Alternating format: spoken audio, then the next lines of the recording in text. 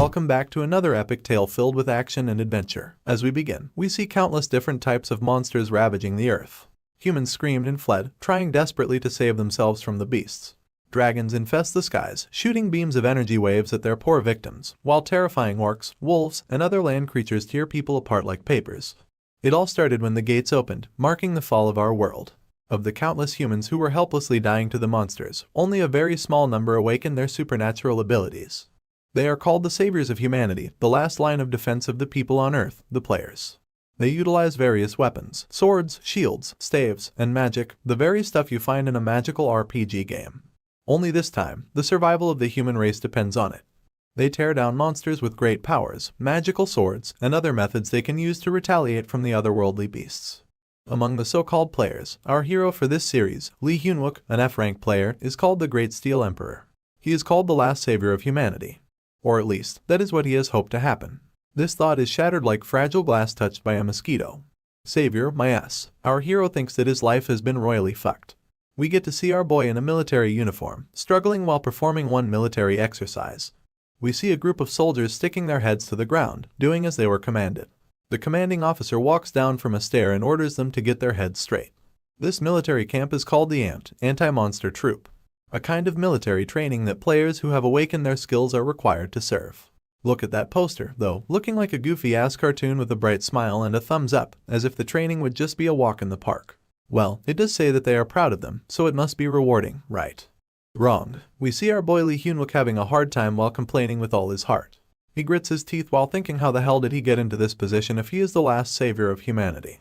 They are currently at the AMPed shooting range, a vast piece of land located in the middle of nowhere, where players are drilled to become worthy heroes capable of defending lives.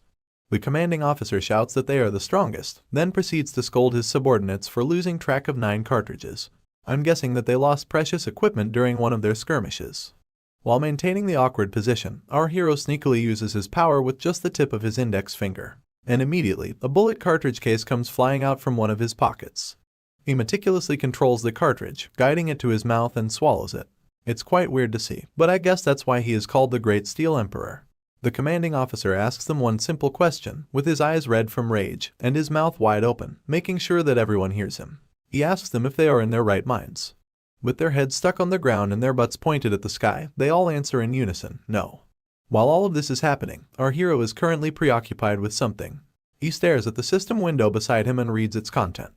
It says that the weight of metal currently available for manipulation is 300 grams. It would seem that his power allows him to manipulate metal in the surroundings proportionate to the weight of metal he ingests. He chews the bullet cartridge case like some kind of bubble gum with a serious expression on his face. How would he be in his right mind when this is his second time in the army? We go back to the early scenario where monsters are rampaging uncontrollably in the city. We see our hero spit blood as he takes massive damage from an enemy. This will all happen in the near future. While our hero is lying helpless on the ground, a mysterious man cloaked in a white robe and wearing a doctor's plague mask approaches Lee Hyunwook. In the background, countless human corpses piled up, indicating that the players have lost the battle. Buildings were destroyed, and the landscape of what was a beautiful city is now in complete destruction. An explosion occurs in the distance. The light coming from it highlights the lifeless bodies of the citizens. There were no exceptions. Men, women, elderly, and children were all killed indiscriminately, yet no monster is in sight. While holding back his tears, our hero scoffs and says that in the end, it wasn't the monsters that killed humanity. Rather, the human race was devoured by their own, the players. The man in the white robe knows our hero. He addresses him as humanity's last hero, the Great Steel Emperor, as he removes his mask. He then retracts his statement and calls our hero by his name, the F-rank Lee Hyunwook. Though the man in the white robe is clearly a human player, his eyes are red, and his pupils are those of a reptile, indicating that he has surrendered his humanity. He calls themselves divine creatures. They claim that they have not betrayed humanity. Rather, as divine creatures, it was their duty to judge humanity, and so they did. Hearing this self-righteous nonsense, our boy grits his teeth to suppress his anger and tells them that they are nothing but fucking villains. If only he had known how to grow stronger in a year, no, even just a day earlier, he would have easily killed those sons of bitches. In this series, humans who sold their souls to the devil and began massacring humankind are deemed as villains. The man mockingly smiles at our enraged hero, asking him if he is frustrated.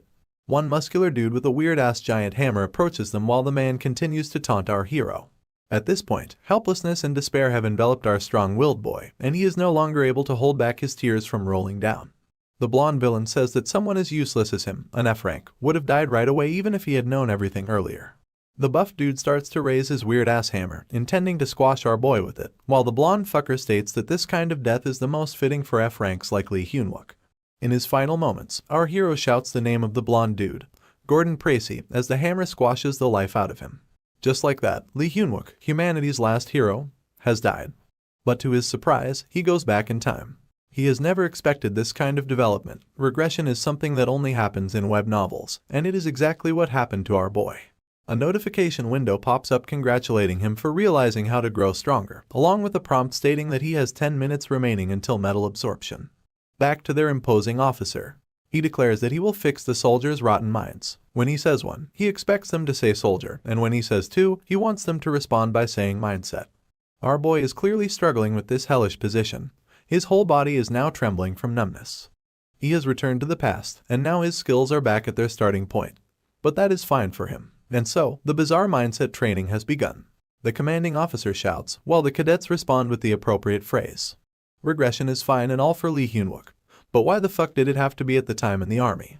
A sentiment I think everyone can relate to if they ever regress back to their cadet times.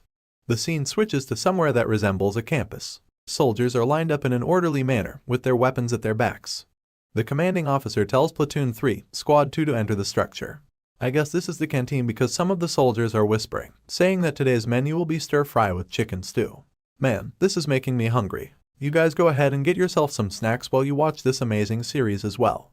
On our hero's face, words I didn't think I'd be back here are written all over. The commanding officer informs the other squads to stand by, then Corporal Lee Hyun-wook raises his hand. But that officer tells them that they need to do something first before they can eat. Our hero protests that they just got back from training. They are famished, so they would like to eat first. But the commanding officer just smirks menacingly, asking what training he is talking about while calling our hero a loser.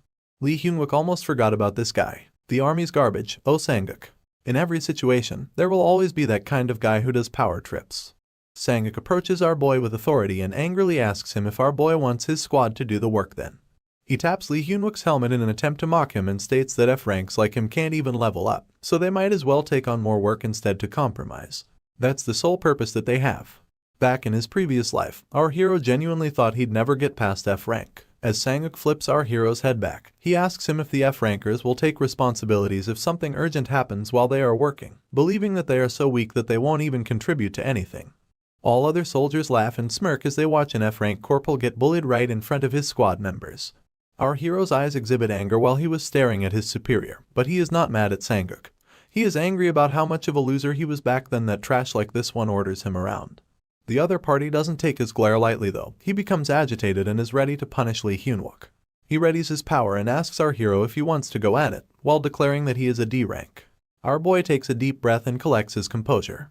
He smiles and tells his superior that he will do as he says but at least give him and his squad food first. Sang-uk didn't like his attitude, not one bit, and is now more prepared to attack him.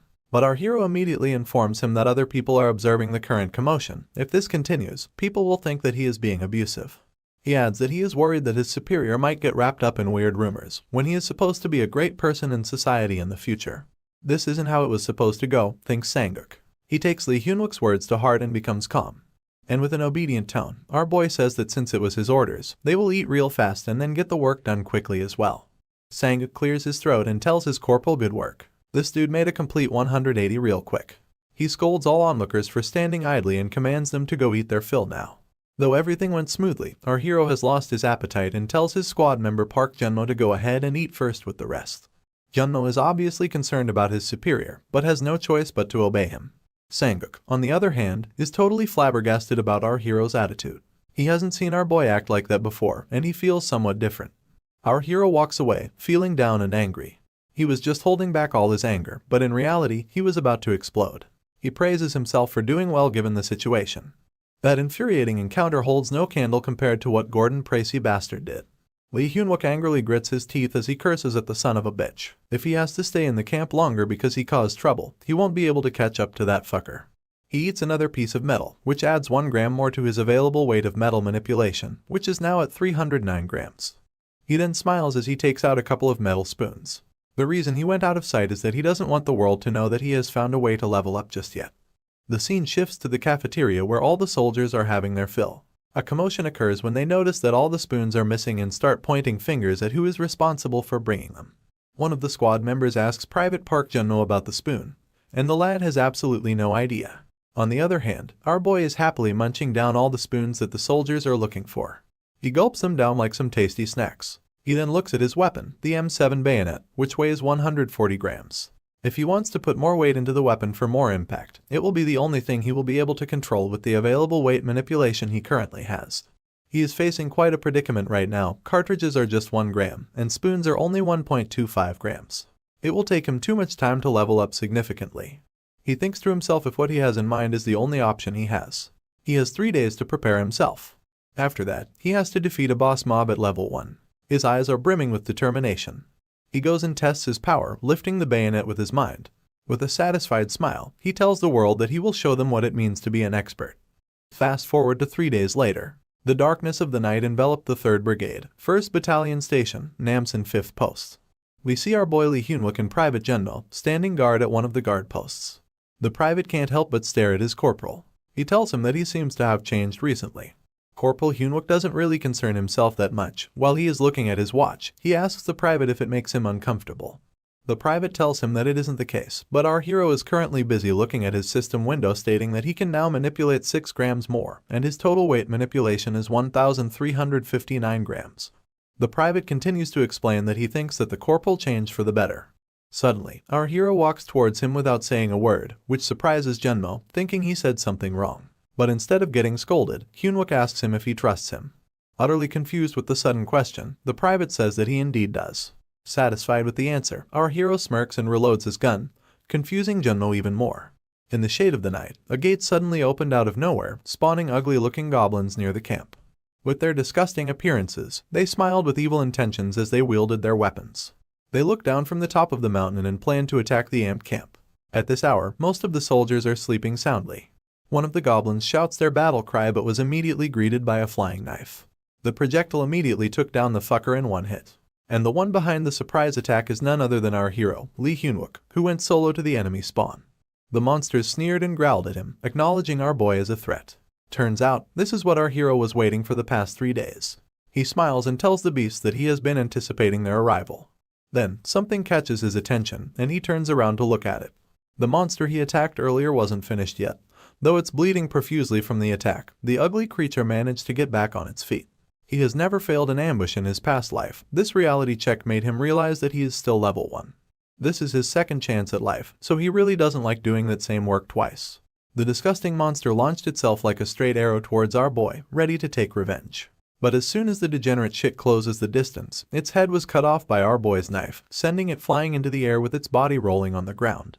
The mob is really angry at him now. They all took out their weapons and prepare for an all-out war. The corpse of the previous monster dropped a red crystal-like object. Our hero manipulated the drop, guiding it to his mouth and eats it. All the monsters watching him were taken aback. That shit came out from one of them and this dude casually ate it. Honestly, that'd be pretty disgusting to watch.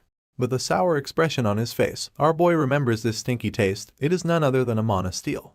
He knows that future and is aware that he needs to eat steel for him to grow stronger, no matter what kind of steel it is. Still doesn't change the fact that even the monsters find what he did disgusting. The status window congratulates him for having consumed a mana steel, a metal of the other world. It also states that mana will also increase after the absorption, and the expected increase in weight is still unknown. This made our boy extremely happy. It just means that if he eats all the items he comes across from now on, this life's difficulty will be extremely easy. Now that's all said and done, it is time to resume the battle against the monsters. Lee Hyunwook takes control of his bayonet and declares that the mukbang starts now. Before we continue the epic massacre, let's go back to what happened after the corporal reloaded his gun in front of Private Jun-no. He informs the private that he can sense that metal is moving, which confuses the private because he was informed that Hyunwook can only sense the metal that he can see, which is actually the truth. Jun-no promptly tells his corporal that he will make the report as soon as possible, but our hero replies saying that the branch office won't believe that an F rank can sense something as complex as that. So, Lee Hyunwook says that he will go and check the situation and would like the private to stay on guard and wait for him, and to make sure that he never reports it to the higher-ups. If the military finds out, all the weapons will belong to them and he will miss his chance to get stronger. The monsters furiously charge towards him, wielding their blades that thirst for our boy's blood. In response, Hyunwook marched forward as well, masterfully controlling his bayonet to kill the enemies in the most efficient way possible. He does a barrel roll to avoid the attacks of the vanguards, allowing him to pass through the first line of defense. And with their backs wide open, our hero sends the spinning bayonet flying towards them. Being hit on their vulnerable spots, the monsters can't help but scream in pain. The experienced player meticulously aimed for the monster's feet, immobilizing them at an instant. While the massacre is happening below, one particular monster is watching from a tree branch. Seems like this is a high-ranking echelon of the particular clan of monsters. It has a more buffed physique and sharper teeth. Our hero seems to be enjoying himself tormenting the ugly fucks, taunting them to keep screaming while he takes their lives. Suddenly, one monster managed to get in his blind spot and is about to hit him with its blade. But our boy was quick to react. He put the influence of his power on one of the monster's blades, and uses it to parry the monster's sneak attack. Its weapon flew away from the force of the impact, and its hand was dislocated. Then while the fucker was looking at its weapon that was sent away, our boy skillfully cuts its throat with his spinning bayonet. The monster screamed in agonizing pain, but no sound was coming out, because its throat was slit open, and blood gushed out of every hole possible in its neck. Lee Hyun-wook is deliberately making the poor thing suffer as much as possible. That way, it can maximize fear, which would affect other monsters as well. With the drop of the mana steel, it is confirmed that the poor bastard has been finished off. He angrily tells the terrified monsters that he was killed from a stab in the back. They got the balls trying to attack him from behind, incurring his wrath. With absolute rage on his face, he declares that if one more bastard attacks him from behind, he will eat the fucker alive. Man, I don't even know who's the monster at this point. Such intense murderous intent coming from our hero managed to freeze the dumb monsters in their places. He has instilled enough fear into these unintelligent bastards. As the mobs start to lose their will to fight due to fear, our hero takes a look around and looks for the thing he calls the main course for tonight.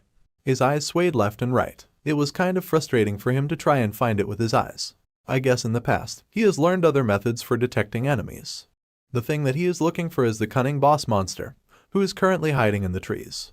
Since the enemy is too reluctant to show itself, our hero needs to lay a bait. He sees the corpse of one of the dead goblins and pretends to defenselessly take it, giving the shaman a perfect opportunity for an opening. And sure enough, the hideous bastard fell for it. It immediately grabs one of the plates-like things hanging on its neck to attack Hyun-wook, making sure it doesn't miss this big chance. Our hero continues his ploy, casually leaning down to grab the mana steel on the ground. Unlike the shaman, all the other goblins just stand there and watch, still too afraid to do anything. The shaman hastily starts casting a spell using one of its amulets. Runic glyphs come out of it, indicating that it has been activated. Sensing the shaman, our hero lets out a sinister smile, one that is of a predator spotting its prey. Now he is just playing the waiting game until the boss finally shows itself. Thinking that he has the edge on our hero, the hideous shaman smirks, confident that he'll take down the enemy by surprise. After it has completed channeling its spell, the shaman breaks the amulet to begin the attack. As soon as the stone breaks, the ground starts to rupture, shaking our hero's foothold. But his face shows that this is within his expectation. He smiles merrily, knowing that he has finally got a hold of the shaman's location. After a few seconds' delay, the rock spikes emerge from the ground, indiscriminately attacking anyone above. Even the shaman's underlings are caught by its spell. The attack is powerful, and the rumbling can be heard back at the camp, but it isn't too strong to cause a commotion. One of the soldiers feels a slight tremble of the ground and asks his platoon leader about it. But the drowsy platoon leader isn't going to let his peaceful sleep be disturbed by such a weak ground shake. He warns his subordinate not to wake him up again for something so minor. Back to the scene of the action, we see the lifeless corpses of goblins impaled by the earth spikes. Yet, Hyun-wook is nowhere to be seen. All the remaining surviving goblins are shitting their pants at the sight of their dead comrades. I guess even though they lack intelligence, they still care about their own kind, except for the shaman who was the cause of all unnecessary deaths. The shaman stares at the aftermath of its spell. A huge cluster of spikes covered with smoke and dust is seen from afar. The dumb shit is satisfied with his work. He inhales fresh air, standing proud of what he has done. He was extremely happy until he hears a voice saying "I found you," which immediately sends chills through his bones. Our hero's spinning blade attack clears the smoke in the surroundings, sending the sword flying fast straight in the shaman's direction. As it was about to hit the shaman, he deflects it, showing why he is the boss of the goblins.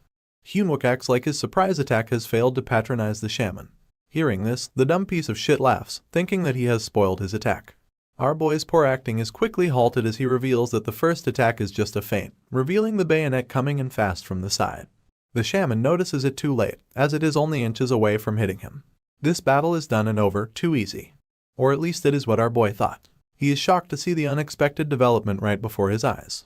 The goblin boss manages to grab the knife in the nick of time, leaving him with just a scratch on his neck. I guess he won't be called the goblin's boss for no reason. He has quite the ability and skills.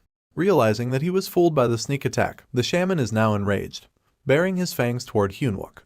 Our hero smiles. He wasn't expecting the enemy to catch his blade, but he isn't impressed by the goblin's skills at all. Rather, he is disappointed with his past self for being this weak. The sneak attacks from the two are over. It is now time to fight for real. The shaman stands tall, convinced that he and his gang can take down our boy. Hyunwook tries to taunt him to get him to come down from his vantage point, saying that he will slice every last one of them in one go.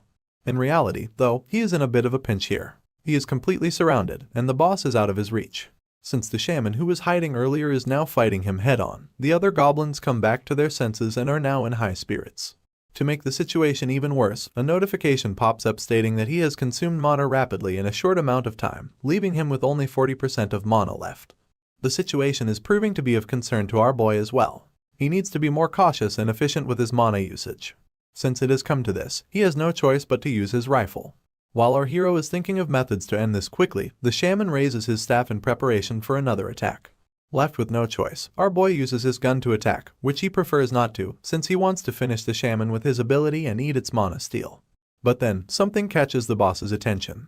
He smiles as he sees something that might prove to be an opportunity for him. Our boy was about to start his barrage when suddenly, a voice is heard from a distance. It was from Private Junno, who left his post to look for his corporal. Hyunwook was distracted by Junno and immediately turns around out of concern for the private's safety. The oblivious Junno casually shouts for his corporal's whereabouts, unaware of the monsters infesting the surroundings. Suddenly, the shaman orders his subordinates to attack the unsuspecting victim, and in an instant, all the goblins surrounding our boy leap off to charge towards Junno. Hyunwook has no choice but to prioritize his soldiers' safety. He takes his sight off the boss to assist the private. Junno shouts in surprise as he sees the incoming monsters. One of them was able to close its distance and is about to slash Junno in half. Hyunwook immediately orders the private to duck and get down. Just in the nick of time, the bullets manage to reach the attacking goblin before its blade touches the kid.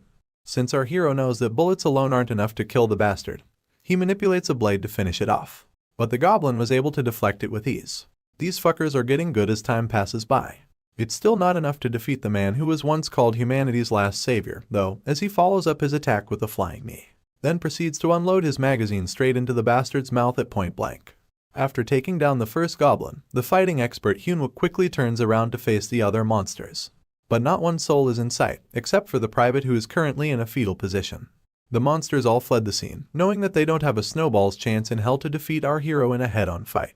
Hyunwook grits his teeth in frustration. The enemies were more cautious than he has anticipated, resulting in his failure to exterminate them. Due to the sound of the gunfire, the soldiers back in the camp were alerted. They started asking about the situation on their radios. Our hero answers the queries, stating that a gate has appeared within the area.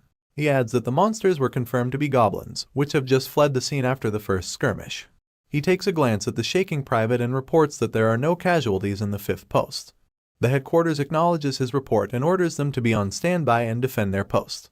Hearing the order, Hyunwook knows what is coming next. She is going to arrive soon. The radio commands everyone to a 5-minute standby for emergency, informing that a gate has appeared in the area. Then we see a red-haired woman getting ready for battle. She is known as the Ant's Paladin, Lieutenant Seo Yunha, a beautiful woman with bright red hair and deep blue eyes. Our hero is aware that if she comes, just like in his past life, she will stop the gate and take all the weapons. Any loot that they find from the drops of the monsters will belong to the military at that point. Needless to say what happens to legendary grade items. The legendary item, Adamantium. In the past, it was the ultimate item that made people call our boy the Steel Emperor. If he misses the chance to get that now, the next chance he will get is 4 years from now. If that were to happen, the same future will be inevitable. He needs to get it first no matter what. Hyunwook intends to finish the gate before the standby team arrives. Time is running out, and our hero is thinking of ways to track the goblins. According to him, the monsters need a living human sacrifice. With that fact, he analyzes possible locations where the goblins might go. Private Junno regains his consciousness and is taken aback to see the corpse of the goblin. Our hero eliminates the possibility of the monsters going to the city for sacrifice, because their number is too low to invade such a dense population. Suddenly, the radio begins buzzing. A call from the 6th post requesting backup is received, stating that the goblins have ambushed them. The report gives our boy a glimmer of hope. It looks like he still has the chance to get the adamantium first. He grins from ear to ear as he gets ready to move as swiftly as possible. He informs the HQ that the 5th post will assist the 6th post immediately. But the HQ scolds him. They know the capabilities of an F rank and deem that they won't be much help, so they insist that they stand by. But Hyunwook isn't having it. He would rather get in trouble later than lose this precious opportunity to obtain such a rare item. Junno desperately pleads with our boy to stop what he is about to do, informing him that this won't end with him being confined to the guardhouse. This disobedience is enough for a military trial. But our hero tells him that the 6th post is either full of archers or mages with only long-range players. They won't be able to handle the goblins and would die the instant the monsters get close to them. Still, this isn't enough reason for the private to let his corporal charge on his own, stating that he won't make much of a difference. But Hyunwook has one good rebuttal. He says that he won't be going alone, since Junno is coming with him. The boy's complexion turns pale as he hears his corporal's words. I guess he didn't see that coming. The 6th post is starting to panic. They urgently need backup, and to top the predicament that they're in, their corporal Kim Jong-ok is down. The goblins are wreaking havoc at their posts, and the only thing that the HQ can tell them is to guard their posts with their lives. At this rate, the 6th post will be completely annihilated. The soldiers barricaded themselves inside the guardhouse while the monsters are giving their all in an attempt to tear it down. Corporal Kim is badly injured. Despite that, he still uses his ability to enhance the post's durability with his skills, while his second-in-command is worried sick about his corporal's condition. Kim has lost too much blood, evident on his pale face. He tells his subordinate that he can't hold on much longer and the barrier will collapse anytime soon. So, the second-in-command repeatedly spams the radio, asking for immediate assistance. Suddenly, eerie silence enveloped the atmosphere. All the banging and crashing that the monsters were dishing out, for some reason, stopped. Turns out, it was only the calm before the storm, as we see rocks and stones float in the air. It was the doing of the goblin shaman, casting an attack spell of telekinesis. And after the brief peace and quiet, a hail of rock storm flew towards the guard post. Stones of different sizes came crashing in, badly damaging the structure.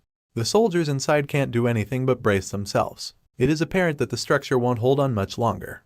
The corporal knew at this point that the boss monster has appeared to join the fray. He has foreseen the upcoming scenario. After the guardhouse is destroyed, the goblins will capture them, and then they'll raise them to the altar, then take out their hearts while they are still alive. Knowing their inevitable fate, the corporal decided to take up his arms and end his life by his own hands. That way, it would be less painful. The second-in-command can't do anything to stop the corporal. He also knows that their situation is hopeless. He can no longer hold his tears back. Another round of rubble is being prepared by the shaman once again. With a sinister grin on its face, the boss monster is aware that this would be his final attack before destroying the annoying structure completely. On the other hand, the soldiers' requests were answered. The radio states that help will be arriving now and commands them to load the bow and shoot the arrow aimed at the light, then stand by. The speaker adds that they use the fire skill when they use the bow and to just aim at the light. Even though there's a hint of doubt at the back of the private's mind, he still does what he was ordered to. It was their only hope of survival. While he is peeking at the window, he sees all the boulders getting ready to be launched at them once again. He states that he can't even see anything properly since the rocks are blocking the way, hence he can't spot any light that the radio was talking about. Then in a quick instance, a light shimmered from a distance, and the private instantly knows that it is that light he was ordered to aim at. Turns out, the one speaking on the other end of the radio is none other than our boy, Lee Hyunwook. He tells Private Park to aim for the light and adds that he will be the one to control the trigger after that. With a flick of his finger, the trigger of the crossbow moved, shocking the soldier. The arrow launches straight to the light, passing through the floating rocks. The goblin that our hero was riding on was struck by the speeding projectile right in its midsection. Then after a short delay, the arrow exploded, effectively killing the bastard. That whole maneuver only took 1% of mana from our hero. It was our hero's plan all along. He acknowledges the destructive power of the archer, and with just a bit of his mana added, he can efficiently kill the monsters. But of course, the other monsters notice what has just happened, along with the down corporal and his private. The one who is most bothered by the sudden development is the goblin shaman. He realizes that the pesky enemy from before is back on his trail.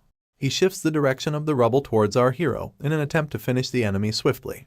The barrage of boulders came flying fast, but the only thing it has managed to hit was the poor goblin who is currently burning from the fire arrow. Hyunwook was able to dodge in time. The archer was astonished to see all the rocks aimed at them disappeared. Then he was instructed to reload his bow quickly. He swiftly obeys the radio and reloads his bow. He was given the same instruction, to aim for the light. The goblin shaman came to verify if he hit the enemy. It is noticeable that the amulets he is wearing are now down to only 2, indicating that he only has 2 spells left. All he was able to find is his beaten subordinate, about to explode from all the damages it received. The shaman seethes in rage as he failed to dispose of the annoying enemy once again. Meanwhile, inside the bushes, we see Private Junmo sneaking his way. He was commanded by our hero to locate the whereabouts of the boss monster. He is debating with himself how he will signal his corporal once he finds the shaman without dying first. Then, he gets to see the aftermath of Hyunwook's havoc. Multiple goblins are running around directionless, trying to put out the fire that has engulfed their bodies. The private is amazed beyond admiration. The corporal only told him that he will distract the monsters, but this is more like him finishing the whole gate on his own. As he was lost in thoughts, he became careless and wasn't able to notice that one of the goblins is near him. He gets spotted immediately as a result. The hideous fucker screams as it raises its blade to kill the spooked private. Jumno's jaw drops as he realizes that he made such a terrible blunder. But as soon as the blade was about to reach him, our hero's flying bayonet arrives just in time, saving the young private. Hyunwook turns on his light, signaling the archer to aim. Then he manipulates the arrow once again, striking the goblin right on the spot. Before leaving the private alone, the corporal signals him to ready his weapon, which Jumno hastily obeys. The lad can't help but wonder if Lee Hyunwook is really the same corporal that he once knew. The goblins fell one by one, leaving the shaman in great disbelief, but still, he ain't revealing his location just yet. Our hero is wondering why the bastard is still not showing itself when its whole army is getting picked on one by one. He then realizes the true plan of the shaman. The cunning bastard is waiting for our hero's mana to deplete, which seems to be the case, since Hyunwook's mana is left with only 12%. While he was running around, desperately searching for the boss's location, he hears his private once again, asking for his help. When he turns around, he sees the goblin shaman holding Jumno by the head, using him as a hostage. Our hero tries to use his flying bayonet to attack, but the cunning shaman slowly digs his pointy staff towards the private's neck, stating that he will kill his subordinate if Lee Hyunwook tries anything funny. Our hero grits his teeth. With his subordinate taken hostage, his hands are tied now. The corporal raises his hands, giving the goblins the idea that he surrenders. Seeing this, the bottom fodders immediately surround him and try to attack. But as the goblins were approaching him fast, he thanks his private for delivering the checkmate in this dragged-on fight. With the flick of his finger, the trigger on Jumno's gun activated. Now we get to see the reason why Hyunwook ordered the private to hold his rifle like that. He was expecting the shaman to use the vulnerable kid as a hostage right from the start. The rifle began unloading its magazine on the ugly bastard. The fucker spits a huge amount of blood, indicating that it has received fatal damage. Corporal Hyunwook instantly dashes towards the private out of concern for his safety, dodging the sneak attack that the other goblins launched in the process. The boss monster kneels down from the pain and lets go of his grasp on the private. Jumno informs his corporal that he is fine. Hyunwook was elated to hear that. He smiles, knowing that he can now finally finish off the tenacious bastard.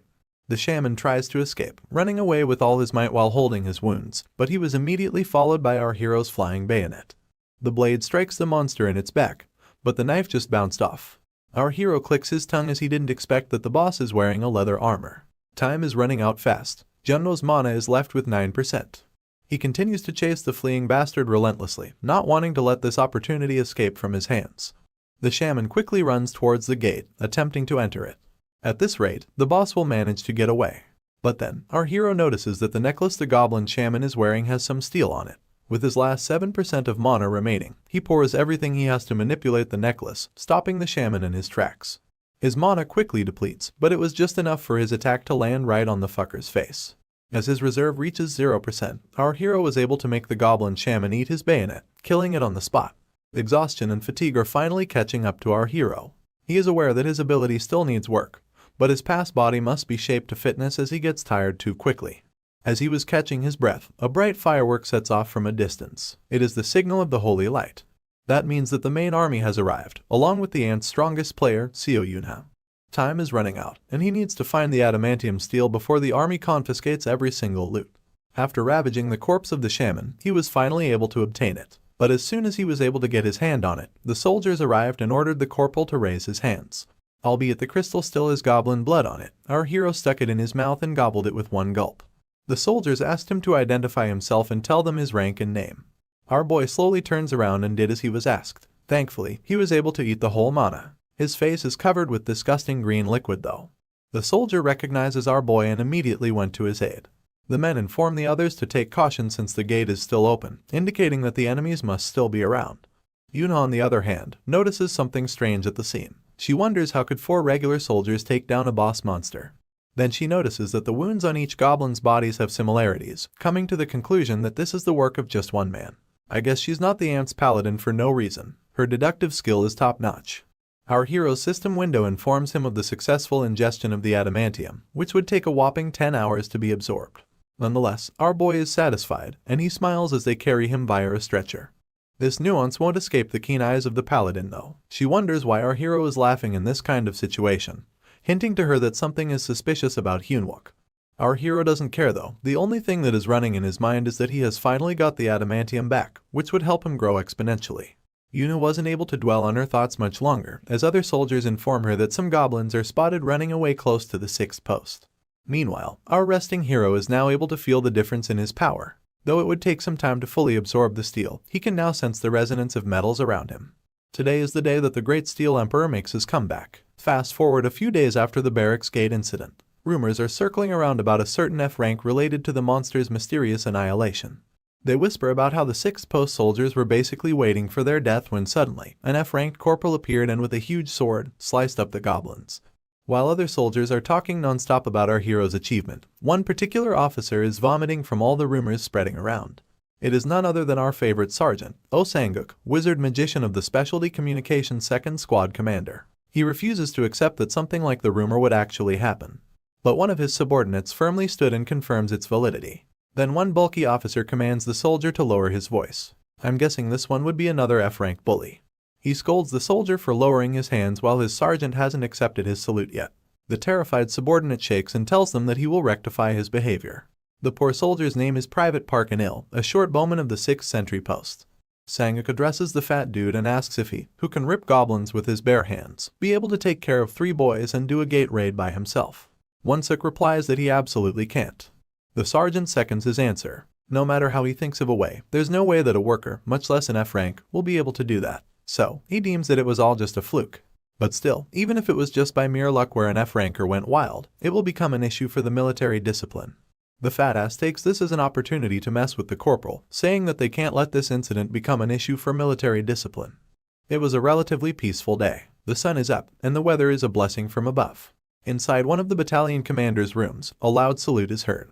It was our hero, saluting the battalion commander and informing him that he has business to talk to him. But deep inside, the Great Steel Emperor is complaining about them for not letting this incident slide.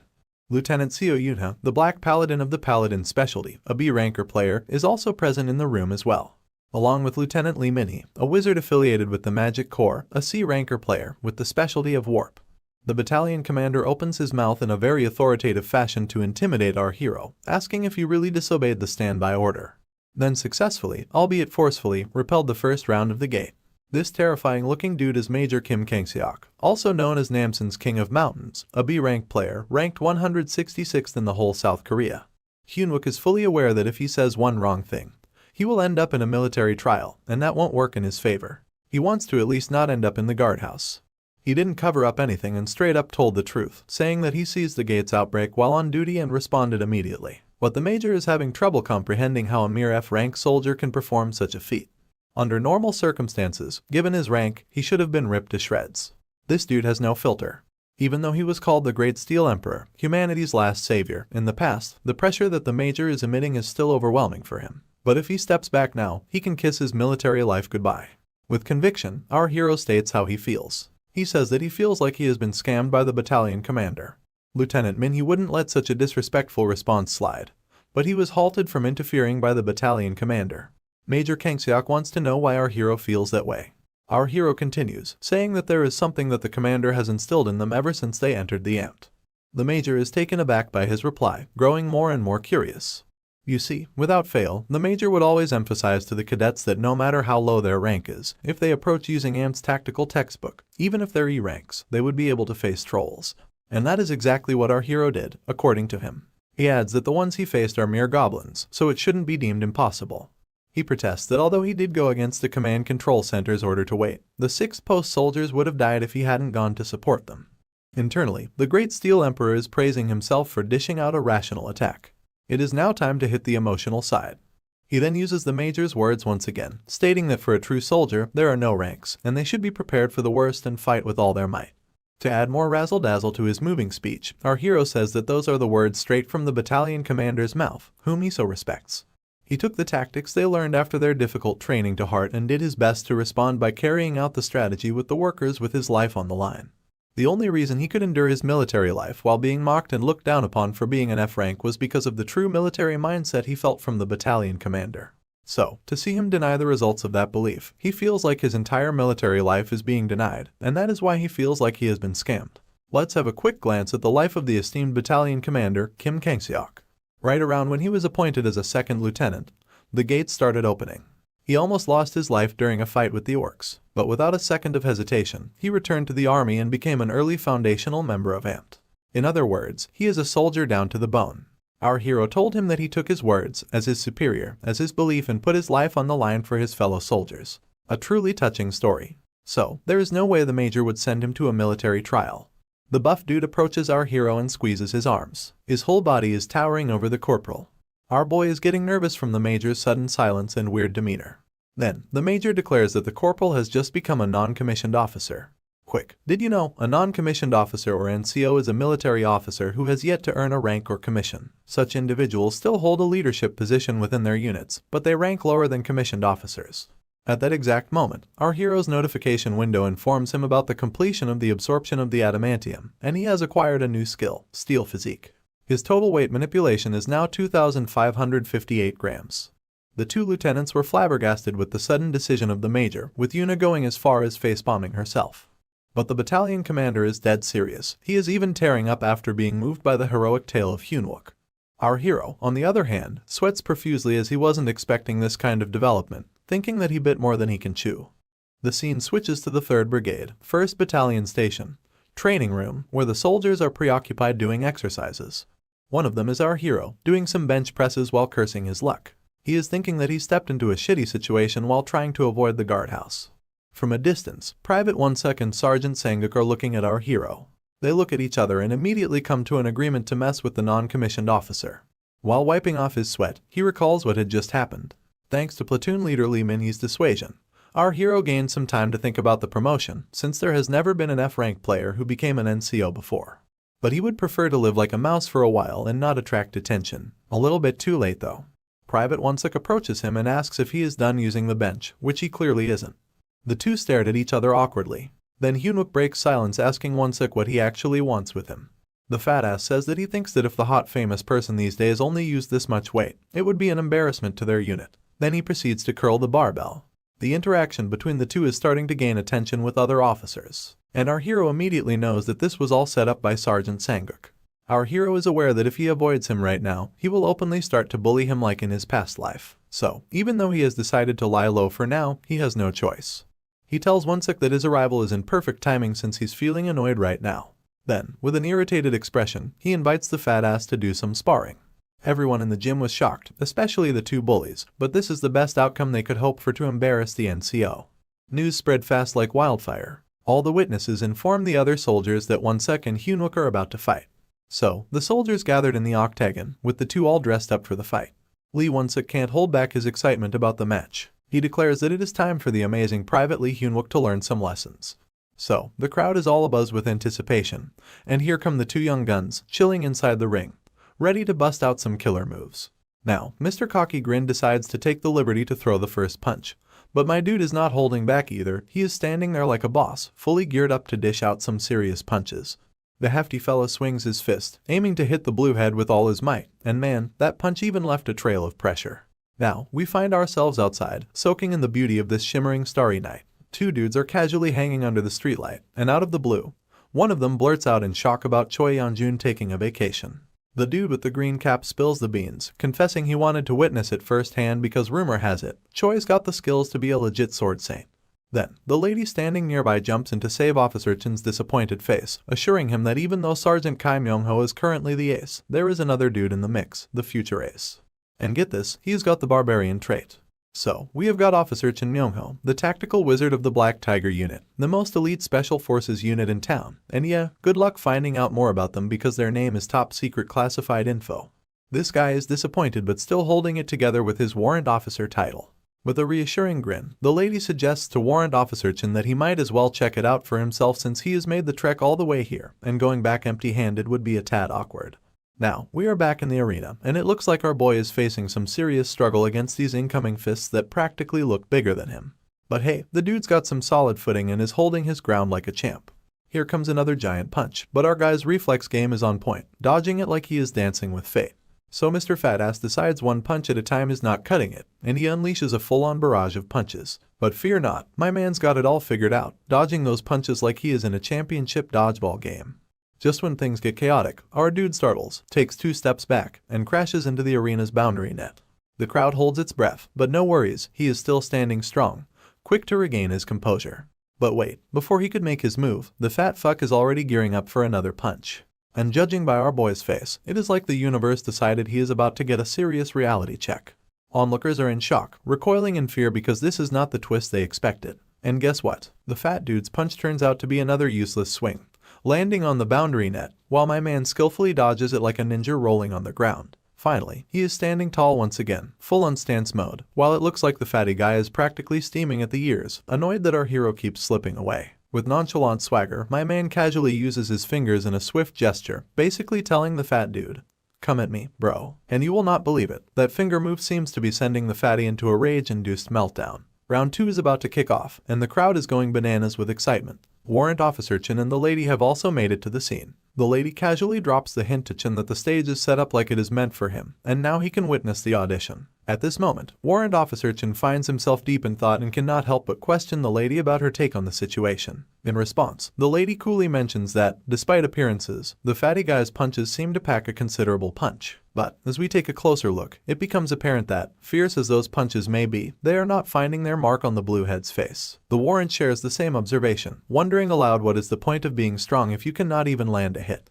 Attempting to reassure the warrant, the lady suggests that maybe the fatty guy is just inexperienced. She adds that if he manages to land a proper punch, the dude standing in front of him is as good as dead. Now, let us shift our focus to Sergeant Sanguk, who is practically shrieking at the top of his lungs. He's pointing fingers and throwing some serious shade at the fatty guy, accusing him of going easy on the blue head. With a stern tone, he commands the fatty to get his act together. The rest of the crowd is not holding back either. They join in on the screeching, emphasizing that this sparring session is no joke. They're urging the fatty to pull himself together, especially since some serious bets have been placed on him. However, if we peek into the arena, the fatty's perspective tells a whole different story. From his end, he is giving it his all, and at this point, he is practically losing his cool. Under the relentless pressure from the audience, the fatty guy starts feeling the strain on his body. It's like a sudden heaviness has descended upon him, making every move an uphill battle. Despite this, he decides to lunge at our dude once again, determined to make a comeback. Now, here's where it gets interesting. All the metallic elements on the fatty guy, from zippers to lace holes, start shimmering with a mysterious blue energy. Meanwhile, our man is seemingly manipulating this energy with his fingers, revealing a hidden power, metal control. Using his newfound ability, our hero makes every step for the fatty guy as heavy as it gets, turning the sparring ground into a metallic battlefield. It reaches a point where the fatty's feet are practically stuck in the arena's bed, but he is not giving up. Even from a distance, he continues throwing punches. Reality starts to sink in for the fatty, realizing he is in deep shit. Despite being in a literal hellhole, the fatty guy does not throw in the towel. He keeps on throwing punches, looking like he is sparring in a swamp, turning every move into an exhausting workout. Sure enough, this puts a smile on our guy's face and he is thoroughly enjoying the chaotic spectacle. Then, out of the blue, the fatty calls for a time break in the midst of battle. He raises concerns about his legs feeling a bit weird. On the other side, the my guy is just smirking, taking pleasure in the miserable state of his opponent. As the dude grins like the Cheshire Cat, the frustrated fatty guy grinds his teeth, calling him every name in the book. This is when the fatty decides it is time to put on a real show. Out of nowhere, he transforms into Goku, his eyes shimmer, and a cloud of dust starts to appear in his wake, as if he is undergoing a massive beefing up. This brings a smile to the lady standing beside the warrant, and even the warrant himself is intrigued to see that the fatty guy has a hidden ace up his sleeve. As the scene zooms out, the once fatty ass transforms into a muscle giant,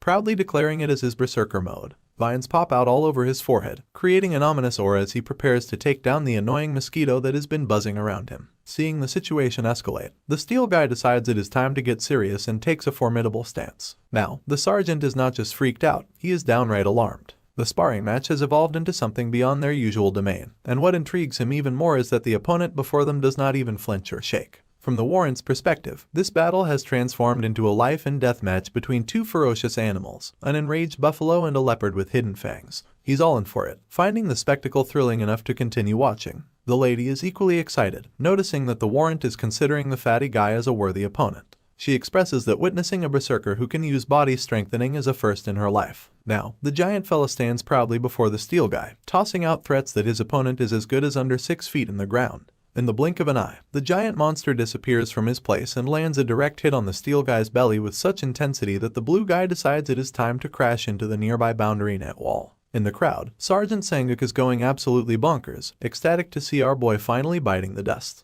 He cheers wholeheartedly for the fatty guy, adding a wild energy to the already charged atmosphere. Meanwhile, back in the arena, after landing a solid hit on our dude's belly, the giant's hand starts to tremble inexplicably, and steam begins to rise. The dude recoils in fear, wondering what kind of trickery is at play. When he landed that hit, it felt like he just punched steel bare-fisted. The one who took the hit stands tall on his 2 feet, adopting a defensive stance that suggests he is more than ready for whatever comes next. Taking a peek at his profile card, it reveals that he is a rank D player, utilizing mana and temporary strengthening of body parts as his effects. Interestingly, the card notes that consuming a certain amount of high-hardness magic metal can increase the skill rank, essentially turning a part of the body into steel. It becomes clear that his steel-like fists are the source of his sly grin and confident vibes. To add insult to injury, he mocks the fatty, calling him a pig and daring him to come at him. This further enrages the fatty, who starts shrieking at the top of his lungs, hurling insults and labeling him as a worthless F-ranker. The fatty guy lunges once more, but to his dismay, his punch strikes empty air. Seizing the opportunity, the dude on the ground looking for a chance to strike back. With determination, he starts turning his feet into steel, mentioning that using his skills like this is a waste on a guy like the fatty. Nevertheless, he does what he has got to do and strikes his leg with full force, causing the fatty to tumble down. Now, what was once a giant, cocky pig now resembles a chicken, taking a tasty blow to the face with sheer impact that leaves ripples around his expression. Finally, the fatty is on the ground, and the steel guy is relentless, throwing punches like there is no tomorrow. As the fatty guy takes blow after blow, the crowd's jaws drop faster than Sanguk's misplaced confidence. Warrant Officerchin, grinning like a lizard who just found a cozy sunspot, probably never imagined that his neighborhood had a hidden beast, let alone a steel-fisted one. Meanwhile, our steel guy is punching the fatty as if he is trying to set a world record for the longest combo. In the warrant's mind, it is nature's way, a cheetah finally catching its buffalo. But let us hope the buffalo learns to breathe again soon, or we might witness a neighborhood wildlife documentary right here. Out of the blue, the pig decides it is time to strike back. With surprising agility, he grabs our dude by the collar, hoisting him into the air with his abnormally huge hands. A closer look at the fatty's face reveals a bruised spectacle, with one eye doing the limbo out of its socket, showcasing a lovely shade of purple. Grinding his teeth, the fatty hurls insults, claiming he has no clue what tricks this bastard is playing. As the scene transitions, we finally get the full picture of just how big this motherfucker's hands are compared to our poor dude. It's like watching a kitten being manhandled by an overenthusiastic toddler. At this point, the buffalo swings the dude into the air, preparing for a spectacular crash landing. On the other hand, the dude is now rethinking his life choices, realizes he is royally fucked. But our blue-headed hero is not ready to throw in the towel just yet. He clenches onto the giant motherfucker's fist like his life depends on it. Using his electrifying legs, he starts grabbing the giant entirely, catching the dude off guard. They're now only inches away from hitting the ground, and it looks like the giant one got zapped out of his mind, stuck in a deadlock and losing his proverbial gorilla shit. Meanwhile, Warrant Officerchin is in full unthinking mode. He's impressed that the buffalo guy, despite being a bit of a brute, has some impressive instincts, avoiding a move that could have broken his own arm. However, as he glances at our dude, he is starting to think that maybe he overestimated the steel fella. It turns out, going toe-to-toe with a barbarian using body strengthening is no easy feat. In this deadlock, where both are unable to move,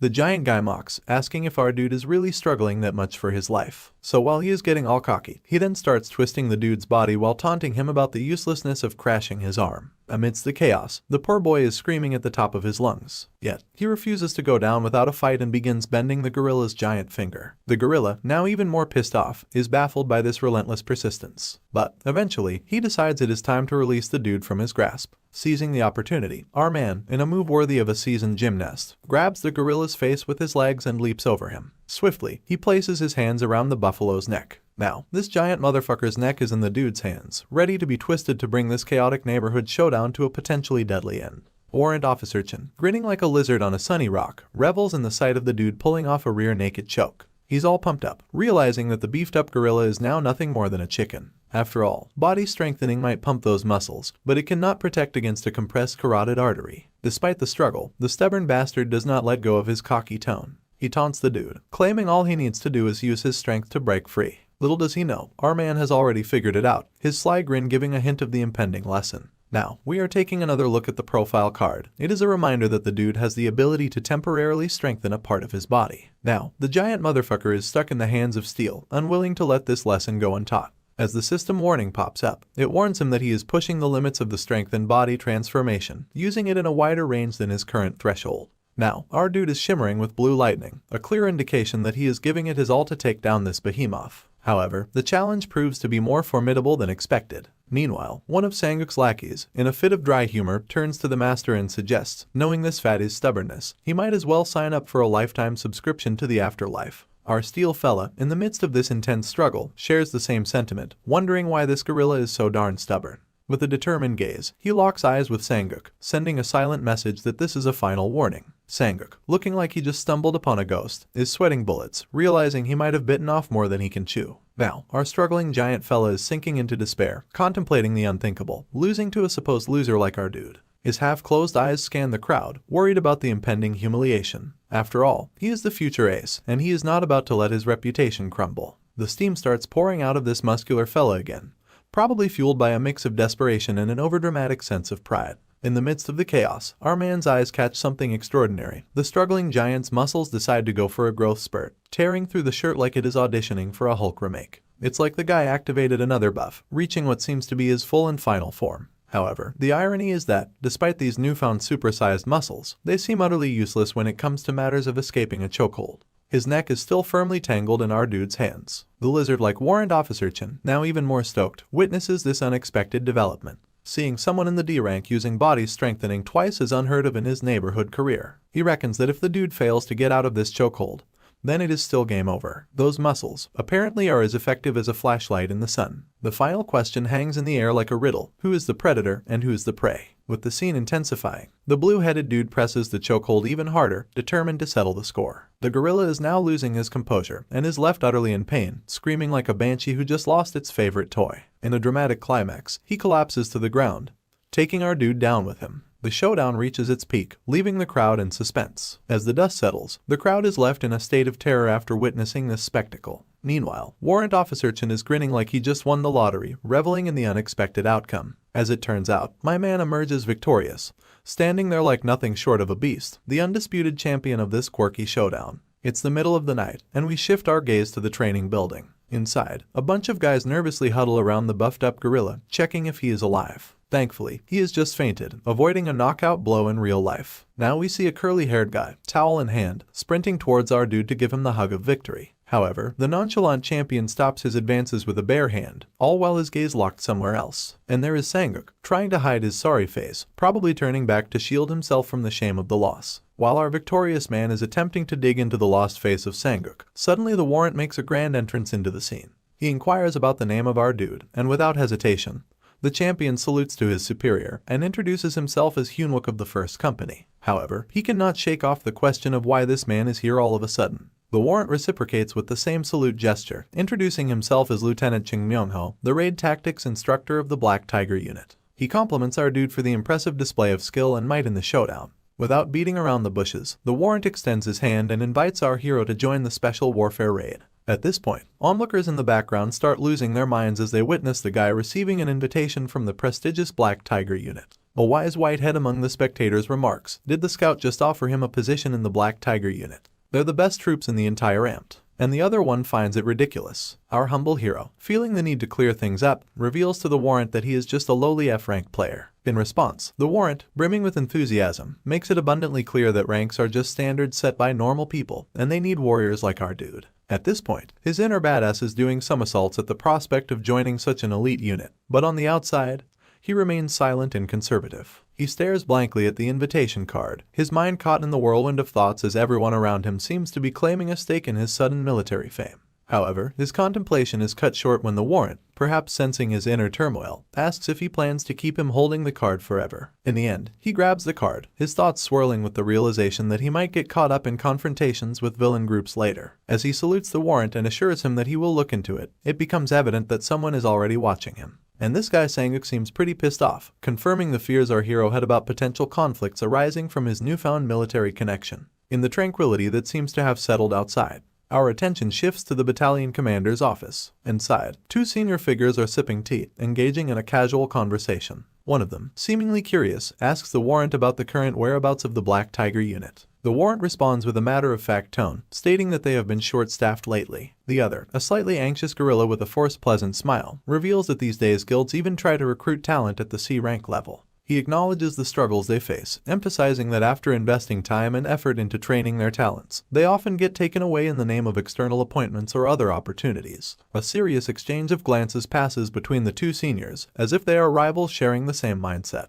However, the tension eases as the slightly anxious gorilla breaks into laughter, assuming that the warrant's visit must be related to Sergeant Choi In-jun. The warrant, wearing a broad grin, confirms this assumption with a simple yes. However, the mood shifts again as it is revealed that Sergeant Choi In-jun is currently on leave. Once more, the two seniors exchange glances, because they are seemingly competing to recruit In-jun first. Despite this rivalry, the warrant adds another twist to the plot by mentioning that, thanks to this visit, he has discovered another interesting soldier. It seems that my man has become the center of attention in this military chess game. As the warrant mentions this intriguing soldier, the scar-faced gorilla falls into a sudden silence. While this lizard is flexing with a grin of his own, the gorilla is lost in deep thought, his mind replaying the mention of the interesting soldier. Meanwhile, we shift our gaze to the towers on the mountains outside, where a mysterious voice calls out to our guy. In the middle of the night, when everyone is supposed to be asleep, our hero is running on the grounds, breathing heavily, with a man calling out to him. Unbeknownst to them, the gorilla is watching this scene unfold while engaged in a phone call. On the phone call, the battalion commander confirms his identity and proceeds to spill the latest gossip in town.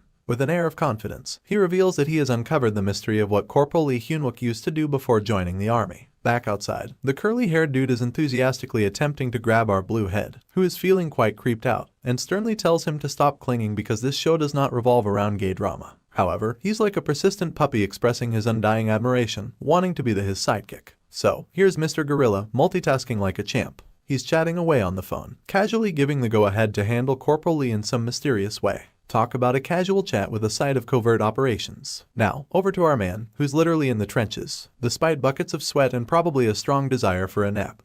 He is powering through that run like it is the only thing standing between him and a lifetime supply of pizza. The struggle is real, but he is not letting that treadmill win. And here we have Gorilla again, making this whole situation weirder. It seems like he's got a major crush on our dude, giving him the eyes like he is the last piece of pizza at a party. As the camera zooms in, we catch that creepy, overly enthusiastic grin plastered on his face. He's thinking, it is not his charming personality, it is just that our dude is the hottest thing in this town. In the bustling streets of the country, people are going about their regular lives. Amidst the crowd, a little boy senses something strange. Intrigued, he starts running towards what he believes to be a monkey. As the boy stands before a dark alley, calling out to what he thinks is a monkey, it becomes clear that this creature is far from an ordinary primate. The boy realizes this as well, and fear sets in, causing him to tremble in his shoes. A closer look reveals that the beast has an enchantment circle on its forehead, hinting at some mystical qualities. It turns out this so-called monkey is not flying solo. He has got a whole squad of these enchanted creatures emerging from what looks like a portal gate.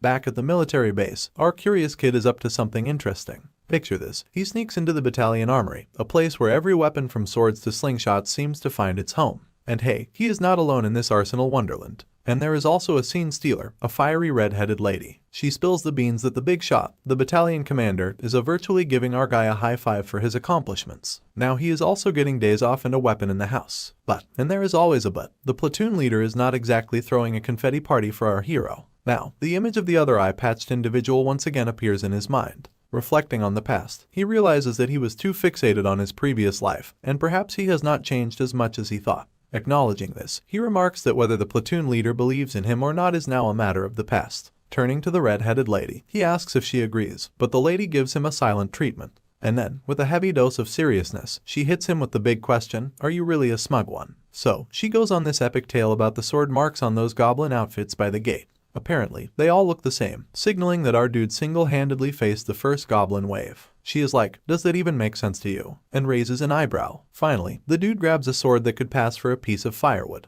He starts strutting around, showing off like he is the hero of the day, and the lady's just standing there, totally dumbfounded. She throws a friendly caution his way, saying, hey, do not just grab any random weapon. I am backing you into a corner here. But he is all stubborn, insisting he is vibing with this one. The system window reveals that the wooden sword he chose is called the Cloud Blade. It has the ability to absorb water and release a wet fog. He acknowledges that it might seem like a useless and trashy item right now. However, he claims that in the future, Sergeant Choi In-jun becomes known as a sword saint with this very sword. The true name of the item is revealed to be the Dark Hand of the Cloud Master. In the Dangan mythology, there were three weather gods, the Wind Lord, Rain Master, and the Cloud Master. The Cloud Master's pitch-black hand was called the Hand of Darkness, interpreted as blades hidden amidst the clouds. These blades, hidden amidst the clouds, were none other than the Thunder God. Upon unleashing its full power, the Cloud Master's hand becomes capable of using lightning mighty enough to raid a mid-sized monster dungeon all alone. And the boy believes that with the combination of steel and lightning, nothing can beat him, and this time he is determined to wield this powerful weapon.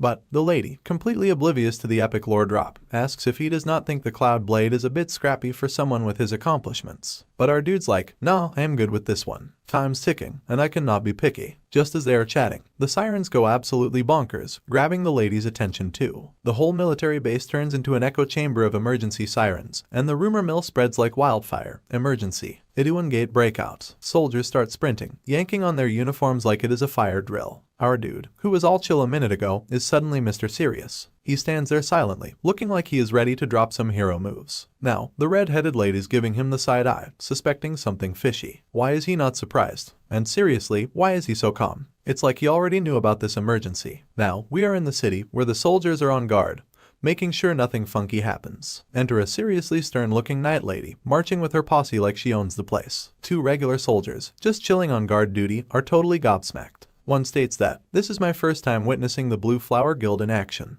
The other drops the knowledge bomb that the Blue Flower sent reinforcements for this gate backup mission. They start dissecting the scene, chatting about those flashy armors and designer-level weapons. It's like the Blue Flower Guild raided a high-end fantasy fashion show. One soldier goes all in, revealing that if you could sell what you see, you would be able to buy a building in Gangnam. That's when the blonde dude spills the beans about his master plan. "I am transferring to the Blue Flower after my service. Gonna spend my whole life flexing." Now, we see our dude's running his own little platoon, looking all commander-like. He reminds the soldiers that the vice president spilled the beans. It is Cobbled Gate this time. But hold on, these little buggers may be small, but they play dirty. Because they use poison needles and gas that hits you harder than fighting giant orcs. And casualties can stack up like a bad game of Jenga. Then, he singles out a soldier for a fashion faux pas, telling him no rolling up sleeves in the middle of duty. We're not at a beach party. But, of course, there is always that one soldier questioning the seriousness of it all, wondering if the kobolds will even bother coming this far. Our guy shuts him down real quick, making it crystal clear this is not a drill. He even throws in a vivid image of kobolds gouging eyes out,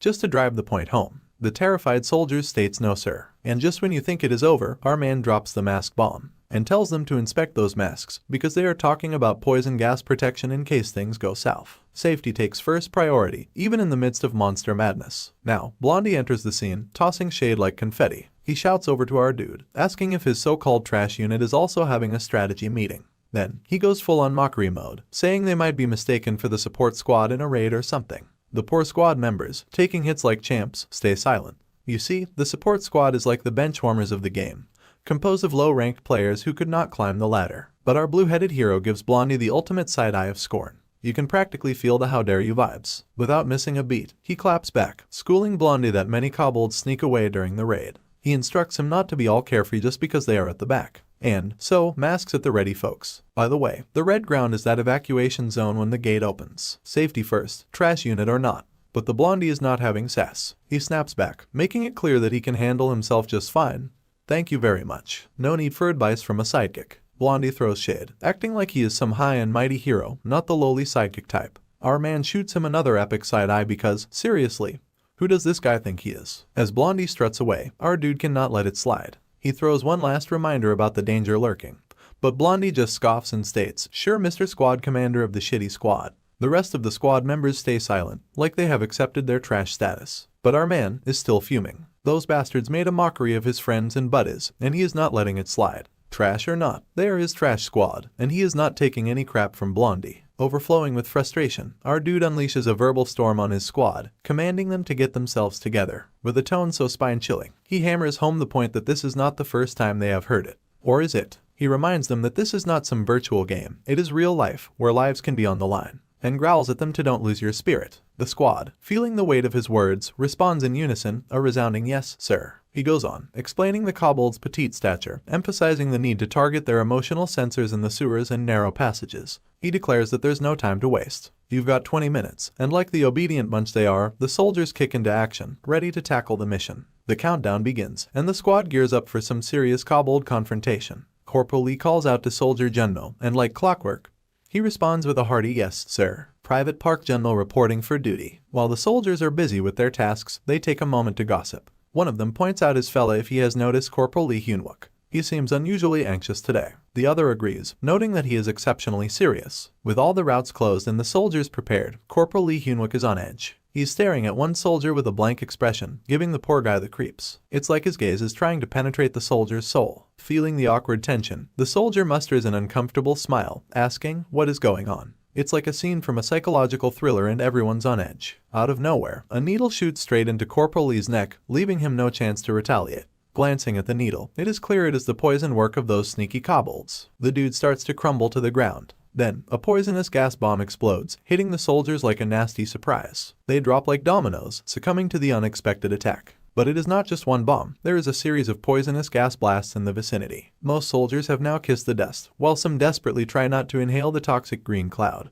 A few soldiers, quick on their feet, scramble to put on their masks, attempting to shield themselves from the poisonous onslaught. Seizing the chaos, the kobolds take advantage, lunging at the soldiers, hell-bent on sabotaging them under the cover of the poisonous gas. It's a ruthless ambush, and the situation just went from bad to worse. Paralyzed on the ground, Corporal Lee can only watch in horror as his comrades are ripped apart. Then, a kobold strolls down towards him, exuding a ferocity that screams big shot leader of the kobold party. The dude's eyes widen in disbelief. This kobold jerk decides it is time to pull a dagger out of his ass and launches his attack. And just when you think it is curtains for our dude, someone crashes into the kobold out of nowhere. The abrupt collision accidentally cuts near Corporal Lee's eye, adding injury to the insult of the poisonous needle. The resilient kobold, refusing to give in, rises once again to his knees, dagger in hand. Amidst the chaos, the injured corporal calls out to his comrade, desperately reaching for help. The comrade rushes to his side, handing him a mask, urging him to put it on immediately. But before Junno can attend to the injured corporal, his head is sent soaring through the air, body left behind in a gruesome display of blood gushing from the severed neck. Helpless, Corporal Lee can only watch in horror as his comrade's head flies through the air, the surreal scene terrifying him to the core. Now, the scene takes a shift to the present, where Park Junno questions Corporal Lee about the reason for summoning him. Here, we unveil the dark truth of our hero's past life. Park Junno was killed by kobolds while trying to save Corporal Lee. What we witnessed earlier was a glimpse into our boy's previous life. In the present, Corporal Lee, scarred by the past, is taking extra precautions. He instructed the soldiers to place sensors in every possible path, a move triggered by the traumatic events he experienced. This explains his overly cautious approach when Blondie was ridiculing them. Now, fully prepared for the impending battle at the rear, our hero is ready to face the kobolds head-on.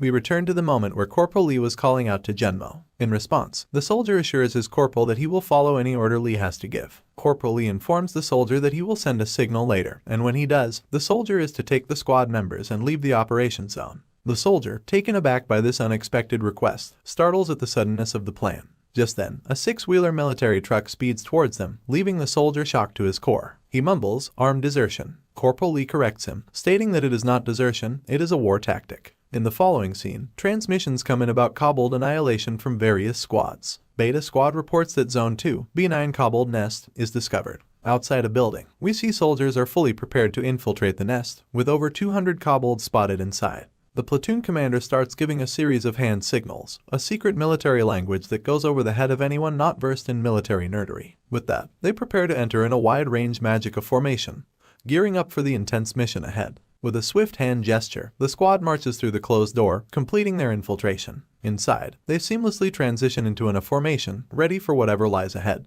A command rings out to unleash the magic circle and stand by. Following orders, the soldiers activate their enchantments, fully prepared for the impending battle. Kobolds start to emerge from the shadows. In the blink of an eye, the entire place is now crawling with kobolds, swarming like cockroaches in the gutters. These furious beasts are not exactly thrilled to have uninvited guests crashing into their home without so much as a knock on the door. With a wild surge, the kobolds launch at the squad, their sheer numbers overwhelming to say the least. Yet, despite the impending onslaught, the squad receives the order to stand by. Following instructions, they hold their ground, allowing the giant cat-like creatures to make the first move. As soon as one bold kobold attempts to touch the soldiers, the squad finally gets the green light to fire back. Instantly, they unleash their fiery might, guns blazing, turning those kobolds into crispy critters. The fire rages in every direction, burning any kobold daring enough to step into its fiery dance. The battleground becomes a chaotic symphony of destruction, with the soldiers wielding their might against the kobold invaders. Outside, soldiers led by Corporal Lee are in action, strategically placing sensors in every nook and cranny of the streets. Zone 2 signals the completion of their attack, confirming that all sensors are successfully attached. Zone 5 also reports their success in the sensor attaching business. Meanwhile, Corporal Lee is using duct tape to affix something to the floor. He's focused on his task when someone calls out to him from behind.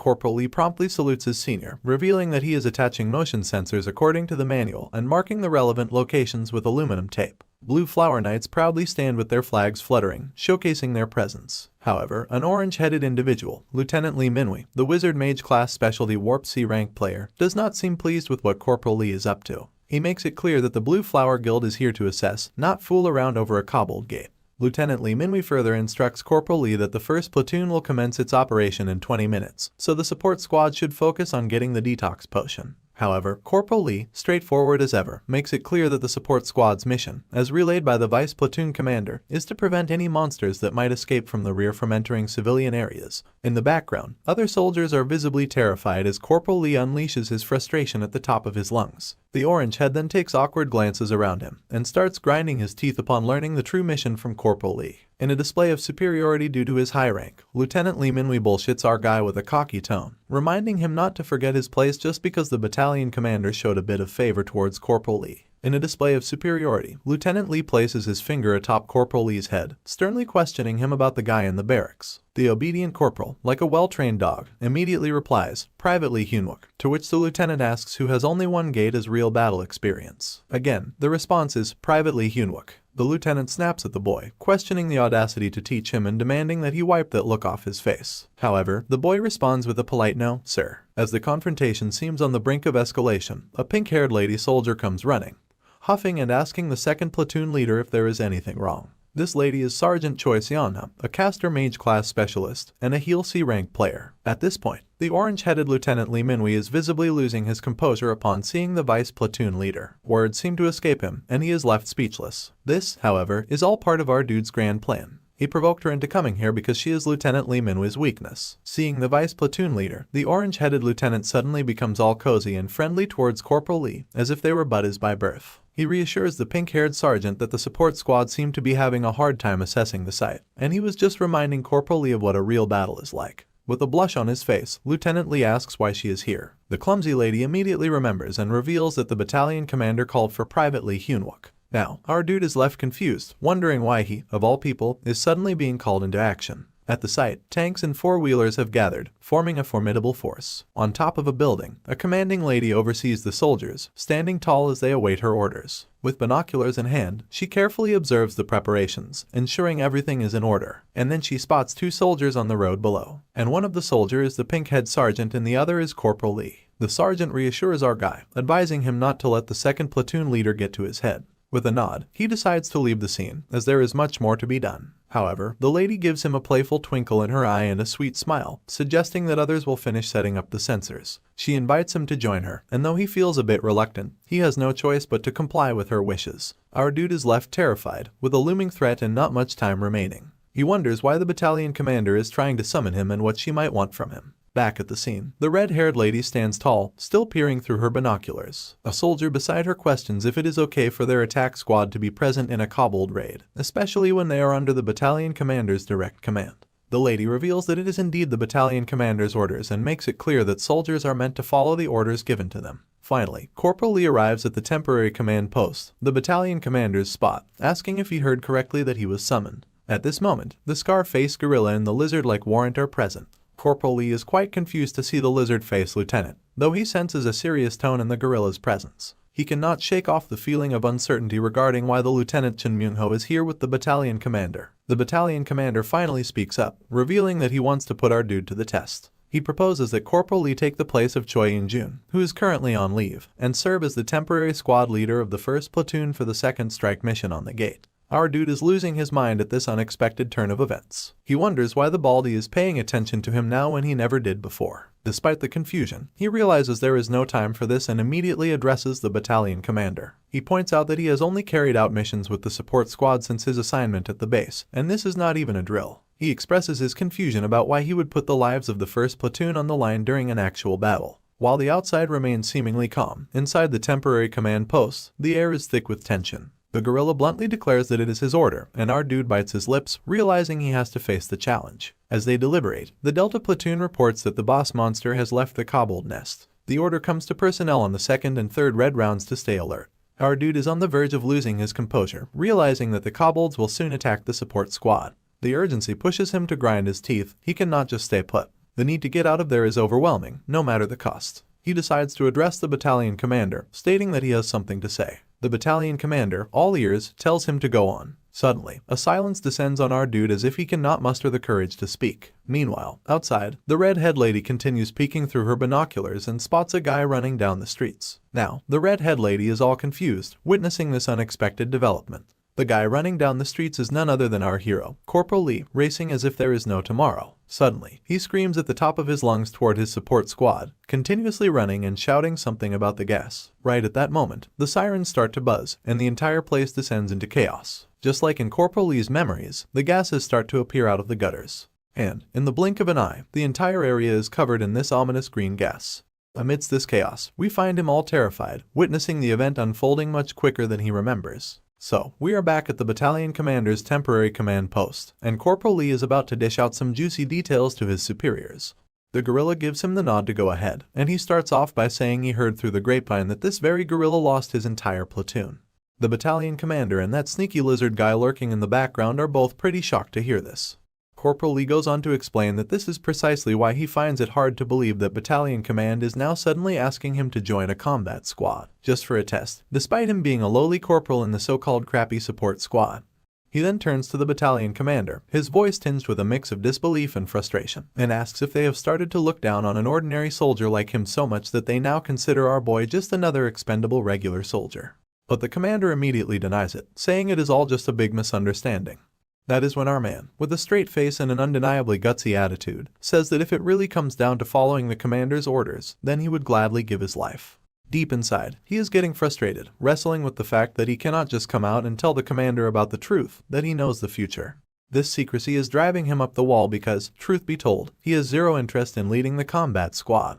In an effort to stir the pot, he decides to lay it out for the commander. If his lack of battlefield experience means commanding someone else's squad, then they are staring down the barrel of a very real possibility of high casualties.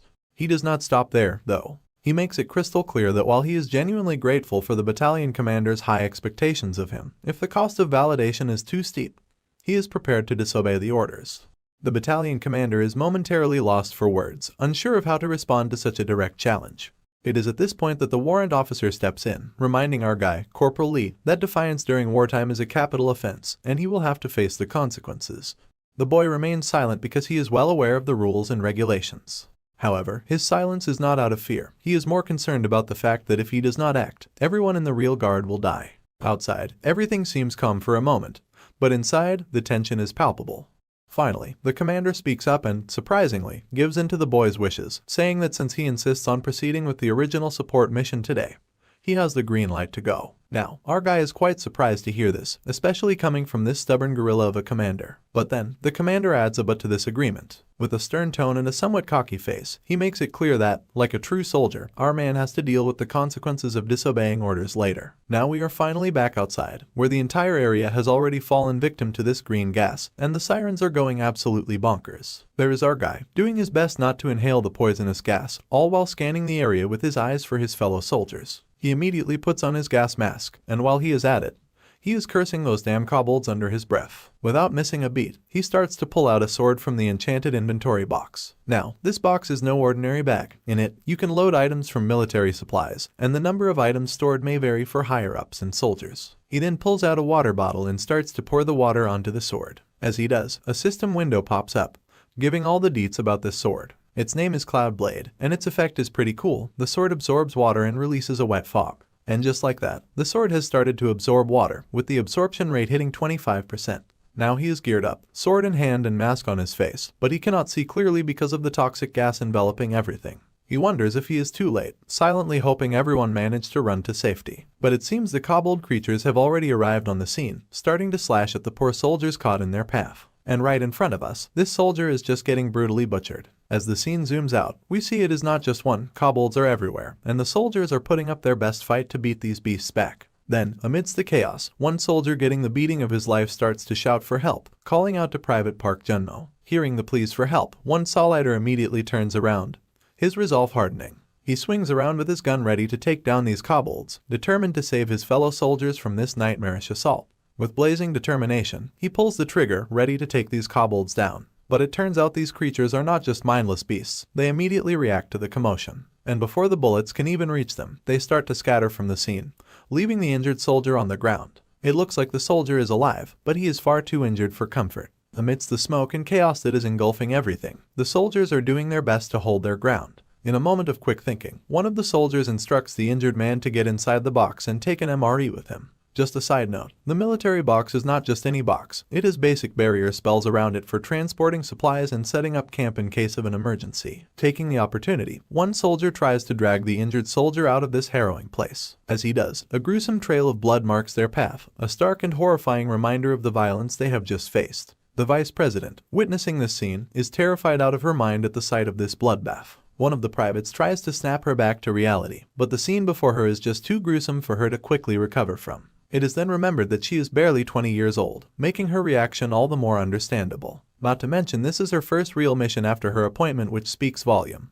Private Park finds himself in a bit of a pickle too. He is not in a position to back up the support squad soldiers in this situation, adding another layer of complexity to the already chaotic scenario. Just when it seems like the situation cannot get any worse, one soldier shouts at Private Park, informing him that they are now out of ammo and down to their last rounds before the magazines run dry. The kobolds are swarming the area, and their numbers are multiplying rapidly. Left with no options and surrounded by the encroaching threat, the grim realization hits Private Park. They might not make it out of this alive. In a moment of desperation, he recalls something and starts to think about what Corporal Lee Hyunwook would have done in this situation. As the chaos intensifies, another soldier shouts back, reminding the vice president that Private On Minty needs immediate medical attention. It is a dire moment, with the soldiers grappling not just with the immediate danger but also with the need to prioritize their wounded comrade. Fueled by a bright idea inspired by Corporal Lee, Private Park springs into action. As the soldier announces the grim news that they have run out of ammo, Private Park is still holding onto a weapon he has pulled from his inventory. With a sense of urgency, he shouts for the attention of the support squad.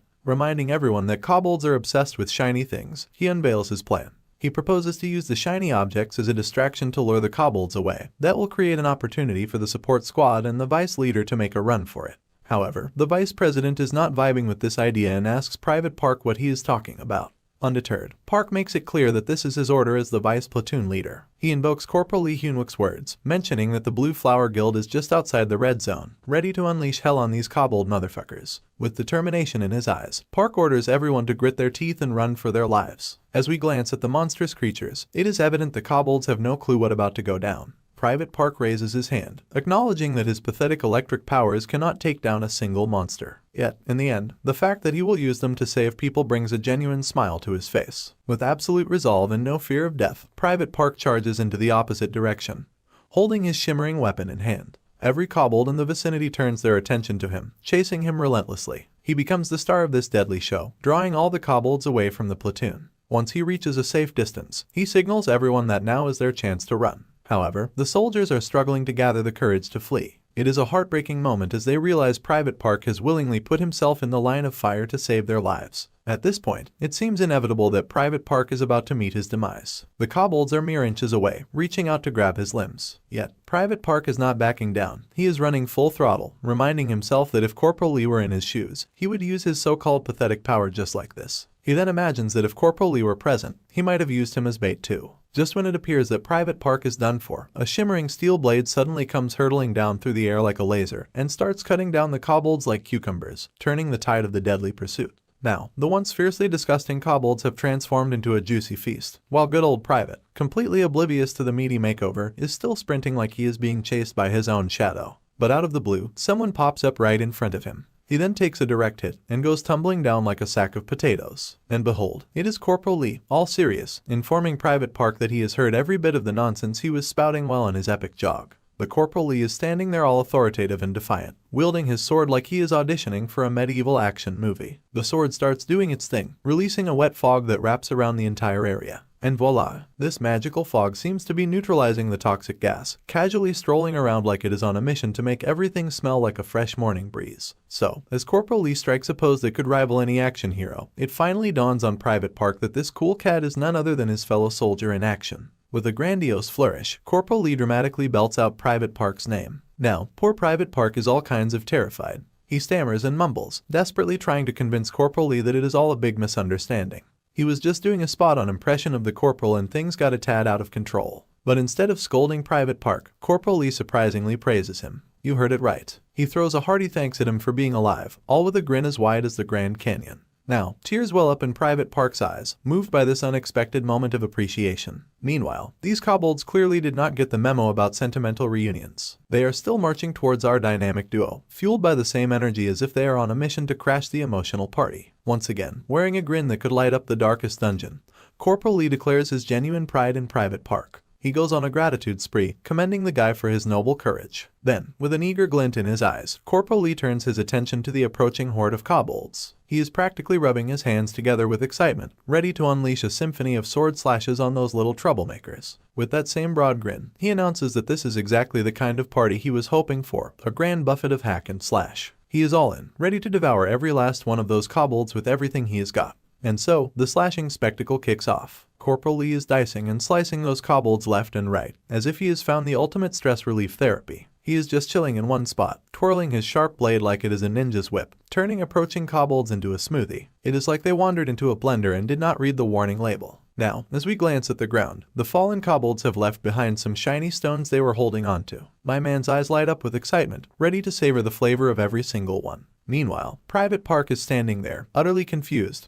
wondering what in the world is delicious about these monster pebbles. He throws a frustrated side-eye towards Private Park because, let us face it, munching on essence stones in the presence of Private Park is a strict no-go. It seems the kobolds have finally hit the brakes, maybe realizing they are on a one-way ticket to Kobold Valhalla. My man shoots them a curious glance, wondering aloud where their big boss is hiding. Suddenly, the enchantment emblem on the kobold's head starts to shimmer as if they are being summoned. The realization finally dawns on Corporal Lee, and now he is in disbelief. The kobolds, as if on cue, start turning around. Corporal Lee is standing there in disbelief, while Private Park is still clueless about what the heck is going on. Then, like they have just remembered they left the oven on, the kobolds start heading back in the opposite direction. Now, Corporal Lee kicks into high gear, sprinting after the retreating kobolds like his life depends on it. He immediately yells at Private Lee to hustle before these little buggers put the entire squad in jeopardy. Meanwhile, back on the rooftop, the lady in charge orders the attack squad to hold their ground and shoot down any kobolds escaping the gas zone, coordinating with the Blue Flower Guild to make their way to Cavilion. A nearby soldier nods in understanding. However, he throws a curveball, asking the lady if she is planning to head somewhere herself. Now, the lady is really suspicious of Corporal Lee's peculiar behavior, because he was giving off vibes as he knew already that this is going to happen. So she casually responds that she has something she needs to confirm. And just like that, she nonchalantly leaps off the 5th floor building, descending with the grace of a cat dropping from a pot, landing amidst a swirl of green smoke. Now, we are back in the chaotic battlefield where the Vice President is losing her cool, and Private Minty is on the brink of joining the unconscious squad if he does not get healed pronto. While other soldiers are busy patching up their injured comrades, suddenly their box formation is getting shredded. The boss monster enters the scene, tearing apart their carefully crafted formation. The ordinary soldiers are putting up a valiant fight to maintain their grip on the formation. But lo and behold, there is this one kobold who is busting out some magical moves, giving the soldiers a run for their money. He seems to be the ferocious type, so no rocket science needed to figure out he is the kobold boss. But seriously, I was picturing their boss to be a hulking giant rat, not some magical wizard pulling tricks out of his non-existent sleeves. Finally, he succeeds in tearing down their box barrier, and like a swarm of cockroaches crashing a party, the other lucky kobolds join the scene. Judging by the hunger in their faces, it is crystal clear these guys are in the mood for some fresh human meat. The soldiers, now partially in panic mode because they are fresh out of ammo and surrounded by these hungry monsters, are practically on the verge of turning their pants into a tactical retreat. Suddenly, the boss monster perks up, noticing something unusual. The scene zooms out, revealing silhouettes emerging from the wet fog my man is producing with his sword, and the other is Private Park, both running side by side. The boss monster's alarm bells start ringing, realizing this is not going to be a walk in the park. Seizing the opportunity, my man hurls down his blade with all the force in his arsenal. The sword hurtles directly toward the boss, but with the reflexes of a caffeinated cat, the boss takes a step back, narrowly avoiding a direct hit. Much to the monster boss's surprise, the blade pulls a magical stunt, changing its trajectory like it is auditioning for a wizardry show, chasing its target like an automated missile. However, just before it can land a hit, the nimble kobold takes a swift step down, avoiding the direct impact once again. While evading, it takes a tumble but effortlessly regains its footing as if it is a walk in the park. A little victory dance turns into a frown when the kobold realizes the jar it was holding has been pierced by the blade and is now leaking out. Pissed off to the core, he telepathically commands his lackeys to attack our dynamic duo. And so, they launch themselves toward Corporal Lee in Private Park. Now, Corporal Lee's alarm bells are ringing loudly as he finally grasps the gravity of the situation. The kobolds, plotting a sneaky attack, take a step back and find their footing. Keeping a safe distance, they start blowing poisonous darts like it is a twisted party trick. In the blink of an eye, hundreds of those tiny needles are zooming toward Corporal Lee and Private Park. But fear not, my man takes a superhero stance, hurls down his sword, and not a single needle makes its way to our dynamic duo. But hold your applause because here comes round 2, another batch of the same poison needles heading their way. This time, Private Park is right in the line of fire, ready to take the hits. But Corporal Lee immediately screams at the top of his lungs, telling the guy to get down. Sure enough, Private Park immediately leans downward, narrowly avoiding the incoming needles. Now, the window system pops up, reminding us that Corporal Lee boasts a metal control ability, and the current controllable metal weight is a hefty 2959 grams. However, there is a warning flashing. The metal control transition speed is a tad too fast for our guy's current ability. Anyway, priorities first. Corporal Lee ensures that no needle touches his friend or himself. With a swift motion, he deflects all the needles that came their way, sending them off in different directions. Talk about turning poison darts into a deadly game of dodgeball. But here comes another curveball. A warning blinks, indicating my man has lost control of the M7 greatsword, and now the blade is doing its own whimsical dance in the air. Now suddenly the kobold eyes lands on something unexpected. Here we witness Corporal Lee, now with a gun in hand, unleashing a barrage of bullets towards the kobolds. It dawns on him, this particular kobold is not just any ordinary commander, he is literally the puppet master controlling the whole kobold squad. The realization hits hard, scaring them off will not buy any time, and engaging in a full-blown battle with these little troublemakers is way too perilous, especially with Private Park as his sidekick. It is time for some strategic thinking and maybe a tactical retreat. So, with a quick decision to retreat, Corporal Lee leads the way into the safety of the box formation. Private Park, looking a bit clumsy but determined, and Corporal Lee are doing their best to reach the box in record time. However, those pesky kobolds are relentless, throwing their poisonous darts once again. Now, they are just a few feet away from the box, but before they can make it to safety, the darts are closing in, mere inches away from hitting their mark. Quick on his feet, Corporal Lee utilizes his metal manipulation once more, successfully diverting the needles away from their tragic trajectory. With a nimble jump, Private Park finally makes it inside the safety of the formation. Corporal Lee also takes a step behind him, sealing the box and leaving those persistent kobolds out in the cold. At this point, the darts are futilely hitting the force field of the safety formation, unable to penetrate through. The kobolds, clearly displeased by this unexpected setback, are starting to get riled up. To really get under their scaly skin, my man decides to flex his funny grin at the kobolds, as if he is practically trying to provoke them. It is like he is throwing a little insult party just for them. Inside the formation, we see soldiers tending to their injured comrades while the vice president is having a meltdown on the side.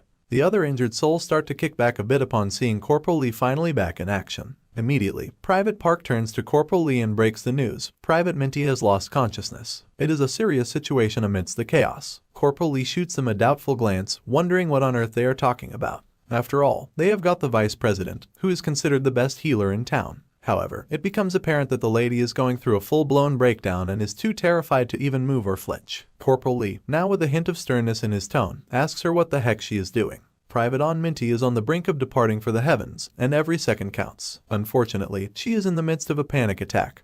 And to make matters worse, she is the sole healer in the state, the last hope for their injured comrades. It is a desperate situation, to say the least. Corporal Lee gives her an even more terrifying glance, a silent plea for her to snap out of it.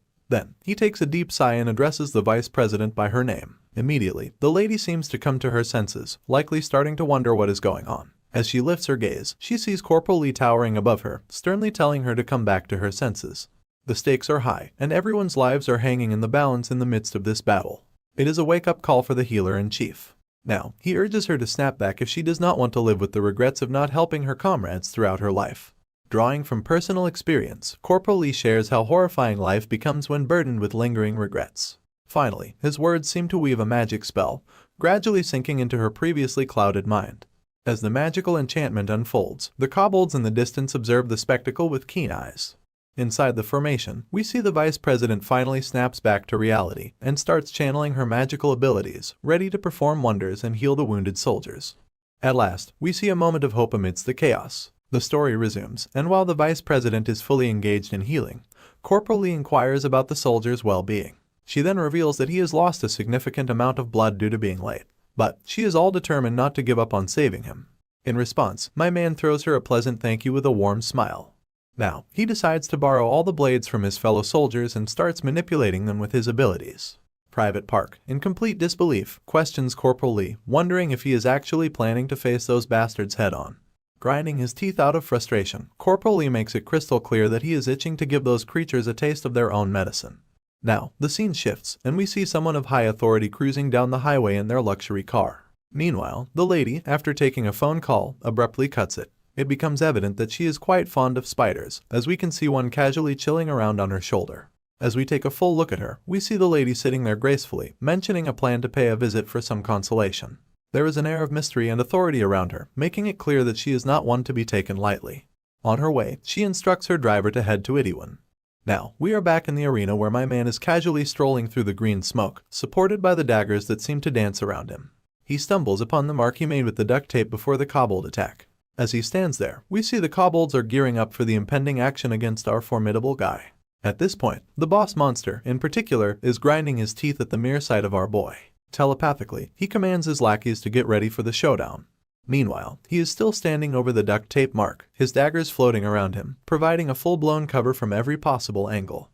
With a devilish grin etching on his face, it is apparent that the prey has walked right into the perfect hunting spot, and the night is about to get a whole lot crazier for him. Shifting perspectives, we take a full look from above, revealing that this place is the center mark where he strategically set up boxes and sensors at the desired location. The only margin of error is a section of Area A, commanded by Vice President Choi Seonha, the pink-haired lady. Now, he is all fired up, realizing that it is game over once he gets his hands on the kobold's leader, the puppet master pulling the strings from behind the scenes.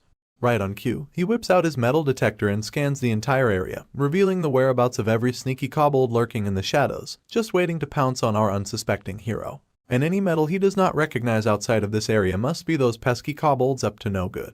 Finally, the showdown kicks off, and he readies his daggers, manipulating them with his metallic powers. Then, just as things get intense, the system window pops up again, dropping the deets about the consume effect. Apparently, munching on metal and absorbing it increases the weight he can control. And currently, he is in command of a whopping 2,959 grams of metal mayhem. Finally, he hurls his blades in every direction, aiming at the anticipated lurking kobolds like he is auditioning for a knife-throwing circus act. Meanwhile, the kobold leader has starting to catch wind of our guy's master plan. The blades swing into action, piercing through those kobolds one by one, like they are cutting through a cake at a birthday party. Now, these creatures are groaning in pain, and their green blood, which is surprisingly stylish color for blood, is gushing out with every blade hit. Suddenly, one blade gets a personal vendetta against the kobold leader and turns toward him. It is like the blade has a score to settle, and it is not taking no for an answer. But hold on, the kobold leader is not about to kick back and watch his comrades getting chopped down like vegetables. He kicks into full wizard mode, unleashing his magical prowess. He then tries to snatch the floating sword with his magical energy, and would not you know it, he successfully grabs the blade like it is a mid-air game of catch, magical style. But wait, Corporal Lee was way ahead of the game. It is like he had a crystal ball for situations like these, predicting it with the precision of a ninja fortune teller. Without missing a beat, he hurls a batch of blades towards the poor kobold, who is already tangled up with one blade like a badly wrapped present. These blades are coming from practically every direction, and this kobold is standing there like he is the designated target for a medieval knife-throwing carnival act. Just when you think it is game over for our screeching kobold friend, he lets out a scream that could wake Super Saiyan 4 before Goku even gets a chance. Corporal Lee's eyes widen in disbelief, as if he has just witnessed Superman himself dropping into the scene. As the scene zooms out, shockingly, the kobold has somehow managed to grab all 5 of the blades that were coming at him. Now, this kobold seems to be beyond angry. In a move that is either brave or just plain foolish, my man decides to taunt the already furious creature by flaunting his hand gestures, attempting to manipulate those daggers further. He kicks it up a notch by using his power of steel manipulation, all while trying to sweet-talk the kobold into giving back his precious daggers. But then, out of nowhere, the system window decides to chime in with a reality check, warning him that his daggers are bound by a force even higher than the weight he can control. Now he is startled, like someone who just realized their superpower is not as super as they thought. And the kobold seizes the opportunity to unleash his lackeys. They get the signal from their boss to attack, and without wasting a single moment, these kobolds start launching needles at our poor guy. Before he can even process what is happening, a needle arrives from behind, ready to plant a not-so-friendly kiss on his back. He finally turns around, only to realize that he is in a tight spot. Let us just say things are looking a bit dicey for our hero. Now, he bravely stands there, taking the barrage of needles directly on his body like it is some weird initiation ceremony for the Needle Lovers Club. The air is so thick with tension you could cut it with one of those fallen daggers, and the kobolds are watching with bated breath, wondering if our guy is now officially a human pincushion. As if on cue, the daggers decide to retire early, falling lifelessly to the ground as if our guy suddenly lost control over them. The kobold boss, looking as confused as a cat watching a magic trick, takes a moment to process what just happened. Suddenly, he snaps out of his confusion and immediately directs his lackeys to lunge at our guy. Without missing a beat, all the kobolds start charging toward the dude who just took a rain of poisonous needles like he is the lead in some bizarre, deadly parade. It is safe to say things are about to get wild, and our hero might need more than just luck to get out of this one. As we zoom in, it turns out the needles landed on his hands, but quick thinking saved the day. He transformed his hands into steel right before they could turn him into a human pincushion. Now, he is grinding his teeth, fuming, more determined than ever not to let this life end like his previous one. Standing up, he casually shrugs off all the needles pinned on him like it is just a pesky mosquito bite. Behold, his steel muscles are now on display, the unsung heroes that just saved his behind from an untimely demise. With a triumphant move, he retrieves his daggers, and now they are spinning in the air like he is auditioning for a knife-throwing circus. Our guy is beyond pissed. It is like these kobolds just stomped on his very last nerve. The kobolds launch towards him, ready to take him down, and, on the flip side, the daggers are coming right at him. With a booming voice and a dramatic hand gesture, he screams for everyone to get lost. The daggers respond to his fury, slashing through the air with a vengeance. They move so fast around him that it is like a tornado or maybe a blender, and the kobolds are getting cut left and right like cucumbers in a salad. This spectacle of sheer strength is so intense, you can practically see it from far away. Finally, after an intense showdown with those pesky rats, he stands amidst the settling dust, looking like a warrior straight out of a metal album cover. The kobold leader is having a reality check, wondering what just hit him. He directly calls out to this motherfucker of a kobold mage and, with determination in his eyes, he tells him it is time to settle the score. And so, the kobold decides it is time to get serious, taking an offensive stance while simultaneously unleashing a mysterious green gas from his jar, setting the stage for this impending battle. On the other side stands our guy, surrounded by the swirling green gas. Unfazed, he whips out his sword, conjuring a wet fog that pours out to counter the poisonous effects of the kobold's gas. Amidst the thickening smoke, he reminds the wizard kobold that he has put a lot of effort into ensuring a fair and square match, and he is not vibing with this smoke disguise idea. Now, armed with his trusty metal detector, he starts scanning the surrounding area. Even in this dense fog, it is as clear as day to him where this tricky kobold is standing. It is like he is playing hide and seek, but our guy brought a cheat code in the form of high-tech metal detection. Now, having learned a thing or two from past confrontations, our guy believes it is too reckless to throw the daggers at the kobold like last time. He is aware they will just get trapped, so he has to tread carefully. Taking a closer look at the kobold, he notices something unusual. The wizard is strangely firm on his feet, not making any movements at all. As our boy takes a look down, a shimmering red energy descends towards him, aiming to catch him off guard. On the other side, the kobold is stretching his magical energy as far as possible, attempting to reach our guy. Finally, the energy whips extend and grab Corporal Lee by the leg, causing him to take an unexpected tumble to the ground. Courtesy of the kobold's energy whip. Now fully geared up for revenge, the kobold lifts our guy from the ground and elevates him into the air, going higher and higher into the sky. With a fierce flick, he hurls our guy forcefully from above, sending him crashing into the ground below, creating a cloud of dust in his wake. The kobold starts feeling victorious and starts laughing like a maniac, thinking he just hit the jackpot. The fucker stands confidently, sporting a grin of triumph. But much to his surprise, his joy is cut short when he hears our guy calling out to him from the midst of the chaos. Now, our man's had enough of playing the hero. He is ready to embrace the role of the villain in his own story. Why? Because he simply cannot tolerate a pesky rat of a kobold laughing at him. As we take a peek at his legs, they have transformed into steel before he could even hit the ground. Despite bleeding from his mouth, he is on fire, not just from the fall, but from the sheer determination to end this conniving kobold who keeps dragging him through the depths of hell, reminding him of his previous life again and again. On the other side, the kobold is still spouting mad noises from his mouth, fueled by anger that matches our guy's. He then vanishes from his spot like a flash, but this time, he is not going anywhere unnoticed by our guy's keen eyes. On the flip side, the kobold is tearing through space at lightning speed, rushing down toward our fella. In a blink, he appears behind our boy, readying his dagger to catch him by surprise.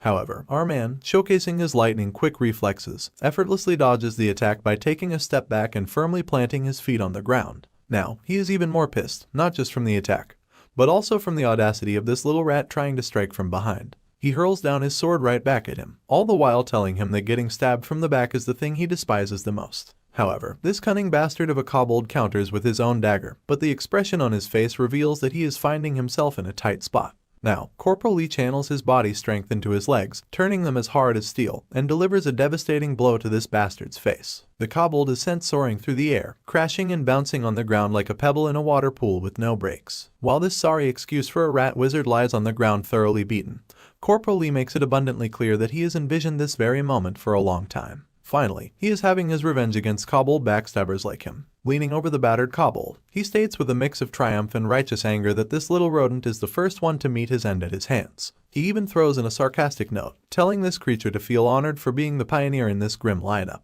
With that mask crushed beneath his boot, my man is grinning like a boss. The battered bastard on the ground can no longer use that crappy magic, and Corporal Lee is ready to cure his past trauma by taking his revenge. He hurls his daggers at the kobold, and like boomerangs, they come back slicing down this rat from every direction. The dagger this creature once held is now on the ground, and his smoke jar has turned into rubble. Despite the 1,000 cuts, the rat motherfucker surprisingly still clings to life. Undeterred, Corporal Lee grabs him by the mouth, preparing his sword like a devil about to strike the final blow to this kobold's head. It is payback time, and it looks like the score is about to be settled in the most satisfying way possible. But just before ending his life, Corporal Lee lets the rat wizard know that because of him, he spent years like a cripple. He reveals that the daggers that just sliced him 1,000 times were once wielded by squad members whom this kobold wizard killed in his previous life. As the rat's life hangs in the balance, the image of Private Park appears in Corporal Lee's mind. Private Park, a kind and happy soul, always admired Corporal Lee. Yet, one day, this bastard had severed Park's head from his body, a haunting memory that still grips Corporal Lee to this very day. It is a moment of reckoning, where past grievances surface, and the weight of revenge takes a toll on both the victor and the vanquished. With a searing determination, Corporal Lee thrusts his sword into the kobold's belly, exacting a brutal payback for what he did to his comrades. As the sword starts to pierce the creature, a window notification pops up, stating that Cloud Balls is absorbing the blood of an elite monster, and the energy being filled is of an unknown nature. The progress bar indicates it is 1% charged. Ignoring the digital prompt, Corporal Lee drives the sword deeper into the kobold's belly, the creature desperately trying to let out screams of agony. Meanwhile, Kobold's own dagger, lying on the ground, starts to shimmer. With his steel manipulation ability, Corporal Lee brings the dagger towards him, stopping it right before the kobold's forehead.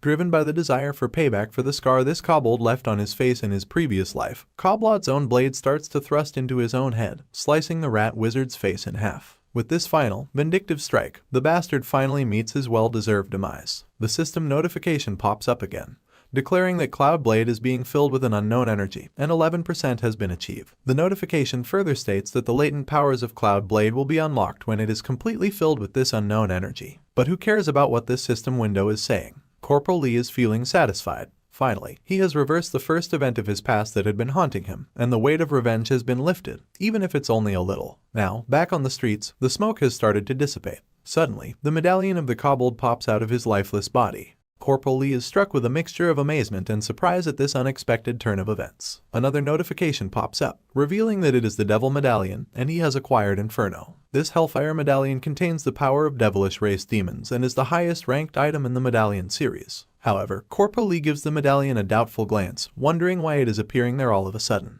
Also, this Devil's Medallion, Inferno, is believed to belong to a leader of an undead army. It is believed that the undead army led by this mysterious guy was hell for the surviving humans, making him humanity's worst villain, and this villain is a necromancer. However, there is virtually no intel about this guy, and the mystery surrounding him deepens. My man, though, has one crucial piece of information, specific growth traits that they have in common. He has always kept hidden the fact that he can advance from an F rank because of this specific growth trait. This trait allows one to grow through a specific method, not through normal combat or training. We further learns that in Corporal Lee's previous life, he barely managed to end the battle at his Blue Lava Golem workshop, acquiring a mere replica of Inferno, which was an imitation of the original. Now, he is filled with curiosity. Why is this original Inferno the genuine Hellfire Medallion is appearing out of nowhere? He then starts to lose his brain cells, wondering if there is something else he is not aware of. The poison gas is almost gone, so he decides to eat it before anyone see him eating this thing. But before he could take a bite out of it, the redhead lady appears behind him and calls out a name that leaves the dude sweating buckets. Now she draws her weapon and sternly asks him who the hell he actually is, and she further questions him what is he hiding. At this point, this goofball just does not know how to respond, and one thing he is clear on is that he is royally fucked. Then, the spider lady arrives at the scene and cuts through the thick tension with her resounding voice of claps. She takes off her mask, and with her delicate lips, she lets out that the battle she just saw was impressive. As this spider lady closes in on the vicinity, the red-headed lady introduces herself as the captain of the 1st Battalion Attack Squad of the 3rd Amp Brigade. She sternly informs her that they are inside a military operation area, and civilians are not allowed. However, the spider lady pays no heed to what the redhead is blabbering about and strides straight toward our guy. It seems like she is on a mission of her own and is not easily deterred by military protocols. Without beating around the bush, she greets our guy and introduces herself as Catherine Yu, the head of the Soul Attack Unit of the Blue Flower Guild. She also extends her hand with her guild card. The boy is playing hard to get, ignoring the lady's fancy moves as she clings to that card like it is the last slice of pizza at a party. She throws him a curveball, asking if he has been living under a rock and does not recognize her. But, from the expression on his face, it is crystal clear he is not suffering from amnesia. Turns out, she is on his hit list, and revenge is on his mind. Now, let us rewind and peek into his past. There is this feisty redhead with a shield bigger than my weekend plans, trying to play firefighter and stop the flames from toasting her marshmallows. In the midst of the chaos, she is giving the dude a lecture telling him to get his act together, and insists him to survive this hot mess. Corporal Lee tells her to get out of the way, but this lady's playing statue and refuses to budge. And later, she ends up being the tragic victim of these creatures crawling above her. And the reason for her death falls on this lady, Yuhina, a true murderer of Seo Yuna. Now back to the present. The spider lady, not receiving any response from our guy, assumes he probably does not recognize her. Nonetheless, she leaves him with one thing clear: rejecting her offer means losing a huge opportunity laid in front of him. But our dude could not care less about her glorified guild and is probably daydreaming about giving her face a makeover. The tension is thicker than peanut butter on a winter morning. Then, out of the blue, the redhead breaks the tension, reminding Miss Spider that this is not a tea party, it is a military zone, and orders her to skedaddle pronto. Spider Lady, feeling the heat, lets out a frustrated sigh. With a glare that could freeze the sun, she snaps back, reminding the redhead about military decorum. She insists on being addressed by her proper title, the head honcho of the Soul Attack Squad from the Blue Flower Guild. Now, it is like a staring contest on steroids between these two ladies, shooting daggers at each other with just their eyes. My man's caught in the crossfire of this intense glare-off, feeling as uncomfortable as a cat at a dog show. But just when things could not get any more awkward, a military truck makes its dramatic entrance in the scene. The thing screeches to a halt, grabbing everyone's attention. Out steps none other than the big cheese himself, the battalion commander. The commander scans the scene, first left, where he spots the deceased kobolds, then right, where their leader lies sprawled out like a discarded sandwich wrapper. At this point, Corporal Lee is sweating buckets now, envisioning all sorts of doom and gloom scenarios. Then the commander starts shooting him a skeptical look.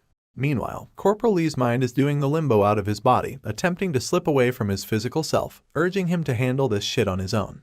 So, we are back in action, and the battalion commander slices right through the heavy air of tension when he meets the department head of the Soul Attack Squads. With a grin, he says it has been ages since they last faced off. The lady fires back with the same vibe, wondering how things are holding up.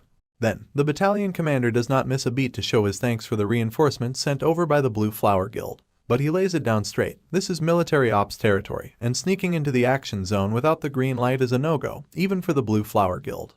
So, he politely, but firmly, suggests she makes an exit. She then lets out a sigh of disappointment, rolling her eyes at how predictably inflexible typical soldiers can be. Yet, to pique everyone's curiosity, she hints she was just about to get to the best part of the story. But she decides to let it go. Then, out of the blue, she kisses the guild card she has been holding, leaving a delicate mark of her lipstick on it, and slides it into our guy's uniform pocket. With a wink, she tells him to call her later. After that, the lady makes her grand exit from the restricted area, and the battalion commander immediately calls over our boy, the corporal. The corporal snaps to attention and reports in. The commander then drops the bombshell. From this moment on, the corporal himself is being promoted to squad commander for the kobold operation. He orders him to make the rescue of the survivors the top priority, and entrusts him with the task of assigning roles to the squad members. Corporal Lee does not say a word in front of his senior, he just takes it all in stride. But deep down, he is really not feeling the whole spiel the commander has dumped on him. The commander then lays down another order, telling him that once the dust settles and the operation wraps up, Corporal Lee needs to report back to him in person for a debriefing. With the unyielding energy of a soldier, Corporal Lee responds with a crisp yes, sir. But just as they are about to part ways, the redhead lady shoots him a soul-piercing glance. And just like that, Corporal Lee feels a shiver run down his spine, all thanks to her intense gaze. A week has flown by, and we are outside the 3rd Armored Brigade, 1st Battalion, where everything seems peaceful. Suddenly, a system notification pops up, announcing that the absorption of Devil's Medallion metal is complete, and the controllable metal weight has increased by 499 grams. Now, Corporal Lee can manipulate a total weight of 3458 grams with his powers. Shifting the scene, we find ourselves outside the boys' bathroom, where it sounds like someone's really going through it, puking their guts out. Then, another notification pops up, warning that a breath room is forming in our guy's stomach, currently at 1%.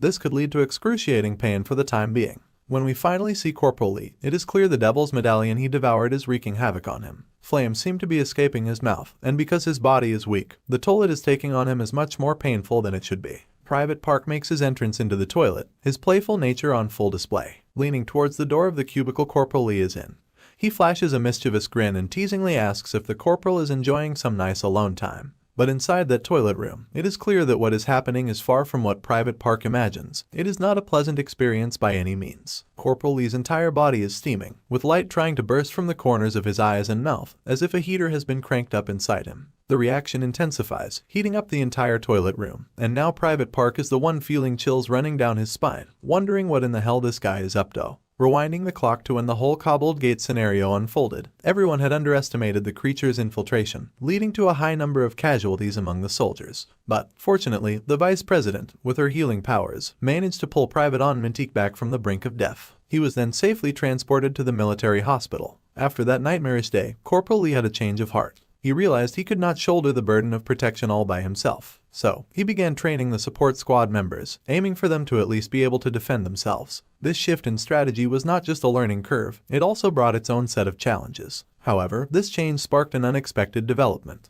The vice president started paying more attention to Corporal Lee, something he found more than a little unsettling. It was not just the occasional glance or casual check-in, it felt like he was under a microscope, and frankly, he was not here for it.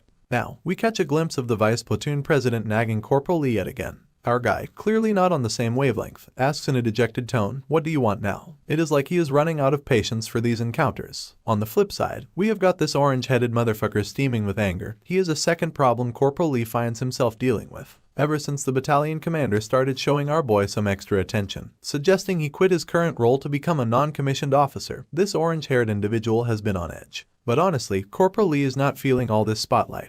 It is not his scene. Yet, he is not the type to outright defy orders or suggestions from his seniors. The commander harbors a firm belief in shaping an ideal military culture, one where ranks do not dictate every interaction, aiming for a more unified, team-oriented approach. He sees Corporal Lee as a crucial piece of this puzzle, someone who could help realize this vision. And there is Corporal Lee, scratching his head, wondering why on earth he has been chosen to help this guerrilla achieve his ambitious dreams. Despite his reservations and not being fully on board with this whole setup, he ends up telling the commander he will think it over during his vacation. And just like that, 3 weeks whisked away, bringing us to the much-awaited vacation day. Day 1 kicks in, and we find ourselves outside Seoul Station, where we see someone is holding down the fort outside the toilet room. Meanwhile, our corporal is dealing with the same stomach issues that have become a regular feature lately. But wait, a system window pops up out of the blue, congratulating our guy for meeting some special conditions. As a reward, he has been granted a shiny new skill, introducing the latest addition to Corporal Lee's repertoire, Breath Room Fire. It is a grade D skill, boasting the power to turbocharge his metal absorption by 50 to 250%.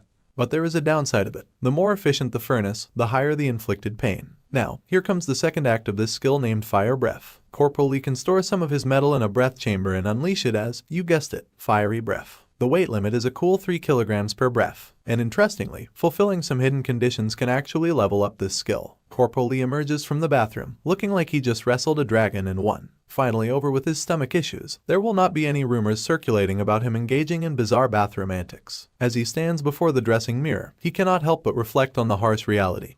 He is not sure if his current powers and abilities are up to the task of handling the next gate. In a somber moment, we are transported back to a grim episode in his past. The battalion commander, facing an angry mob of people, questioned about his commitment to helping and the potential abandonment of Seoul Station. The crowd demands clarification, wondering if the commander plans to forsake the citizens inside the station. Inside the station building, innocent civilians are trapped, screaming for help, their bodies covered in blood from head to toe. These haunting memories continue to plague Corporal Lee, and he is determined not to let history repeat itself. The thought of innocent lives at stake fuels his resolve, pushing him to do whatever it takes to change the gruesome future, even if it costs him his own life. It is a heavy burden he carries, but Corporal Lee is dead set on rewriting the narrative and preventing the horrors he witnessed from playing out once again. As Corporal Lee strides down the familiar halls of Seoul Station, he is determined to use this vacation to gear up for the looming threat, dead set on changing the future of the city. Meanwhile, the vice president, looking like she is ready to unwind, is about to light up a cigarette. She casually remarks about how it has been ages since her last vacation, and also throws in a colorful comment about military life which are actually not that colorful. But her plans are thwarted as her lighter decides to play hard to get, leaving her cigarette unlit and probably her mood a little darker. Just as frustration sets in, the universe decides to intervene. Their paths cross, and, in a serendipitous moment, Corporal Lee and the Vice President lock eyes. She, in her slightly vexed state, asks him the burning question, "Do you have a lighter?" An awkward tension starts to descend between them, mainly because the Vice President has never revealed her casual and real personality to anyone before. The sun, meanwhile, is cranking up the heat. and beneath the blazing sun, we see a train barrels along its tracks. Inside, the Vice President and Corporal Lee find themselves sharing a seat, plunging into an uncomfortable silence that hangs heavy in the air. Breaking the awkward tension, she finally looks towards him and decides to initiate a casual conversation. She asks if this is his first vacation in a while, assuming his parents must be thrilled to see him. But with an unfazed expression, he calmly reveals that neither of his parents is alive. They passed away when he was young. The unexpected response sends a chill down the Vice President's spine, and she is left pouting, realizing she might have inadvertently made things even more awkward than before. Noticing the Vice President sulking, Corporal Lee decides to take the initiative. Flashing a pleasant smile, he reassures her that it is all good. While his younger years were tough and lonely after losing his parents, he found a second family among people he met as an adult. The Vice President, intrigued, is keen to learn more about who he considers as family. Corporal Lee starts recalling memories where people close to him stand, calling out his name.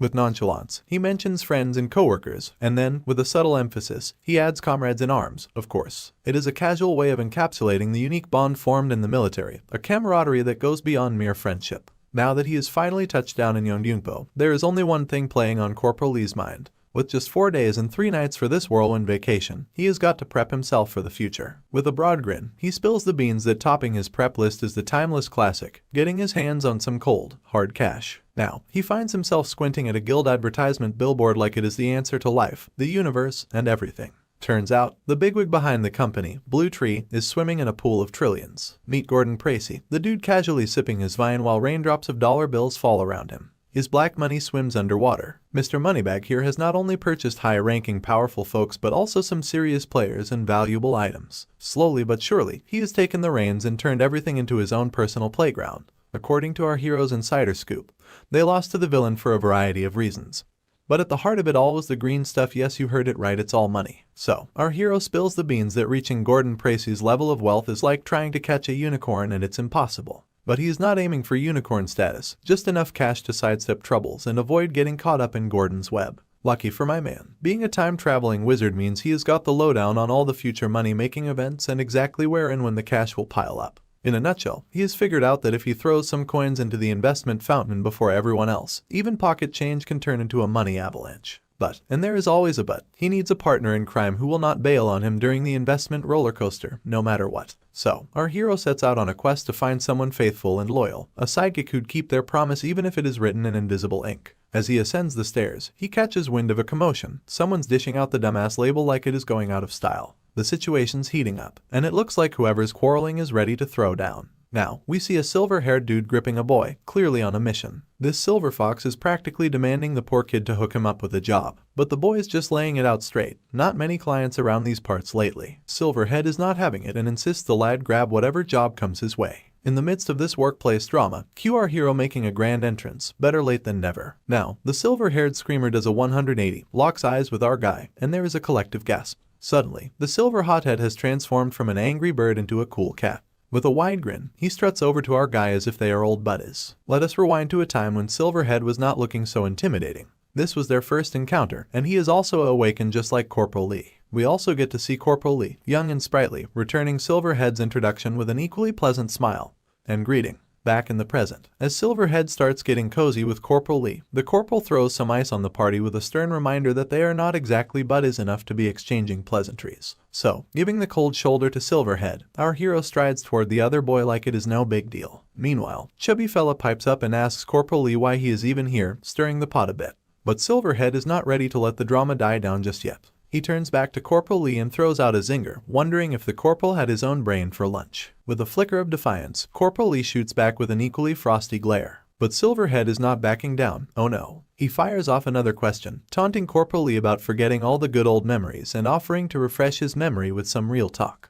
Now we take a flashback into the past once again where we see the Corporal Lee, the budding superhero, is levitating objects with his superpowers, putting on a show for a crowd of students. But instead of applause, they are throwing shade, questioning if that is the best he has got and mocking him for not living up to the Awakened One hype. Amidst the doubters, Silverhead, ever the voice of brutal honesty, lets loose with some colorful language, straight up calling Corporal Lee a loser and a dipshit. The objects Corporal Lee was levitating hit the ground unceremoniously, their once majestic dance cut short. Silverhead's patience evaporates, and he delivers a resounding slap to Corporal Lee's mouth. It is so fierce that it triggers a blood fountain. My guy sprawls on the ground, and Silverhead stands there triumphantly, raging because he is not about the whole Corporal Lee, the awakened vibe. He goes off, dissing Corporal Lee's powers as dumb and flat out calling him a dumbass. The threat is crystal clear, one more boast about being awakened, and Corporal Lee might as well start finding a perfect spot for his grave. Now, back in the present, Silverhead is serving the same cocky tone and energy to our guy. F and ally, we get to know that this guy is Lee Wunchul, a C-rank player with the fighter trait, proudly repping the Hope Guild. Silverhead takes it up a notch, threatening to throw it back to the good old school days and beat our guy to a pulp, making him beg for mercy just like in the good old times. In a classic power move, Silverhead orders the chubby dude to scram unless he wants a front row seat to our impending brawl. But our man, the epitome of casual coolness, fires back with a nonchalant give it a shot. Unfazed, our hero stares down Silverhead with the icy calm of a seasoned poker player, inviting him to go ahead and try his luck at murder. Corporal Lee must have hit the last nerve because Silverhead loses it. He winds up for a punch, aiming straight for Corporal Lee, who stands there like a statue, completely unimpressed. But the fierce punch freezes midair as a pen hovers menacingly in front of Silverhead's eye, ready to ink him a new one. Blades appear at his feet, forming a deadly dance floor of impending doom. The scene zooms out, revealing Silverhead surrounded by a battalion of blades, each one poised to strike with just a flick of Corporal Lee's wrist. Corporal Lee throws down some heavyweight words, admitting he cannot guarantee victory over Silverhead, but he can darn well make sure Silverhead ends up looking like he got bulldozed by a whole army unit. Translation: our man here can turn him into a half-dead, regret-filled shadow of his former self, especially in close-range combat.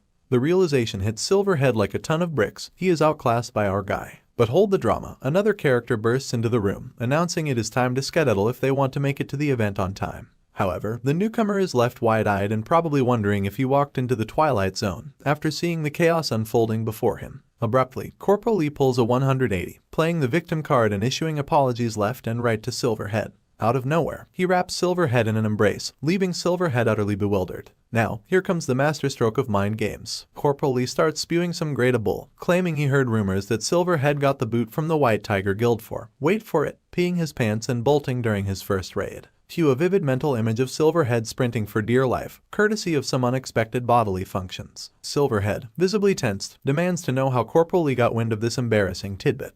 Our man leans in, whispering a reminder that he has got a big mouth and advises Silverhead to shape up if he wants to avoid a public shaming by an F-rank player. Corporal Lee, not one to mince words, gives Silverhead the final boot, emphasizing the urgency to leave before things escalate any further. Outside the Hope Guild, everything appears calm and collected, blissfully unaware of the internal drama. Back inside, our man lays out the 3 guild cards he received from various seniors, spilling all the details about what is about to go down in these companies. The boy, still in disbelief, asks once more if it is legit. Are these stocks really about to shoot through the roof by those mind-boggling numbers? A simple nod from our man is the only reply needed. The boy's jaw practically hits the floor as the realization sinks in. If this intel is legit, we are talking about a life-changing turn of events. Outside the Blue Tree headquarters, a squadron of black-clad guards stands on guard duty, questioning how long they will be stuck on duty.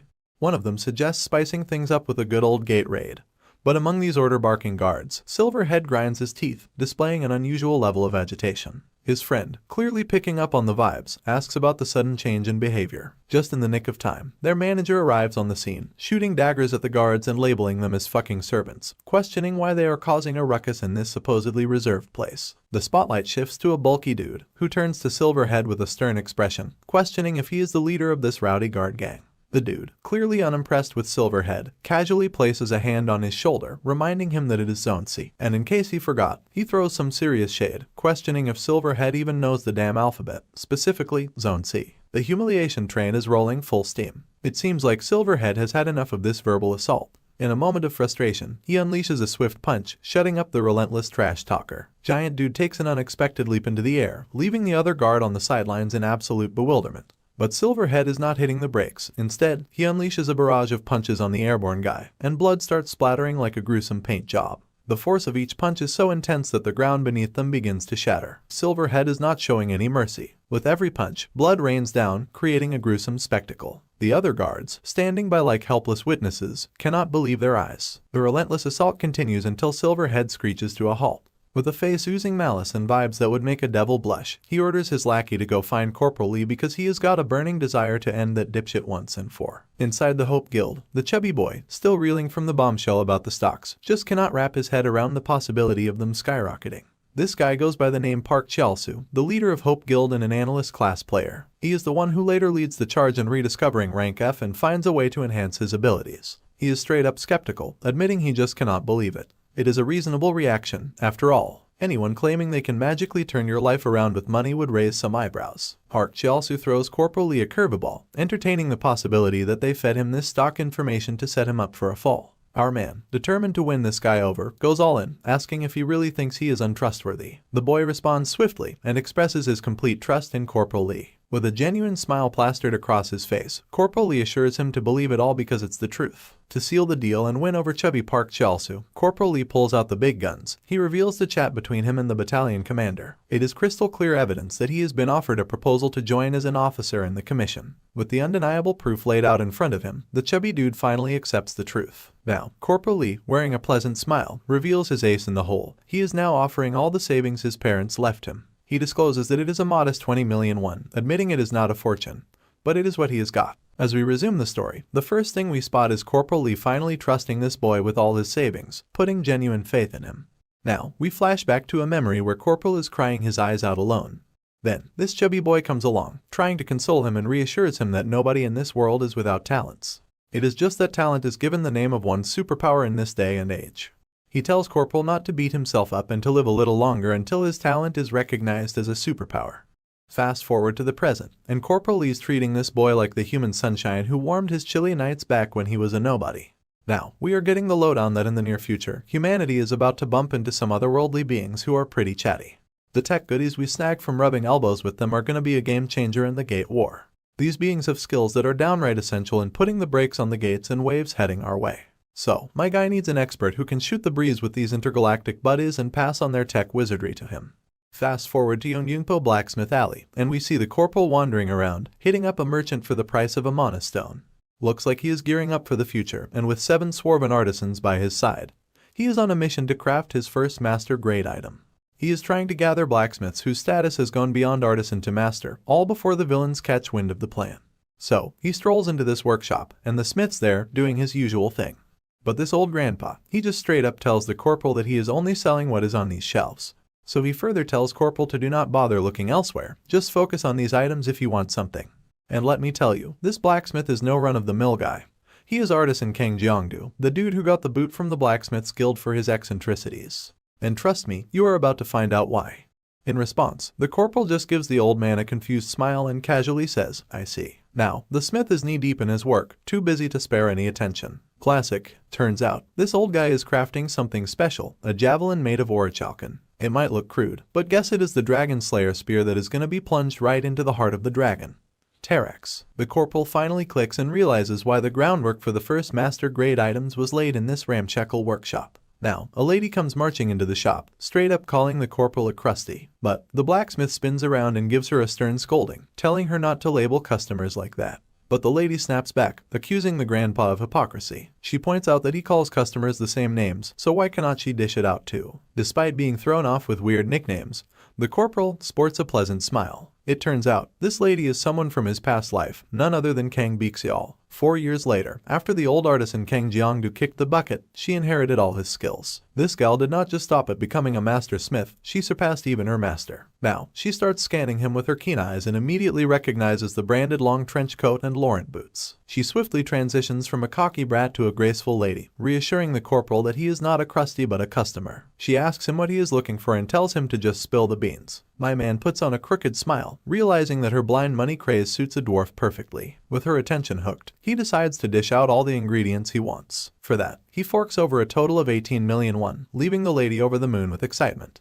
However, the old smith is clearly baffled, noticing that this young gun is not a mage. So why is he buying poisonous magical metal and mystical tungsten alloy beads that he cannot even handle? Eventually, this guy's money is bound to be wasted. But the lady immediately chimes in, telling the smith to pipe it down and reminding him that he must have a place to use the items. The Corporal also responds, saying he just needs them and will be back to trade often. The old coot lets out a defeated sigh and mumbles a half-hearted sure. Now that he has snagged all the items he needed, he strides back, throwing a casual goodbye at the lady who is sparkling with enthusiasm. She tells him to visit often since, after all, she is all about the money and that is the only thing she is interested in.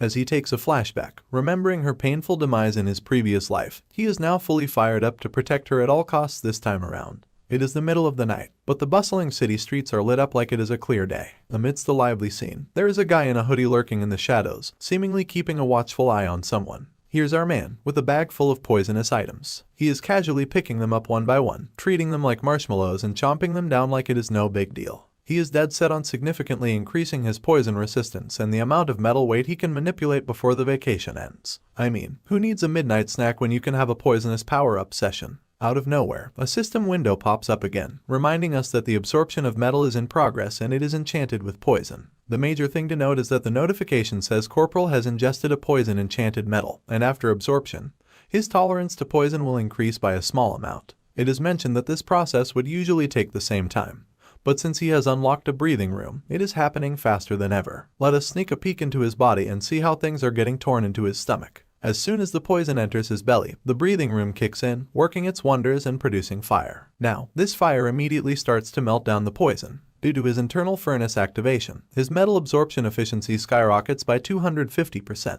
However, nothing comes without a cost, and this furnace activation inflicts severe pain on him. Consequently, his face starts to pale due to the intense pain inflicted. The system goes bonkers, bombarding him with relentless notifications about upcoming severe pain. Despite the intense pain he is enduring, he is dead set on chowing down on that poison. Time's ticking, and the Soul Station Gate incident is not waiting around. 2 days pass, and a lackey draped in a hoodie finally spills the beans to his boss about Corporal Lee's mysterious whereabouts. The lackey confesses he has no clue what Corporal Lee is up to, but he has been locked in for 2 days and shows no sign of coming out. The moonglow is sneaking into the room through the window, and the entire stash of poison items lies empty. Finally, the window notification pops up again, revealing that Corporal has unlocked Tier 2 resistance to poison at a whopping 81%.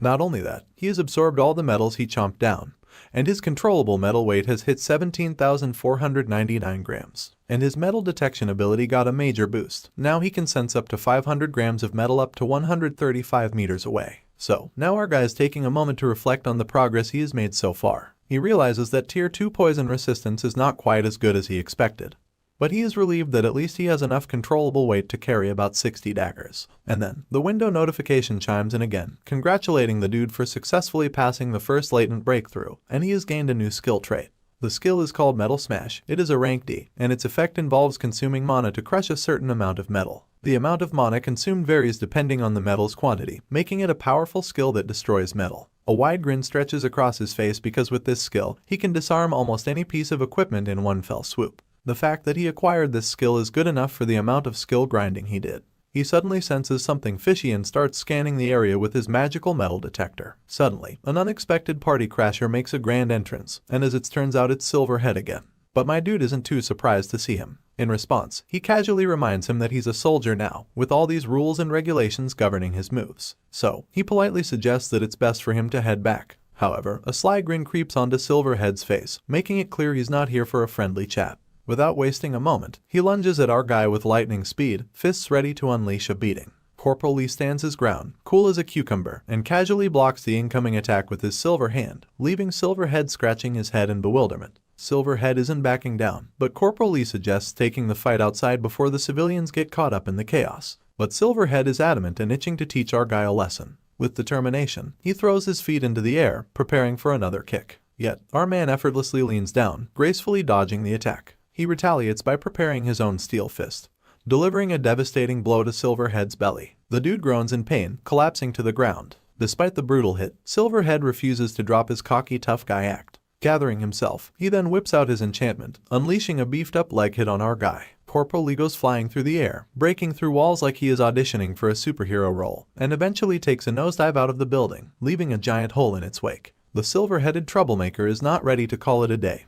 He is determined to end our guy. As our falling hero takes a mid-air breather, he activates his strengthening body transformation skill. His feet start morphing into steel, and right on cue, Mr. Silverhead reappears, swinging with all his godly strength. But like a ninja in a high-stakes ballet, our man pulls off a mid-air stunt, changing direction as if it is a walk in the park. He lands gracefully on the ground, revealing that while he might not be able to fly freely like he used to in his past life, a clever mix of strengthening body transformation and metal control skills lets him control his descent like a boss. This relentless troublemaker comes hurling down again, ready to crush our guy like a tomato with his enchanted leg. But once more, our man, with lightning-quick reflexes, casually takes a step back, leaving Mr. Silverhead crashing into the ground. Now, the whole building's buzzing with excitement as residents peek out from their apartments to catch a glimpse of the impromptu showdown between two players. Silverhead, not one to be deterred, gears up for another attack while throwing insults our guy's way, questioning if he is just gonna keep dodging like a ninja rat. He screams at the top of his lungs, challenging our hero to come at him like before. Ignoring the verbal barrage, he takes a leap into the air, unleashing a barrage of kicks. But it seems none of them are finding their mark. After all, our man is not just any ninja, he is a seasoned military ninja. The surroundings start descending into chaos, and the pressure generated by their moves makes everything heavier. It is so intense that cars are literally floating above ground. Alright, so here we are, back in the building, and the crowd is losing their bananas. One person gives a quick heads up to the neighbors, avoid the first floor like it is haunted because there is a bunch of rowdy players down there causing a ruckus. Now, we see Corporal Lee is gracefully dodging kicks like he is dancing at a ninja ballet.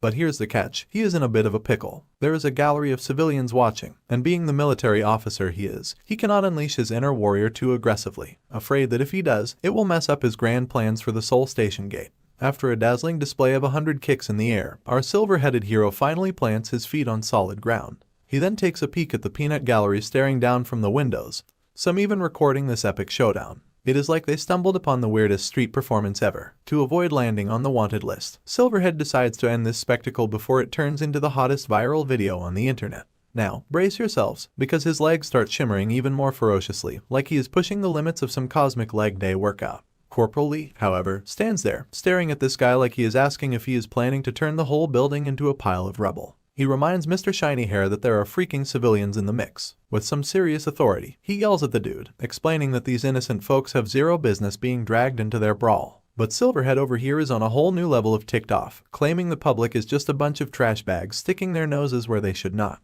Undeterred, Silver Buddy takes another gravity-defying leap, ready to put an end to Corporal Lee. But Lee is not flinching, not even trying any fancy spins or acrobatics. At this point, Corporal Lee decides enough is enough. His eyes start shimmering with this cool blue energy, and it is like he is manipulating iron particles or something.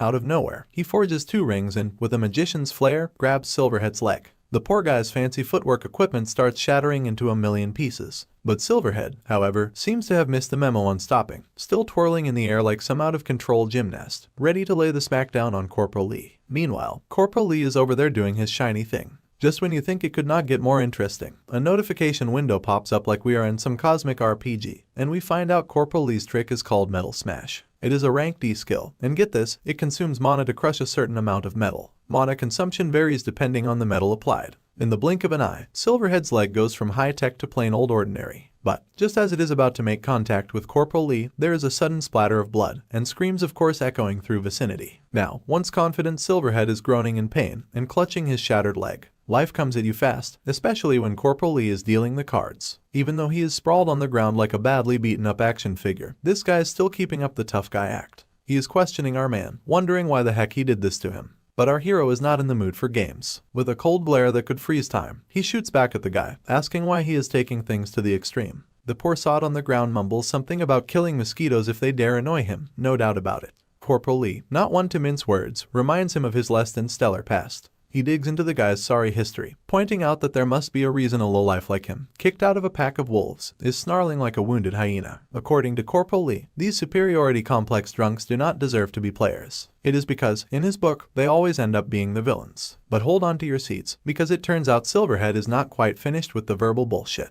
He starts laying it on thick again, testing Corporal Lee's patience. Our man, having zero interest in playing games, casually makes a finger gesture, and a sharp metal object appears right behind Silverhead's throat. With all the authority of a drill sergeant and a voice that could give you chills, Corporal Lee warns him never to show his face in front of him again. And just to drive the point home, he throws in a chilling promise that if Silverhead did, it would not just be a leg missing next time. Finally, Silverhead seems to have reached his breaking point. Meanwhile, Corporal Lee is still fuming, grinding his teeth, all while reminding Silverhead to thank his lucky stars that he is a military officer. If not, this silver dude would be in a world of hurt right about now. Finally, the cavalry in blue arrives at the scene. We find ourselves now outside the awakened task force headquarters. Inside, Corporal Lee finds himself in the hot seat, facing interrogation. The officer in charge remarks that witness statements are aligning, painting Silverhead as a problematic and vicious character. Now, if we zoom in on this officer, it is his first rodeo dealing with someone like Corporal Lee, a low-rank player walking away from a fight without so much as a scratch. Corporal Lee, master of spin, casually attributes his survival to the greave, a shin and calf armor. With the green signal to go, Corporal Lee starts strolling out of the office, contemplating how he spent his whole life despising the F-rank player label. Little did he know, it would come in handy, helping him avoid suspicions and walk away from a brawl looking as fresh as a daisy. After Corporal Lee's departure, a newcomer rushes toward the officer with an urgent file in hand. Panicking, the newcomer insists the officer take a look at the profile. According to the report, the Silverhead got a serious beatdown from Corporal Lee. The officer, mouth hanging wide open, finds the idea of an F-rank player crushing a C-rank player's armor and taking him down without a scratch utterly unbelievable. Meanwhile, outside the headquarters, Corporal Lee is picking up momentum. In the blink of an eye, he dashes out like it is no big deal. Even the civilians in the vicinity cannot see what is coming. They just feel a breeze as something zips by them. As he runs, the only thing swirling in his mind is the Seoul Station incident.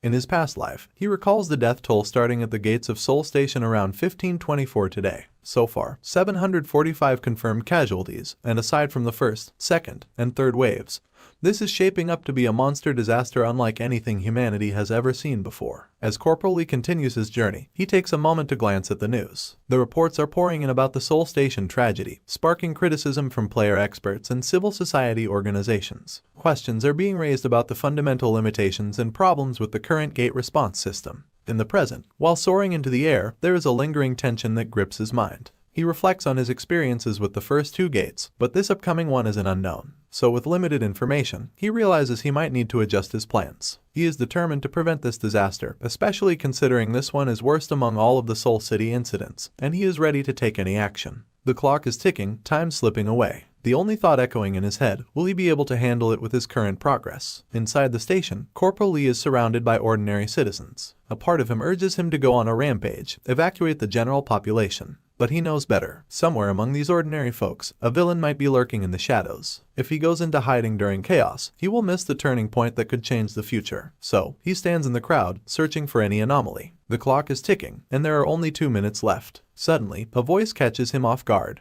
The scene shifts, revealing the platoon vice president running toward him. She looks exhausted, as if she just ran a marathon, and confesses she has been looking for him for so long. With her big assets on full display, the lady goes into full scolding mode, giving Corporal Lee an earful. Apparently, news has spread like wildfire through the unit that Corporal visited the police station last night, and everyone's going crazy. Corporal Lee is left scratching his head, wondering how she knew he would be here. The lady, not missing a beat, reminds him that he mentioned having plans at Seoul Station. As the lady continues her scolding, she throws a curveball, asking why Corporal Lee has not been picking up his phone. The dude is left in thought, scratching his head, wondering why the vice president is even at Seoul Station in the first place. It is like a plot twist he did not see coming, and he is starting to ponder if he has accidentally become the master of altering the future. With 1 minute left on the digital clock, signaling the impending arrival of the worst gate in the world, the lady demands an explanation for his visit to the police station. She wants to know everything right here. However, Corporal Lee is not vibing with the arguing and questions. Time is of the essence, and the gate is about to pop out any second.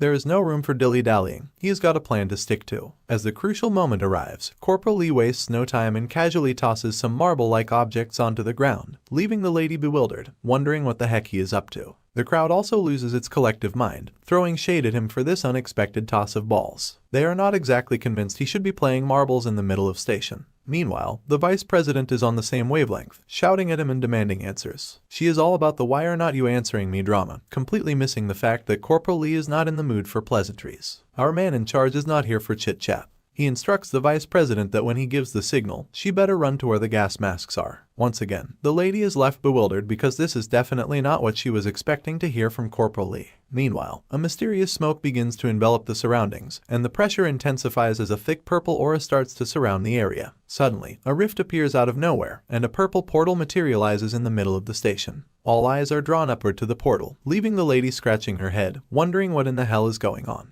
And out of the portal, a giant monster starts to emerge, and Corporal Lee immediately turns around urgently. He shouts and signals for everyone to run towards where the gas masks are. Now, this spider-like beast finally decides to grace the ground, kicking off the chaos and doom party. It then passionately lunges towards the poor civilians who are attempting a marathon to outrun this monstrous sprinter. We spot Corporal Hero lending a hand to the evacuating civilians. He then orders the platoon leader to hit the safety zone pronto and, of course, snag a stylish gas mask from the passenger aid station. Finally, it seems the platoon leader is not exactly vibing with this brilliant plan. She snaps back, reminding him that she is not planning on being a solo survivor. After all, she is a soldier, not combat personnel. and her mission is evacuating the civilians and playing nurse to the wounded. She drops the bomb that she is not entirely sure what on earth he is up to, but she is putting her faith in him. As the platoon leader, she throws down the command for him to stay alive at all costs. Our man is feeling this energy, vibing on the same frequency, and with equal gusto, he reciprocates, "Yes, madam." Now, the scene shifts, and we catch the battalion commander facing off with his senior, who seems less thrilled about the idea of promoting Corporal Lee, given his humble F-rank status. However, the battalion commander drops a truth bomb,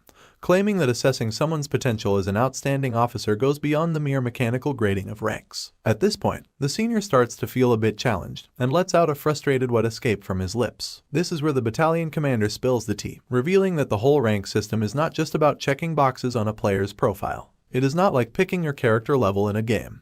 These ranks are handed out at the player training center based on expected outcomes of traits and aptitude in raid fights. It is all about real-life battle effectiveness. And as the players level up, the department is tweaking the ranks to keep it real.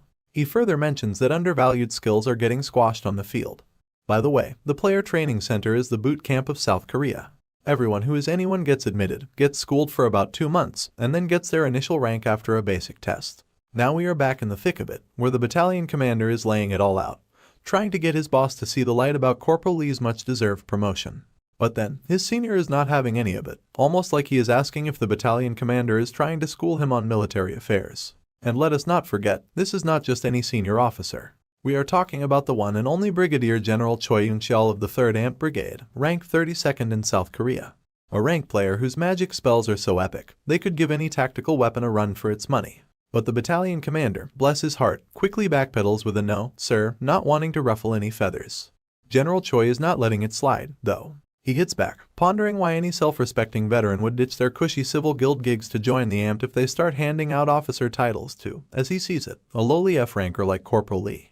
Then, with a tone as sharp as a freshly honed blade, he digs in, challenging the battalion commander on what exactly he finds so flawed with the military system as it stands. It is all a bit of a mess, but you have got to admit, military politics never sounded so entertaining.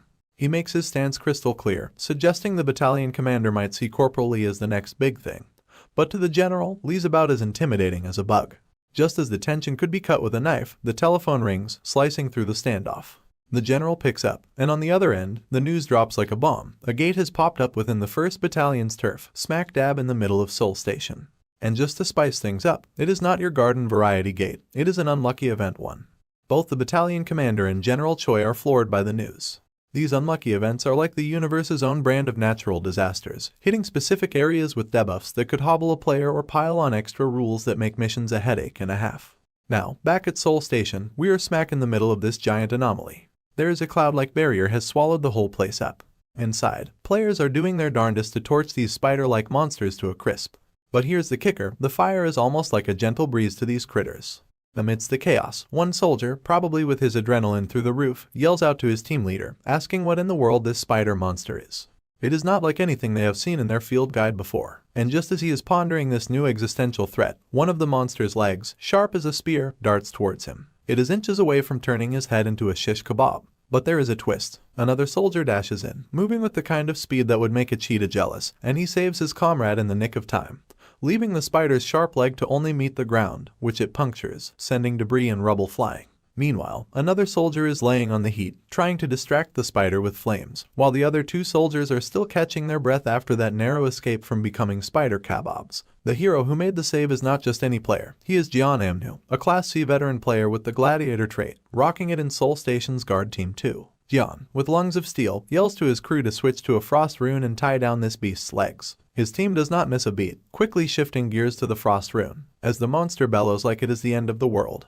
Jeon gives the green light to blast this beast, and they unleash a cold fury on the spider. Before you know it, the spiders turn into a giant frost popsicle. The soldiers take a moment to catch their breath, relieved that the spider is temporarily out of commission. But Jeon knows better than to celebrate too early. Given the size of this behemoth, he figures it will not stay frozen for long. They need to do some damage while they can. With that in mind, he charges at the frozen spider, ready to take it down a notch. He leaps into the air, aiming to strike the icy giant. But then, a closer look into the spider's eyes reveals a chilling fact: this creature's eyes are moving. It is fully aware of what is about to come its way. Immediately, the monster breaks free from its frosty shackles, shattering the ice as if it were mere glass. Jian, still midair with his sword poised for a decisive blow, suddenly finds himself in a precarious position, looking more like an appetizer about to dive straight into the monster's gaping maw. But just before the spider can turn him into a snack, Jian whips out his shield guard technique. And as if the gods decided to add a little more drama to the scene, lightning balls start zapping towards the spider, giving it a taste of electric fury. While Jian is up there doing his aerial ballet, the spider shifts its menacing gaze towards a new challenger on the battlefield.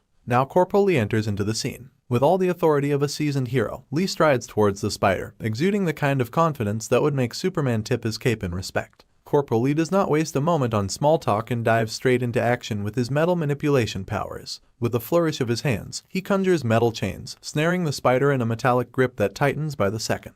The process intensifies, and the spider writhes in agony as the chains constrict. Lee is employing a technique known as Metal Smash, a rank D skill that crushes metal using mana. The more metal he manipulates, the more mana it consumes. As he is ramping up the pressure, the system sends him a warning that his mana is rapidly depleting, now at 84%. But Lee is on a mission. He is not here to play around. Ignoring the warnings, he intensifies the process further, and another alert pops up. His mana has now dropped to 76%. With a final push, his metal chains constrict with such force that the spider is smashed into hundreds of pieces, reminiscent of a watermelon hit with a sledgehammer. Jian watches in awe, his jaws practically hitting the floor at the display of raw power. It seems he is not only one whose jaw is hitting the floor, but everyone else in the vicinity is also left dumbfounded to see the spectacle. Greenish blood and limbs scatter in every direction.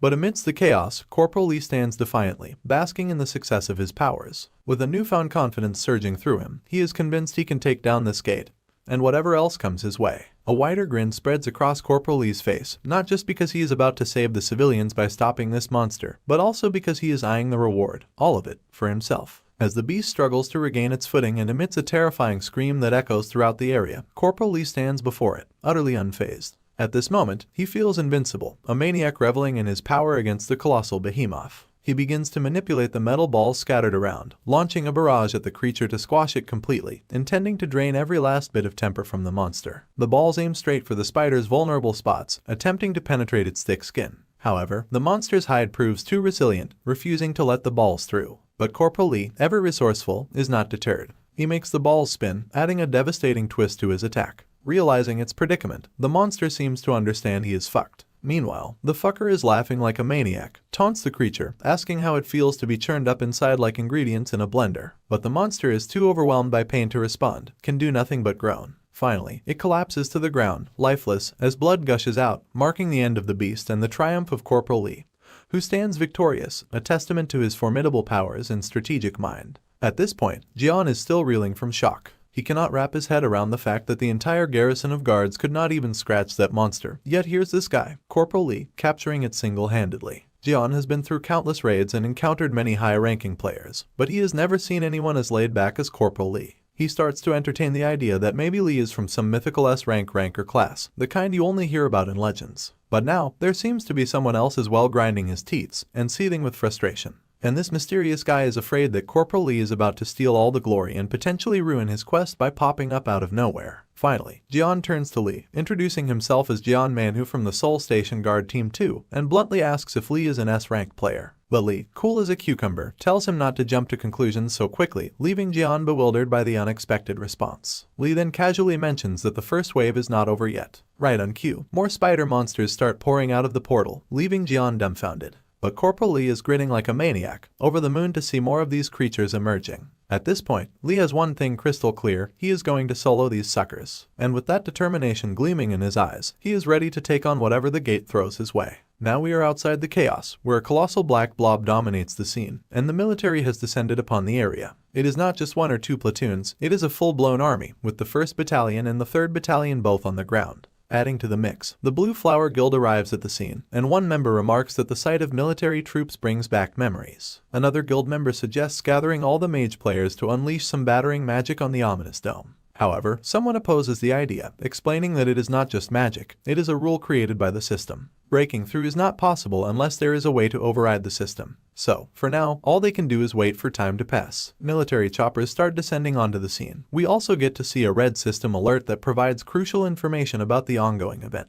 It is an unlucky event unfolding in the area, and once someone enters, there is no leaving. There is also an entry-level limit set at level 15, and the main goal is to survive for 6 hours or defeat the boss monster to escape the red area. The clock is ticking, with only 39 minutes passed in 5 hours and 21 minutes still ahead on the countdown. As the choppers finally touch down, figures of authority emerge, ready to take action. Among them are the lady president of the Flower Guild and everyone's favorite battalion commander, who wastes no time inquiring about the Blue Flower Guild's situation with players under level 15. With a touch of sass, the lady president fires back, questioning whether the battalion commander truly believes the Blue Flower Guild would have players like that. She further challenges the notion of sending a rescue team inside, emphasizing that entering the area is tantamount to walking into certain death. Undeterred, the commander emphasizes the 800 innocent lives at stake and questions how they can prioritize soldier lives over civilians. He then reveals their trump card, Corporal Lee, who's been on a relentless rampage, slashing through monsters like there is no tomorrow. Suddenly, a sharp leg hurtles towards Corporal Lee, but he is quick to react, activating his strengthening body transformation skill and making a swift exit, leaving the spider's attack to meet only the unforgiving ground.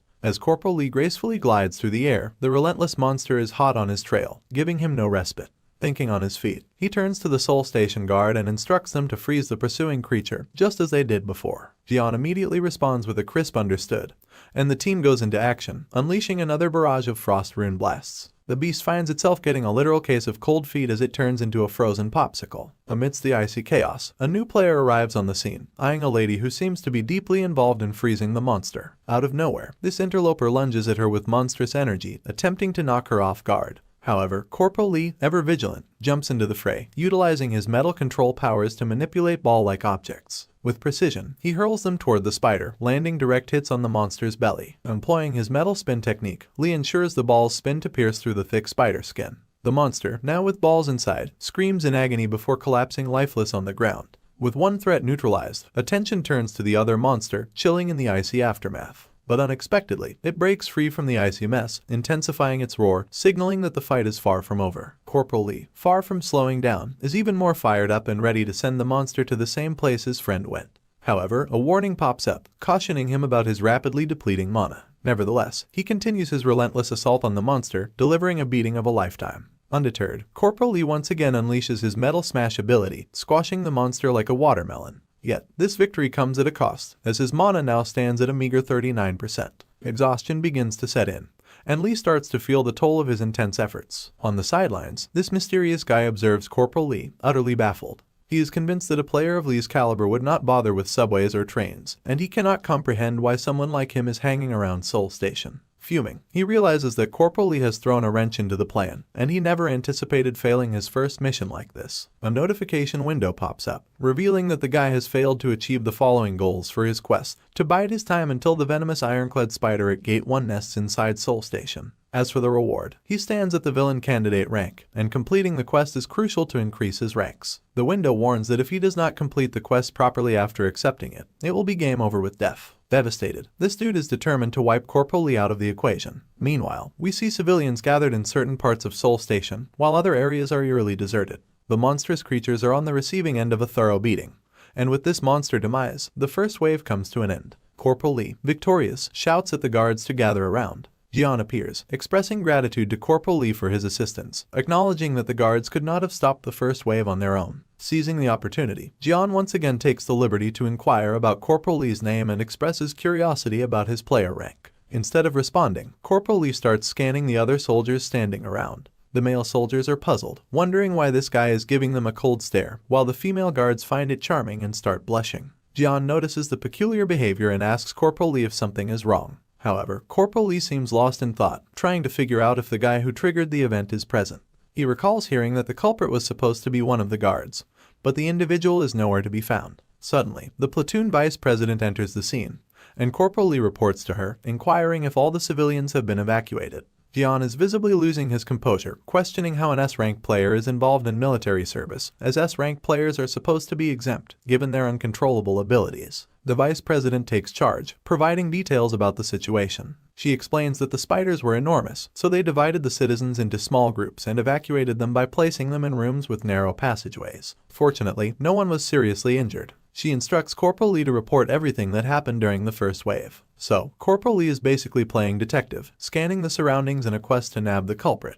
He is already pressed for time, and the sneaky suspect seems to be playing hide and seek somewhere else. In an attempt to break the tension, Corporal Lee throws in the idea that there might be a double gate. The Plotto lady and Jian both react like they just got hit by a surprise train. Corporal Lee's mind is on overdrive, thinking about the possibility that if he starts searching among the 800 civilians here, the culprit could easily slip away. And if things go south and the second wave kicks in, he is determined to stay one step ahead of that guy, or he is pretty much toast. Now, we are back outside, witnessing the battalion commander barking orders at Lieutenant Lee H. Women. He appoints him as the field commanding officer for the Seoul Station rescue operation. So, Lieutenant Lee promptly reports back, assuring everyone he's got it under control. Now, his platoon members are gossiping among themselves, wondering how the lieutenant is not a C-rank player when he is not even level 15 yet. The redhead, not exactly thrilled with the comments, is definitely not vibing with the chit-chat behind his back. The battalion commander steps in with a commanding voice, expressing that it is with a heavy heart he is sending in his low-level troops. However, he emphasizes that the lives of the citizens are at stake and instructs them to protect them as soldiers. The energetic soldiers respond with a resounding yes, sir in unison. Then, the battalion commander singles out the lieutenant, who turns around curiously. The commander makes it clear that when Lieutenant encounters Lee Hyunwook inside the station,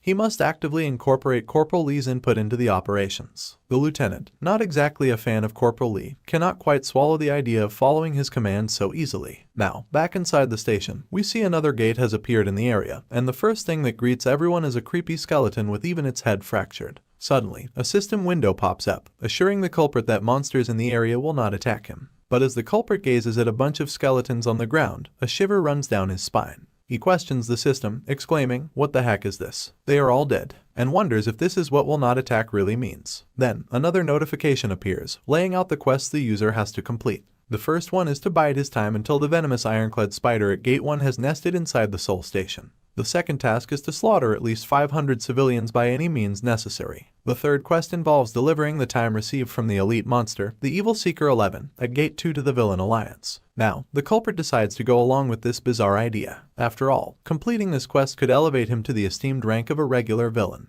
Despite the downright weirdness of the quests, he figures he has no option but to roll with it. It is not every day you get handed such an unusual mission. Just as the culprit is soaking in the strange quest menu, out of nowhere, steel balls come flying at him from behind. But wait, before these metallic projectiles could turn him into a human pin cushion, Mother Nature decides to make an entrance. A bunch of roots bursts out of the ground like they have been waiting for their cue in a magical garden play. In a blink of an eye, the roots wrap around the culprit, providing him with a full-blown cover from the impending steel ball barrage. Now, the culprit is grinding after realizing that he is no longer standing out like a sore thumb and does not have to skulk in the shadows to complete his missions anymore. On the flip side, there stands Corporal Lee, armed with his trusty steel balls and ready for action. He starts spilling the beans about the culprit's master plan. Apparently, the sneaky guy was plotting to hide among the citizens, waiting for the guards to become instant sushi during the first wave. And just in case there were other players among the civilians, he planned to cosplay as a guard to avoid suspicion. Giving credit where credit is due, Corporal Lee acknowledges the sheer brilliance of this guy's elaborate scheme.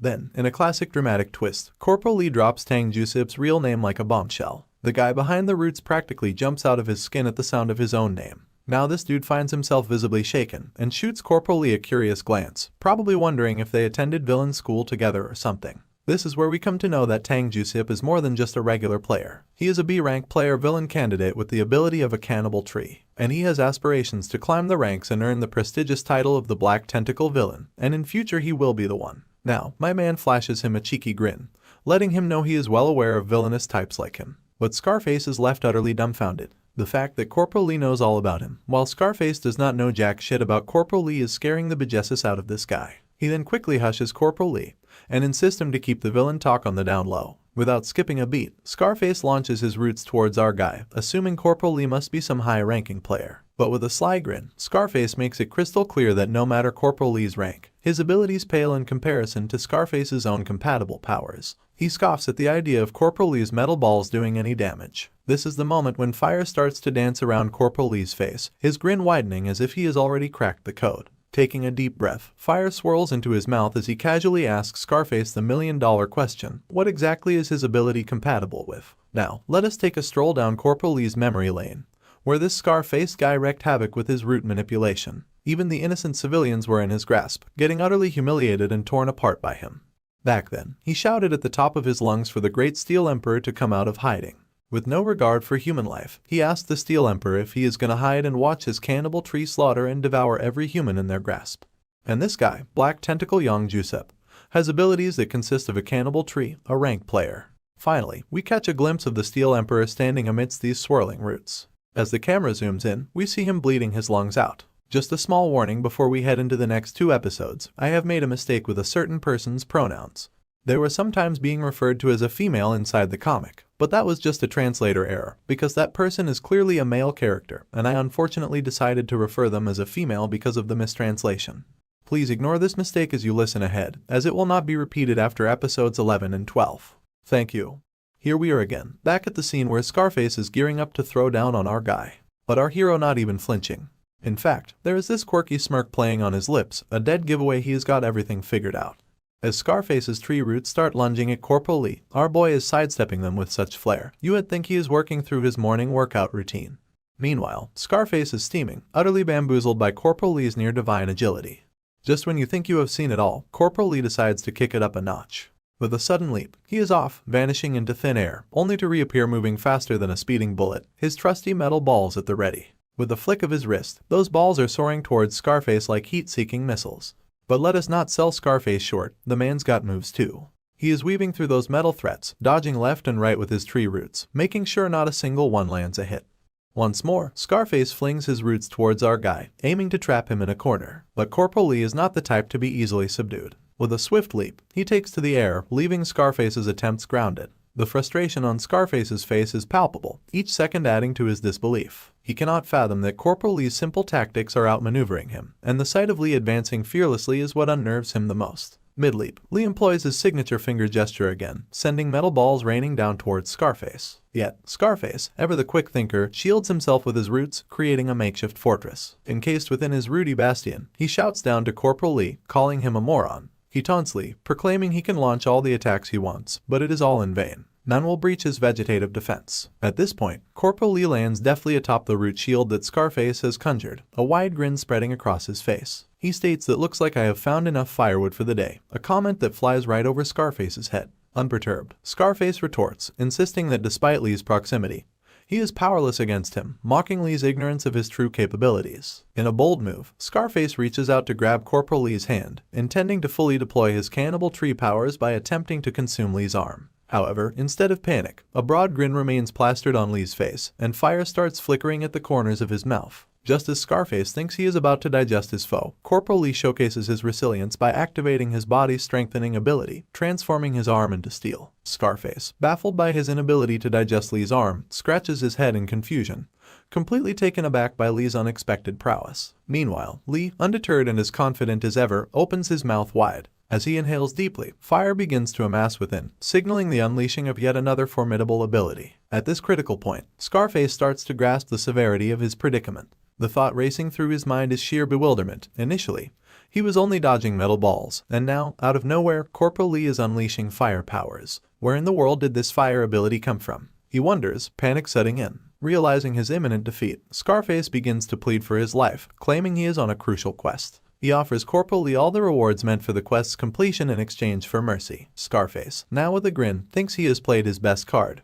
confident no one could refuse such a lucrative offer. However, as the fire in Corporal Lee's mouth grows more intense, Scarface, desperate, tries to renegotiate, promising to dedicate everything once the quest is completed. But Corporal Lee is not buying it. He dismisses Scarface's plea as utter nonsense, revealing that Scarface had tried the same deceit in Lee's previous life. Determined not to be fooled again, Lee stands firm against Scarface's manipulation. Scarface is utterly confused by the mention of a previous life, blurting out a bewildered what. But before he can grasp the situation, Corporal Lee, with no room for further discussion, commands, "Just die already." He unleashes a ferocious blast of fire from his mouth, engulfing everything in the vicinity. Inside his root shelter, Scarface can only scream as he is consumed by the flames, his pleas for mercy lost in the roar of the fire that reduces him to ashes. Now, we find ourselves outside, where we see the lower-ranking soldiers about to make their entrance into Seoul Station. The platoon commander, in a moment of fatherly concern mixed with military sternness, tells his soldiers there is no predicting what kind of gate has swung open inside. So, he urges everyone to pull themselves together in the most polite way possible, of course. As we zoom in on the soldiers in line, it is clear they are psyching themselves up, trying to mentally prepare before they dive into this proverbial hellhole. Just as they inch closer to the danger zone, a system alert pops up like an unwanted ad, blaring that this is a dangerous area. But our soldiers are not the type to click the back button. With courage cranked up to the max, they are determined to step inside. However, the system, in a voice that probably reminds them of every doomsayer they have ever ignored, announces that once they are in this nightmare, there is no stepping outside unless they tick off some pretty specific conditions. But these soldiers are on a mission all their own. As soon as they cross into the station, they spring into action, each taking on their role with a mix of dread and determination. Suddenly, Private Park lets out a yell that could wake the dead, absolutely petrified. Because right in front of him lies a gigantic spider, sprawled out on the ground, lifeless. The platoon leader, without missing a beat, whispers to Private Park with the urgency of a parent in a library, telling him to dude shut the fuck up. As they proceed with all the caution they can muster, someone calls out, "Who goes there?" The platoon leader quickly pipes up, "We are the amped rescue team, at your service." On the other end of the call-out stands Jian, the ever-vigilant Seoul Station guard. So, the guard spills the beans about the portal and all the thrilling bits and pieces. The lieutenant, ever so curious, inquires about the civilian casualties and what exactly went down. The guard, proud as can be, explains that thanks to an amped operation, everyone was evacuated, and every guard is following their orders to the letter. Now, the lieutenant starts to get a tad heated, immediately asking about a female soldier, bombarding the guard with questions about her well-being. The guard, taken aback by the lieutenant's relentless inquiry, finally mentions that the female soldier is managing the situation at the temporary shelter. But then the guard casually mentions that the guy he is talking about is Corporal Lee Hyunwook. Apparently, everyone here is dancing to his tune, and of course, the lieutenant is grinding his teeth because he has never been a fan of our boy. But immediately, Private Park jumps into the conversation, asking if the dude in question has spiky hair and sometimes sports a sinister smile. The guard confirms with a quick yes, and Private Park chimes in, suggesting to the platoon leader that it seems to be Corporal Lee Hyunwook after all. However, it looks like the platoon leader is not thrilled about the topic of our guy. In a burst of frustration, he snaps at Private Park, telling him to shut the fuck up and remember his place. Poor Private Park just turns around and apologizes. After all, you cannot talk back to the platoon leader. The platoon leader then raises his voice at the officer, reminding him that Corporal Lee is just a lowly F ranker, while he himself is a C ranker and therefore the one in charge now. But then, the officer throws a curveball, questioning platoon leader on how he managed to enter the place. He points out that there is a restriction at level 15 that bars anyone above level 15 from entering the station and emphasizes the question of how the platoon leader got in if he is such a high ranker. Now, the platoon leader is at a loss for words, just staring blankly at the officer, unsure of what to say. With a weighty tone, the officer makes it clear that he is aware of Corporal Lee's rank because he has heard it earlier. But he lays it out plainly that he is following Lee's orders because he believes Corporal Lee is fit for command. Besides, the officer reveals that he is a C ranker too, so there is no obligation for him to follow the orders of a mere platoon leader. He continues to throw truth bombs at the platoon leader, humiliating him by stating that although he calls himself the rescue squad, all he is doing is flaunting his arrogance. He challenges the platoon leader, questioning what his plan is to rescue the trapped civilians and whether he even has a plan or a way out amidst this unfortunate event. Caught off guard, the platoon leader starts to panic, suggesting that for now, their best bet is to build a barricade at the entrance with a narrow passageway and bide their time. But then, the vice president arrives, announcing they are in big trouble. The platoon leader rushes towards her, concerned about her well-being and asking if she is hurt. Instead of exchanging pleasantries or high fives, she questions why he came here. He reveals his intention to rescue her. She cuts him off, telling him to drop the act because there is a double gate spotted, and civilians has found it. Now we see the civilians going absolutely bonkers, demanding to speak to whoever's in charge. The crowd is furious, itching to know why they kept it a secret that there was a double gate. Then, one of the guards tries to calm the civilians, saying they wanted to avoid causing chaos. But there is this one guy in the crowd, really making a scene, questioning how they can trust the guards. He goes on to challenge their duty, asking if they even understand what it means to be a guard. He throws out a zinger, suggesting they are just using civilians as human shields to buy time. Then, the lady who was totally called out retorts, asking where in the world he heard such nonsense. But then, someone from the crowd pipes up, saying it was the guard with the scar on his nose who spilled the beans. Back in the fray, and surprisingly, Scarface is still kicking despite being half charred. His cockiness has not taken a hit, though. He claims he was fully prepared for this moment, the opportunity too good to miss, and he cannot believe he is about to lose everything. But my guy, cool as a cucumber, armed with his metal spheres, tells this charred dude to quit his moaning and just die already because he has got a schedule to keep. With a flick of his wrist, the steel balls whiz towards him, and just like that, Scarface meets his demise. My guy stands there, wondering why all these villains seem to have the same old spiel, and honestly, he is sick to death of it. Then, out of nowhere, a light begins to shimmer before him, forcing him to shield his eyes with his hand. A pathway appears out of thin air, and in the blink of an eye, there is a massive gateway before us, with two birds gliding towards it. As these creatures draw nearer, it becomes clear they are not just birds but girls with wings, dressed in white, like angels descending from the heavens. Right on cue, a system notification pops up, revealing that Mana is recovering at a rapid pace. We then see these two angels hovering around our guy like bees around a flower, and in the blink of an eye, his health has also recovered. These ladies keep hovering around him, carefree as can be, while my guy stands there, unfazed, because he is a Sigma male, after all. Another system notification arrives, announcing that a new quest has been initiated.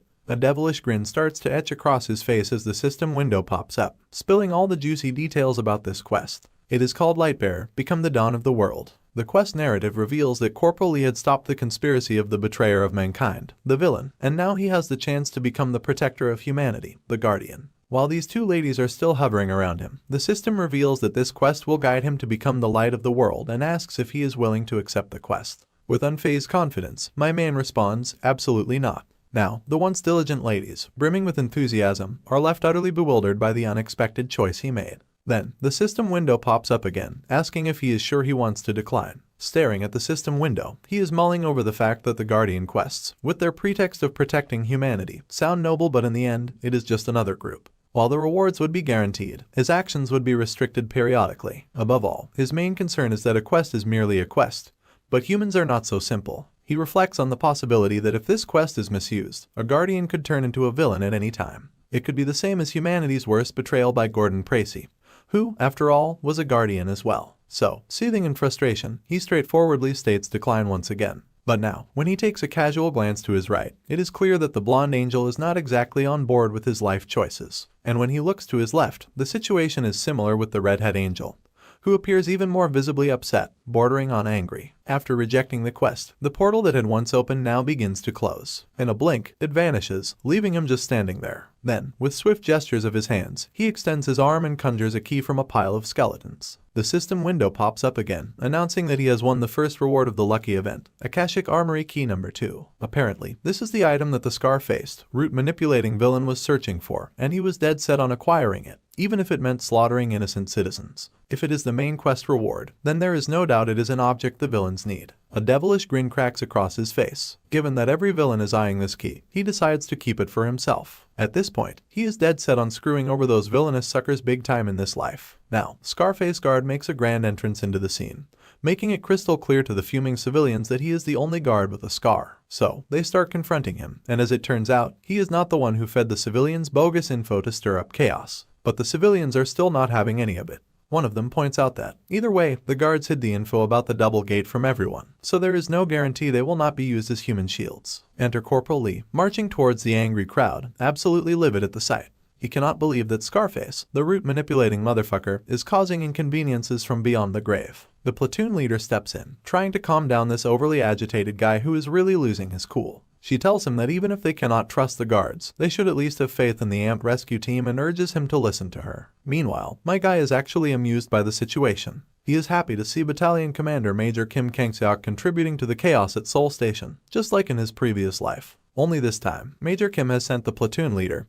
who arrived just when she was needed most, back to the riled up crowd, where the skeptical guy is throwing doubts at the platoon leader, questioning why they should trust her. He mocks the idea of a rescue team of just 6 people, calling it the joke of the year, and questions their rescue plan. But before things can escalate further, Corporal Lee storms into the scene, radiating authority. He yells at the top of his lungs, with all the energy of a soldier, reminding them that if the second wave hits, they are all going to be in serious trouble. But it appears that these two particular individuals in the crowd are still not satisfied and raise their voices, stating they just cannot trust any of them and blaming them for the current predicament of the civilians. Corporal Lee counters this with a glare so intense it could pierce through souls, challenging the guy by asking, since they do not trust the military, what alternative they propose. This leaves everyone momentarily stunned, and a heavy silence descends as they all confront the harsh reality of their situation. Even the platoon commander is left agape. Then, Corporal Lee begins to speak, revealing that the rail guards fought with their lives on the line. He questions if their sacrifice is not enough to earn the civilians' trust. He then asks if there is anyone among them who would be willing to put their lives on the line for others. Now, those two loudmouths who were the most vocal are left utterly speechless, confronted with the reality of the sacrifices made on their behalf. In a bid to win over the crowd's sympathy, the platoon commander takes a moment to criticize Corporal Lee for his intimidating approach towards the civilians and questions his audacity for giving them cold glares and treating them poorly. She demands to know where he has been hiding all this time, questioning why he is only showing up now. Corporal Lee then reveals that he has just secured the double gate. At this moment, Private Park is filled with joy to see his friend accomplishing such a feat, while the vice president standing beside him is left in amazement.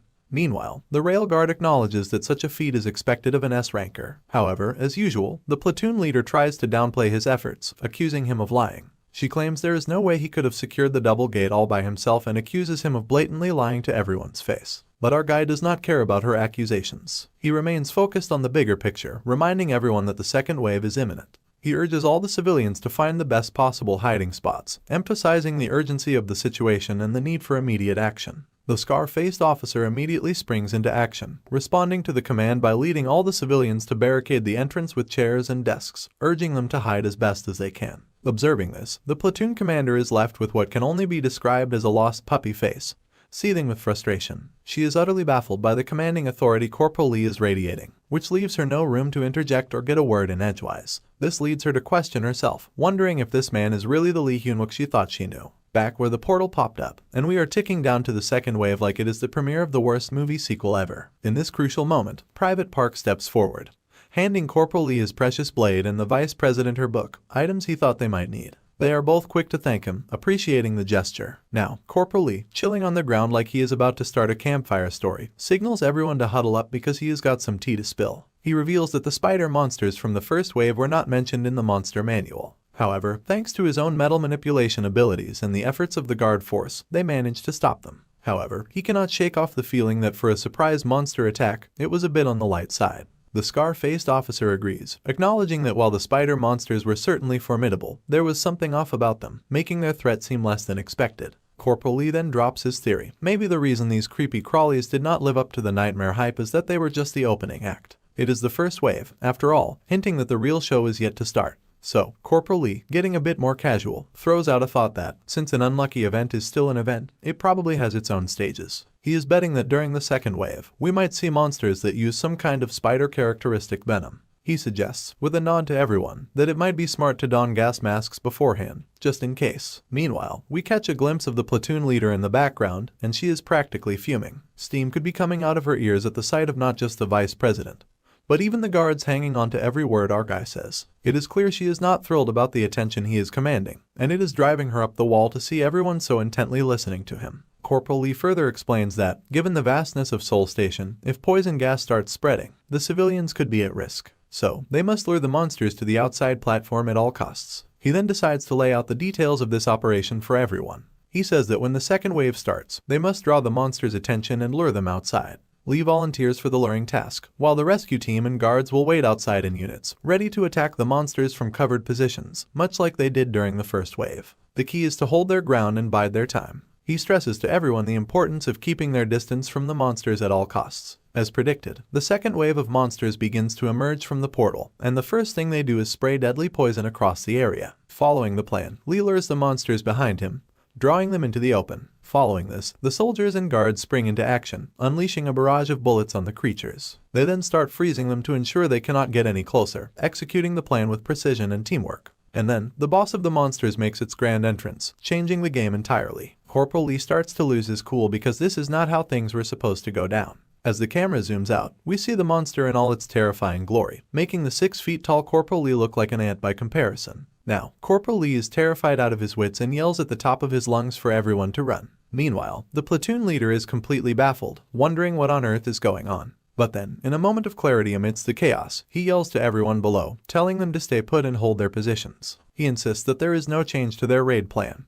They must lure the behemoth away from the civilians. The behemoth of a monster starts to survey its surroundings, noticing its fallen comrades sprawled on the ground like yesterday's trash, which makes it groan in frustration at the sight of its comrades' blood spilled everywhere. Then, it lets out a massive roar, with our guy standing defiantly in front of it, still trying to wrap his head around the situation. In his previous life, he remembers that the boss monster was supposed to appear after the second wave, not during it. So, he is left pondering how the future could have changed so drastically. Now we are at the scene where the soldiers and officers are on standby, waiting for orders. Even they can hear the monstrous roars echoing through the air, so loud and piercing it is like needles drilling into their eardrums. There stands Corporal Lee, defiantly facing the monstrous behemoth. In a fit of rage, the monster decides to throw a temper tantrum and attempts to strike down Corporal Lee. But with quick reflexes, Lee takes 2 steps back, dodging the blow. The giant's hand crashes into the ground with such force that it shatters the concrete like it is nothing. At this moment, one thing becomes crystal clear to the utterly terrified Corporal Lee. If he does not get his act together and stop this monster, it will mean annihilation for everyone present. The stakes could not be higher, and it is all on him to prevent a catastrophe. We are back in action, and Corporal Lee is gearing up to take down this beast. He is pretty convinced that if he does not put an end to this monstrosity here and now, it is going to be curtains for everyone at the Soul Station. Flexing his metal manipulation powers, he launches a metal smash, and a light begins to flicker ominously above the monster's head. But pulling off this smash move is not exactly free of charge. His mana has taken a hit and has plummeted to 72%. And, would you believe it, despite the flashy entrance, the monster does not even have a scratch on it. Instead of the intended smash effect ramping up, it starts fizzling out on this particular adversary. Then, the system window pops up with another cheerful warning that the metal smash was a no-go because the strength of the steel is apparently more hardcore than the force of the metal smash. And just like that, Corporal Lee is left scratching his head, probably feeling like he just got slapped in the face without warning. Meanwhile, the monster is not just standing around waiting for an invitation, it swiftly lashes out with its giant metallic sharp leg, aiming straight for Corporal Lee, who is now only a hair's breadth away from becoming shish kebab. But wait, Corporal Lee's not out of tricks yet. He whips out his metal skill combo, manipulating metal in such a way that he is able to pull off a mid-air acrobatic move, dodging the leg as it whooshes past him. As the camera pans out, we are hit with the jaw-dropping reality of just how massive this behemoth really is. It is clear now why Corporal Lee's metal smash was about as effective as a mosquito bite on this giant. Finding himself in a real pickle, Corporal Lee realizes that his usual go-to moves will not cut it, literally. After all, if a pillar can get sliced like a cucumber by this creature, what chance does his body's strengthening transformation stand? There he is, in midair, witnessing another deadly strike headed his way. But Corporal Lee is not one to give up easily. With grace that would put a gymnast to shame, he pulls off some more of his signature mid-air acrobatics, regaining his balance with the finesse of a cat. Then, in a move that screams "hold my beer," he starts running up the monster's leg. It is clear that a light bulb has gone off in Corporal Lee's head. He is cooking up something risky, something so out of the box that it just might work. Because when you are the equivalent of an ant to a giant, what have you got to lose? Meanwhile, the cavalry arrives in the form of the platoon leader and the vice president.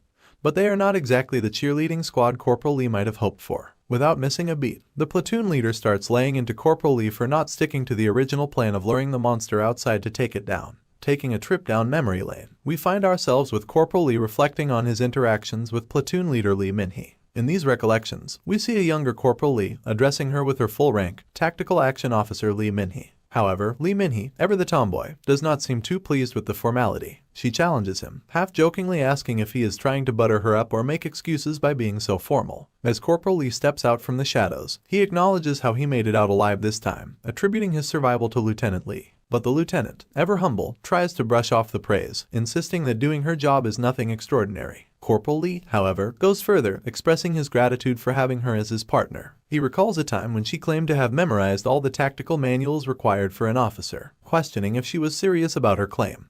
But she retorts, challenging the notion that battle tactics can be reduced to mere memorization. She clarifies that while she does absorb the information, it is more about letting the knowledge mature in her mind. This, she explains, is crucial for overcoming the limitations of her warp abilities, which require a deep tactical understanding to utilize effectively and at the right moments. Lee Min-hee proudly asserts that every tactic she employs is a testament to her relentless struggle for survival. It is not just about memorizing manuals, it is about applying that knowledge practically and creatively on the battlefield, something she has mastered over the years. Back in the present, the scene is intense. Lieutenant Lee Min-hee is practically screaming her lungs out at Corporal Lee, who is engaging the behemoth single-handedly in a daring display of bravery, or recklessness, depending on how one sees it. But Corporal Lee is far too entangled in his dance of survival against the monster to heed the vice president or the platoon leader's concerns. With every acrobatic maneuver and twist in the air, powered by his metal manipulation abilities, Corporal Lee's mana is plummeting at an alarming rate. From a concerning 45%, it rapidly depletes further down to just 32%. Despite the dire situation, he is fully committed to executing his unconventional plan, believing in Lieutenant Lee Min-hee's tactical acumen to decipher his strategy. As another of the monster's legs comes hurtling towards him, he dodges it with the same mid-air finesse. The collateral damage is becoming increasingly apparent, with pillars tumbling down amidst the chaos. It is then that a realization dawns on platoon leader Lee Min-hee. Corporal Lee is not just evading the monster's attacks, he is intentionally directing them towards the pillars. This revelation brings a new layer of concern to platoon leader Lee Min-hee. Even if Corporal Lee's strategy leads to the monster taking down all the pillars, she is acutely aware that the collapsing roof poses a significant risk. There is a high chance that their plan could backfire, potentially bringing both the monster and Corporal Lee down under the rubble. In a critical moment, platoon leader Lee Min-hee turns to the vice president, urgently requesting her to channel all the mana she can spare. The vice president, puzzled by this sudden demand, questions the rationale behind it. Without hesitation, Lee Min-hee reveals her intention to create the largest warp zone possible right at that crucial juncture. Meanwhile, with only one pillar left standing, Corporal Lee is pushing his limits. He is sprinting towards the final pillar, desperately coaxing his body to endure just a minute or two longer. His mana is depleting rapidly, now dangerously low at 27%. But as if mocking his efforts, the monster raises its hands skyward, then slams them down with such ferocity that the ground beneath them erupts into debris and rubble. It seems as though Corporal Lee has hit his breaking point. Yet, he has not thrown in the towel. Clinging to the last pillar, another monstrous strike descends upon him. In a bid for a few more seconds of resilience, he activates his body-strengthening transformation, turning his body to steel to withstand the impending hit. A system notification flashes a dire warning. Using the body-strengthening transformation beyond its threshold could wreak havoc on the caster's body. To make matters worse, his mana has now plummeted to a mere 3%. The monster's blow connects with the pillar, sending Corporal Lee hurtling backward. Miraculously, he manages to make the monster demolish the last pillar in the process. However, the cost is clear from Corporal Lee's expression. He is in no shape to continue the fight. He crashes into a wall with such force that it shatters upon impact, a testament to the brutal confrontation. As the building starts shaking like it is part of a mega-physicola candy experiment, cracks begin to spider web across its structure. It is a sight more nerve-wracking than watching your phone fall face down on concrete. Back to Corporal Lee, who is still partially embedded in the wall from his recent high-velocity encounter. It is clear to him that the building's seconds from pulling a dramatic exit, and he is hell-bent on not letting the monster waltz out of this catastrophe. So, with a determination that is half admirable and half what is this shit, he starts to peel himself off the wall, dagger in hand, ready for one last stand. But before Corporal Lee can dive headfirst into another possibly regrettable decision, Platoon Leader Lee Min-hee, armed with her enchantment and the volume of someone trying to talk over a metal concert, yells for the daredevil to hustle his way out of danger. Despite Lee Min-hee's vocal fireworks begging Corporal Lee to escape the collapsing nightmare, he stands his ground. Face bloodied and battered, he argues that activating the warp right now is their only shot at survival, even if it risks turning him into a permanent fixture of the rubble. Caught in a dilemma that is eating away at her, Platoon Leader Lee Min-hee is torn between the mission and her partner's safety. But in a moment of do or die, she triggers the warp beneath the monster, sending it tumbling down a level just as the building decides it is time to renovate, starting with the floor. The monster, looking as baffled as a cat in a bathtub, has barely a moment to register what just happened before the ceiling decides to introduce itself personally. Through the chaos, Corporal Lee, despite looking like he has been through a blender set on high, wears a grin of victory, thrilled to be in the thick of it with his old partner once more. As the building embraces its dramatic finale, collapsing around them, the vice president and platoon leader are left in the aftermath, the former's voice a mix of terror and awe at Corporal Lee's audacity. Now, let us take a peek back once again, where the Steel Emperor stands above the body of a dead monster, telling his partner that they have lost way too many comrades in arms in this operation. It is making him doubt whether he actually deserves to be the leader. But the red-headed lady stays silent. She then turns to him and utters his name, sternly scolding him,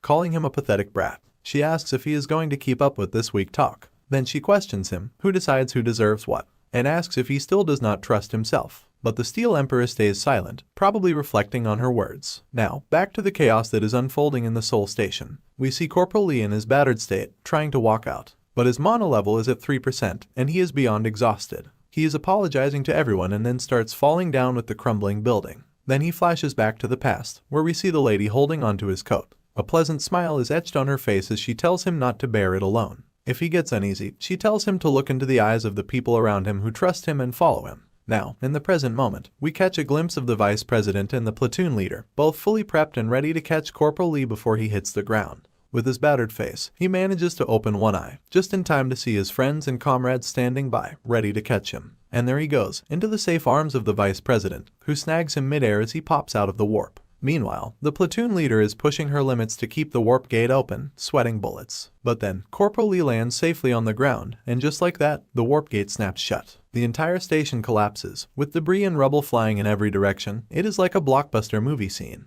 but with worse special effects. Cut to outside the Seoul station, where the system alert blares, announcing that the boss monster has appeared. It is time to eliminate the boss monster, with almost 5 hours on the clock until the anomaly finally wraps up. Next up, we catch a soldier in a full sprint, desperate to update the commander. He bursts out with, "The media is having a meltdown. They are all over the story of boss monsters popping up and what we are doing about it." The battalion commander, upon hearing this, is practically stewing in frustration. It is like watching a teapot about to scream its lid off. Meanwhile, the Flower Guild president is soaking up all the gossip from her manager, who whispers the juicy bit that the director and the vice president hinted pretty loudly that if she keeps up her current tactics, her reign as the head of the attack squad might be as short-lived as a snowball in a sauna. Hearing this, the lady's about to blow a gasket. She rants about how these so-called brothers are ambushing her like a pack of wild dogs, orchestrating a takedown that is tearing her apart. It is as if they have been lying in wait, just for this moment. But then, we witness a pause in the chaos as the battalion commander and the Flower Guild president's eyes meet. It is an awkward moment charged with tension, like two cats on a hot roof eyeing the last piece of fish. The commander's glare could practically drill holes, and she is having none of it. She snaps out and tells Commander to cut the creepy stare off, deciding it is high time to break the ice. All she has to do is make that call. Seems easy enough. She nervously pulls out her phone, nibbling on her nails with tension thick in the air. She mutters under her breath, "Why him of all people?" But, trapped in the web of circumstances, she goes ahead and dials his number. And in a twist that could make anyone chuckle, she has got him saved as Crazy Dog in her contacts. Now, we are back inside the ominous black blob. The Soul Station is now nothing but dust and debris. Miraculously, Corporal Lee has survived. Alongside him, safe and sound, are his companions, with the vice president busily tending to Lee's injuries with her magic. As she works her healing spells, she confesses she was almost certain Lee was a goner. Now, we zoom in on Corporal Lee, whose eyes are a mirror of despair. The future has shifted beneath his feet, leaving him doubting the value of the knowledge from his previous life. He starts to wonder if is it all worthless now. He is now teetering on the brink of frustration, trying to piece together everything. In the midst of chaos, we see the ever-diligent vice president working her magic, quite literally, to heal Corporal Lee. The atmosphere is tense, a stark contrast to her focused calm. Cut to the platoon leader, who has clearly reached her boiling point. She is grinding her teeth in frustration, a tempest brewing within. Suddenly, she grabs Corporal Lee by the collar, unleashing a torrent of questions and expletives. She demands him, "Why the hell are you going rogue and making reckless decisions?" She makes it crystal clear that without her intervention, everyone inside would have been wiped out. She continues her fiery lecture, emphasizing that tactics are built on promises, on the trust that team members will execute the agreed-upon actions at the designated time. This, she asserts, is the bedrock of all strategy. As her words wash over him, Corporal Lee is hit with a flashback of a friend echoing similar sentiments about the importance of trust. Then, as if ignited by her words or perhaps the memory of his friend, a sly, almost devilish grin begins to play across Corporal Lee's face. He makes a sharp comeback, cutting off the platoon commander's rant to remind her that now is hardly the time for such discussions. Yet, in a twist, he expresses his gratitude to her. It seems her fiery words have somehow cleared the fog for him, and now he knows exactly what he must do. However, it seemed like the platoon leader was not quite on board with Corporal Lee's plan.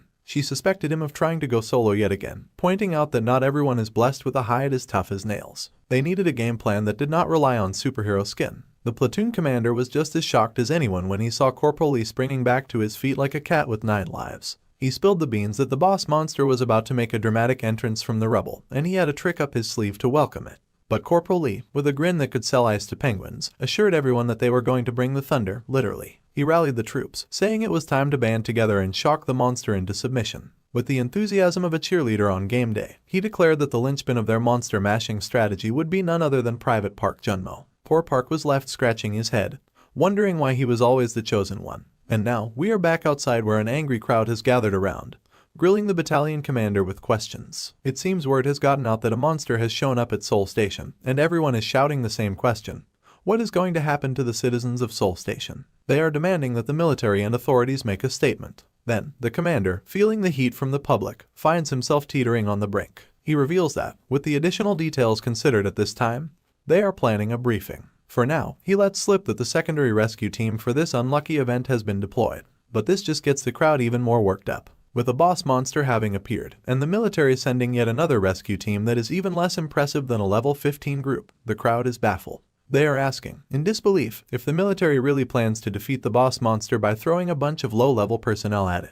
Now we are zipping back inside Soul Station, and it looks like the monster's decided to wake up again. He is tossing debris around like confetti at a parade, making a grand entrance. This time, the monster seems madder than ever, grinding its teeth at the thought that these humans managed to outsmart it. It unleashes a massive roar, the force of which is so intense that it sends the corporal and vice president stumbling backwards. And just when you thought things could not get weirder, the monster starts levitating, legs spinning like a cartoon character. But then, something else catches its eye, a gigantic water bubble just floating there above it. The officer gives the signal, and the guards spring into action, dropping the water ball right on target. The monster finds itself taking an unexpected bath, completely drenched. But the monster shrugs the water off like it is no biggie, and it seems ready to move on to the next round of this bizarre showdown. Meanwhile, the guards are ramping up for the ultimate face-off. The guards fires up the amplification rune. Corporal Lee then yells over to Private Park, "Let us light this up." Private Park gets into action, funneling his lightning into the amplification rune, sending shockwaves towards the monster. The monster is not just standing there taking it, it is writhing in a mix of anger and pain. Private Park, not letting up, pushes his limits, pouring out as much lightning as he can muster. To push him even further, Corporal Lee shouts words of encouragement, urging him to keep the pressure up until they are ready to deploy the big guns, a massive frost rune. But then, in a dramatic twist, someone new bursts onto the scene, commanding everyone to halt in a voice that brooks no argument. Suddenly, an overwhelming force presses down on everyone, bending them to their knees as if the very air around them has turned heavy. Private Park, caught in this unseen grip, struggles alongside the monster, which also feels the pressure. We are back outside once more, where the battalion commander is standing his ground against an agitated crowd, all eager to know the game plan for neutralizing the looming threat.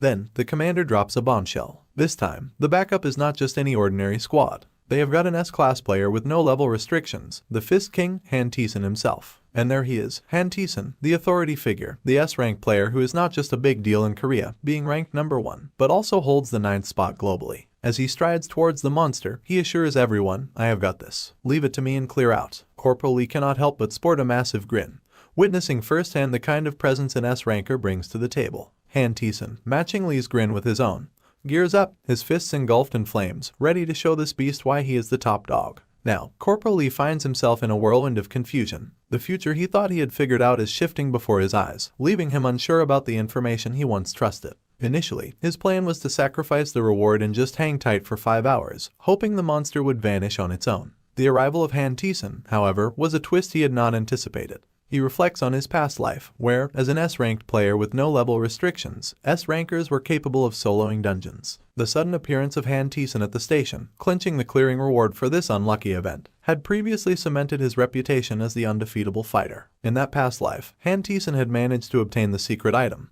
Manon and Maklar's secret armor, a feat that significantly contributed to his legend. This time around, Corporal Lee is feeling a mixture of vindication and anticipation. With a broad smirk spreading across his face, he is quietly thankful for Han Tieson's timely appearance. It is not just about avoiding the loss of the reward anymore. Lee is eyeing the chance to claim it all for himself. The monster, not one to sit idly by, launches an attack at the Fist King. But Han Tieson, with a mere flick of his palm, halts the beast's formidable assault as if swatting away a fly. Standing there defiantly, it is clear he is in a league of his own. With a sly smirk, Han Tieson readies himself for his counterattack. The armor on his hand begins to glow brilliantly, signaling the unleashing of a devastating blow. The monster is sent flying, crashing into the ground with such force that the onlookers are practically eating dust, witnessing the raw power of the Fist King firsthand. However, the dust settles to reveal an unexpected turn. The monster, this giant beast, does not have a single scratch on it. Han Tieson quickly realizes this opponent might be tougher than he initially thought. Yet, undeterred and with a determination that speaks volumes of his confidence, the Fist King does not see this as a setback. With lightning speed, Han Tieson launches into the air, leaving a trail of fire in his wake. He zips past the monster, breaks mid-air to change his trajectory, and then comes hurling down, targeting the monster's face with a thunderous punch. As he lands the blow, Han Tieson remains suspended in the air, his fist still shimmering with power, while the monster is forced back onto its feet, reeling from the impact. As the monstrous beast takes a devastating punch from the First King, it goes down like a sack of potatoes, sending shockwaves that scatter nearby soldiers like bowling pins. Amidst the settling dust, there stands Corporal Lee, clutching the Vice President, making sure she does not go flying off into the stratosphere from the pressure. Taking a closer look, we see the Vice President informing Corporal Lee that she has blessed him with mana, but she cannot afford to expend more since she believes the other teammates are more crucial. Corporal Lee, with a pleasant smile, reassures her that he will be fine and tells her not to worry about him since he is not planning to use his body anyway. But then, he abruptly snaps his hand out of her grasp and leaps down to the ground, heading towards the monster. Meanwhile, the platoon leader, as always, is throwing shade at him, asking what the heck he is trying to pull off this time. Now, here comes the Fist King again, grinning like a maniac with that gaping mouth of his, clearly having the time of his life. He starts throwing punches at the monster like it is a punching bag at the gym. The poor monster, after taking a beating of its life, starts crumbling into pieces. And just as the monster begins to disintegrate, Corporal Lee whips out his metal smashing technique. That is when the Fist King smells something fishy in the air, realizing a shady move is about to go down. Suddenly, the monster's chest explodes into a million bits, raining its insides down on the battlefield. The Fist King lands swiftly on the ground, bewildered by the unexpected turn of events. It is like someone snatched his kill right from under his nose before he could claim it.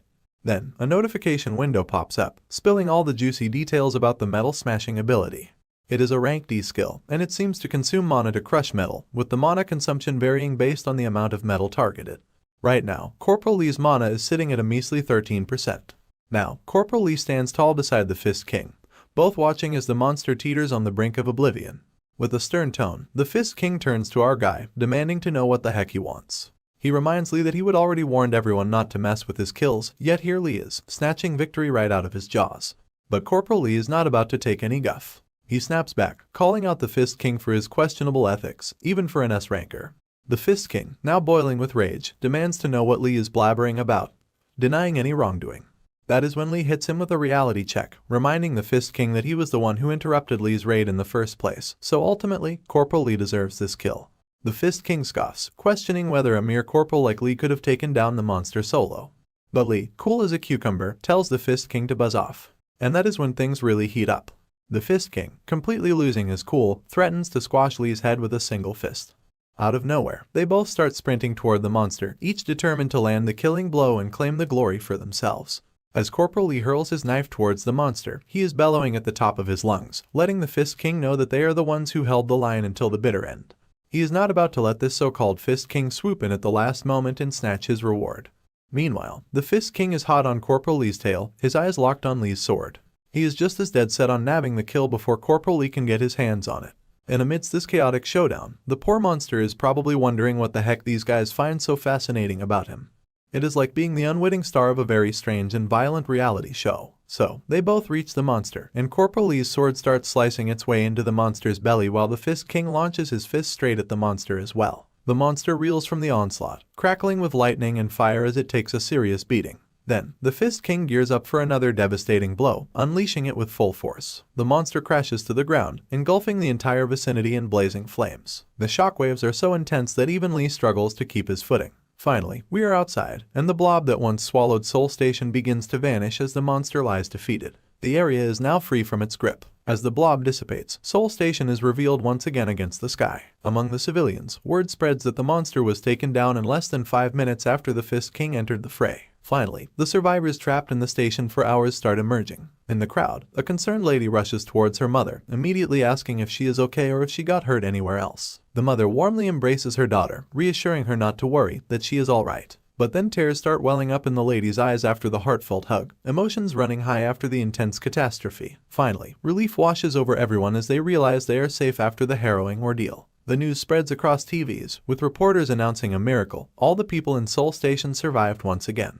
A notification pops up, confirming that the monster, the venomous ironclad Spider Queen, has been finally slain. It also congratulates survivors for enduring the unlucky event, hinting at lucky rewards for those who weathered the storm. Now, we see the Fist King looking at the system window, but he does not seem too thrilled with the outcome. Maybe he was hoping for a bit more recognition, or perhaps the rewards did not meet his expectations. As we glance at the system window, it reveals that a lucky reward will be given to the Fist King for assisting in the defeat of the boss monster. Now it is clear why he is seething with anger. Meanwhile, Corporal Lee is busy performing some wizardry while still lodged in the corpse of the monster queen, a clear indication of why our guy got the kill. Then, a notification pops up, indicating that an unknown energy is imbuing the Cloud Blade, reaching 24%. Finally, we see our guy casually snagging the reward the system threw his way. The bracelet he yearned for in his previous life is finally in his possession, and he gazes at it with wide eyes. Suddenly, another system window chimes in, stating that the user has obtained a manhwa secret armor. It is a hero-grade relic with the trait that the user can level up the armor through battles. When infused with mana, it creates a thin layer of transparent armor over the user's skin, making it perfect for carrying and storing special features. It even contains a subspace that allows the user to secretly store items. And so, in the grand saga of Soul Station's chaos, our dude emerges as the hero, grinning like a devil who just got the last slice of pizza. Meanwhile, the Fist King is more disappointed than a kid who opened socks for Christmas, calling our guy a cheeky bastard and demanding answers. But as steam starts rising from our guy, he is not about to let the Fist King rain on his parade. He munches down on the bracelet reward like it is his last meal, while the Fist King throws a tantrum louder than a toddler denied candy at the checkout line. Our man turns around, giving the Fist King a look that could curdle milk, and sets him straight. He asks what reward is he talking about, and makes it clear that they are the ones who saved the day. He should be thanking Corporal and his team for letting this party crasher tag along like a lost puppy. And just like that, he drops the mic, leaving the Fist King fuming like a kettle about to explode. But hey, you gotta hand it to the Fist King for his persistence, even if he is more stubborn than a mule with a headache. He keeps going on about how the system works, like he is the guru of game mechanics. He then mentions that the boss monster's contribution is 7%, so his share is still bigger than Corporal's ego. As we glance at the fuming Fist King, his eyes shimmering with frustration and anger, he reveals that he endured 6 months of isolated training, only to be dragged into this mess out of nowhere. He firmly believes he deserves a hero-grade item at the very least to balance things out. With a terrifying tone and demeanor, he demands once again how Corporal Lee plans to make up for it. But our man could not care less about the Fist King's cocky attitude. A sly grin dances on Corporal Lee's lips as he thinks, "This dude must be kidding, arguing about time and compensation in front of a soldier who had to return to military duty for all this bullcrap self-labor." Suddenly, the entire area crackles with energy, fire intensifying around the Fist King like he is about to explode. He demands if Lee knows who he has dared to mess with, but Lee just shrugs it off, daring him to bring it on. Because Corporal Lee is not scared one bit. The Fist King can spout all the nonsense about solitary training and his contribution. But in Lee's eyes, it does not freaking matter. Because if the Corporal had to be compensated fairly for all the time he has spent fighting, then no reward could ever make up for it. So, Corporal Lee is ready to take this bastard down. No holds barred. Sure enough, the Fist King lunges at our guy with all his might, ready to land a punch that would make even Superman jealous. But just before impact, it is like someone hit the pause button on life. As the scene transitions, we see the battalion commander and the Flower Guild president bursting onto the scene like unexpected guests at a party. The Fist King's jaw practically hits the floor, while our guy's expression is like a confused emoji come to life. Then, Lieutenant Colonel Kim Kang-seok decides to drop some wisdom bombs, asking why they are all throwing punches when the gates are closed. Talk about raining on their parade. But Corporal Lee, ever the opportunist, seizes the moment like a kid catching the ice cream truck at just the right time. He grabs the Fist King's fist, but instead of a fight, he launches into a barrage of compliments, showering the Fist King with praise like confetti at a parade. With a swift nod and a cheeky wink, Corporal Lee makes his exit, leaving the Fist King standing there like a deer caught in headlights. And as Lee walks away, he salutes his senior like he is in some kind of military sitcom. The commander can only shake his head in disbelief, while Lee, with a grin as wide as the Grand Canyon, assures him that he is perfectly fine. "Thank you very much." But the Fist King is not having any of this nonsense. He screams at Corporal Lee, demanding that he get his ass over here. However, before things escalate further, the Flower Guild lady jumps in like a superhero with a verbal lasso, telling the Fist King to shut his big mouth. She admits she has no clue what is going on, but right now, she just wants him to shut his ass up. As tensions simmer down, our attention shifts to the sky, where TV news choppers capture every juicy moment of the Seoul Station incident, broadcasting live to the entire nation. The Flower Guild president makes a point that if the Fist King causes any more trouble, it will be impossible to contain the fallout, and it will not do any favors for the Blue Flower Guild's reputation. Still fuming, the Fist King realizes he is backed into a corner, with no choice but to face the harsh reality of the situation. Suddenly, a voice booms out, urging everyone to make way because the Brigadier General is on his way. Sure enough, a portal begins to materialize, and with a flourish, the teleport opens, revealing the Brigadier General floating in like he owns the place. Turning towards the Fist King, the Brigadier General cannot help but express his amusement at seeing the Fist King still lingering around. But the Fist King is still sulking, not exactly thrilled with the idea of heading home empty-handed, without any shiny medals or rewards. The general also notices the awkward tension radiating from the Fist King, not to mention the Flower Guild president is also standing there like a lost puppy. Taking a moment, the Brigadier expresses his intrigue once again, noting the presence of even the Blue Flower Guild master's daughter. He then asks if there is any problem here, but the Flower Guild lady tries to play it cool, warmly welcoming the general and brushing off any notion of trouble, stating that the gate is already closed now. The general gives a knowing twinkle in his eye, acknowledging that if they are talking about the Blue Flower Guild, there must be no problems there. The Flower Guild lady catches on to his wavelength, understanding exactly what the old coot is getting at. Meanwhile, the general turns to the lieutenant, who promptly salutes his senior. Back to the Flower Guild lady. She is grilling the Fist King like a master chef, wondering why Seoul Station looks like it got hit by a tornado when the Fist King was supposed to handle it without breaking a sweat. But the Fist King is still stuck on the fact that someone stole his thunder. Then, he drops the bombshell that he did not actually wreck Seoul Station or clinch the top spot in the raid.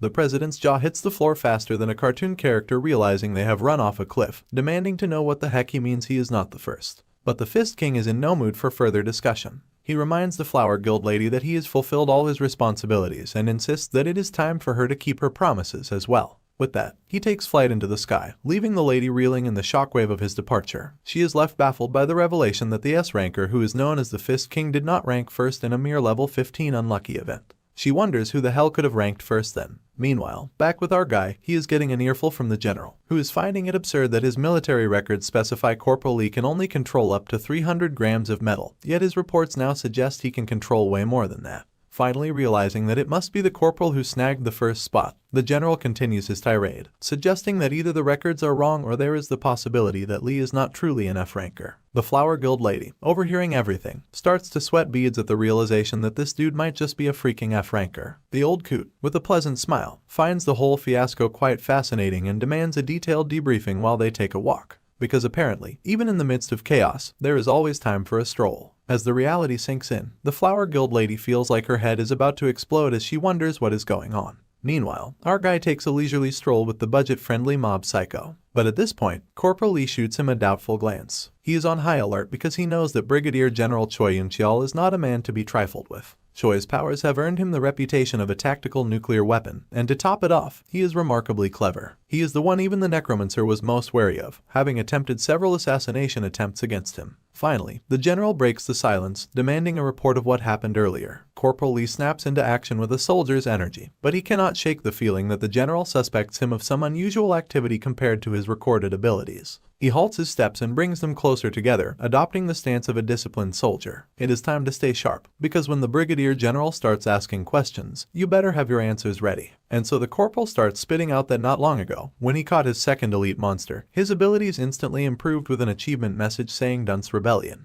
Instead of the 300 grams as reported, he is now handling up to 17 kilograms and has gained a few skills during his improvement spree. The general starts to wonder that achievement systems are certainly just as uncommon as quests. But right now, the only thing on the corporal's mind is that he does not want the world to know that F-rankers can progress. With a broad grin, the general buys our guy's story, but deep down, the corporal knows the general is not fully sold on it yet. Then the general explains that given the corporal's fighting strength and abilities, he could not be called an F-ranker, and his combat abilities are perhaps C-rank or above. Now the corporal hits with a realization that it seems the general also wants to scout him as well. So, the general gives a nod of praise to our boy for his fantastic job and asks if there is something he would like as a reward. Maybe some magic armor or anything. He tells him to name it, and he will have it. But Corporal Lee seems relieved that the general does not want to scout him. Seeing an opportunity to snag a shiny item, a grin widens on Lee's face as he reveals that there is actually something he wants. Then, he challenges the general, saying it is just that he does not think even a brigadier general could give it to him so easily. Now, the brigadier is even more curious to hear what this thing is that he cannot grant him. And with a drum roll, Lee bluntly states that it is one of the general's treasured items, a hero rank item called the Fail Knot. Suddenly, a sparkling realization hits the general as if Corporal Lee just found out about the stash of dirty magazines the general was hiding from his wife. It is a moment of pure comedic gold, where the general's poker face crumbles faster than a house of cards in a windstorm. Back at the broken-down Soul Station, the general is laughing so hard he is practically holding onto his belly like he just heard the joke of the year. With a playful twinkle in his eye, the general tells Corporal Lee, "Let us have a chat when you get another badge right on your chest." Corporal Lee, with all the soldierly energy he can muster, replies with a crisp, "Thank you, sir." As the general starts to stride away, still chuckling to himself, Lee cannot help but sulk a little. He saw this coming from a mile away. He knew that old man was going to change the subject faster than a politician dodges a tough question. But despite the disappointment of not getting his hands on the Fail Knot, Lee is still relieved. After all, a special promotion means he will be able to stay hidden for a while longer. And for now, that is victory enough for him. So a few days pass by, and we find ourselves at the 3rd Armored Brigade, 1st Battalion. A notification window pops up, stating that Manon and McClure's secret armor is being digested, and in Vivo Furin efficiency is at 150%, with about 6 minutes left until metal absorption is complete. As he sits on his bed, our guy is just pissed off at how long this is taking. But he reassures himself that hero rank items are harder to digest after all. Suddenly, Private Park appears on the scene, interrupting our guy's sulking. Along with him is Private Choi Mini, whose trade is Chaser and is an E-rank guy, demanding they do something other than PT now. But our man pulls up his shirt, showing his banged up body, and asks them if they cannot see he is totally bruised up. Then we see 3 other goons arrive at the scene. One with a bald head, Private Choi Tae-young, whose trade is Sniper and is also an E-ranker. The one in the middle is Private Park Sungmo, with the trade of a shaman and an E-ranker. And the purple-headed one is Kim Kyunjin, with the trade of a thief and also an E-ranker. As Corporal Lee reflects on the past events, he finds solace in the camaraderie forged through fire and chaos. In the midst of raids and life-threatening situations, he is grateful for the steadfast support of his friends and comrades who stood by his side, unwavering in their faith and trust. Just as he is lost in his thoughts, the door creaks open, and in walks Private On Minty, back from the military hospital after getting roughed up in the last confrontation with the kobolds. Reporting for duty, Minty's return is like a beacon of hope amidst the uncertainty of battle. Without a moment's hesitation, Corporal Lee jumps to his feet and wraps Minty in a bear hug, a silent testament to the bond they share. For Lee, future rewards pale in comparison to the simple joy of seeing his friends return safely by his side. As Minty stands bewildered by the unexpected display of affection, Lee chuckles and explains that it is all for him showing up just in time for training. Though Minty might not fully grasp Lee's sentiment, the warmth of their embrace speaks volumes. With cheerful energy, Lee leads the way, surrounded by his comrades and friends. In this moment of shared camaraderie, they form a tight-knit circle of support, ready to face whatever challenges lie ahead. After all, in the chaos of battle, there is no greater comfort than knowing your friends have got your back. As Corporal Lee leads everyone to the training center, he is determined to ensure their safety through rigorous preparation. But a sudden interruption halts their progress. We see Private Park, looking visibly shaken, comes running down and stammers out that Ka and lower rankers are not permitted to use this training facility. In his eyes, it is a place reserved for the elite, and mere mortals like them have no business treading its hallowed halls. Just as Private Park was dropping the bad news bomb, Corporal Lee swoops in and gives him a little neck grab wake-up call. Now, Park, looking like a deer caught in headlights, starts babbling about restrictions and how they cannot start training.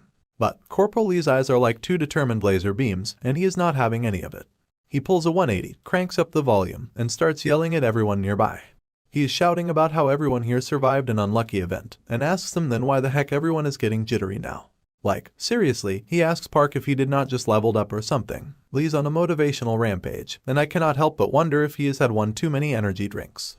Private Park hits Corporal Lee with the reality check, reminding him that they were just backups back then, and now it is every soldier for themselves.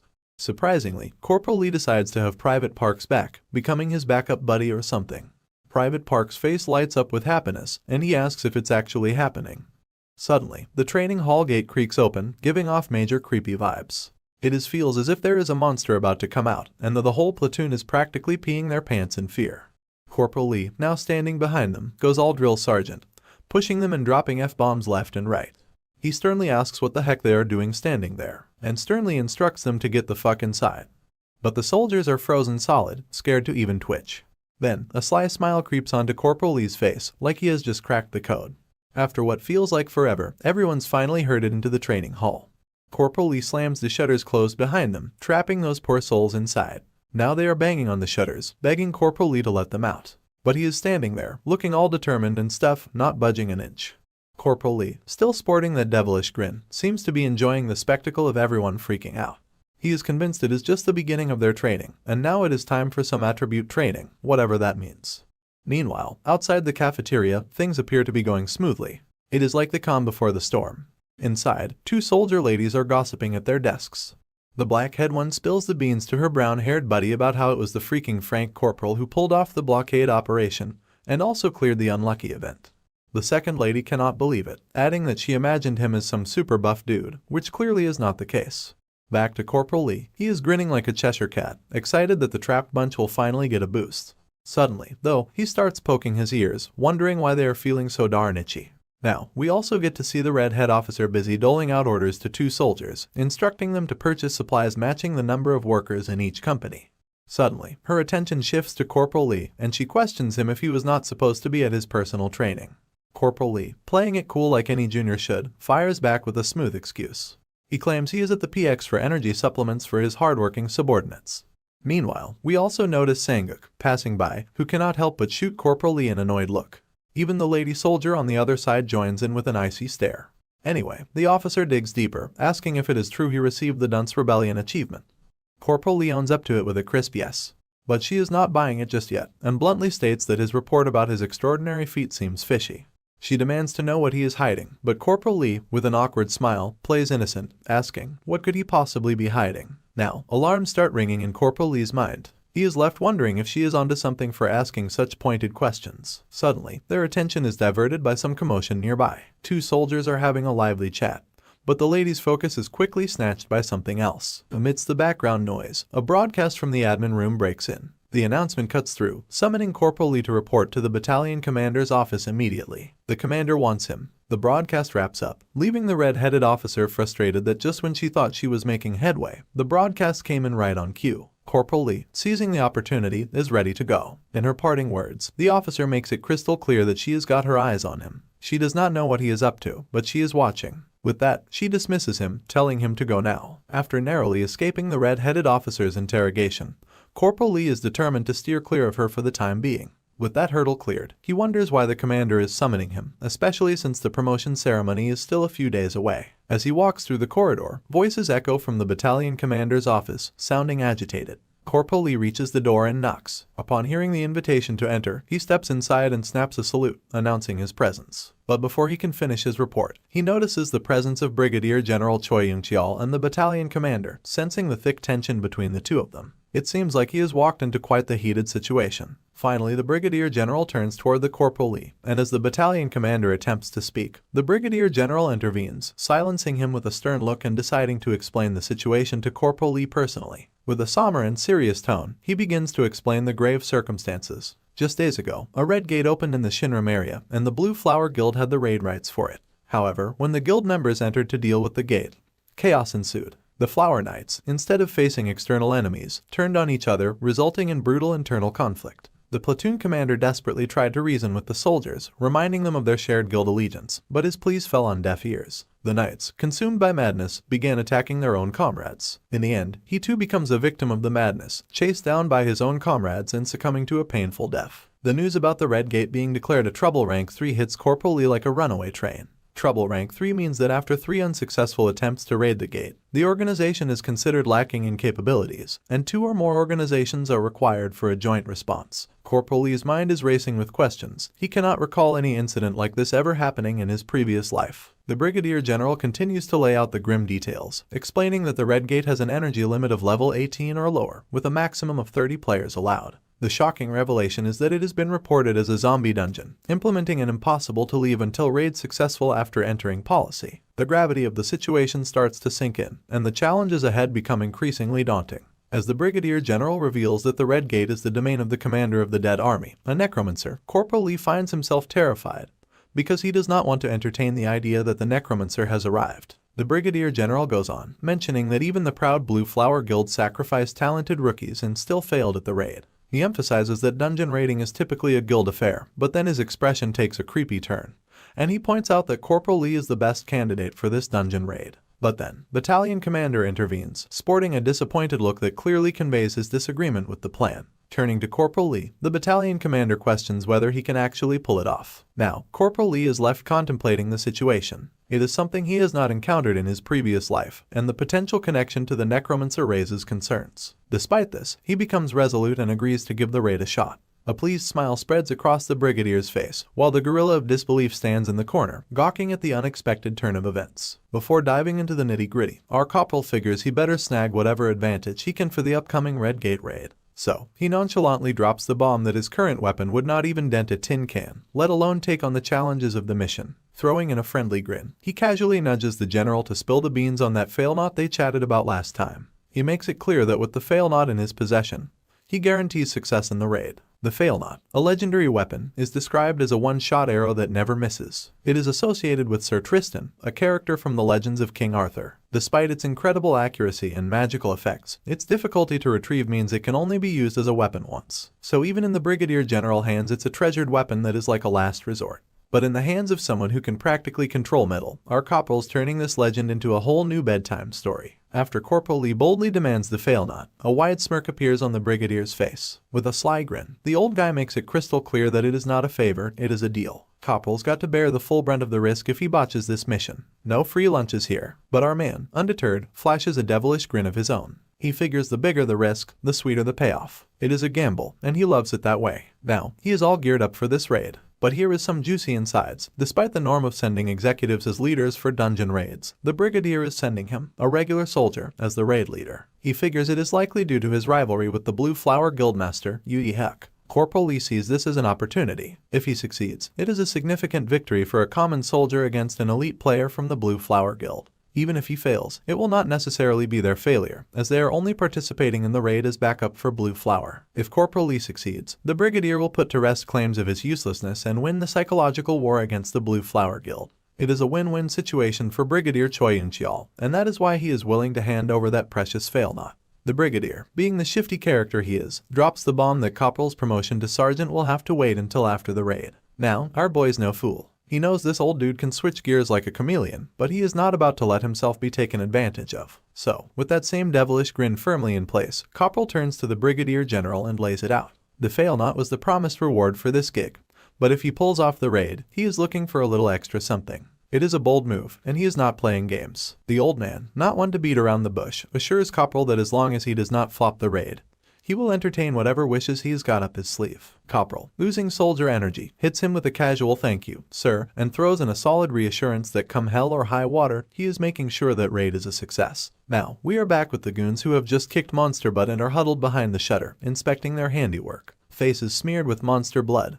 They turn around to greet their fearless corporal. In the mix, there is Private Park, all pumped up after breezing through the C-rank training grounds. He has got this newfound confidence, thinking he is the king of the world. With that same devilish grin making a comeback, Corporal Lee casually drops the bomb. Everyone's gotta suit up. The squad's left scratching their heads, wondering what on earth he is babbling about. Then, at the top of his lungs, Corporal belts out the news. They are diving into their first solo deployment. But the once happy face of Private Park is now looking like a scared kitten. Questions when he signed up for this roller coaster ride. A new day unfolds, and the military truck barrels its way to the destination. Inside, Corporal Lee takes center stage, dishing out crucial intel about the impending Red Gate mission. Given that it is a zombie dungeon, they are packing bullets infused with holy power, adding a little kick to the recoil. With a stern demeanor, he orders his comrades to exercise caution when firing these bad boys and emphasizes the need to stay on high alert at all times. Curiosity sparks among the troops as one soldier, unable to contain his inquisitiveness, queries Corporal about the fail-knot. Cool as a cucumber, Corporal reassures him he has got it covered. Sneakily, we catch a glimpse of him concealing the legendary arrow beneath his sleeves. As the military juggernaut arrives at the Silumdong Red Gate, the Blue Flower Guild's base camp,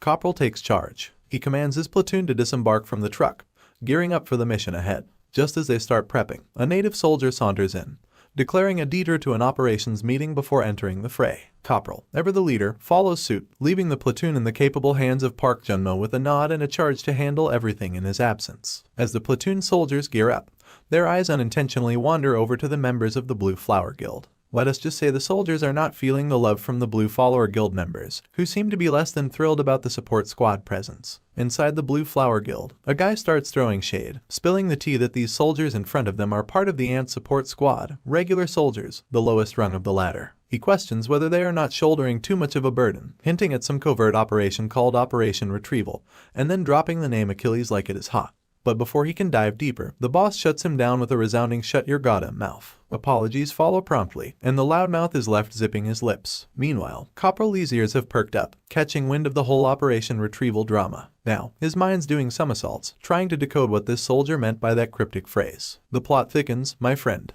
The big shot from the Blue Flower Guild hatches a plan to ditch the Ant as soon as they enter the dungeon. But a cautious voice beside him warns that going solo might not be the brightest idea. Survival's no guarantee. Unfazed, the big shot reveals that, in the grand scheme of raids, everyone's life is on the line, and each person must protect themselves. It is a harsh reality, and they have no choice in the matter. Meanwhile, Corporal Lee waltzes into the meeting room, expecting a crowd. But surprisingly, it is just the guild president, flying solo. Red flags start waving in Corporal's mind as he wonders if there was supposed to be a full-blown meeting. The lady, making a beeline toward our guy, spills the beans that she had a hunch Corporal would show up. She reminisces about the time he, without hesitation, pocketed her business card as an F-ranker. Corporal cuts to the chase, admitting he never asked for it. It dawns on him that she is frustrated realizing she handed her card to a lowly F-ranker, and it is clearly bothering her. She then decides to ditch the past, and bluntly reminds Corporal that he is nothing more than a sidekick for this raid. She lays it out straight, instructing him not to pull any funny business that interferes with the Blue Flower Guild's plans. His role, stay in a corner. That is the sole reason she bothered calling him in.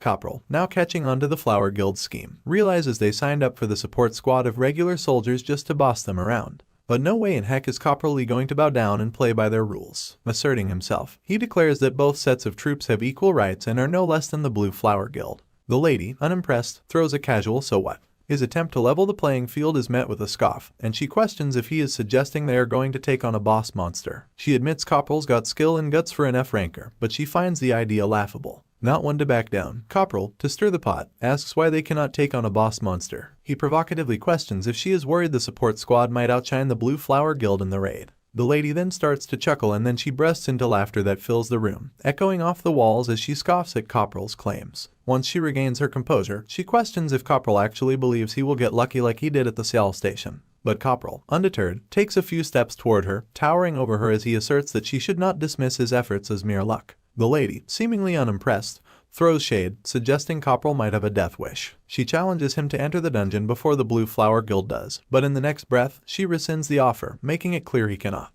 She drops a bombshell, revealing that 3 of this year's top 100 prospects are part of this raid. Condescendingly, she tells Copperl not to be a bother and orders him to stay out of the way. As Lady Yuhina, or rather Catherine, walks away, Copperl Lee is left scratching his head, bewildered by her lack of response to his provocations. His mind drifts to the mysterious Operation Retrieval, wondering if there is something he is not privy to. Unable to contain his curiosity, he calls her out with her title, but she insists on being addressed by her name, Catherine. Seizing the opportunity, Copperl proposes a bet. If the support squad manages to nab the boss monster before the Blue Flower Guild, Catherine has to grant him a favor. With a nonchalant tone and a peculiar grin, she questions if he has any idea who he is dealing with but agrees to the bet. However, she makes it clear that if Copperl loses, he will have to forfeit his life to her. The stakes are high, but Copperl, undeterred, accepts the challenge. The scene shifts outside the Red Gate, where the Blue Flower Guild confidently strides into the portal, leaving the fully geared support squad standing tall behind them. As the Blue Flower Guild activates their shields, the platoon commander swiftly issues instructions to his squad. They are planning to exit the entry zone before the other soldiers catch up, prompting the leader to command everyone to get ready to run. With a decisive order to enter, the entire Flower Guild squad steps into the portal, leaving the support squad on standby until they receive the green signal to enter in 3 minutes. During this tense wait, Copperl Lee checks in with Private Min, who reports back that he is okay. As the clock ticks down, the support squad prepares to make their move. Copperl advises everyone to stay focused, harking back to their training drills, reminding them to watch their breaths. With the command to enter, the support squad steps through the portal, emerging on the other side. However, the scene that greets them is far from what they expected. Instead of a relatively peaceful environment, they find themselves surrounded by madness. Flower Guild soldiers are tearing each other apart, a gruesome sight that shocks the newly arrived squad. Copperl Lee, thinking on his feet, places his hand over a soldier's mouth, preventing any screams of fear that could attract the attention of the frenzied zombies. The whole area is a chaotic battleground, with Flower Guild soldiers, some dead, others still fighting, and scattered limbs strewn across the ground like discarded toys. Even their team leader has succumbed to the monstrosity, now a part of the zombie horde. The support squad is thrust into a dire situation from the moment they set foot on the other side of the portal. In the midst of the chaos, there is one person who has managed to avoid succumbing to the monstrous fate that has befallen his comrades. However, even he is gripped with terror, watching helplessly as his fellow soldiers are torn apart, their blood splattering in all directions. Copperl Lee, with a swift hand gesture and military language unfamiliar to outsiders, signals to his soldiers to stand tight behind the zombies. As the colossal monster turns around, its empty eye sockets locking onto the support squad, a hushed tension fills the air. The soldier, unable to contain his fear, unleashes a piercing scream that could wake the dead. In response, the undead commander swiftly throws its hands towards the soldiers, attempting to grab them. In the face of impending danger, Copperl Lee reacts decisively. With a commanding voice, he orders the support squad to open fire. The soldiers, following their leader's lead, unleash a barrage of holy bullets from their guns. Copperl Lee, with precision, joins the onslaught, shooting holy bullets that cut through the air. Despite the relentless barrage of bullets, none of them seem to land on the colossal undead creature. A mysterious barrier appears to shield the monster, pissing Copperl Lee to the point of grinding his teeth in frustration. In an attempt to turn the tide, Copperl commands one of the soldiers, Choi Taeyong, to execute a plan. With precision, Choi Taeyong takes aim at the monster. Just as he is about to act, the scene shifts to a flashback where Copperl Lee is teaching the soldiers about shooting. During the training, a soldier raises a concern. He points out that modern firearms lack the destructive power needed to harm monsters effectively. Copperl agrees, acknowledging that the support squad will not be dealing critical damage. Even using holy bullets will not cut it against dungeon executive level monsters. Copperl explains that they are using rifles for the assault because of the noise they make, not their destructive power. As the soldiers absorb Copperl Lee's unconventional wisdom about noise, they start to wonder about the role it plays in this madness. Copperl reveals the intriguing fact that generally, zombies may have desensitized senses, but their hearing remains intact. So, while their firearms may not kill the zombies, they can disorient them. The squad is left in amazement at their wise and nerdy corporal. Expanding on the strategy, Corporal explains that by disorienting the zombies, they will not be able to perceive the squad. However, Baldy raises another question, asking if the zombies in this dungeon have senses other than hearing. Corporal drops a truth bomb, revealing that if that is the case, their chances of success are slim. Most of the squad would become zombies, and chaos would ensue as they kill each other. Returning to the battlefield, the narrative shifts to Choi Tae-young, who possesses the sniper trait. He is targeting the monster's ear, a crucial weak point. After locking onto the target, he pulls the trigger, bombarding the colossal undead creature with bullets in a strategic move to exploit its vulnerability. Moving on, the moment Choi pulls the trigger, bullets start flying everywhere, hammering the undead king. But honestly, it is kind of pointless because not a single bullet gets past his beefy shield. But here's the silver lining, the plan to get the undead king all disoriented is actually working. He is stumbling around, unable to hit back, which is their cue. Seizing the moment, Private Minty lobs a grenade towards the big bad. But get this, these are not your run-of-the-mill grenades, they are juiced up with some magic. In the blink of an eye, the grenade goes off. Looks like it did ruffle the big guy's feathers, but let us be real, it is more of an annoyance to him than a proper smackdown. Meanwhile, Minty is out here playing the hero, shielding everyone from the blast's backlash with his tanky self, always ready to take one for the team. But then, out of nowhere, the undead king starts to fizz out like soda pop, turning into mist and completely vanishing, leaving the squad scratching their heads in total confusion. Just when they spin around to check their six, that mist gets all cozy and starts gathering up again, and bam, the undead king pops up right behind them. Only this time, he is not throwing a solo act, he has brought a whole crew of his creepy pals. And these zombie minions from the Blue Flower Guild are diving straight at the support squad. And as we pull back for a wider look, it is clear we are not just dealing with a handful of baddies. There is a whole army of these freaks storming towards our squad. Immediately, Private Choi, Private Park, and Private Kim get the signal to change their magazines. As soon as they do, their guns suddenly go off and start to float. The corporal, with his metal manipulation ability, is ready with his 4 trusty guns. He takes a pause for a moment, waiting for the best timing. Then, with a simple gesture of his fingers, he triggers all of the gun's triggers, and the guns start bombarding the monsters with bullets, causing the mindless knights to crumble down. But these zombies are relentless. They are closing in with every tick of the clock, and it is just a matter of time before those guns run out of ammo. Just when it seems like we are in a tight spot, one of the smart cookies from the support squad, probably Private Kim, spots something shiny on the zombie. And would not you know it, he's got that thief trait, so he instantly recognizes it as a rare grade item. Meanwhile, as the undead king is busy playing catch-up, notices a giant blast on the horizon. Now, we see the corporal with his metal manipulation mojo just casually making grenades float around and go kaboom wherever and whenever he damn well pleases. Because why not add a touch of fireworks to the undead party? At this point, the undead king's had it up to here with these pesky soldiers, and he just wants to swat them away like annoying flies. He unleashes a roar of frustration, sending out some dark energy vibes. Now, if we shift our gaze to the support squad, it looks like all the undead buddies have bitten the dust, and the only one left standing is the corporal with his floating guns. The squad finally gets a moment to catch their breath, and one private, probably nursing some aching legs, thinks the crisis has passed. Another soldier nods in agreement, feeling the same relief. But our corporal, he is not quite ready to pop the celebration champagne just yet. He's got this nagging feeling that something's off. They dodged the threat according to plan, sure, but there is a lingering question. Why were not there as many zombies as they expected? And what is the deal with the boss monster's name getting all distorted in the notification window? The corporal huddles the squad together, telling them to stay sharp because the threat has not been completely neutralized.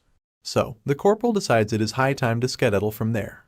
Meanwhile, up on the mountain peak, there is this authoritative figure keeping an eye on the support squad.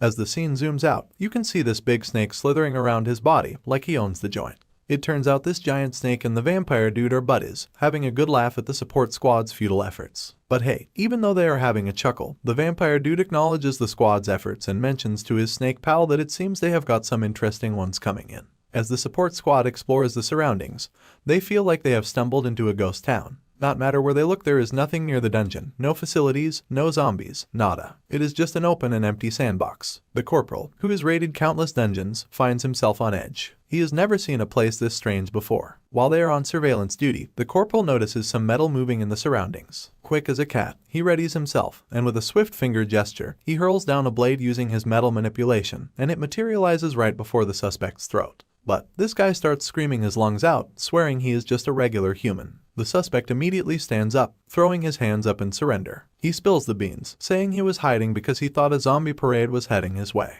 He quickly reveals himself as a survivor from the 3rd Raid Squad, a guy named Kim Tsip affiliated with the Blue Flower Guild. This hoodie-draped wannabe magician is a D-ranker with a sniper trait and a main skill in stealth. I mean, no doubt about it, this guy managed to hold his ground solo in this hellhole. But the corporal, he is not completely buying it. Doubts start creeping in, a lone survivor on top of everything. The suspect starts huffing and puffing, asking the boys for some water or a snack. Classic move, trying to win them over with the basic human needs. The scene transitions, and we find ourselves back outside in the Blue Flower Guild's swanky temporary ops room. The manager is spilling all the deets to the guild's vice president. Gugwang Group just sent out a secret cooperation letter to all the big guilds. The lady, biting her nails in nervousness, immediately asks, what does it say? The manager reveals that the player who retrieves his grandson's body and the hero-grade Spear of Achilles in the 2nd joint raid will be rewarded with a whopping 80 billion and a massive sponsorship from the Blue Flower Guild to the Players Guild. And of course, the news hits the lady like train. Now, back inside, we see the newcomer finally getting his hands on the support squad's supplies to munch on. While he is at it, he spills the beans that Flower Guild's top priority in this mission was to retrieve the spear. But as they entered the gate, everyone got sent straight to hell. Hearing this news, the corporal starts grinning like a devil. After connecting all the dots, he realizes that this was the reason the Flower Guild president was being so damn cautious. The famous Spear of Achilles is here. The newcomer drops another bombshell, revealing that the chairman's second grandson, Guding Hoon, bit the dust in the 1st raid, and he was rocking the Spear of Achilles. That spear was like the symbol of Gugwang Group. Now it all makes sense why they are dangling 80 billion as a reward for anyone who brings back the chairman's grandson's dead body and the Spear of Achilles. It also clicks for the corporal why the Flower Guild was giving them the cold shoulder during the joint raid. At this point, the support squad is left mulling over what they just heard. Private Minty, in particular, seems to be on the edge, looking like he has seen a ghost. Private Park, noticing Minty's distress, asks if something's up. Minty, hiding his face, mumbles that it is nothing, but it is clear he is spooked by all the creepy stuff going on. Meanwhile, our mysterious guy is back, perched on the hill, keeping a watchful eye on everyone. He does not seem too thrilled to see the support squad just standing around chatting. He wants to stir things up a bit for his own amusement. In the next moment, the giant, burly undead appears right behind him, and it looks like he is itching to dive into the action to have the time of his undead life. Trouble's brewing, and it is about to get real interesting. At this point, the corporal senses a bunch of different metals on the move. But it is not a dozen, not 39, not 70, but a whopping 120 of them. As the scene zooms out, we see the entire undead army ready to tear the support squad into shreds. Leading this gruesome parade is our snake-loving friend, complete with sharp fangs popping out of his mouth. On the other hand, Corporal Lee is on the edge of his roller coaster seat. The numbers are rapidly increasing, and he knows that is not a good sign. Without wasting a moment, he orders the support squad to go with Plan C. The entire squad is left utterly bewildered to hear this, and it seems like Plan C is no joke, a do-or-die kind of thing. In a flash, he orders Private Minty and Choi Mini to set up the equipment. As they open their backpacks, we see them filled with metal balls. Immediately, the corporal commands them to execute potion doping. Following his orders, they bring out drinks, crack them open, and start chugging as instructed. The newcomer in the hoodie is left confused, trying to figure out what is happening. Then, cue the system notifications. After drinking the Mana Star, regular Mana stats will continuously replenish for 5 minutes, and with the HP Star, regular Stamina stats will continuously replenish for 6 minutes. Now, there is an energy surge through the corporal's body, a much-needed boost before heading into the fight. It is about to go down, and the squad is gearing up for a showdown with the undead army. Now, the corporal pulls Private Park aside and shares some secret plan that they are keeping hush-hush. Private Park's initial reaction is a loud what? But then he nods, showing he is on board with whatever the secret mission is. Meanwhile, the newcomer is losing his mind, screeching and demanding answers about what the heck Plan C is. One of the privates spills the beans, telling him they are planning to run for it and advises him to stick close unless he wants to join the zombie parade. While the hoodie-draped guy is still bombarding them with questions, it becomes evident that the zombies are closing in. The scene shifts, and we see the beasts running at full tilt. Right on cue, the hoodie guy turns around only to be faced with a horde of mindless zombies heading his way. But then, Corporal Lee's trusty metal balls start hovering in the air. These are no ordinary balls, they are enchanted ones. Corporal Lee stands amidst the hovering balls like Magneto straight out of the X-Men, ready to save the day. Immediately, he commands the entire squad to withdraw from the current zone. It is all happening in the blink of an eye, and the race against the undead is on. Now we are back with this maniac, grinning at the thought of the soldiers sacrificing one of their comrades as bait. He chuckles, thinking it is the best they can come up with to save their lives. He is convinced his enormous undead army will wipe everyone out in the blink of an eye, making their efforts futile. Little does this goon know about Corporal Lee, standing resolute on the ground with his trusty enchanted metal balls. It is about time he unleashes a bombardment on the entire army, and he is fully prepared for it. Meanwhile, the soldiers are sprinting in the opposite direction, while the newcomer is once again doing his usual complaining routine. He raises concerns, questioning if Plan C involves abandoning Corporal Lee to face death recklessly. But Private reassures him that Corporal Lee Hyunwook planned this tactic himself, emphasizing that the corporal is not someone reckless who would just fail. Finally, the army is right in front of Corporal Lee, and immediately, he starts dashing towards them with his metal balls following his trail. Passing through them like it is no big deal, the monsters turn towards him,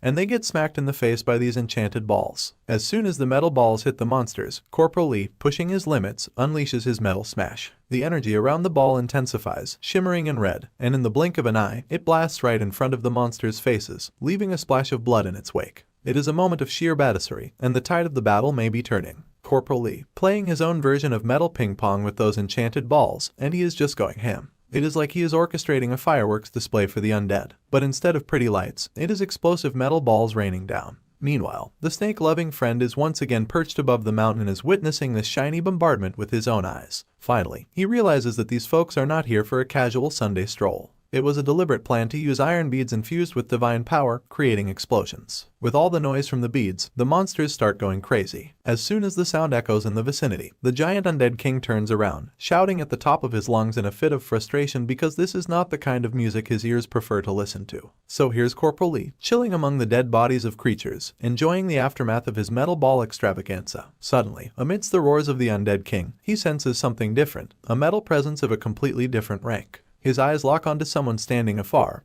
and he wonders if it is a person. Out of the blue, the two bulky undead standing by the person take a leap into the air, shocking Corporal Lee. He is left wondering if this is the Necromancer himself. The two monsters are now inches away from Corporal Lee, and upon contact, the ground beneath them shatters into a million pieces. Corporal Lee's helmet also takes a beating, but he is not one to break easily. He takes a leap and starts running out of the mess using some skill combo. However, it becomes apparent that he did not escape unharmed. A bleeding forehead is a clear sign that these seemingly ordinary-looking undead are anything but ordinary. There he goes, Corporal Lee, extending his hand like he is about to unleash a kind of whoop-ass on these mad undeads coming his way. Meanwhile, the snake lover is grinning, thinking he has got Corporal Lee cornered because those divine-powered iron beads he prepared have already run out, and the corporal's energy level is in shambles. But hold up, his face does a complete 180 when he sees the shards of the metals raining down from the sky. He realizes these are the same shards of the iron beads Corporal Lee shammed earlier, and the corporal is controlling them with his metal manipulation. In the blink of an eye, he pulls off a move called Steel Rain Free Fall, and blades start raining down on those monsters. Hell breaks loose, and an entire platoon of monsters crumbles into the ground,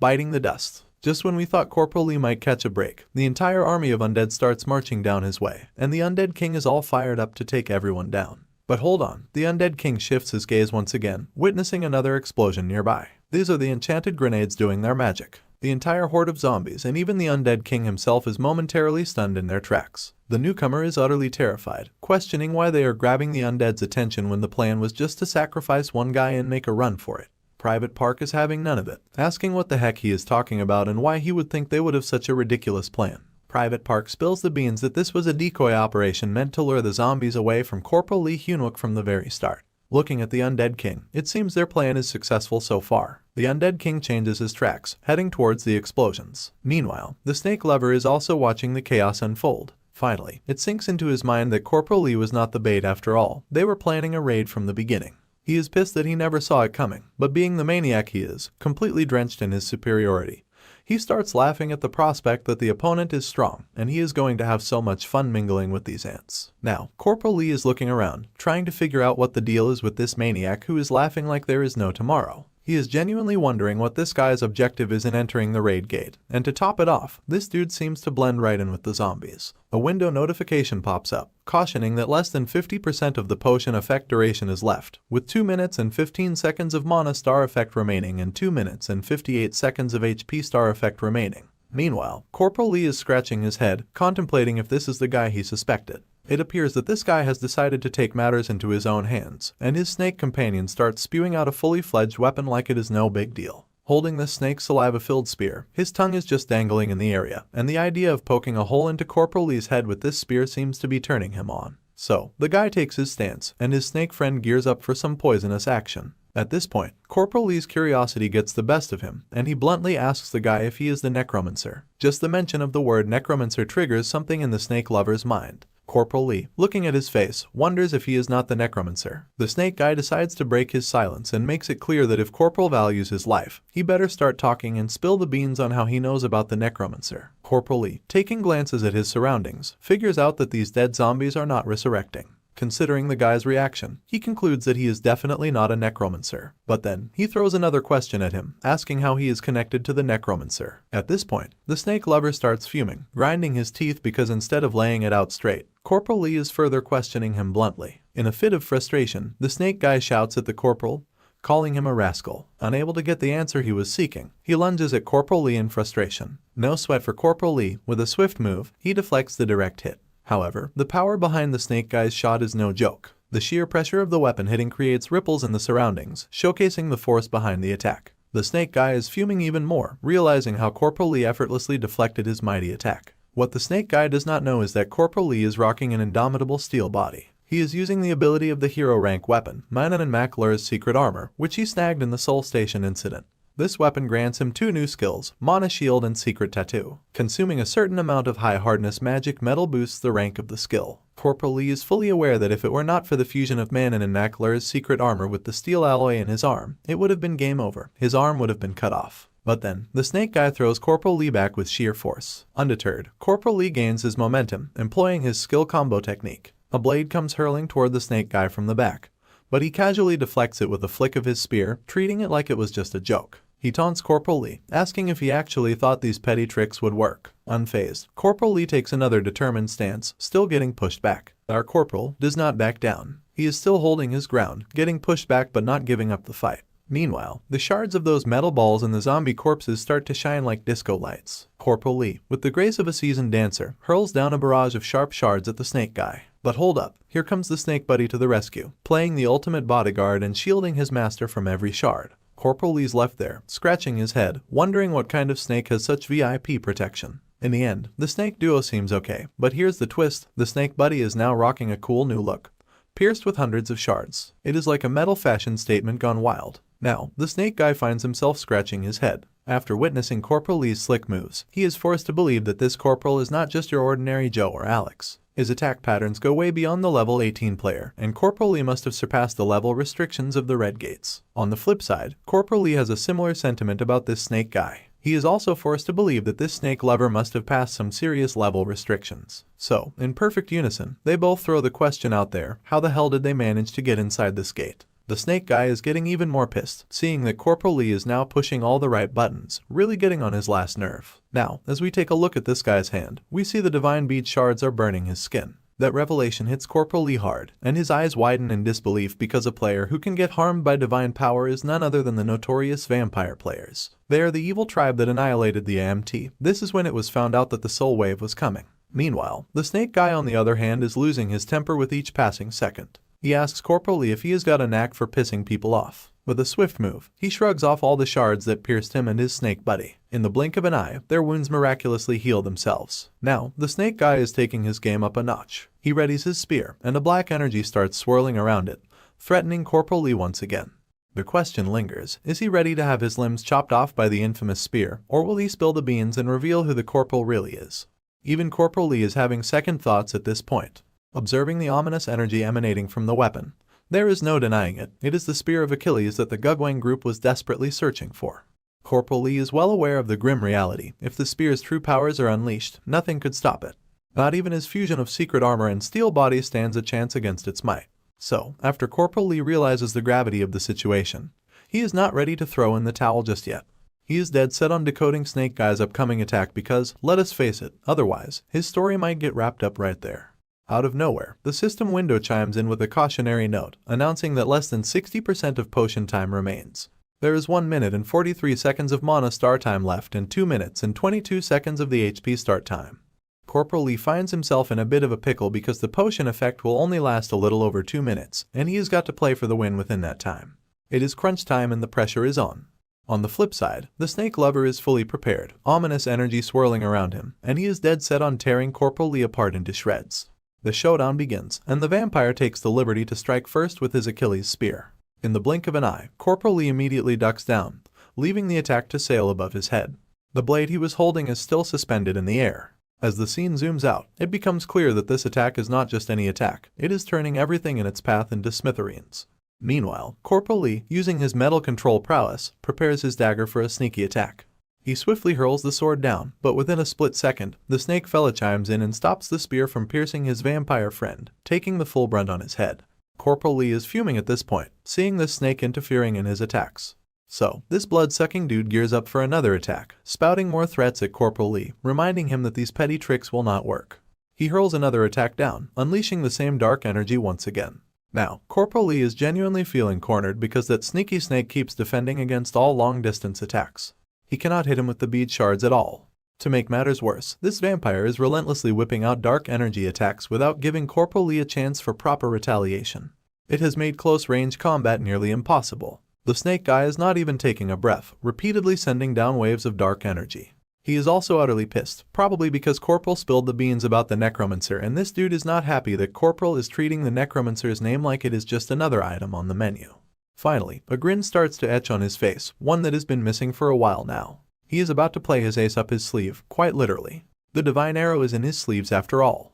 Then, Corporal Lee turns to the annoyed vampire and casually asks him if he is really that eager to know who Corporal is. He nonchalantly reveals that he is just a soldier. To add a sprinkle of confusion, Corporal throws another question at the vampire, asking if he was already discharged. The vampire, not catching on to what Corporal is talking about, demands a straightforward answer. Suddenly, the vampire's gaze falls on a box right in front of him. With the same devilish grin etched on Corporal's face, he explains that this is precisely what he meant. Corporal Lee had already figured out that this vampire never set foot in the military. Now we find ourselves back where the zombies are on the chase, and the amped squad is doing their best to evade them. Private Park got a grenade, and he is all set to throw it into the mix. However, the newcomer tries to intervene, suggesting that they should use this opportunity to escape while the boss monster is nowhere in sight. He is convinced the raid squad would not stand a chance, especially with the zombie parade going on. Plus, he is pretty sure Hyunwook is zombie chow by now. He urges them to hide, emphasizing the importance of staying safe. Private Park, on the other hand, firmly believes in Corporal Lee's capabilities and insists that he is not someone who would easily fail. But this newcomer continues to question their certainty, asking about this mysterious signal they keep mentioning. Now, let us rewind a bit, where we see Corporal turns to Private Park and drops a bombshell. Before they bail out of this zone, he casually tells Private Park to slap a claymore mine on his back. Private Park, quick on the uptake, asks if he mean the KM-1A1. Corporal gives a nod, confirming it is precisely the one. He throws in a heads up that if that claymore decides to go boom, it is like waving the white flag for everyone to know he has played his last trump card and failed. Corporal lays down the plan when that explosive spectacle goes down.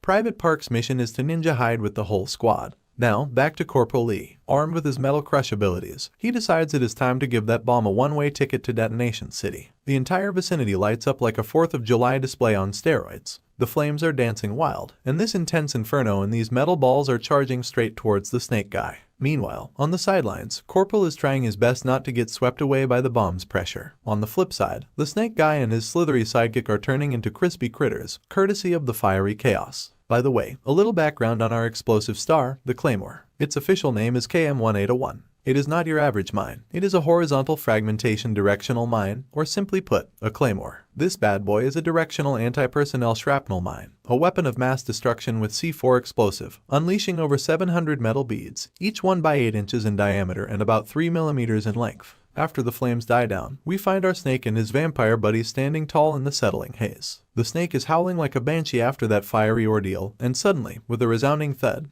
he collapses onto the ground. The guy with the spear just stands there, probably contemplating his life choices. Now, he is extra ticked off. He starts questioning Corporal Lee's audacity to try and blow him to smithereens. He is throwing shade at Corporal Lee, asking if he seriously thought he could kill the Chosen One with a mere bomb. But Corporal Lee could not care less about this dude's ramblings. He gears up for round 2, preparing for another attack. In a plot twist, Corporal unveils his trump card and smacks the guy square in the chest with his arrow. The dude goes crashing backward, courtesy of the arrow's sheer force. In the midst of the chaos, he is screeching in pain, wondering how on earth that arrow could be so fast that he did not see it coming. Meanwhile, Corporal Lee stands defiantly after unleashing his final hit on this troublesome foe. A notification window pops up, treating us to the juicy details. It is a Sir Tristan's Failnaught, boasting the remarkable ability to track down and attack a locked target with a 100% success rate. Not just that, it also nullifies any magical resistance the locked target may have. Corporal Lee takes a moment to school the struggling vampire, making it crystal clear that the annoying snake was just a warm-up act.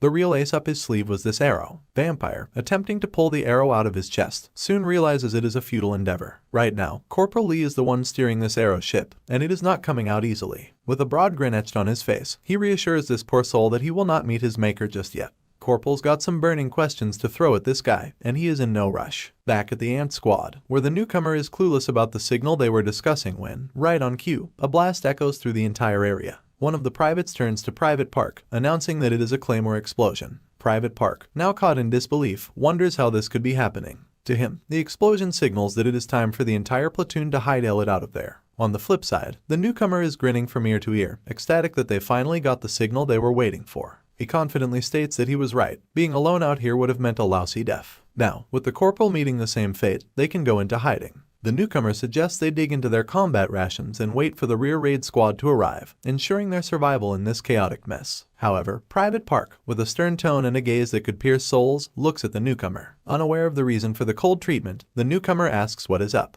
That is when Private Park drops the bombshell, revealing that the signal just confirmed that one of their comrades might be dead. He questions how he can dare to feel happy and grin in such a dire situation. So, the tension hangs heavy in the air after Private Park's reality check. The newcomer quickly backpedals, assuring everyone he did not mean to be callous. He apologizes for the loss and throws in the classic "we got alive" on line. Time to move, he says. But just as they are gearing up to hit the road, this thick force in the area starts cranking up a notch. The newcomer is scratching his head, wondering what the heck is going on. The soldiers are on high alert, feeling the intensity. Everything in the atmosphere seems to be reshaping, and out of nowhere, a whole castle appears. The notification chimes in, dropping the bomb that it is the Zombie King's castle, Endako, being manifested. Apparently, the Zombie King does not take kindly to anyone messing with his digs. Everyone's jaws hit the floor at the sight of a building popping up out of thin air. One soldier admits they have never seen anything like this before. Just when you thought things could not get crazier, a Zombie King's castle decides to join the party. Now, one of the privates spots that the zombies are also popping up along with the castle. The Blue Flower Guild member is practically peeing his pants at this point. But Private Park takes charge, raising his hand and signaling everyone to keep it down. As the scene unfolds, it is a full-blown zombie convention, a horde materializing out of thin air. Out of the blue, our Blue Flower buddy freaks out and bolts in the opposite direction, leaving everyone bewildered. The zombies catch wind of him, and it is game on.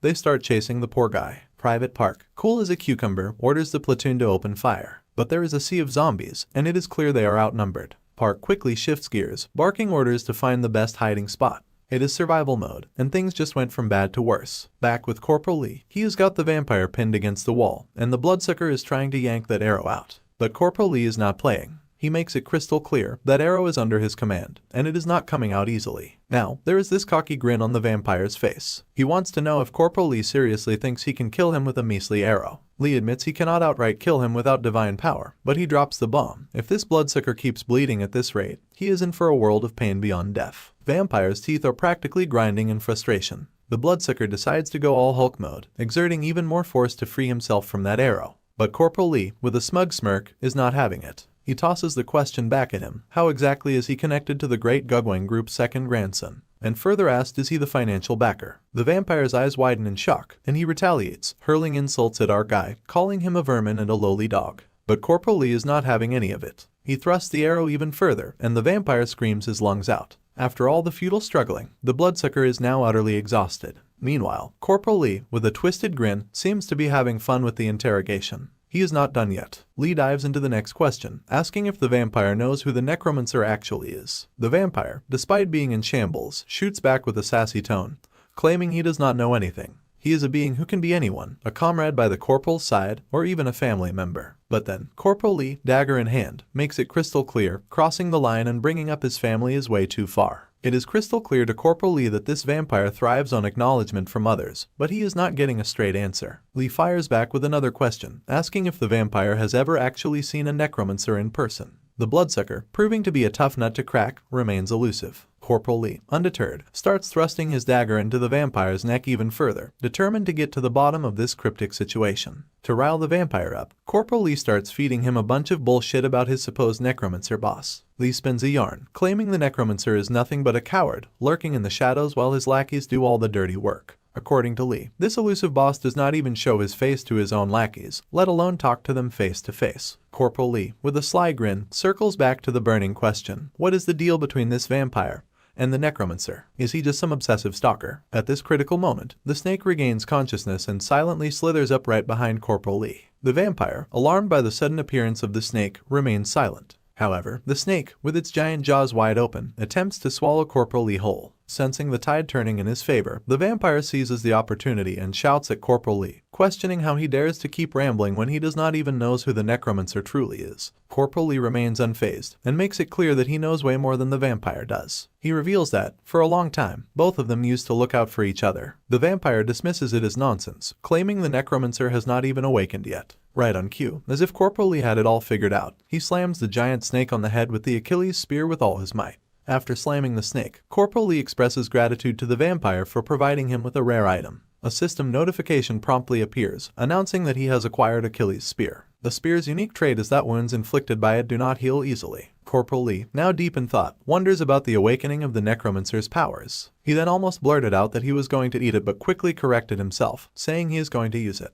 If the Necromancer had started acting, why would not he inform Lee? On the flip side, if the Necromancer has not awakened yet, why is this vampire so fiercely loyal? The pieces of the puzzle are not adding up for Lee, and suspicions are brewing. Turning his attention to the snake guy, Corporal Lee interrogates him about how he managed to infiltrate the place. The Blue Flower Guild is supposed to be guarding the gate from the outside, so how did this snake guy barge in here all alone? So, the vampire gives Corporal Lee the look like he has just cracked the Da Vinci Code. He spills the beans, admitting he is the gatekeeper who opened the raid gate.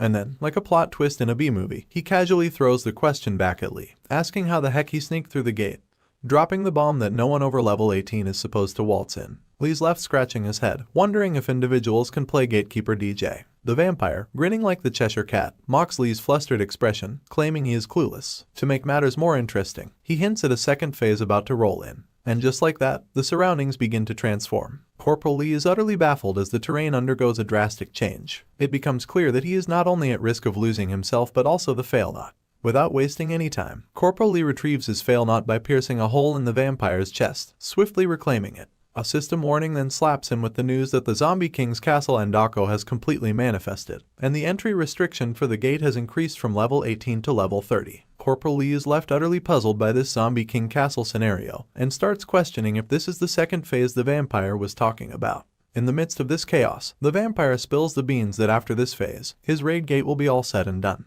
He lets out a maniacal laugh, inviting Corporal Lee to experience the true horror of this world, all by his design. Now, back with the amped squad, they are doing their best to play hide and seek with the sudden influx of zombies. However, the undead's attention is suddenly drawn to something nearby. As the scene shifts, the undead emperor makes his grand entrance into existence. Something else materializes before his eye sockets, and it appears to be his eyes, now floating in the air as if it is the most natural thing in the world. Taking a closer look, we see his eye sockets are empty, and then a mesmerizing purple hue begins to shimmer in the eyes of the other zombies in the vicinity. Every zombie starts screeching at the top of their lungs. It finally revealed to the terrified soldiers that the undead king is the puppet master, the one who controls life and death, reigning over light and darkness. Another notification pops up, announcing the beginning of the descent of Zombie King Baron Samedi. The message describes Baron Samedi as a symbolic shaman and holy spirit of voodooism, controlling life, death, and resurrection. The figure before them is declared the true form of the Zombie King. To intensify Corporal Lee's fear, the vampire reveals that his comrades, now turned into bait, will be offered as sacrifices.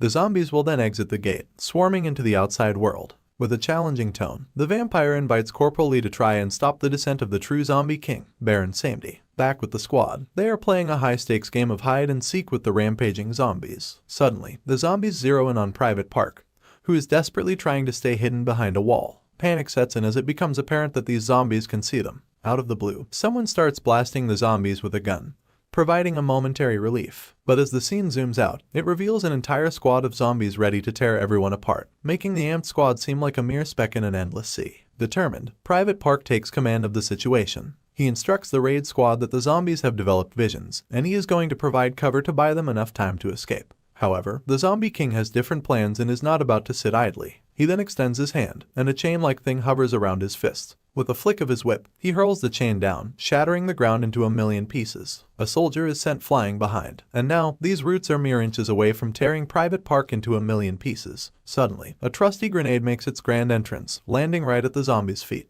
It explodes, unleashing a fiery cloud that devours everything in its vicinity. The hero behind this tactical move, none other than Private Minty, brandishing his trusty shield. Private Park goes into a fit, demanding to know what the heck Minty thinks he is accomplishing, given clear commands to hightail it out of there. In response, Private Minty explains that Private Park would not last long flying solo in this zombie nightmare, so they are here to lend a hand. Little did they know, things look pretty darn futile when faced with the freaking zombie king. Unfazed, one of the soldiers, unafraid of these undead abominations, starts bombarding them with bullets. But the undead king casually extends his hands, deflecting all attacks with what seems like a defensive barrier. It is like trying to bring down a fortress with a water gun. Despite the soldiers raising concerns about staying there and the risk of turning into zombies if anyone gets killed, the squad takes a bold stand.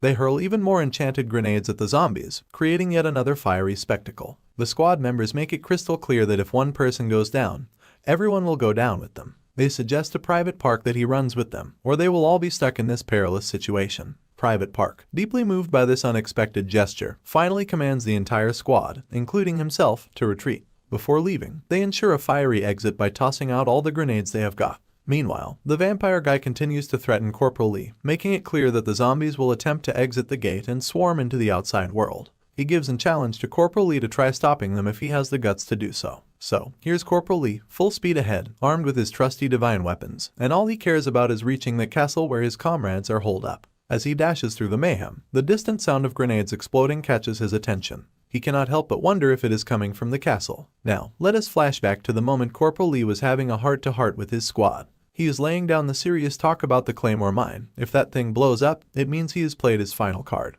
He tells everyone to hide like their lives depend on it. And then, in that dramatic pause, he drops the bomb that if he does not make it back, squad leadership will be passed on. But just as he is wrapping up his speech, Private Park, ever the optimist, chips in. Showing some serious faith in Corporal Lee, he declares that he will be waiting for him. With a reassuring smile, he makes it crystal clear that the whole squad will be holding their breath until Corporal Lee makes it back. Corporal Lee, not one to let the mood get heavy, reassures everyone with that same infectious grin. He promises to come back for each and every one of them and tells them to keep the welcome party ready. In the present, Corporal Lee's mind is a swirling mix of determination and memories of the promise he made to his comrades. He spots a group of zombies blocking his path, almost like they have organized a welcoming committee just for him. However, he is not one to let a little undead gathering ruin his plans. He reaches for one of his trusty weapons, the Achilles Spear, unlocking its true potential. As he does so, a pesky system notification chimes in, warning him about the sky-high mana consumption. The zombies, on the other hand, have started their slow descent toward him. Ignoring the persistent system warnings, Corporal Lee dismisses it with a terse shut the heck up.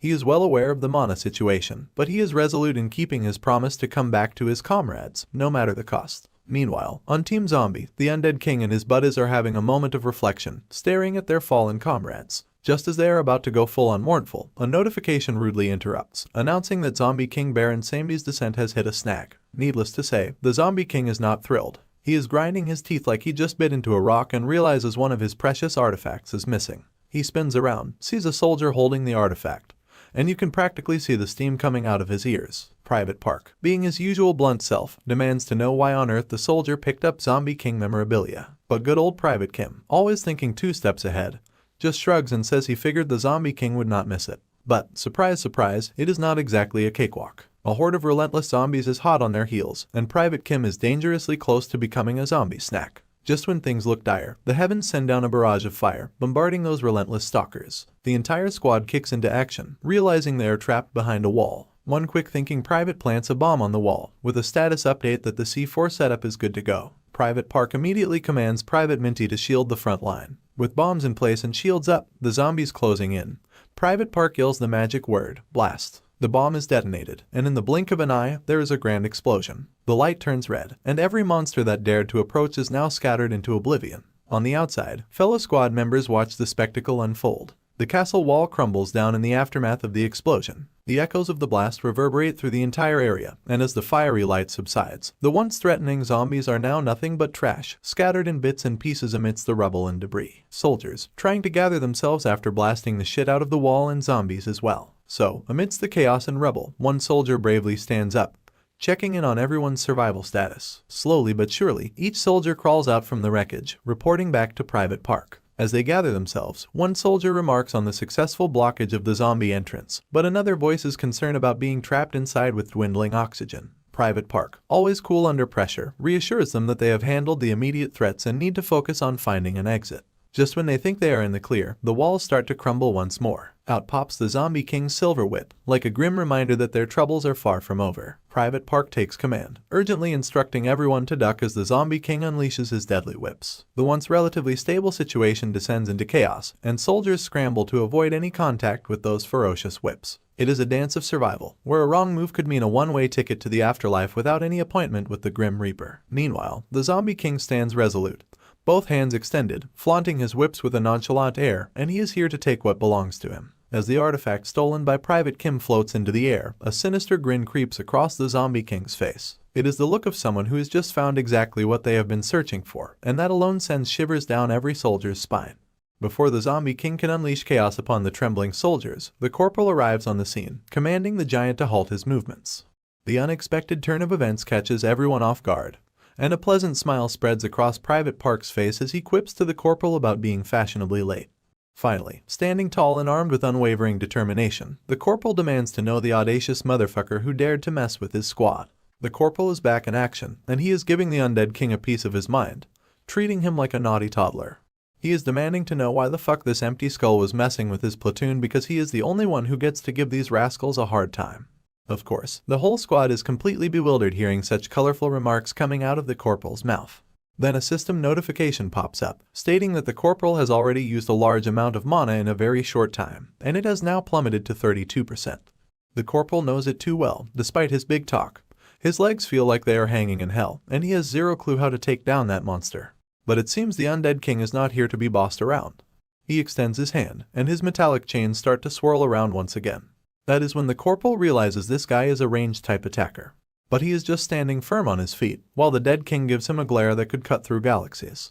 The undead king just stands there, like he has hit the pause button, leaving the corporal bewildered as to why this bitch is not attacking him. Meanwhile, the Private Park shouts out some orders to Private Kim and Private Choi, telling them to crack open the gear. They both respond with a firm yes sir, and immediately start rifling through the bags filled with supplies.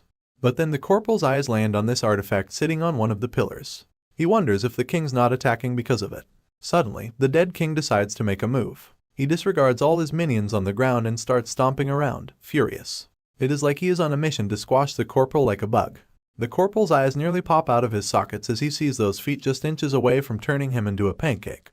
In a desperate move to save his butt, he leaps back, narrowly avoiding being crushed by the king's mighty foot, which crashes into the empty ground instead. But the king is not done yet. He decides to throw his metallic chains at the corporal, while Corporal is doing his best to dodge and weave, trying to outmaneuver the incoming attack. But just when the corporal thought he was toast, he sees his comrades ready with the supplies, including his trusty metal beads and some energy-boosting Red Bull cans. I mean, who would not want wings when facing off against some mighty undead? Anyway, the undead king also spots the corporal's squad members in the distance and prepares to unleash his metallic chains at them. As multiple chains lunge towards the platoon, the corporal, standing right beside the king, is not about to sit back and watch. He unlocks the power of Achilles' spear once again, and according to the system notification window, the wounds inflicted by this spear do not heal easily. But it comes with a cost. A large amount of mana gets drained, plummeting from 21% to 11% after using the ability. Corporal finally got his spear all decked out in this ominous black energy, and gears up to hurl it, but before he lets it tear everything apart, he tells Private Minty to shield the front. After the signal, he quickly slams his dark energy-infused spear into those chains, sending them flying off course. Some of them still come at the squad, but thanks to the corporal's quick move, nobody takes a lethal hit. Private Minty just bounces the already clumsy chains away from the squad. Then we see the corporal snagging one of those energy drinks from the air like a pro. Meanwhile, the soldiers sprawled on the ground are picking themselves up, asking Minty if he is alright. But poor Minty, his shield got all wrecked, mumbles out that he is okay with his shaky voice. The corporal immediately chugs down the energy drink like there is no tomorrow, and boom, system notification time. It announces that this mana starve can continuously recovers a certain amount of mana for 5 minutes. After getting refreshed amid the chaos, he calls out to the empty-head motherfucker to get his sorry ass over here, telling him his opponent's right in front of him. Then, he takes control of those metal beads with his metal manipulation skills, pointing his finger at the undead king's direction and sending those metal balls flying at him like lightning. But guess what? The empty head just stands there like a rock, not a single metal ball passing through his defensive barrier. But our corporal's got a little surprise up his sleeve for this bastard. He immediately uses his smash ability to make those balls explode mid-air. Amidst the shards of metal, we also see a blade coming down the dead king's way, smashing right into his barrier. But the king remains confident, chilling behind his barrier like it is no big deal. He then grabs the blade midair like a toothpick that left Corporal Lee shedding his skin.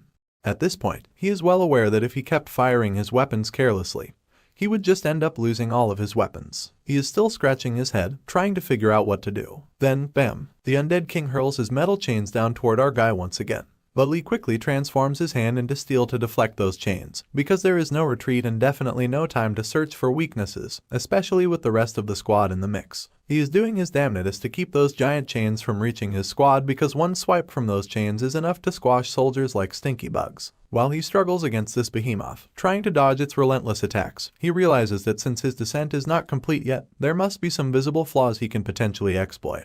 The undead king is going all out crazy while Lee tries to piece together where he could find any weakness. Suddenly, Private Kim tosses down a jar he stole from the castle, shattering it into a million pieces. Private Park is bewildered, asking what the heck he is doing. But hold on, that is not the end of it. Private Kim then pulls out that shiny, high-level sword he swiped from one of the zombies and gets ready to thrust it into the lungs that came out of the broken jar. Meanwhile, Private Park's laying it all out, telling him not to mess with any object that belongs inside the dungeon because they are not sure how they will react. But Private Kim, gripping that shiny sword like he is ready for a showdown, makes it crystal clear that they are all going to get annihilated at this rate. After all, even Corporal Lee Hyunwook cannot retreat because of the squad, so he figures they gotta do something out of the box now. Private Park, now realizing how screwed they are, cannot help but grit his teeth in silence. But then, the undead king is not just gonna sit around watching his body parts get stabbed. He extends his hand, preparing to hurl down his metal chains. Private Park signals to Private Kim to stab the motherfucker's lungs. The king is also doing his best to reach out to the platoon before they all get stabby. But do not forget about Corporal Lee, who is always there to throw this bastard's chains off the track, giving enough time for Private Park to stab this fucker's lungs. As soon as that blade sinks into the lungs, the undead king's left staring in terror like a toddler who just lost his favorite toy. He drops to his knees, looking as vulnerable as ever. His metal chains go haywire, causing chaos all around,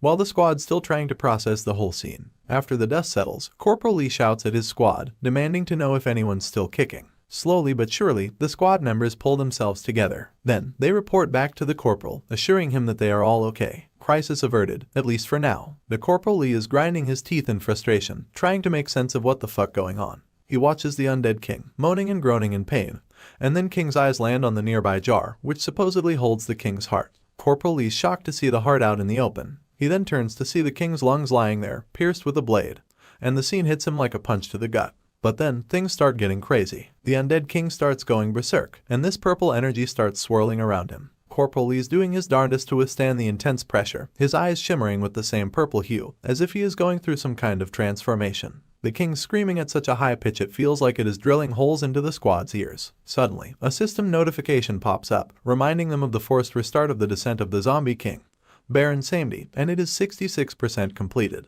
The king's screams are ramping up with each passing moment, accompanied by this intense purple hue. Then, a warning starts flashing, stating that the spirit of incomplete death is starting to course through the zombie king, and the level restoration of the Red Gate has skyrocketed from level 30 to level 53. Finally, we see Corporal Lee's face lighting up with a grin that has been missing for quite a while. After all, he has just figured it out. These jars serve a similar purpose to those two other jars he saw earlier. Here's the lowdown. These are canopic jars of Egypt, which stored a mummy's organs in ancient times. If the king is like a mummy, then his heart would contain his spirit. Now, that little purple ball the king has between his chest is definitely where his heart resides. With a sneaky grin, Corporal Lee raises his hand, fail not in tow. With the king's defenses down, he is not about to let this opportunity slip by. He takes aim, launching his divine arrow straight at the king's heart. But then, as soon as the arrow hits the king's barrier, bam, a system notification pops up, spilling the beans on how this arrow tracks down its target and cuts through anything. Magic resistance be damned. So, there is no way Corporal Lee's missing his shot.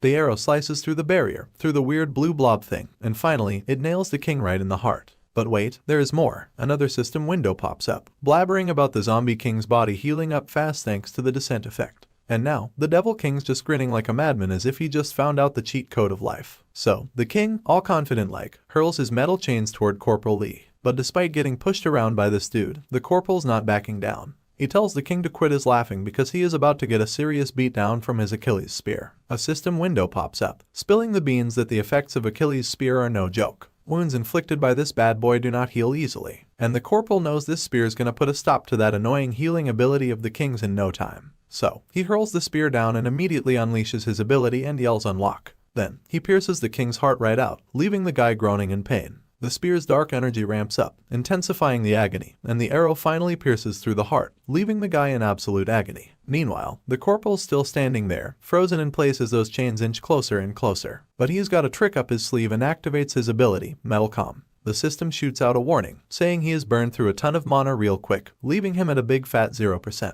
The message hits the corporal hard, and it is at that moment he knew he is fucked up. But hey, who needs mana when you have got trusty legs? He bolts, making a run for it, dodging those giant metal chains like a pro. But those pesky chains seem to have a mind of their own, homing in on him like heat-seeking missiles. Just when it looks like game over for the corporal, the legend himself, Private Minty, jumps into the scene. Minty, with his broken yet trusty shield, jumps in to protect the corporal from the direct hit. The corporal, being the concerned soul he is, yells at Private Minty, asking what the heck he is doing. But there is no time for catching up because another chain is coming their way. But Minty is not one to mess around. He throws up a shield, taking the hit for both of them. And let me tell you, having a tough shield's one thing, but you gotta have some solid ground under your feet to handle those chain smacks. Somehow, Minty pulls it off, soaking up the shock and keeping both of them safe, at least for now. Then, he spins around, making sure the corporal's alright. Meanwhile, Corporal Lee's standing there, jaws on the floor, witnessing Minty's new skill firsthand. Talk about pulling a rabbit out of the hat. Then, we take a glimpse back into the past, where we see Private Minty standing in the first row, taking all those blows. It was at that moment that he got leveled up after entering the dungeon, leveling up at a ridiculously high speed.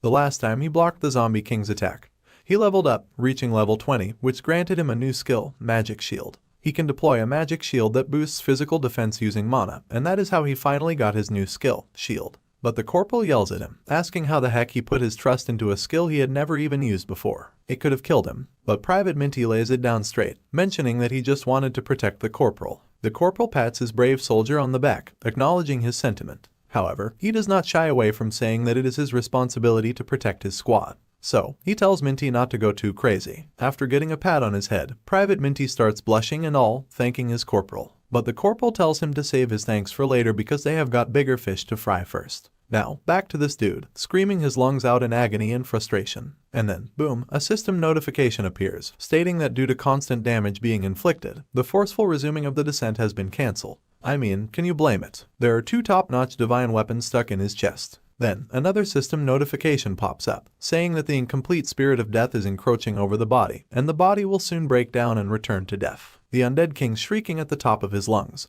and the roars he is unleashing are so fierce that they are even pushing Private Minty back. The undead king's just going bonkers, desperately hurling his chains toward Minty. When they realize they just cannot withstand these chains anymore, they both start running in opposite directions. The chains are just crashing down everywhere, turning everything into a hot mess of dust and rubble. It is Chaos City out here. This is when the corporal realizes that the monster does not have control over his own body with it breaking down, yet he is still attacking. He wonders if this is meant to be a last-ditch effort, where this bitch is just trying to take everyone down with him. But hey, the squad's not about to let that happen. Private Park takes charge, and commands Private Choi to block the monster's vision as much as he can. Choi gets down to business and starts bombarding the undead king. Private Park makes it crystal clear that until Corporal Lee Hyunwook recovers his mana, he tells the raid squad to execute disturbance tactics. Everyone starts bombarding the undead with bullets, but the king's not letting them slide either. He is trying his best to take these bugs down, but the squad's just way too stubborn. It is like watching a bunch of bulls refusing to back down in the ring. But then, out of the blue, the corporal jumps in, yelling his lungs out at Private Park Genmo for pulling off such a wild move. But Park's like, chill, dude, we are just trying to buy you some breathing room. He urges the corporal to land that final blow. And let me tell you, the corporal's just standing there, wondering from where the heck his pussy squad mates got all turned into brave lions. Meanwhile, according to the system, the corporal's mana levels are at a measly 6%,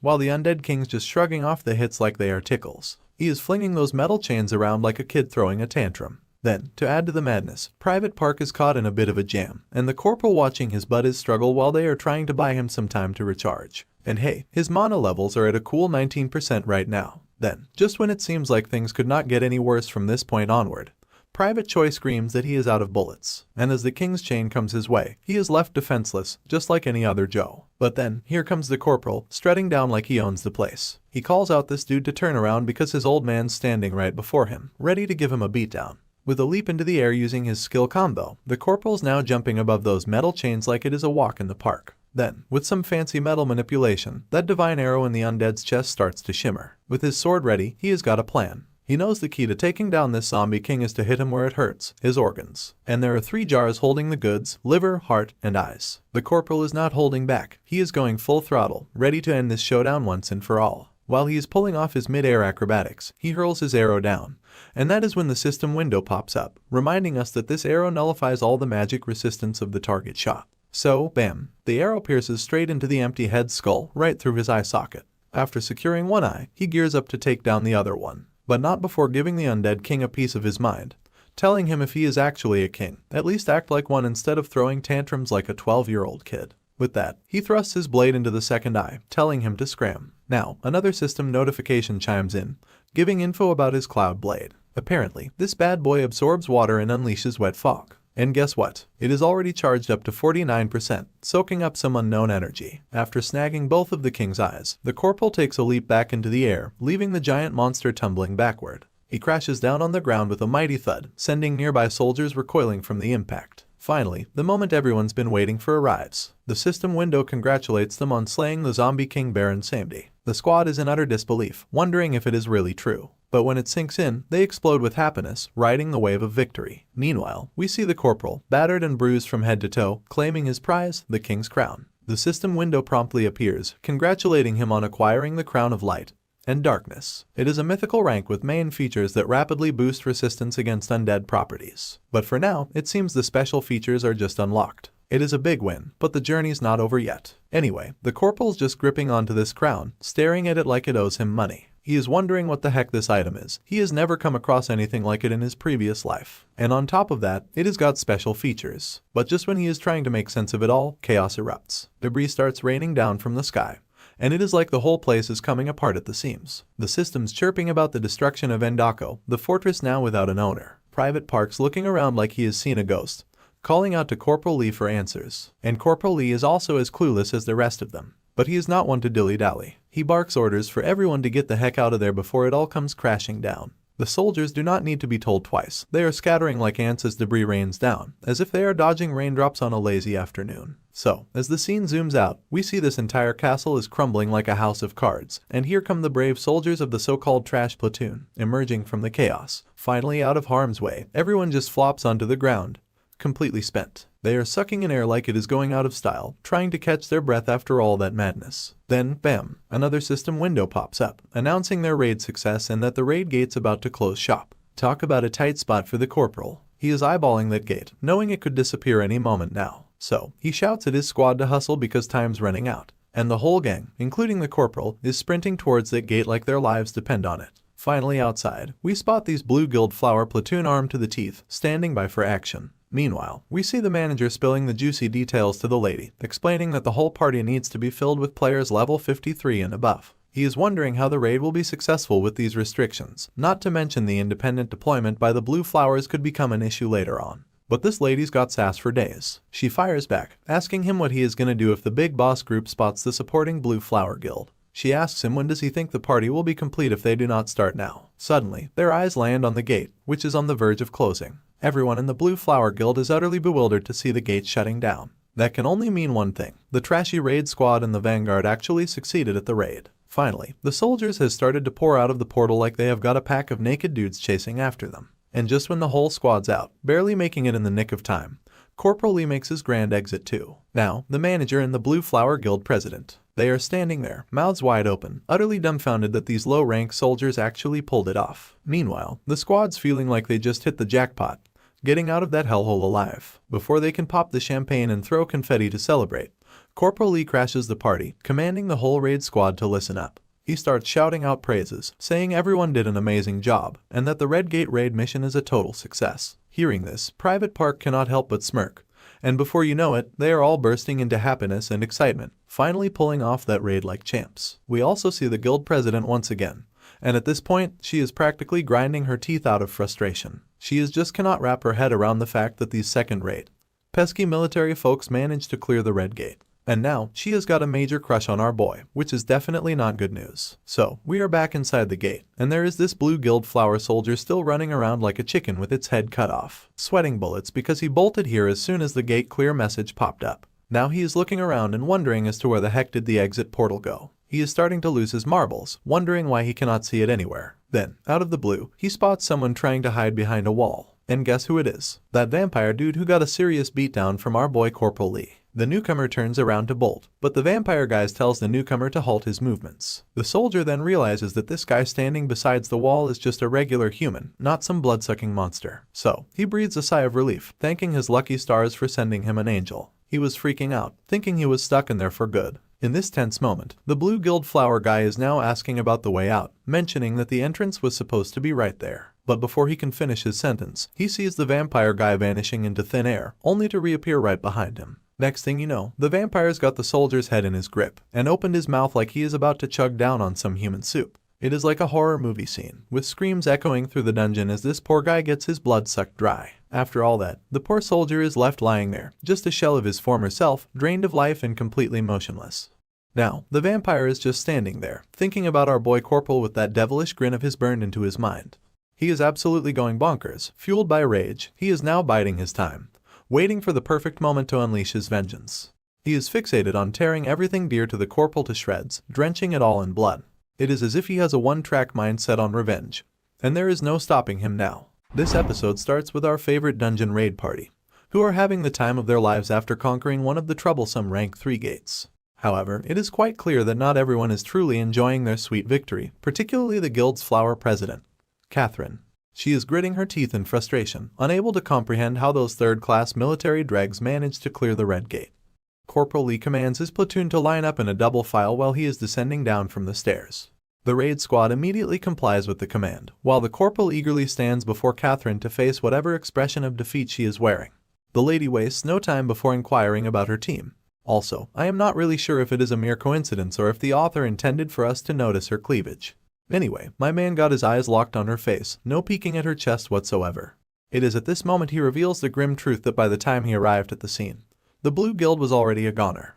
Once again, she wants to confirm if he actually means that he defeated this Red Gate on his own, to which the soldier immediately says yes. However, it seems that she is not convinced yet, so the corporal clearly tells her to wait until the gate analysis results come out.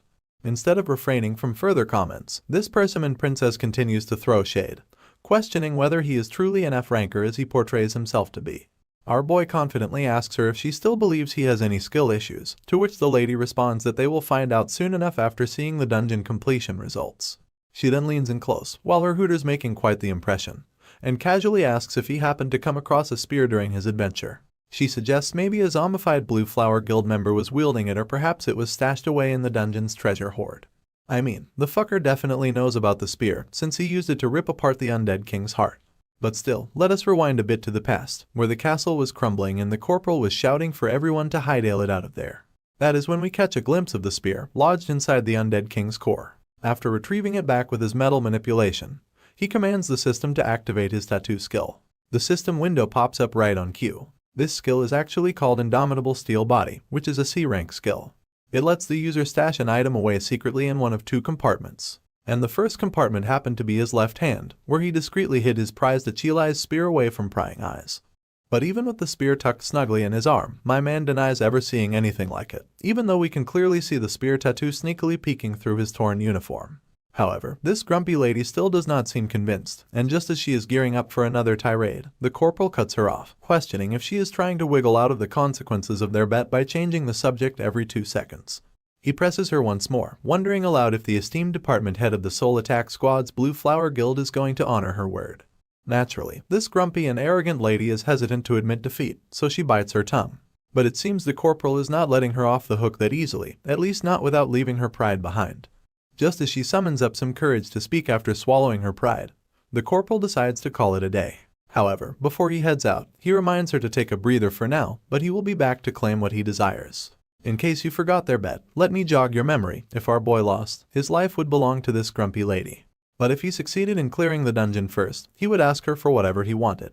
Suddenly, she grabs his hand and pleads with him to join the Blue Flower Guild immediately, promising him the royal treatment in the industry. However, my guy can see right through her tempting offer. It is clear she wants to squeeze him dry under her command, and he is not too keen on the idea. Just then, a crisp voice cuts through the air, announcing the arrival of the 3rd Amp Brigadier General. The portal opens, and out steps the big cheese himself. Corporal Lee does not miss a beat, quickly saluting his senior to acknowledge his presence. The man seems to be chuckling for some reason, and it does not take him long to pick up on the thick tension between the corporal and Catherine. Catherine quickly lets go of his hand, while the brigadier, still chuckling, does not hesitate to ask if she is trying to snatch away their key soldier who has not even been discharged yet.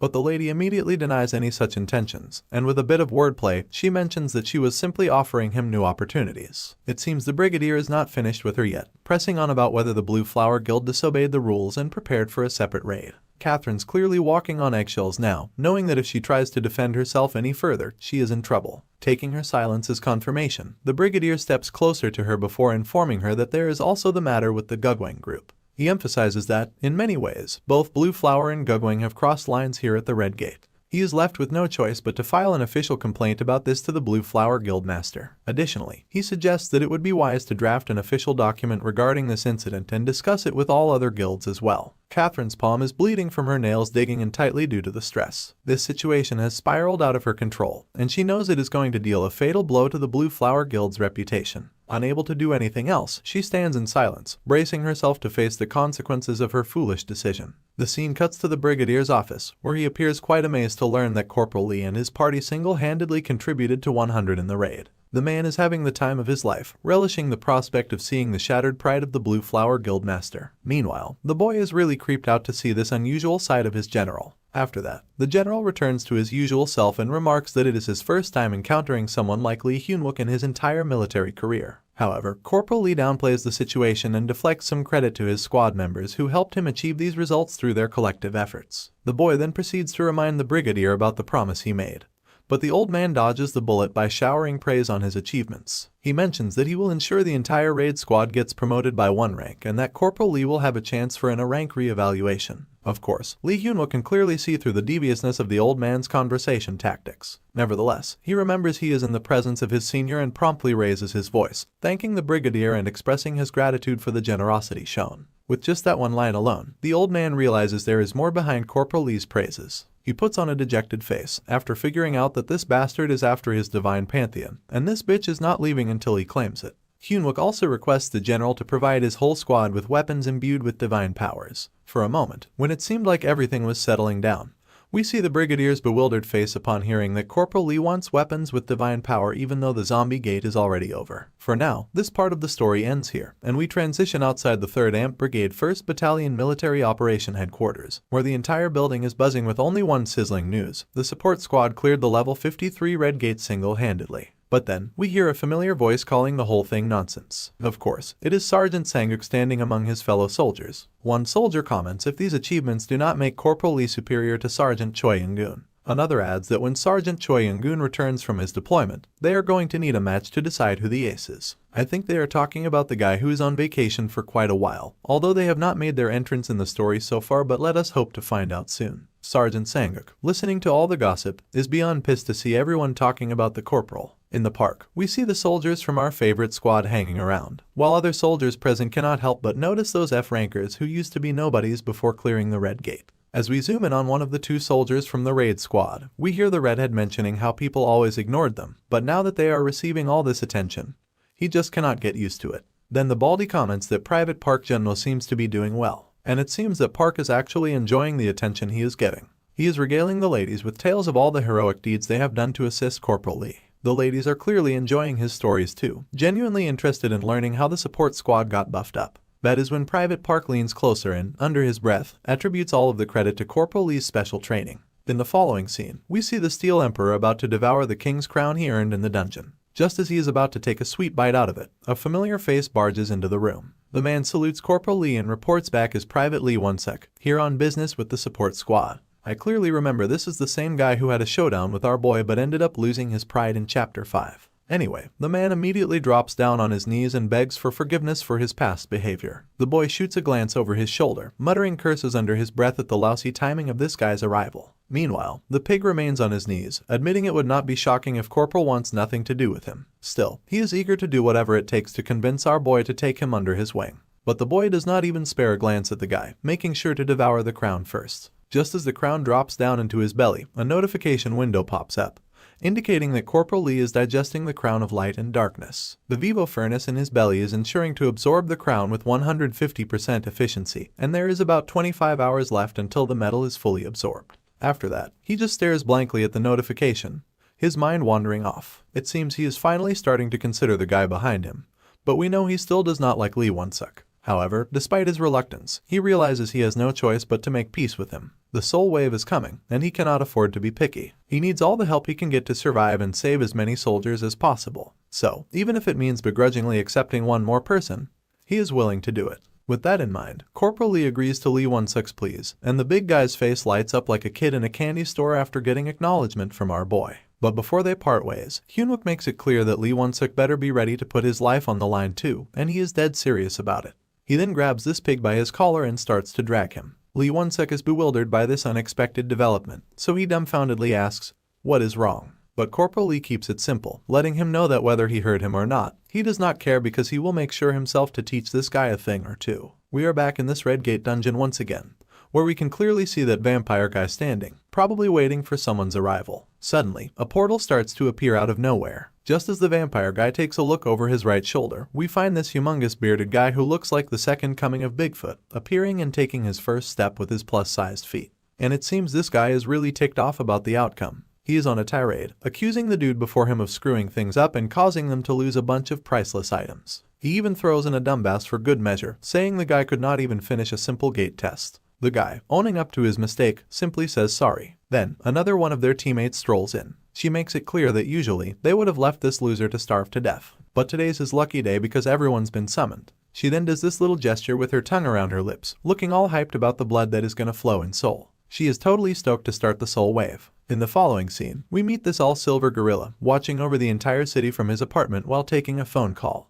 It seems we are in one of the guilds, as we can clearly see the name tag on the window screen of the guildmaster's office. The guy is chatting away on his iPhone knockoff, recounting the Seoul Station incident to the caller. It appears he is talking about our boy who single-handedly took care of the incident. The guy informs the caller that he is going to take follow-up action against our boy. And this big bearded behemoth is the guildmaster of Great Mountain, ranked 3rd among South Korean guilds. He then mentions that he is keeping an eye out by fully sending his goons into the black market. It seems he is looking for some kind of key and assures his caller that he will definitely find it. He then takes a peek at the photo he is holding and tells the caller that it looks like these soldiers are wielding fire as their weapon.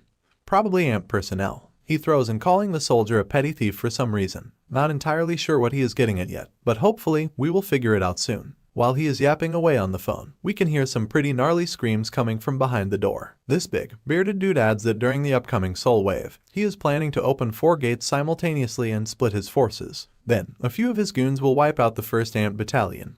And we all know that the 1st battalion includes our boy and his support squad. The man starts to chuckle, assuring his phone friend not to worry about a thing. Before ending the call, he assures the man one last time that he will take care of the entire Korea. And it seems the man he is talking with is the chairman. After that, he just crushes his phone with his bare hand and tosses it on the ground. Then, he proceeds to open the door. We finally see the view on the other side of the door, which seems pretty gloomy at first glance, with some corpses casually lying on the ground. Then the scene cuts to reveal these blood-sucking vampires who probably infiltrated the entire guild and wiped them out in one swoop. The bearded behemoth calls his minions slaughterers and informs them that they have got a new job. Everyone immediately diverts their attention towards their boss. One of the blood-sucking ladies tells her master to just give them orders. That is when the bearded behemoth tells them that all slaughterers are going to invade the 1st battalion of Namsan Amped when this soul wave starts, and they have orders to kill everything that is breathing. The lady, with a doubtful look, meekly asks if there are any specific orders, and it seems the others want to hear it as well. So, the bearded behemoth just tells her to do whatever she wants, as long as she starts from the army unit and wipes out everything until Seoul is vanished from the map of South Korea. The look on the lady's face clearly indicates that this was all the confirmation she wanted.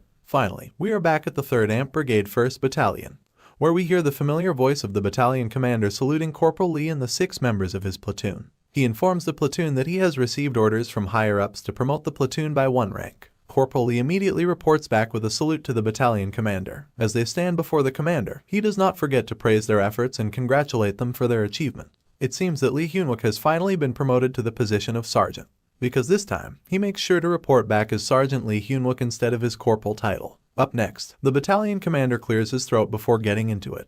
He has always had this idea that if everyone in the military does their part right, they can build a solid barracks culture. After hearing just that much, Hyunwook knows he is in for yet another long speech. And as expected, the commander keeps on going, saying how their strong military spirit has proved this belief of his true, and he is genuinely thrilled about it. But before he could continue yamming, his phone's call interrupts the moment and he informed the squad to be on standby for a minute. Suddenly, the commander blurts out Kaido in shock and tells the caller he will be there in a moment. For a second, Sergeant Lee Hyunwook perks up at the commander's reaction. But before dashing off, he quickly delegates the duty of conducting the promotion ceremony to the second platoon leader. Needless to say, the second platoon leader is taken aback by the sudden change.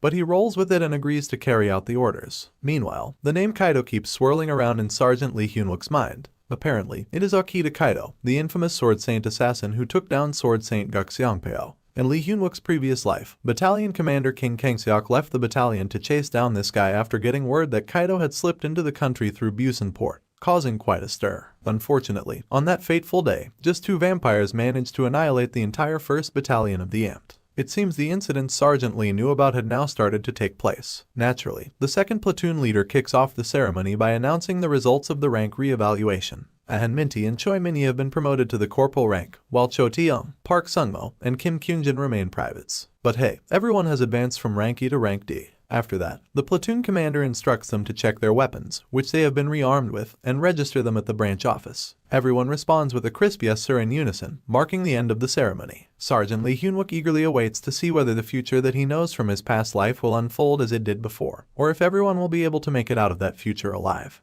Everything seems calm and peaceful, just like another day. But our support squad is all smiles and cheerful, making the already peaceful day even more pleasant. Everyone seems to be enjoying their new promotions, while Corporal Park seems to be in a bit of a sulking mode. It did not take long for one of the soldiers to notice that Park Junno seemed to be on edge. Curiously, they ask Park Junno if he is doing okay. After that unexpected call, Junno snaps out of his sulking. He tries to brush off the concerns by saying he is alright. He adds that he kinda saw this result coming anyway, so it is not a big deal if it actually happened. Plus, he could not level up like the others. Even so, he happily raises his new weapon and boasts that he scored a reward, and a top-notch weapon at that. Now back to our boy, let us see what he snagged. At first glance, I could not really tell what they are, but the squad standing behind our boy confirms that these are pegs, which clearly are not weapons in any way. So naturally, they are curious as to why that is. It is at this point the sergeant stands up, making these sharp pegs float into the air with his metal manipulation. His mind is still stuck on the soul wave threat that is about to come. He figures he does not have time to stress about it. Right now, all he can do is prepare as much as possible to face whatever comes at him. No matter what it is, he will charge at it, pounce on it, and certainly destroy it and gobble it up, of course. The scene transitions, and we find ourselves in the middle of the night, with Sergeant Lee Hyunwook sporting his sleep-deprived eyes as he stands guard duty. Right now, Lee just wants to take a damn pee. It has been a few days since their promotion, and they have been assigned to the Namsan guard post. As he stands on the watchtower, Corporal Park Junno calls out to Sergeant Lee, but the sergeant does not bother giving a response. Park Junno wonders aloud if they have been on night duties too much lately, feeling like they have become pushovers once again. Sergeant Lee Hyunwook, busy looking at his watch, does not bother concerning himself with what the corporal is saying. As of this moment, he has only got the Soul Wave incident on his mind. He is pondering whether it is lucky that the incident did not happen earlier or if there is some variable at play. Either way, he is sure there is some trouble brewing for Soul, and it will happen today. Suddenly, he shoots a glare at the loud-mouthed corporal with his tired eyes. The corporal quickly catches on that the sergeant is not messing around, so he backtracks, saying he did not mean anything negative by what he said earlier. Sergeant walks over to Junno, while the corporal is stumbling over his words, trying to explain how excited he is about the upcoming vacation and seeing his grandma. He is just a bit scattered, but he is telling the truth. Sergeant Lee Hyunwook uncomfortably leans towards Corporal Park, asking if he trusts him.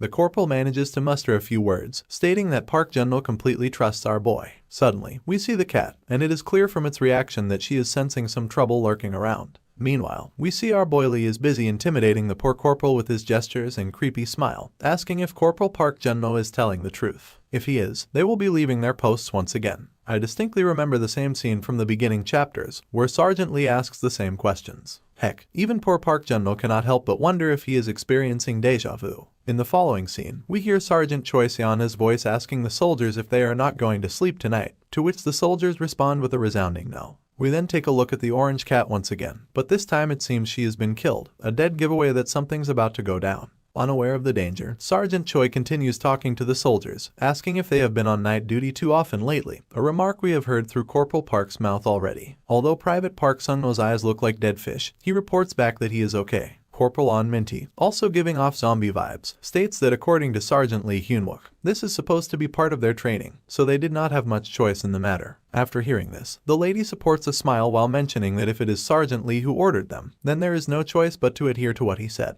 She also starts sucking up to Minty's achievements, assuring him that he is good enough, which is the only reason Sergeant Lee asked this of him. The soldier could not help but blush embarrassingly after getting acknowledgement from one of the cutest ladies out there in the mix. Suddenly, Corporal Minty notices a silhouette right under the bridge. He immediately raises his gun and points it towards the suspect, instructing them to halt their movements and raise their hands, or else they will face a barrage of bullets. It is clear this is not an ordinary being, as we can see those glowing red eyes even from a distance. Regardless, he tells the figure to freeze once again. Then, Private Minty aims his gun and tells the suspect that if they are a civilian, they better not take a single step closer, and orders them to turn around. After that, we finally see this creature with these purple eyes screaming at the top of his lungs, and after seeing this ugly face, Minty does not waste any time before piercing a hole through the creature's shoulder with a single bullet.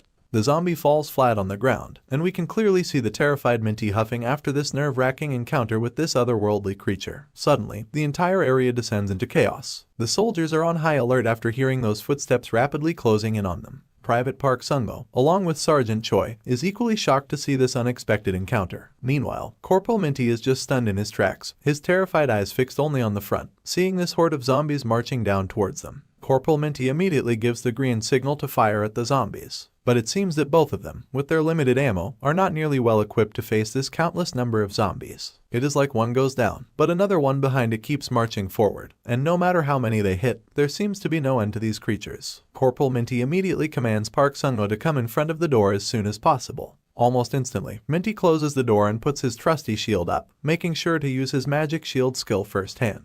Minty braces himself for the impact from the zombies, while Park Sung-go backs him up, determined not to let them push through. The horde of mindless zombies finally crashes into the shield, but thanks to Minty's magic shield skill, they just bounce right off. Still, I highly doubt they will be able to stall these zombies for more than a minute or two because the sheer number of these creatures is overwhelming.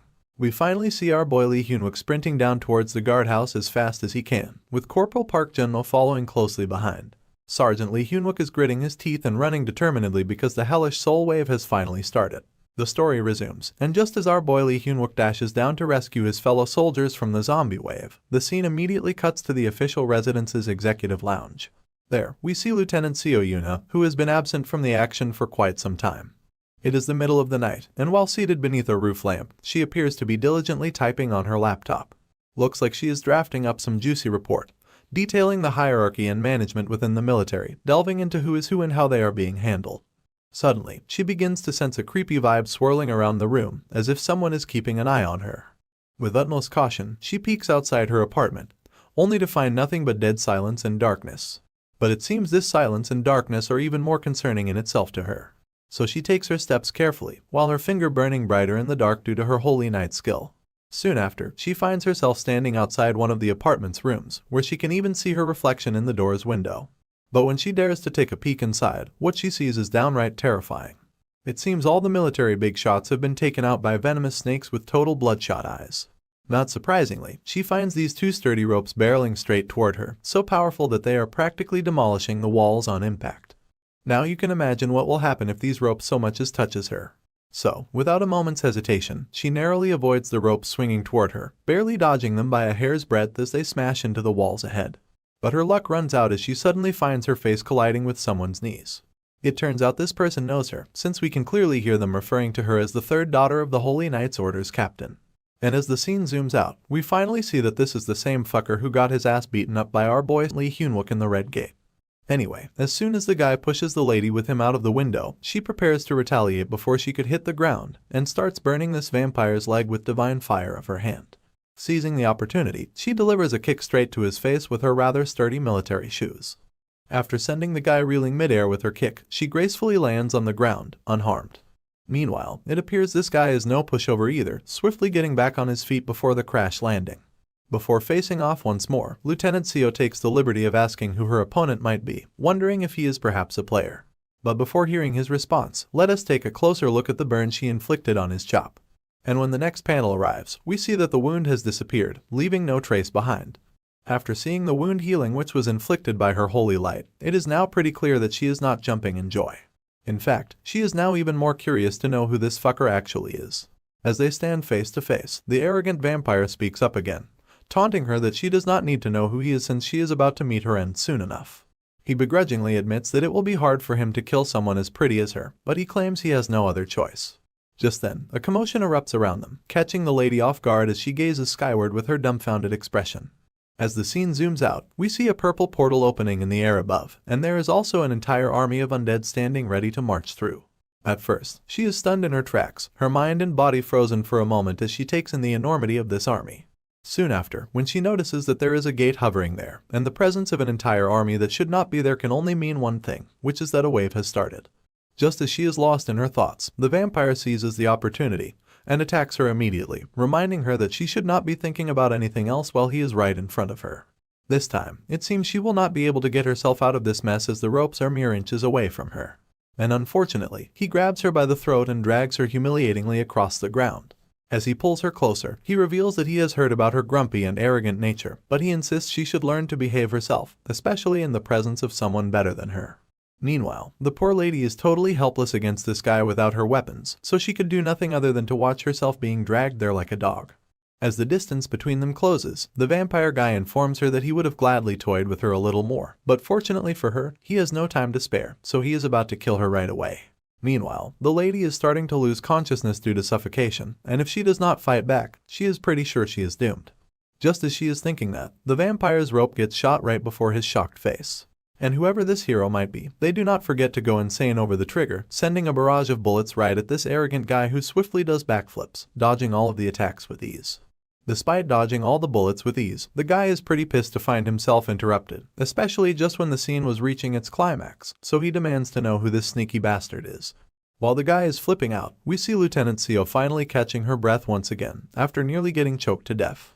It seems the hero has arrived at the scene, and whoever this guy is, he sure knows Lieutenant Seo pretty well. And at this point, it is no surprise to us that the hero is none other than our boy Lee Hyunwook, who is asking his senior if she is alright. But instead of responding to his query, she dumbfoundedly asks why he is here. But the Sergeant Lee stays simple with his words, simply letting her know that he is just here to rescue his senior. Well, the lady is not buying what he is selling. She has got a feeling this guy is hiding something. She has always been suspicious of our hero's moves, and it is fishy how this dude always ends up in the thick of danger. But before Lieutenant Seo Yuna can grill our boy, Mr. Vampire over there gets antsy and starts yelling, wondering if they are deliberately ignoring him. Then he goes off on a tangent about military ranks, like he's got a bone to pick, just like the one guy he met at the Red Gate. Now, you probably guessed it, the vampire is actually talking about our hero, who is standing there with a smirk on his face. After finally coming face to face with his enemy once again, Sergeant Lee Hyunwook wastes no time before calling this trash vampire out. Also, it does not take long for the vampire to realize who this guy is standing before him. And when he does, frustration spills over and he starts hurling insults at our hero, calling him a damn trench monkey. But before we dive into the showdown between those two, we are zooming back to our Corporal Minty's holding down the fort against those bloodthirsty zombies. Poor Minty's hanging on by a thread in that formation. But it looks like they will not have to hold out much longer because the rapid response unit is on its way. Yet Minty's footing is slipping, even shoving Private Park Sungmo to keep him from being pushed back. But before the door could tear apart, Sergeant Choi Seona jumps in with her limited mana stash, urging them to grit their teeth and hold the gate a little longer. But let us face it, they are up against a horde of zombies that just keeps growing by the minute. I seriously doubt they stand a chance. Just when those two boys are pushed to their limits, their ears perk up at the arrival of the rapid response unit. The whole squad is quickly ordered into a Z positions, and as soon as they are in place, the platoon leader gives the command to execute. With his word, these massive enchantment circles appear above the zombies, and almost instantly, fire starts raining down from them. Before we could see these zombies getting burned to a crisp, we witness one of the vampire ladies swooping right behind the rapid response unit. She immediately grabs her daggers and swiftly slaughters every soldier, zipping down through those poor souls. Terror washes over Sergeant Choi's eyes as she finds her subordinates dead on the ground, who were alive just a minute ago, and the one who just killed them all gracefully lands above the guard room. Private Park, Corporal Minty, and Sergeant Choi turn around to finally see this hottie fully suited up from head to toe, asking our poor soldiers with a sinister grin if they enjoyed her little massacre. Poor Minty's heart pounds as he realizes the rapid response unit did not even see it coming.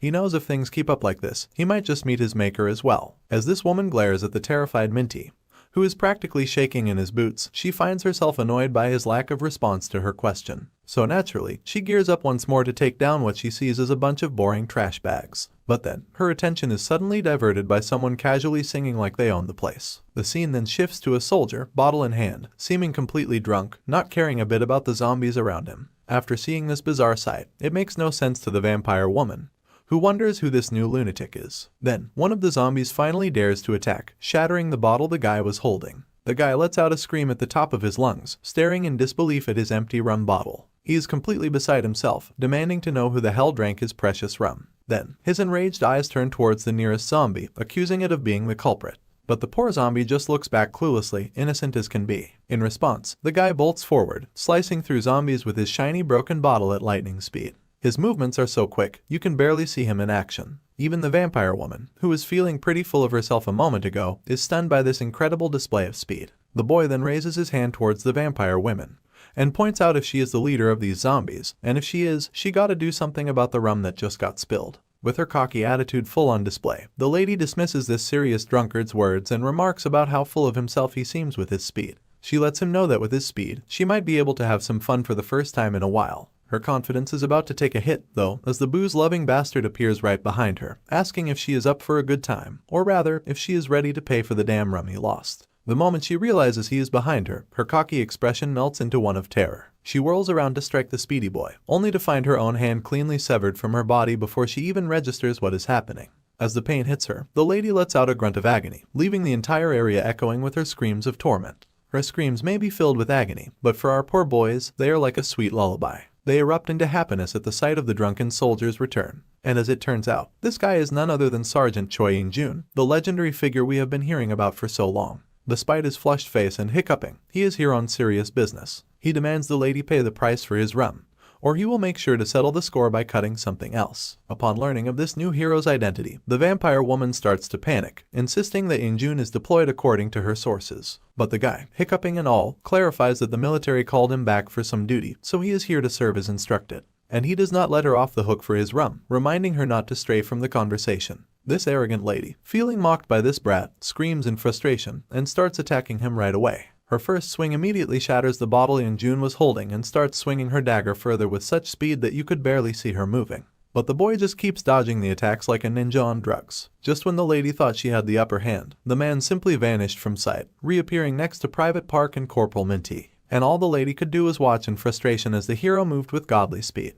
After reaching the private, In-jun grabs his own head in frustration, clearly annoyed and muttering about what a drag this is. Then, he swiftly pulls the bayonet out of the private's pocket, declaring that he will be holding onto it for a while. But Private Park quickly informs Sergeant Choi In-jun that fighting the lady with a regular bayonet will be tough because she is apparently a vampire. Seems like this idiot did not even bother to notice or care whether he was fighting a zombie or a vampire. Corporal Minty quickly reminds the idiot that zombies sure as hell do not talk. It seems that In-jun has finally started to get under the lady's skin by not taking her seriously enough. So she takes her stance, pumping her muscles with some blood, causing veins to pop out all over her body. With every last ounce of power awakened inside her, she is ready to take on this guy. It is no surprise to her why everyone calls him the monstrous candidate to become the next Sword Saint. And now, she is about to give it all she has got. As Sergeant Choi is left terrified by the sight of the enraged vampire, she is unable to warn the boys before the vampire vanishes from the scene almost instantly. The scene unfolds like slow motion. We see Choi's terrified face, the first letter of careful slipping from her lips. Before her voice can reach In-jun, the vampire is almost upon them. Another letter slips from Choi's lips, and the vampire draws even closer. Just as the third letter of careful leaves Choi's mouth, In-jun turns around as if he already knew the vampire was approaching from behind. He whirls around with his bayonet in hand, deflecting her attack instantly. Everything happens so fast that Sergeant Choi still has not finished saying the word careful, and the vampire is already suspended in the air. It is like time freezes for the soldiers standing near In-jun. They are utterly clueless about what is happening. Meanwhile, In-jun effortlessly flings the lady backward, sending her crashing into the nearby wall, obliterating it entirely. The soldiers reel from the impact, feeling the pressure of the force. Even Sergeant Choi, standing at a distance, can sense the intensity. After the crazy impact on the wall, the vampire lies on the ground, coughing up a horrifying amount of blood from her mouth. Despite the brutal impact, the lady refuses to give up. She staggers to her feet, her head spinning, while Yungjun informs her that he was being cautious with his metabolic rate before. Whenever he acts too fast, the effects of the rum wear off, leaving him sober, which is an experience he does not particularly enjoy. Turning to the terrified lady, he asks if she is willing to take full responsibility for disrupting his chill session. At this point, the woman is pretty sure that if she kept on fighting alone she is about to get fucked. So naturally, the only wiser decision she comes up with is running desperately out of the place with her tail tucked between her legs.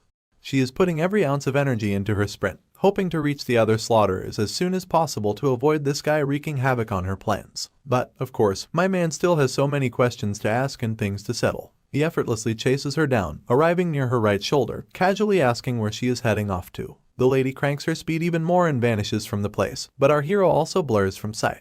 The next thing we see is her being cut down from several places, and our hero's movements are so swift that the vampire's nervous system cannot even register the pain. Eventually, after her limbs are injured, she tumbles down and crashes onto a nearby street pole. After finally neutralizing her, the guy takes a look around his surroundings. On one side, he sees his fellow soldiers slaughtered like lambs, while on the other side, zombies are still trying to rip the gate off. He turns to the lady once again, who is just grunting in pain, her entire body shaking like a fizzy cola. He is naturally curious, so he wants to know how she is controlling these mindless ghouls if she is not even a zombie herself. But, as expected, the lady does not bother to answer and instead screams at the top of her lungs. Not one for whining and whimpering. He shuts her up real quick with a solid kick to her gut, sending her crashing further. Knowing he will not get any answers easily, he decides to clean up the other mess she scattered before returning to negotiations. He then vanishes from the place once again, landing back above the gate holding off those mindless zombies. As he is perched above, he commands the soldiers standing below to tie that vampire woman up.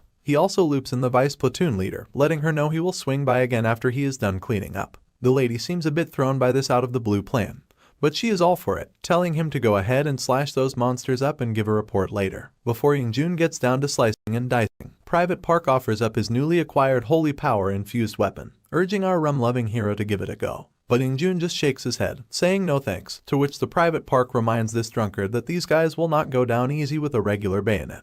But when you look at this guy's face, there is this creepy, devilish grin spread across it. He is all about making these bitches suffer with every strike, and he is not shy about it. Naturally, the poor soldiers get a shiver down their spines after hearing this craziness from him. And with that final exchange of words, the man vanishes from sight once again, and before you know it, the whole horde of zombies is chopped up like veggies before they even realize what is happening. Gotta say, this dude's probably the coolest side character I have seen in ages. Heck, I might even go as far as to say he is even better than our boy Lee Hyun-wook. The boys find it weird how Sergeant Yungjun's personality has changed so much. Minty even remarks that this drunkard now looks similar to our boy, Lee Hyun-wook. Private Park nervously agrees, saying he gets chills whenever he sees the two of them grinning like that. And speaking of our boy, you can see the devilish grin spread across his face, and there is no denying he looks scary as hell when he smirks. But it is not just us who find his smug smirk unsettling. His enemies do not like it either. As soon as the vampire guy sees that same grin again, he explodes in frustration. Without a moment's delay, he swings his whip toward our boy in an attempt to grab Lee Hyun-wook.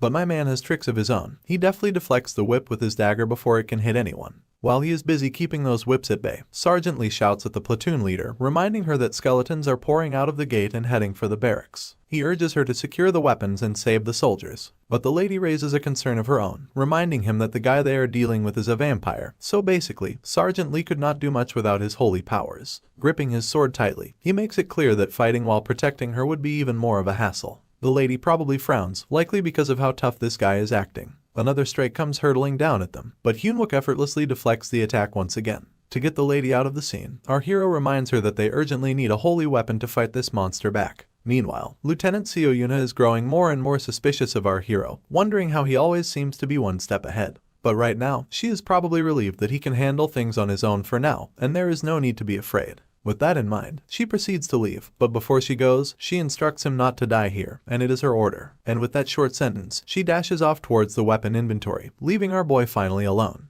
Even the vampire is confused by the sergeant's decision, so he asks why he sent her away instead of fighting together. But instead of replying to the query, our hero calls out the asshole, mentioning that he is feeling pretty glad to see that this blood-sucking Snarlula is still alive. Naturally, this remark bewilders the grumpire, so he asks Hyun-wook what the fuck he is talking about. With that same sassy grin, our hero remarks that if this vampire guy is still alive and standing before him, it only means that this blood-sucking bastard has not reported to his leader that someone like Sergeant Lee kicked his butt. This remark definitely rattles the guy out of his mind, and he is beyond ticked at this point over our hero. But Lee Hyunwook just keeps needling the guy with his silly remarks, mentioning that getting his butt kicked in the Red Gate must have been bothering him. This grumpire could only take so much humiliation from our hero, and right now, he is absolutely fuming. His hands start to transform, and these metallic dark matter relics pop out of his limbs. He is basically saying our hero must have been thinking too highly of himself. But once he is fully transformed, he lets Lee Hyunwook know that with his gear on, there is no stopping him from causing chaos. And he is pretty blunt about it, saying our hero's holy power-fused metal beads will not stand a chance against him. Suddenly, our hero's eyes widen in realization upon seeing this guy's new look, as if he has just hit the jackpot. He wonders exactly how many of those 1,000,000,001 each mana tanks are in there. I am not entirely sure what he just said, but let us hope it makes sense going forward. If I missed the memo, let me know in the comments. Anyway, when we take a look back at this fuming grumpire, he confidently lays it out that today our hero will not be able to lay a single finger on him, and he will make sure to tear him into pieces single-handedly. But just then, the sergeant's sword starts to shimmer, and a system window appears, mentioning the name of the item, the Crown of Light and Darkness. This item basically has effects to rapidly boost resistance against undead property. This crown can hook up any weapon our hero wants with an aura attribute, and he gets to choose whether it is holy power or black magic that he wants to fuse. Also, our hero can't use both the holy power attribute and black magic at the same time. And there's a note about the penalty that comes after using the skill. With his crown item activated, a holy light ring appears above his head, and his weapons start to exude pure holy energy. Another notification pops up, giving the lowdown on the skill granted by the crown. Apparently, it can hook up any gear he picks with a 10% boost of holy power. And as for the penalty, his mana is going to take a hit of 10%. Naturally, the vampire is utterly bewildered to see our hero transform that shoddy weapon of his into a holy power-fused weapon out of nowhere. And right at that moment, Sergeant immediately asks that what made this snarlula think that our hero is still going to use those beads. Because this time, he plans to divinely tear this bastard apart into pieces. After activating his Saint Aura and infusing his weapons with holy energy, Sergeant Lee gets all cocky, leaving the Grampire frustrated and terrified. But this guy still holds onto his bravado and challenges our hero, convinced that Lee Hyunwook cannot even scratch him with his divine powers. Yet, Sergeant Lee remains Sergeant Lee. He throws yet another verbal jab, asking this blood-sucking fiend if he is shitting his pants at the sight of these divine powers, because that is the only explanation for his frantic threats and talk. Well, that is the last straw. The Grampire explodes out of frustration and hurls his whips toward our hero to shut his loud mouth for good. But just as those whips are mere inches away from Sergeant, the man starts zipping away, leaving the whips crashing down on the empty ground behind him. The angry bastard keeps stirring those whips around to chase down our hero, but my man is just ducking and dodging them nonetheless. It appears our hero actually recognizes the threat these whips pose, and they are not definitely something to scoff at, especially with their long range. He admits that even if one whip cracks over his body, he is going to fucking die. But still, he has this grin etched across his face as if he has figured everything out. He keeps dodging them left and right without a care in the world, and with each maneuver in the air, he is closing his distance towards the vampire. The fiend is fuming at this point, utterly flabbergasted as to how to deal with this slippery opponent. It appears our hero has completely changed his strategy, which will leave his enemy at a disadvantage with his whip, because at close range, all the positives of this weapon turn into negatives. With that knowledge in mind, he soars toward that bastard with his sword pointed directly at him, and there is also a dagger coming from behind. However, it seems this is not going to turn into Sergeant Lee's favor, because there is a cocky grin on the Grampire's face, as if he has already figured everything out. And as you can imagine, those metallic, sharp chain-like things start to pop out of his massive shoulder, soaring into every direction, leaving literally no room for our hero to avoid them. His dagger, which was coming from behind, also gets stuck in this mess of wires. To save himself, Sergeant Lee immediately uses his indomitable steel body to shield himself from deadly wounds. Somehow, he manages to get out of that wiry mess in the nick of time using his skill combo. Afterwards, he starts running down to make a safe distance, while those whips just keep on chasing him, crashing down on the ground and breaking it with every impact. The fiend is relentlessly chasing our hero with his whips, leaving him no choice but to desperately run out of harm's way. Meanwhile, this bitch is having a good laugh, watching this once cocky dude, who is talking big, now sprinting off like a scared kid. To make matters worse, the fiend has snagged both our hero's dagger and sword.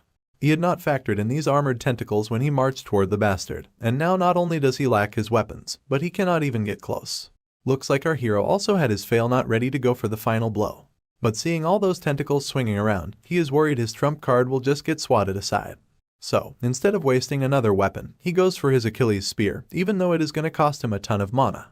But hey, desperate times call for desperate measures. The Grumpire keeps getting cockier, relishing in seeing his opponent running around like an annoying mosquito out of fear. He throws threats, saying he would love to watch our boy run until he is completely dead. Sergeant Lee immediately takes his stance with his spear in hand. As soon as he activates the spear's ability, he destroys the tentacle with a single strike. And right on cue, a system window pops up, mentioning that he has unlocked the power of the Achilles spear. As for its effects, wounds inflicted by this spear do not heal under normal circumstances, but it is going to take a hefty toll on the user's mana once activated. Currently, his mana consumption is at 21%.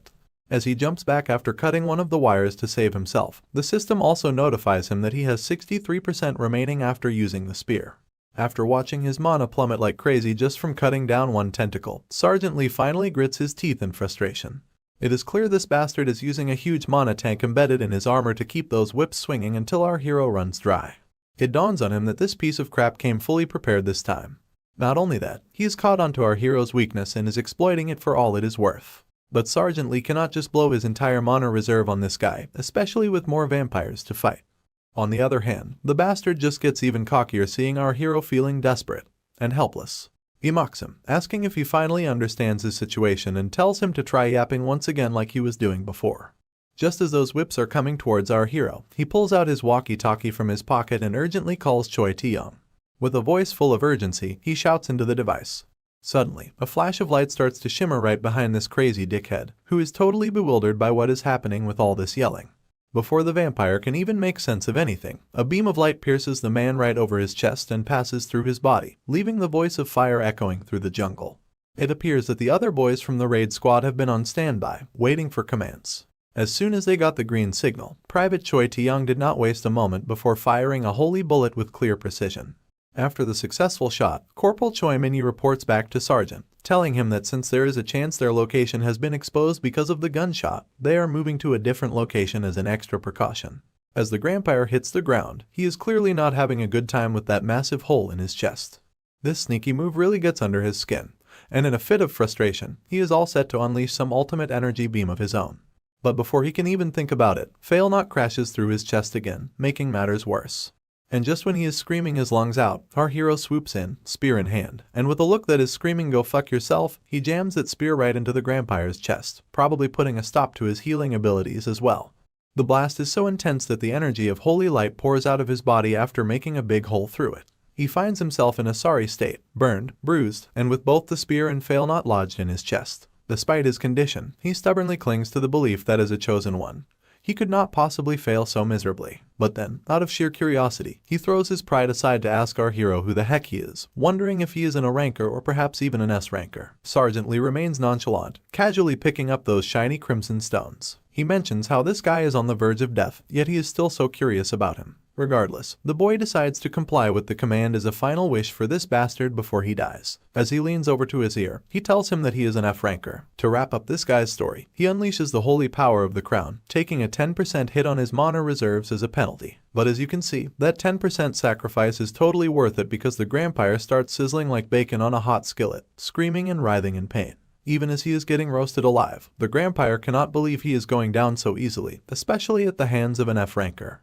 As the flames dance around him and his shiny crystals fizzle out, the system chimes in to let us know that he has tapped into some rank 3 mana tanks, and that mana is getting supercharged. Now it all makes sense. Remember when our hero was grinning like a Cheshire cat about hitting the jackpot in the previous episodes? Those red gems were actually mana tanks. And after finally getting those stones in his hands, he decides to chow down on half of them now and save the rest for later. Suddenly, an announcement starts to ring, directed to our boy. The announcer informs our hero that the skeleton army is attacking the barracks number 2, and this familiar voice seems to belong to Corporal Choi Min-yi. As the idiot is running down, trying to chow down those gems, he mumbles out, asking about the current progress. After seeing that horde of zombies, the both boys report back to our hero, mentioning that the skeleton head count cannot be measured, and the way things are looking, Private Choi is pretty sure that not everyone can make it out alive. On the other hand, our hero just keeps on running down with full determination, while his weapons follow closely behind him. Before our hero can reach there, let us focus our camera on this disgusting, brainless zombie just chilling around. But his chilling session is rudely interrupted when a high-speed car crashes into the skeletons, knocking them down like pins in a bowling alley. Inside the car, the driver looks absolutely terrified, with the airbag deployed and everything. But before he can catch his breath, the zombies swarm in from all sides, surrounding him in a gruesome circle of death. The next thing we hear are his screams of agony as blood spills everywhere. Honestly, I was not a fan of his wimpy face anyway, so props to the zombies for taking out this waste of oxygen. The zombies gather around the car like it is the hottest ticket in town, and one of them finally gets a hold of the man's head, after chopping it off with a satisfying crunch. Even the skeletons seem to find his terrified expression amusing, chuckling in his bone-chilling way. Meanwhile, in the lady soldiers' dormitories, one of the sexy ladies in her night suit peeks out to witness the gruesome scene unfolding outside. And when she takes a further closer look, she finds that the platoon leader has also died. Other sexy ladies are there too, using their fire powers to try and fend off the creatures. But they are screaming for Sergeant Kim Se, explaining that without the noble phantasms, they do not have enough mana to keep the zombies at bay. If they do not do something fast, it will not be long before the monsters push their way inside. The short-haired woman we saw earlier comes running into the corridor, telling everyone to hang in there. She instructs the ladies to avoid shooting randomly, as it would be better if they focus their firepower at one point and blast them. I guess this shorty is Sergeant Kim Se. Anyway, she then twirls around and demands to know why the armory has not arrived yet. Another soldier reveals that the platoon leader had the key to the armory, but the shorty yells once again, telling them to just destroy it or melt it down because she does not care. All she wants is the armory here because apparently it is probably the only way they can make it out alive from the barracks. Another soldier chimes in with a concerned face, reporting to Sergeant Kim that the skeletons have started to climb up the walls and are trying to get inside through the windows. Sergeant Kim immediately commands the soldier to get away from the window. It seems that this shorty is in quite a bit of trouble because we can clearly see a skeleton behind her through the window. Finally, Sergeant Lee has made it to the barracks. After looking at the sheer number of skeletons, he finds himself bewildered. He is especially worried about Sergeant Kim Se because he cannot afford to lose her. He is just praying that she is alive. The scene then cuts back to the shorty, who is about to get her head chopped off by a menacing skeleton. I guess she should have listened to her own advice about keeping a safe distance from the window. The lady turns around, only to see a sword hovering above her head, ready to blow her away.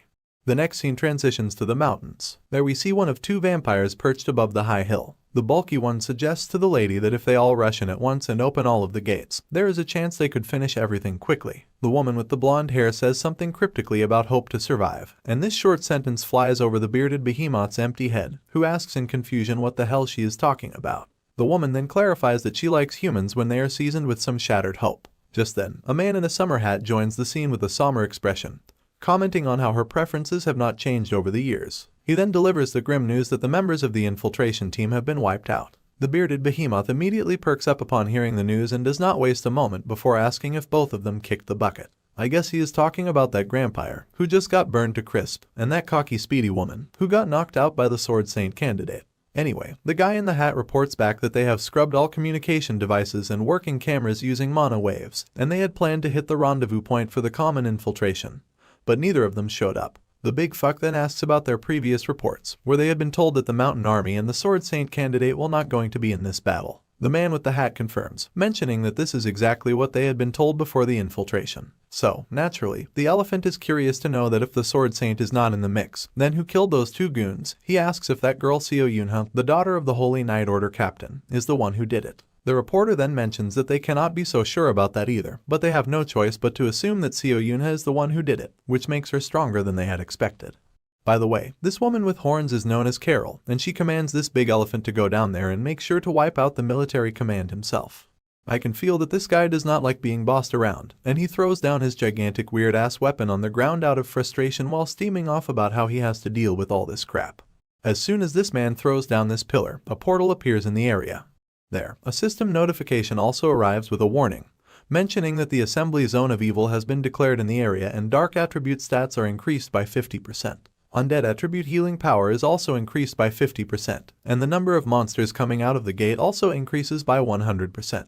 While cracking his fingers like a big boss, this baldy McBeardface suggests taking the strongest one down first. But Carol reminds him once again, strictly telling him that his target is the military command, not Seo Yunha. The frustrated Baldy turns around, asking if she thinks of him as a clown or something. He makes it clear that he can take them out in one strike. But still, the lady persists, telling him that the others will take care of Seo Yunha, so he better do as he is told. Suddenly, heavy footsteps, likely made of metal, echo on the ground as a figure with a face ablaze with reddish energy marches forth. These huge, menacing giants pour out of the portal, their edgy appearance sending chills down my spine at first glance. Carol's face immediately lights up with a cocky smile as she anticipates the moment when Seo Yuna will fall into despair. On the other side of the mountain, as our hero is sprinting down to reach the barracks, he reveals to us that in his past life, 2 vampires made an appearance. But considering the fanatic he just fought, he is pretty sure that there must be many more vampires to fight, since he cannot recall seeing that guy in his past life. He is giving it his all to reach the barracks before it is too late because he cannot bear to lose someone as important as Sergeant Kim Se-hee. As he enters the vicinity, he unleashes the pegs he received as a reward from the military after that Red Gate incident. After gearing up for the battle ahead, he charges straight at the mindless creatures with his weapons floating around him. As soon as a skeleton notices someone behind it, it turns around. But before it can react, the holy energy-infused peg pierces through it, then another zombie takes hit as well. But this is not cutting it. Corporal Lee targets each and every zombie in the vicinity, smashing them down with the pegs like it is no big deal. There is not just 1 or 2 or 10, but a sheer number of these pegs, all aimed at the same thing. With a final roar of determination to save Sergeant Kim Se-hee, he launches all the pegs towards the creatures, clearing his path by smashing those abominations down. The scene transitions back inside the dormitories, where Sergeant Kim is about to be smashed by the sword. But before the sword could land on her, a green aura starts pouring out of her body, grabbing the sword immediately. This aura takes the shape of a woman that dominates over the pile of bones, and the lady sternly demands to know who gave this sucker permission to infiltrate the women's barracks completely naked. As you can imagine, her aura punches the skeleton, sending him hurtling back outside through the window. It appears that Sergeant Lee Hyunwook has also arrived at the scene, witnessing the skeleton flying out of the window. He immediately calls out to everyone, asking if they are okay. Rushing inside, he tells them he has come to rescue them, but his words practically get stuck in his throat when he sees the lady beating the living daylights out of the skeleton single-handedly. The lady turns to him, asking who is rescuing whom, because she does not seem to feel the need to be rescued by anyone. Well, I guess our hero underestimated her big time. On the other hand, the lady who does not know what this guy's deal is wonders why this bastard is trying to act cool after popping out of nowhere. Although she does not know him, our hero knows her pretty well. Apparently, Kim Se-hee, despite being a spirit sorcerer, has a history of specializing in assassination. 5 years after the second wave, she was deployed on a special mission to assassinate the king of the Orc Kingdom founded in Shanghai and left a mark in history in a match to the death against the Orc King, Stonox. This is precisely why when our hero officially started his duty, he was not with her. Not sure about her, but the other ladies have started to catch on to see who this man actually is. The ladies start snickering while they are in their night suits, leaving our idiot thoroughly embarrassed. He immediately turns his head around, while the ladies continue to whisper to each other. One tells the other that this man was supposed to be handsome, and the other responds that she did not see him up close that time. The guy immediately starts stuttering out, his voice all shaky, asking who is calling the shots right now. The lady, looking a bit hesitant and adjusting her gear, kind of reluctantly admits she is the one in charge. Out of the blue, another woman shows up, urgency dripping from her voice as she announces the armory is now open. Still avoiding eye contact with the ladies, our guy says he will hold down the fort here while they gear up. Sergeant Kim Se-hee questions if he can handle it solo, and he just shrugs, urging them to hustle because his mana is not unlimited. Suddenly, his walkie-talkie rings, where Corporal Park Jun-no can be heard reporting. Park Jun-no reports that most personnel from Barracks 1 have been evacuated as instructed, and the platoon leader has moved to Barracks 2. Upon hearing the report, our hero gives him a verbal thumbs up for his job. I'm guessing that the guy who came in the car and died a while ago was just the platoon leader. Just as the zombies are swarming the entire area, a light starts to shimmer brightly behind them, and seeing this, even our hero's jaw practically hangs in the air wide open. And as the scene shifts, we see Seo Yuna totally geared up, burning down those monsters with just a flick of her sword. As she swoops toward our hero, she is utterly shocked to see Lee Hyunwook here once again. With graceful steps and feathers floating around her, she asks our hero if he defeated that vampire, to which our hero nonchalantly says yes. Sergeant Kim Se-hee immediately salutes her senior and reports back that the personnel in Barracks 2 will be armed soon enough. I guess our hero is not exactly thrilled about the glare he is getting from Seo Yuna. She is totally thrown off to realize that this guy just evacuated Barracks 1 and is even supporting Barracks 2 like he has got the whole situation under control. Since our hero cannot speak before his senior, he just rolls his eyes over to the other side. Just then, another system window pops up, which we have seen before at the start, so feel free to pause to read the contents. And with that notification, the zombies have started to emanate an even fiercer aura.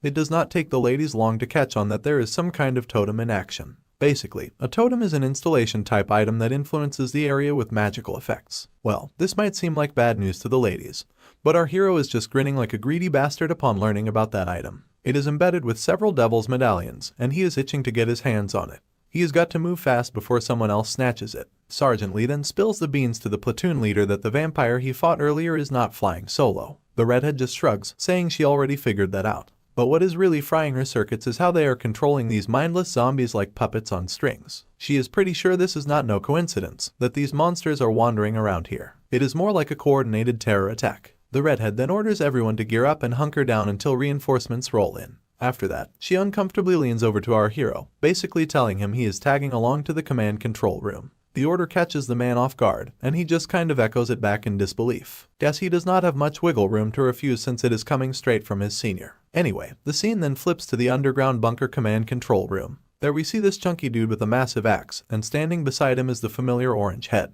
It is chaos down there. All the communication gear and surveillance cameras are all fried. And someone is seemingly pounding on the front door like they own the place. Probably that bearded behemoth, trying to crash the military command party without an invite. Both of the goons are literally freaking out because, according to them, only someone above the level of an orc could break through a double barrier door. And if that mysterious guy barges in, fighting in such a cramped space is gonna be a nightmare. Fatty's face is all bulging veins, probably from sheer stress. He tells the platoon leader that once that door goes down and Mr. Mystery enters, he has got the green light to blast him along with that guy to Kingdom Come. After making that much clear, the dude starts howling like a banshee to unleash his berserker powers. Instead of his usual fat ass, he bulks up with some serious muscle. After his transformation, he warns the platoon leader that if someone busts through that door, it is game over for both of them. But he is dead set on taking down that bastard, even if it means kicking the bucket himself. Then, the big moment comes, and the bearded behemoth smashes the door with a punch, sending both soldiers stumbling back from the force. This second coming of Bigfoot saunters through the rather normal-sized door, accompanied by those undead creatures. As he enters, he mocks these military guys for their futile attempts to guard this place. But as he stands before the fatty, the baldy is a bit moved to see this weakling before him, because he did not expect to meet some trash guarding this place. The once gigantic fatty now looks like a toddler compared to this big motherfucker with a beard. The soldier is literally shaking in his boots to see such a huge guy with such sheer size. The man before him looks way bigger than him, even though he is in his berserker mode. He is scared, but still, he knows what he has got to do. So, while he swings his giant axe in an attempt to strike this bastard, the bearded behemoth just laughs menacingly while cracking his fingers, asking if he is seriously going to fight this puny punk.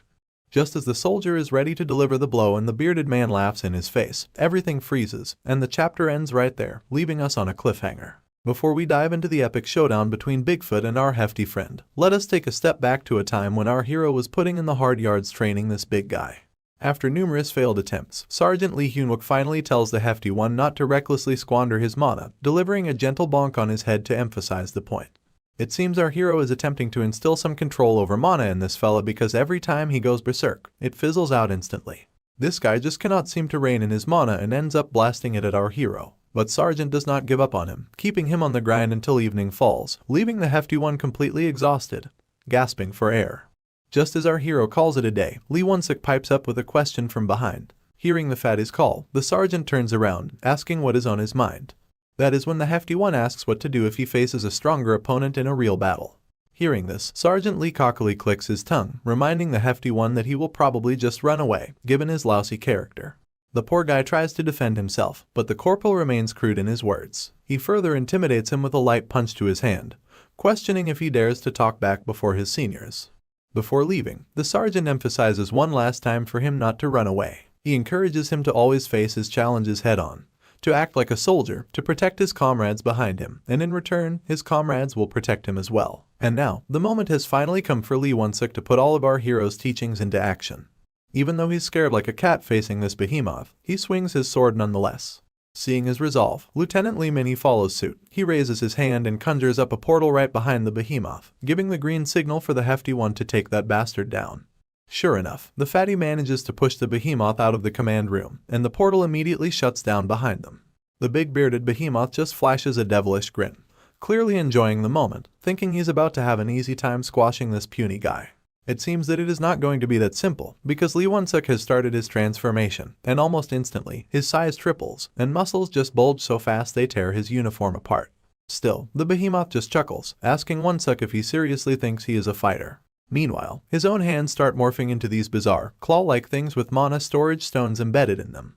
On the flip side, the fatty's doing his best not to let his mana scatter. And luckily, he nails his transformation, which really makes his heart jump out of joy. Looks like Lee Hyunwook's lessons really paid off after all, as Won-sik is confident he can handle this level 2 berserker body. Without skipping a beat, he charges at the behemoth, swinging his axe like lightning, all fueled by the urge to protect those behind him. The one who is about to take that hit just stands tall while grinding cockily as if he has everything figured out. But surprisingly enough, the fatty manages to land a devastating hit on that arrogant bastard. Before we get too deep into the action and spoil the fun, the scene cuts to the underground bunker of the 3rd Anti-Monster Brigade's 1st Battalion. Inside, we find our hero along with Lieutenant Seo Yoonha sprinting down the path at full speed. As they run, Sergeant Lee reveals that their first priority was supposed to be dealing with the totem, some kind of tool boosting the undead creature's powers. But our hero has not got a clue why they are sprinting towards the control room. I guess he is about to find out soon, because out of nowhere, someone busts through the tunnel's wall like it is no big deal, sending both soldiers staggering back from the force of the blow. And not surprisingly, the culprit behind this wall-busting action is none other than Baldy McShine, holding poor Won-sik by the throat after pounding the poor guy to a bloody mess. It is pretty funny how the author chose one of the most disliked characters from the manhwa to use as a punching bag, just to give us a clear idea of how powerful this guy really is. As soon as Sergeant Lee spots his nearly dead subordinate in that bastard's hand, Hyunwook just goes absolutely nuts. Meanwhile, poor Won-sik, with his last bit of strength, reminds our hero that he has finally proven his point that he is not the kind of person who runs away from danger. Just as he says this, poor Won-sik gets another devastating blow to his face, blood splattering everywhere as the ground beneath him shatters from the force, and all the while, the baldy bastard asks if that is enough to keep his mouth shut from yapping. Lady Seo also loses at this time, straight up demanding that this bastard get the hell away from her soldiers. Out of the blue, Sergeant Lee surprises her by flat out telling her to scram. He orders her to hit the control room immediately, where she has got to rally the troops to hunt down that totem and get it out of there as soon as possible. Well, the next thing he says is just a blank bubble, but judging by our hero's expression, he is probably plotting some serious payback on this jerk. Whatever the sergeant whispered, it sure left her jaw hanging. Meanwhile, the big behemoth just chuckles, realizing he has got the daughter of the Holy Knight Order's captain right where he wants. Before taking off, she gives him one last order as his senior, basically telling him not to die, and she means it. And off she goes, sprinting away, leaving our hero alone with this behemoth. Before getting into the thick of it, the boy tells the baldy that he never really liked the fatty, especially seeing him as just a musclehead with no brains. But Won-sik changed his mind by fighting to the end just because he was told to do so. And now, in Won-sik's honor, he is ready to risk it all to take revenge for his sacrifice. As soon as he finishes speaking, he takes one of the mana stones and gulps down all that sweet juice, which triggers a notification known as Mana Tank Rank 3. Apparently, it is supposed to boost his mana to a solid 100%, but there is also a little warning about the possible side effects of overdoing it. With his mana topped up to brim, he dashes forward full throttle. Meanwhile, this idiotic dickhead has no clue what the hell this dude is on about, and just laughs at our hero's face for charging recklessly like that, but invites him to come at him nonetheless. As you can imagine, my guy catches this beast off guard by slipping right through his wide open legs. After a smooth slide and a quick touchdown on the ground, he points his finger straight at the clueless man. Just as the bearded behemoth is trying to figure out what is going on, something shiny comes flying at him from the front. Zoom out, and you see these pegs smashing into the behemoth from behind, giving him a good wallop. And just when you think that is it, the divine arrow swoops in, aimed straight for his bald head. Right at that moment, our hero unleashes his divine spear without a second thought. After swinging his spear, something unexpected catches his attention, and it appears that this big guy just managed to grab all of those pegs in nick of time and also stop the spear, along with that arrow. Once he is completely transformed into this alien-like thing, he proceeds to taunt our hero, asking if he intends to defeat him with these toys. With that little verbal jab, he slams Sergeant Lee with his gigantic feet, sending him flying in the opposite direction, which leaves his spear hanging midair. But my guy is not without his tricks, because he had already activated his indomitable steel body just before the hit landed, saving him from that deadly blow. After regaining his balance, Lee glances to his left, only to see his poor fellow soldier lying there like a deflated balloon, which is just pissing the hell out of him.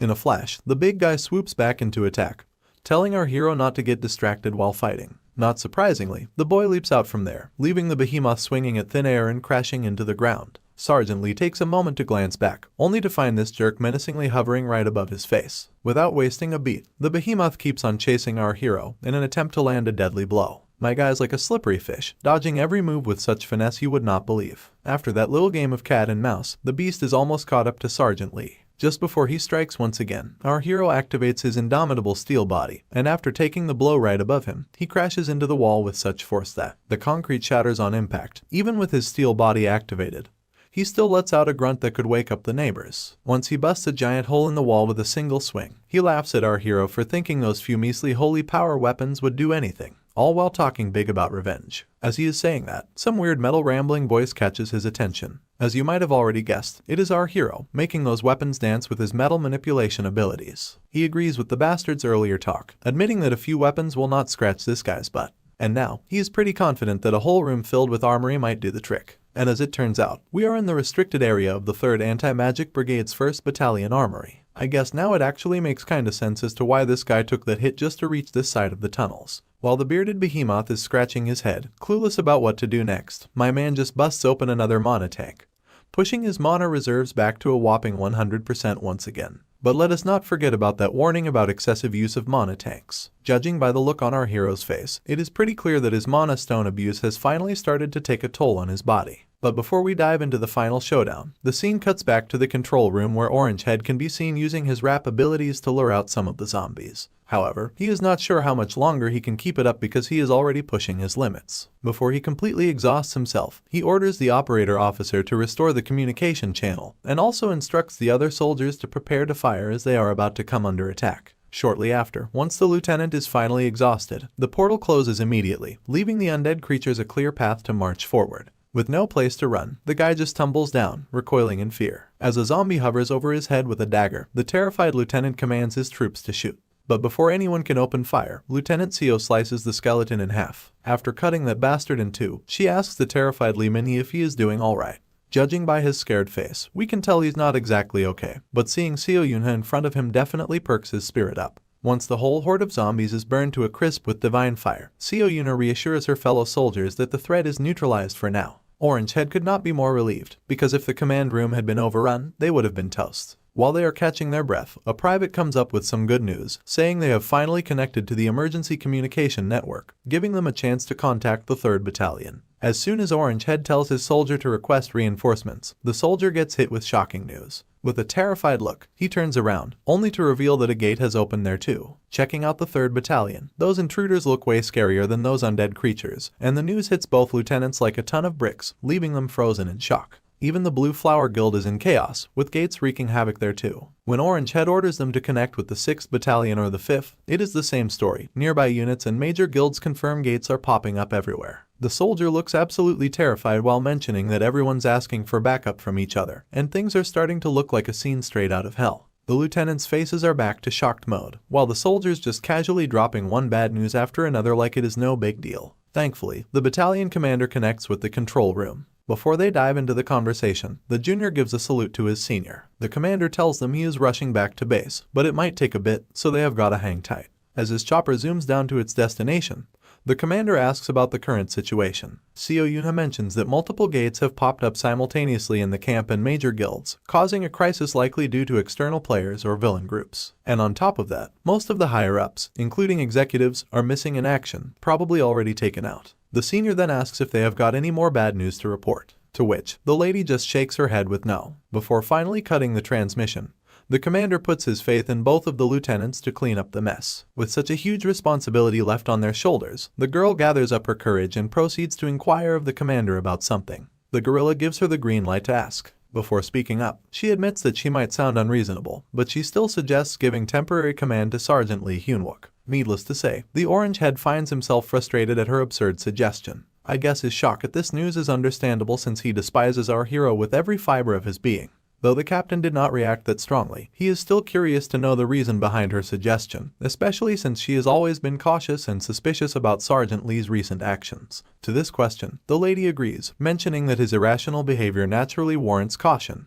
But that was the case until now. While she is talking about him, the scene immediately cuts back to him at the moment where he is smashing those mana stones right on his chest. With his mana tank topped up, he goes ahead and hijacks the entire arsenal of weapons. Before unleashing chaos on the behemoth, our hero drops the name which goes as the indestructible Okemok, leaving the big guy scratching his head wondering how our hero knows him. Instead of just shooting the breeze, my man decides to rain down all those weapons right on the beast, throwing them like it is no big deal. Surprisingly, the baldy does not even flinch, taking all those weapons like a pro. And as the weapons rain down, they are getting wrecked as soon as they hit the behemoth's tough build. Meanwhile, Sergeant Lee has already burned through 13% of his mana reserves. Yet, this guy does not even bat an eye and mocks our hero's feeble attempt to take him down. The monster even gives our hero props for his cleverness from the get-go, and invites him to give it his all. Despite Sergeant Lee's mana dropping with each passing moment, the behemoth keeps on trucking despite the weapon onslaught. Seeing this, Sergeant Lee grits his teeth before unleashing all he has got towards the beast, dropping his mana down to 66%.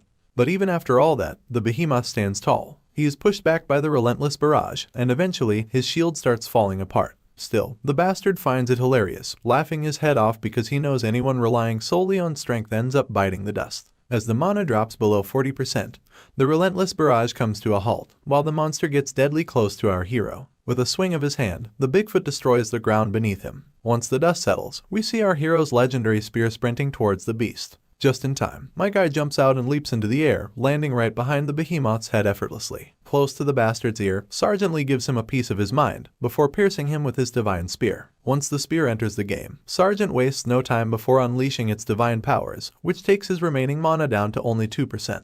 Before he finishes the dude off for good, he reminds him of his own words about how he is gonna end up just like all those other fools who acted tough. With those final words, he sets the bastard on fire, burning him down just like he did with his comrade, while the guy screams his lungs out for the last time. And all the while Sergeant Lee was duking it out with this dude, Lieutenant Seo spills about how she suspected him of being a spy, infiltrating and aiming to wreck everything.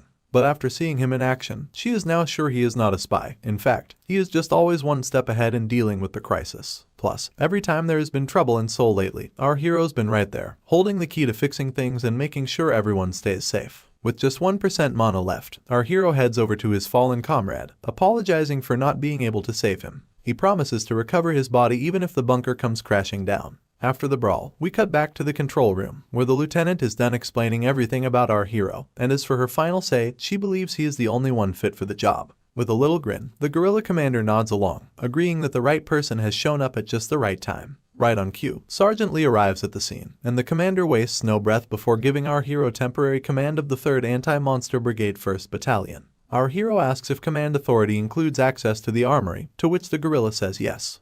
He further asks if he has anything in mind to turn this situation around. Before he takes his next breath, Lee Hyun-wook clenches his fist and confidently says yes, which makes it clear he has got a plan and is more than ready to make his move. As soon as our hero steps into the command room, the battalion commander hands him temporary command of the 3rd Anti-Monster Brigade, 1st Battalion. Sergeant Hyun-wook then asks if this command authority includes access to the armory. The commander replies positively, and when he asks if our hero can turn the situation around, our guy confidently responds with a yes. He's more than ready to finally fight back and beat those bastards to the punch. Back outside, we see the soldiers trying their hardest to shoot down zombies before they can infiltrate barracks number 1. The platoon leader quickly orders his troops to deploy the magic circles. Almost instantly, the magic circles appear in the sky, ready to burn these zombies to a crisp. And burn they do. As soon as the fire starts raining down on these monsters, they begin to incinerate. But despite taking out a big chunk of these zombies, there seems to be no end to them, and this dickhead knows it all too well. Just as those zombies charge through the fire straight towards the barracks, the scene cuts to barracks number 2. The situation there is worse than ever, with a shitload of zombies ravaging the entire place. They've already made it into the dormitory building, and the poor ladies inside are struggling against these undead creatures. One of them even gets brutally stabbed by a zombie. Immediately, the platoon leader orders everyone to retreat before any more soldiers fall dead. He also commands the ladies to get to the upper floor, but a soldier responds that they couldn't save the people on the 2nd floor since there are just too many monsters to handle. While the ladies are retreating to the rooftop, the sergeant is left behind, gritting her teeth, unsure how to deal with the mess. The next scene takes us to our drunken hero, who is slashing down zombies with a simple dagger with such speed we can barely see him moving. And in an instant, he clears out the entire guard post, leaving the soldiers there utterly astounded by his display of power. One of the soldiers even asks Sergeant Choi In-jun if he is alright. Well, it looks like he's apparently not doing really well. Despite his fast speed and raw strength, these zombies are proving to be really tough to deal with, especially because of the activated totems which are giving these critters a boost in strength and defense, and to top it off, they just keep popping up. Despite thinking these zombies were tough, this guy is just getting pumped up seeing the challenge coming at him.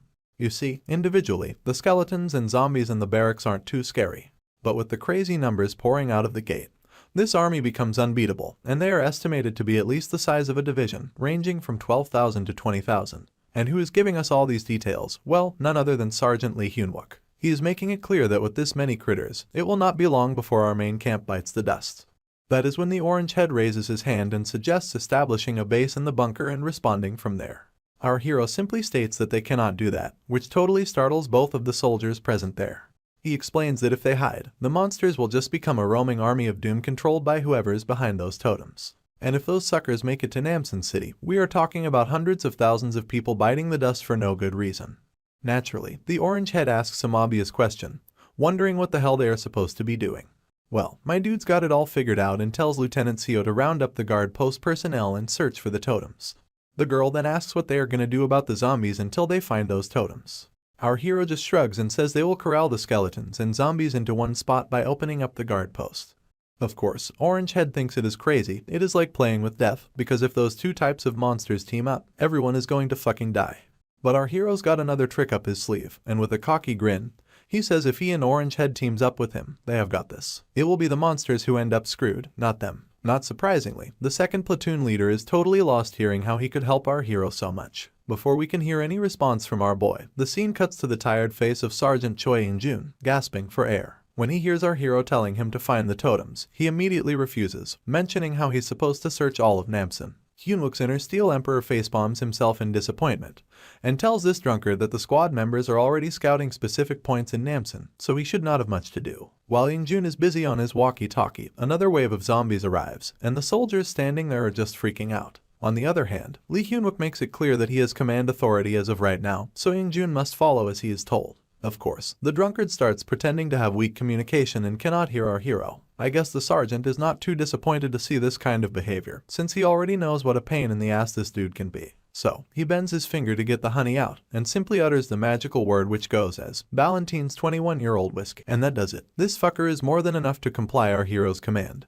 But he also does not shy away, saying that he would like to crank the number up to the 30. Well, Lee Hyunwook just sighs in utter hopelessness, seeing how this dude never takes things seriously in the slightest. Through the walkie-talkie, the maniac asks our hero once again if he actually wants him to go look out for the totems, to which the boy just agrees to comply with his wishes and gives him the green light to head forward. With an eager face, exploding with happiness, the maniac immediately decides to get down to business. With that settled, Lieutenant Seo also decides to move to the rendezvous point to meet the drunken maniac. Before she leaves, the sergeant reassures her that he will join them soon enough, so he tells her to take care of her squad members in the meantime. The lady surely reassures the boy back, letting him know that she is not planning to lose any more her soldiers either. In this chaotic battlefield, a drone arrives with the command center broadcast blaring. It is a clear instruction: cease attacks and get indoors. Everyone scrambles to obey, hustling back as fast as they can. Then comes the order for the mages to throw up barriers and brace for the zombies' impending arrival. They are already breaching the guard post, closing in on barracks number 2 at lightning speed.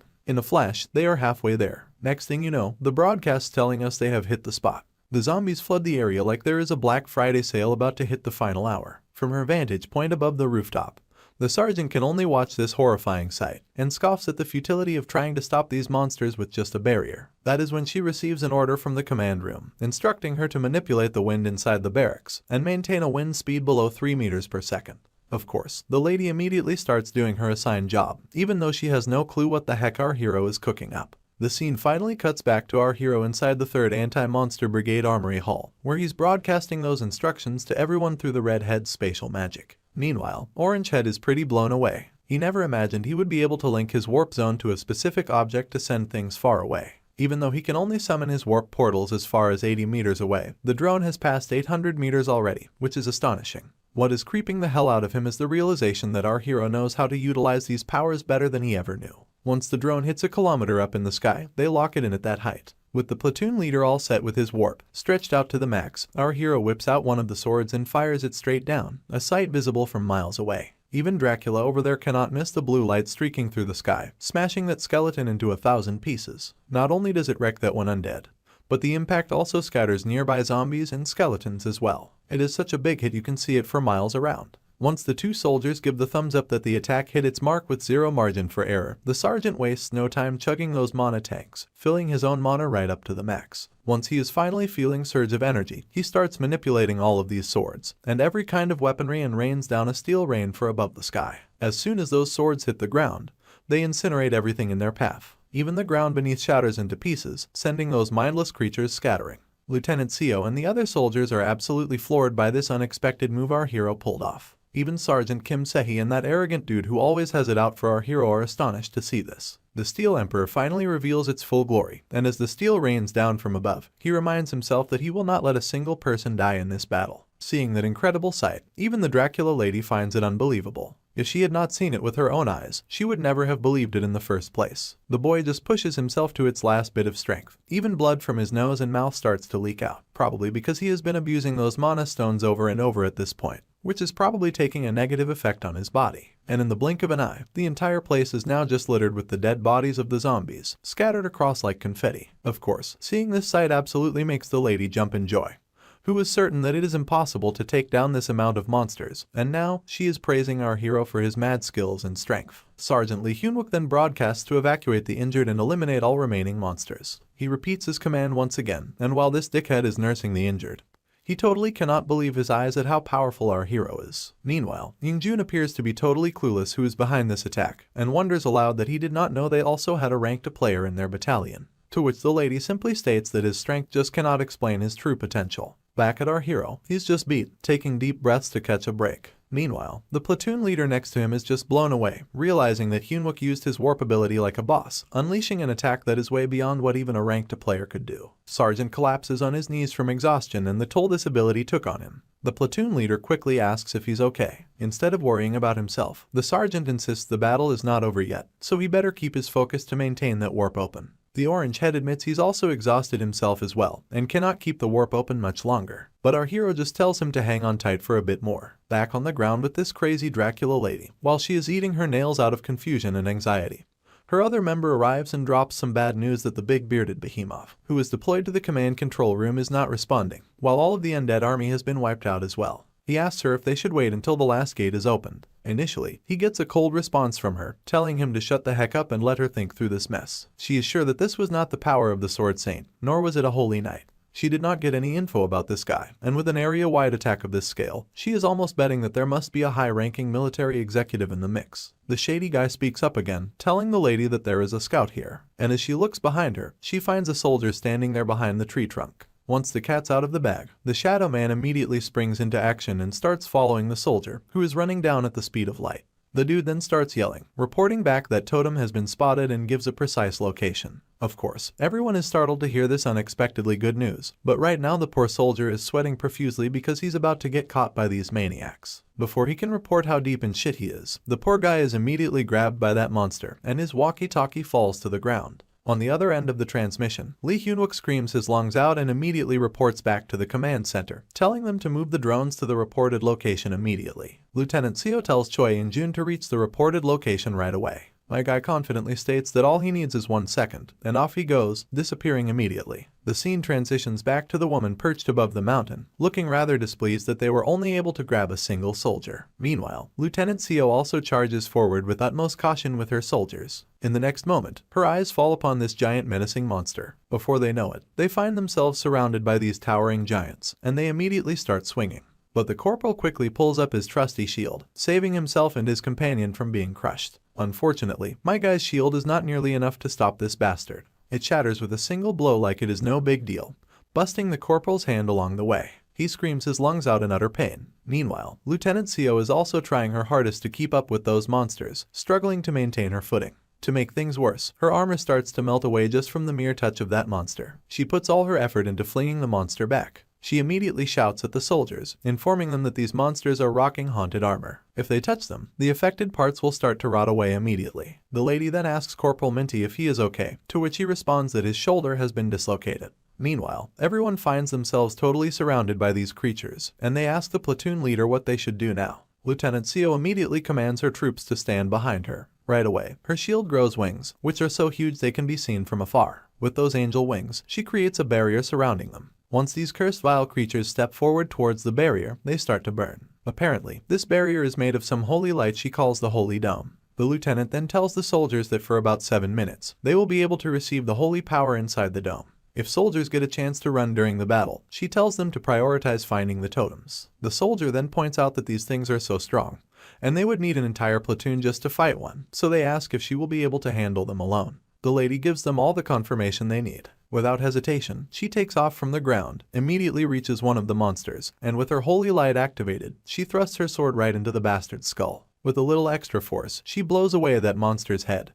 But another monster raises its giant sword and comes crashing down. Seo Yuna jumps out of the way and takes her perch on yet another monster's shoulder. She starts thrusting her sword again, and the holy light shines brightly, leaving the soldiers stunned at the sight of a holy knight in action. Now it makes sense why they call Lieutenant Seo a berserker when she has her sword in hand, because this Giga Chad lady is just smashing down those monsters with a single flick of her sword. Suddenly, her sword loses its holy light, and the monsters come charging at her from the front. Without hesitation, she steps onto the tip of that monster's sword and finds herself crashing into a tree behind, because she cannot afford to touch these monsters without her holy powers. The holy dome surrounding the soldiers also starts to disappear. As the lady struggles to stand up after her crash landing, a system notification pops up, indicating that the curse of Grigori Azazel is spreading and all holy power in the area is being suppressed. Grigori is an organization of fallen angels, and Azazel is their leader. The relic of the fallen angel used by Azazel is an anti-holy power item. Looks like we finally have our answers as to why Lieutenant Seo lost her touch of holy powers. This Dracula lady is exuding an anti-holy power mist, and it seems Seo is really in deep trouble. This Dracula woman is really pissed off, and it is clear she is here to humiliate Lieutenant Seo by making her eat dirt. The scene cuts back to the moment when our scouting soldier was caught red-handed by the vampire. Lady Seo immediately orders Choi and Jun to rush to the reported location. With a nod, he bolts away like a flash of lightning and promises that it would only take him a second to reach there. As soon as he clears the woods, he finally spots the robed vampire. Well, a big smile spreads across his face at the sight of the fiend standing there. Without hesitation, he aims to slice through the filthy hand of the vampire holding the soldier. His blade cuts through, but the hand unexpectedly turns into mist and vanishes, leaving the soldier to fall back to the ground. And Jun rushes to catch the soldier before he hits the floor, and the vampire turns into that mist form. After seeing this fiend turn into smoke, it all makes sense to our drunkard hero as to why he did not even feel like he cut through anything. But then, the vampire further surprises Jun again by vanishing into the dark. He then starts yelling to Kim Kyunjin, telling him to wake the hell up because Sergeant Lee Hyunwook will not give him the whiskey he promised if there are any casualties. Suddenly, that shadowy fiend tries to ambush Jun, but my guy is way too fast to get stabbed by these sneaky attempts and lets the fiend know he's just too slow. The fiend then chases Jun while he's holding onto the soldier. Once again, the Misty Man tries to attack from behind, and Jun is amazed to see that this creature has started to match his speed, and immediately leaps off into the air and makes a safe distance right away. By now, the robed guy seems really agitated, or probably his face is just like that. In any case, this grumpy man now has no doubts why this bespectacled dude is a candidate for Sword Saint and how he wiped out the infiltration team alone in seconds. But he makes it clear that Jun's abilities are useless against him because he cannot be stabbed by mere swords. Surprisingly, Jun has sustained a cut on his body, and the robed figure suggests he join the League of Vampires, saying it would be a waste if a talent like our tipsy hero died needlessly here. He tries to allure him by promising that gaining the power of a vampire could make him stand at the top of the world. Hearing this, something strikes Jun's mind while the old coot keeps yammering about joining the vampires to become a chosen one. But enough is enough. Jun shouts back at this blabbermouth, telling him to shut his load of nonsense, and asks him how he intends to compensate for the high-rank uniform he just tore. Hearing this, the bad guy has no clue what Jun is talking about and becomes infuriated. He knows trying to reason with this idiot guy is the stupidest thing to do. He immediately unleashes one of his techniques known as the Soil of Akron. Apparently, the Soil of Akron has the power to drag the living down using corrupted soil from Akron, a river that crosses into the afterlife. As soon as the Soil of Akron hits our drunkard hero, he can feel a mushy sensation beneath his feet. He warns the soldier to wake up or else he will sink. The grumpy guy reminds Jun that his feet are already trapped, and the more he struggles, the deeper he will sink into the ground. Jun does not seem scared or freaking out about this Soil of Akron stuff. He is more annoyed about the unconscious soldier he's lugging around. Fighting this guy while carrying a dead weight is seriously getting on his nerves. Out of nowhere, the vampire jumps back again, and Jun's feet are already sinking into the ground. Despite trying hard to avoid it, he still gets a nasty cut on his hand.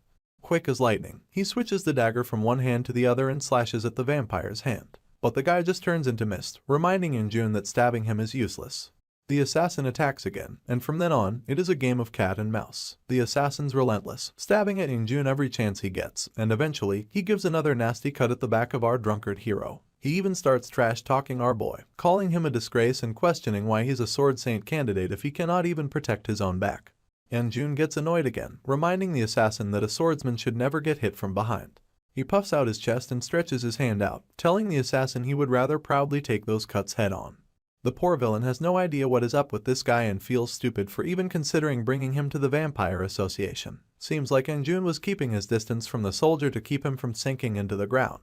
He sarcastically thanks the assassin for being so easily fooled.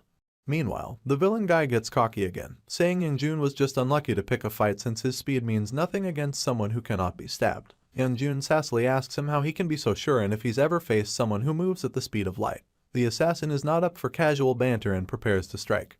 But Enjun does not even flinch and smirks cockily. But then Enjun gets serious. A yellow glow starts to shine around his body, signaling his new power. He readies himself for a punch, and the swamp that was grabbing his leg dries up and shatters into debris, freeing his feet completely. He lunges at the assassin with such speed that the assassin has no idea what is happening. Even the leaves seem suspended in the air, as if time has slowed down for our hero. Enjun starts slashing at the assassin's limbs, and within milliseconds, the assassin is cut in places he did not even realize. Finally, Enjun goes straight for the head, and in the blink of an eye, the poor guy is shredded into pieces. All now that is left is a cloud of smoke and dust. As it clears, there is Enjun standing there. He delivers the news to the defeated villain that he used a sword without divine power, so it hurt even more. But he admits it is still not enough to finish him off, and crushing the totem seems to be the only way. The bald guy on the ground yells at the sword saint, accusing him of cheating, and uses some indecent remarks for our hero. With a smirk, Enjun brushes it off, saying he just used the speed of light, nothing fancy. He also adds he's not a fan of the villain's foul language, so he decides to shut him up for good. His hand and dagger glow again with that speed of light power. In a flash, he slices the bad guy into a zillion pieces. Afterward, there is literally nothing left of him. All that speedy action burned through all the calories Enjun had, and now he's feeling pretty hungry. He realizes if he pushes his speed any further, he might just keel over. We are back to when that vampire woman shows up with her dark power, a suffocating mist known as Grigori Azael, which suppresses holy powers in the area, catching everyone by surprise. The bitch laughs maniacally, clearly thrilled to finally meet Lady Sio and eager to see the face the holy knight makes when dying. Meanwhile, Lady Sio is already struggling against the monstrous creatures without her saint powers, and she is practically defenseless at this moment. As a monster lunges at her with a sword, a barrage of steel rods takes it down immediately. And there he is, our Steel Emperor, jumping down from the portal and landing heroically on the ground like a pro. His entrance shocks the vampire lady, Lady Sio, and even startles the soldiers around who witness him crashing the party at this critical moment. My guy seems totally pissed and annoyed, demanding to know where the squad member she was chasing after. On the other hand, this blondie lady has no freaking clue who this guy even is because she has never seen him fight.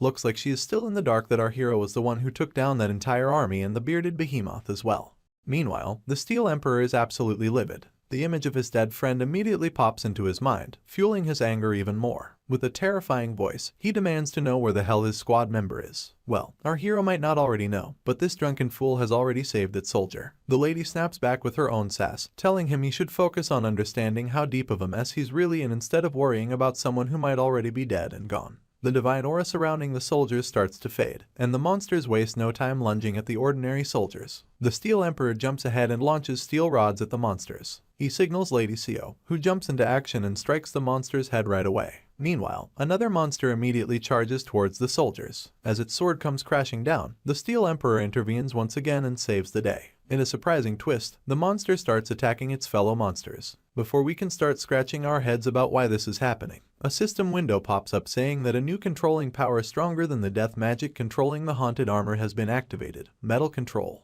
It turns out even our hero Lee Hyunwook was not aware of this ability until now. The system notification reveals that activating the new controlling power will disarm the existing control and grant him master authority over the regular living armor. The system asks if he wants to secure this authority and control. Not surprisingly, Lee Hyunwook opts in to control it. The monster growls, and in the next moment, the menacing red aura around it turns into a friendly blue glow. A system window confirms he has secured master authority over the two living armors, but warns that the level of his control power may limit their functions and operational range. The monster immediately strikes, slashing down the head of its own kind, leaving everyone utterly confused. Even the vampire woman is startled by this turn of events. Now she finally realizes this guy's the one who ruined all her fun. But the sergeant's pissed again and makes it clear he's not here to have fun. If she does not give him his soldier back, he will wreck her so hard she will not know what hit her. Meanwhile, Lady Sio accidentally gets too close to the monster and her leg starts to burn. She jumps back immediately. On the other hand, the cocky blonde just chuckles at the sight of our hero, amazed at how full of himself one guy can be. The guy looks around and sees more monsters emerging, surrounding everyone.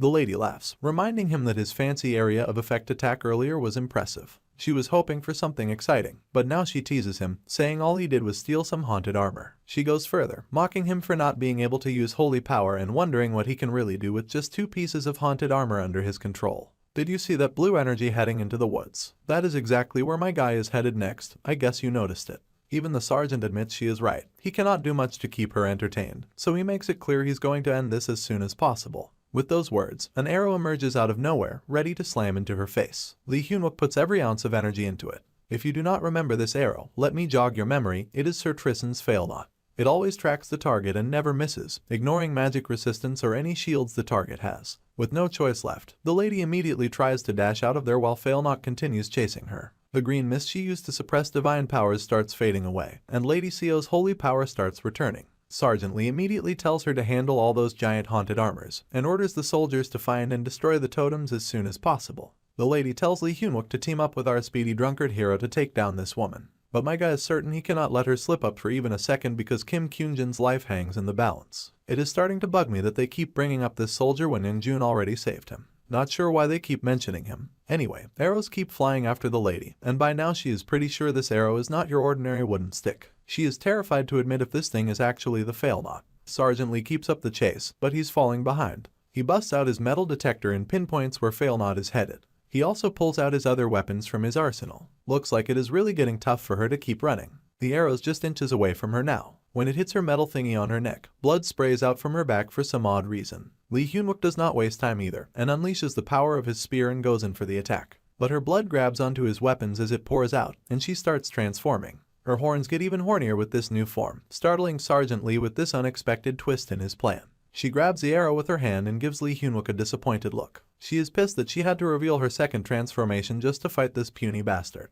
Though she transformed for more power, I am still not sure why her newly bigger hooters help her fight better. The blood hits Sergeant right in the back, but he manages to save himself by using his indomitable steel body before crashing down. It looks like fail knot did hit the lady, but she grabbed the arrow before it could pierce her throat.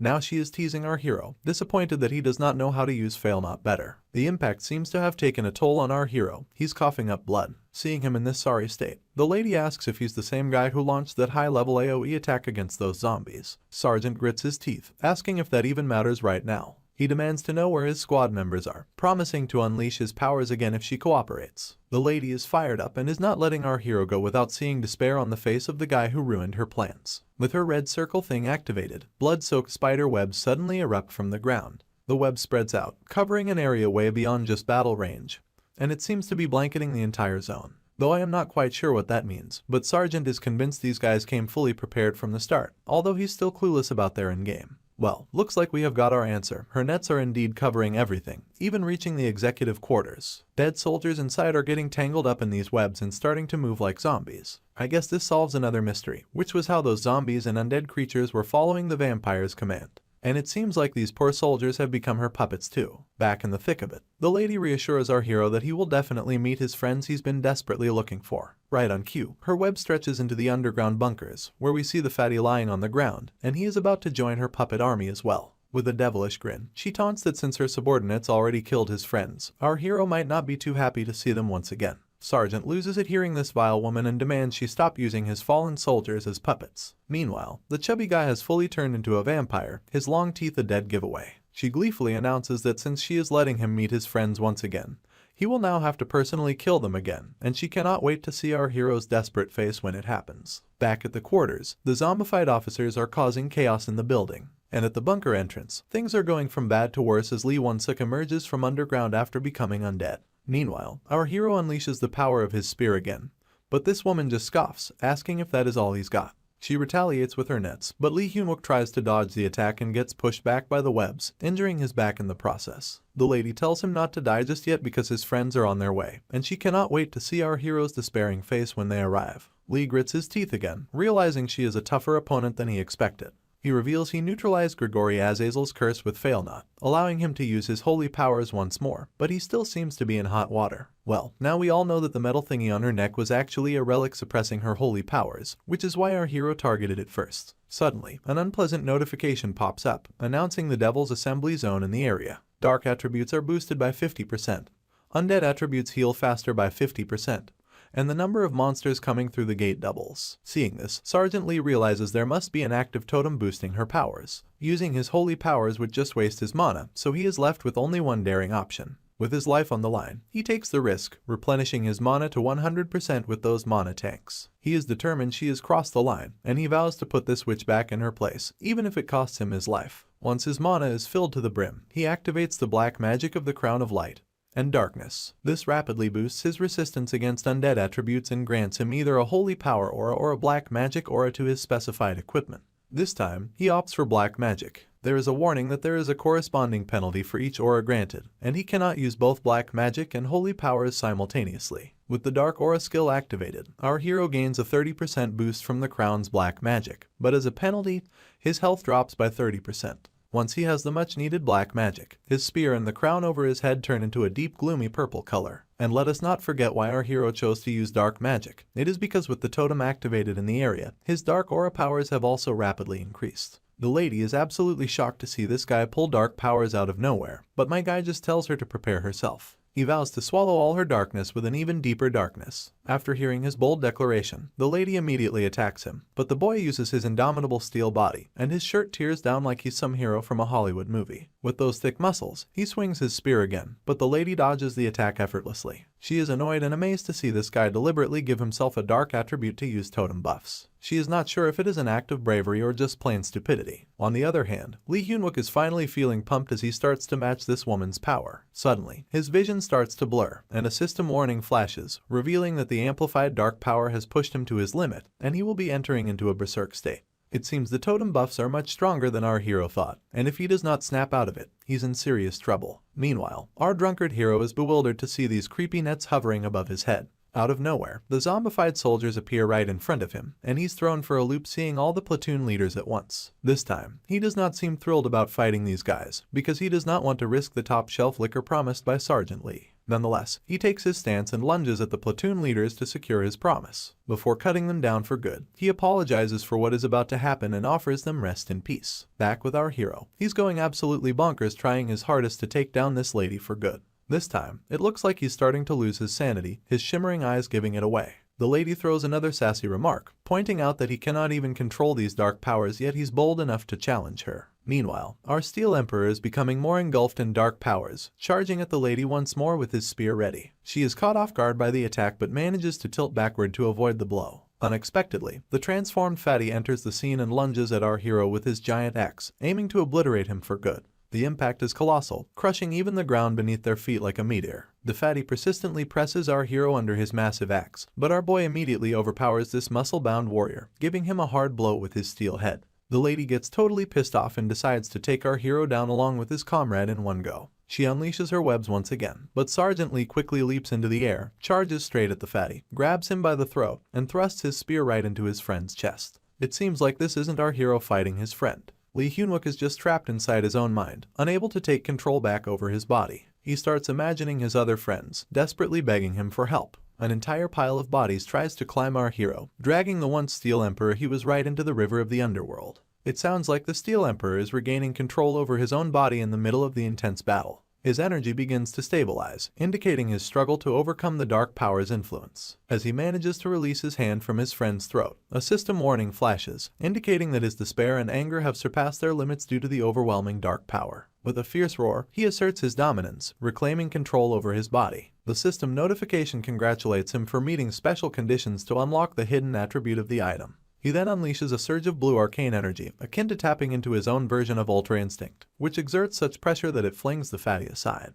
It looks like Lee Hyun-wook has unlocked a new superpower, and a system notification pops up to inform him that he has activated a hidden attribute known as Hellfire Mode. This mode kicks in when the user's dark power exceeds its limit, granting the power of Hellfire that craves darkness. The Hellfire will burn endlessly until the dark power is exhausted. Sure, this sounds like thick plot armor, but who's complaining? This new form of our hero is something entirely new and outclass, something we have not seen before in this comic. Even the vampire lady is seeing it for the first time and she knows she is in trouble. She tries to make a run for it, realizing she is about to get screwed over. However, her escape is abruptly halted when Lee Hyun-wook's spear slices her leg clean off. He does not even move from his place to pull off that stunt. His spear returns to his hand like a boomerang, while the vampire woman screams in agony, her leg pouring out a terrifying amount of blood.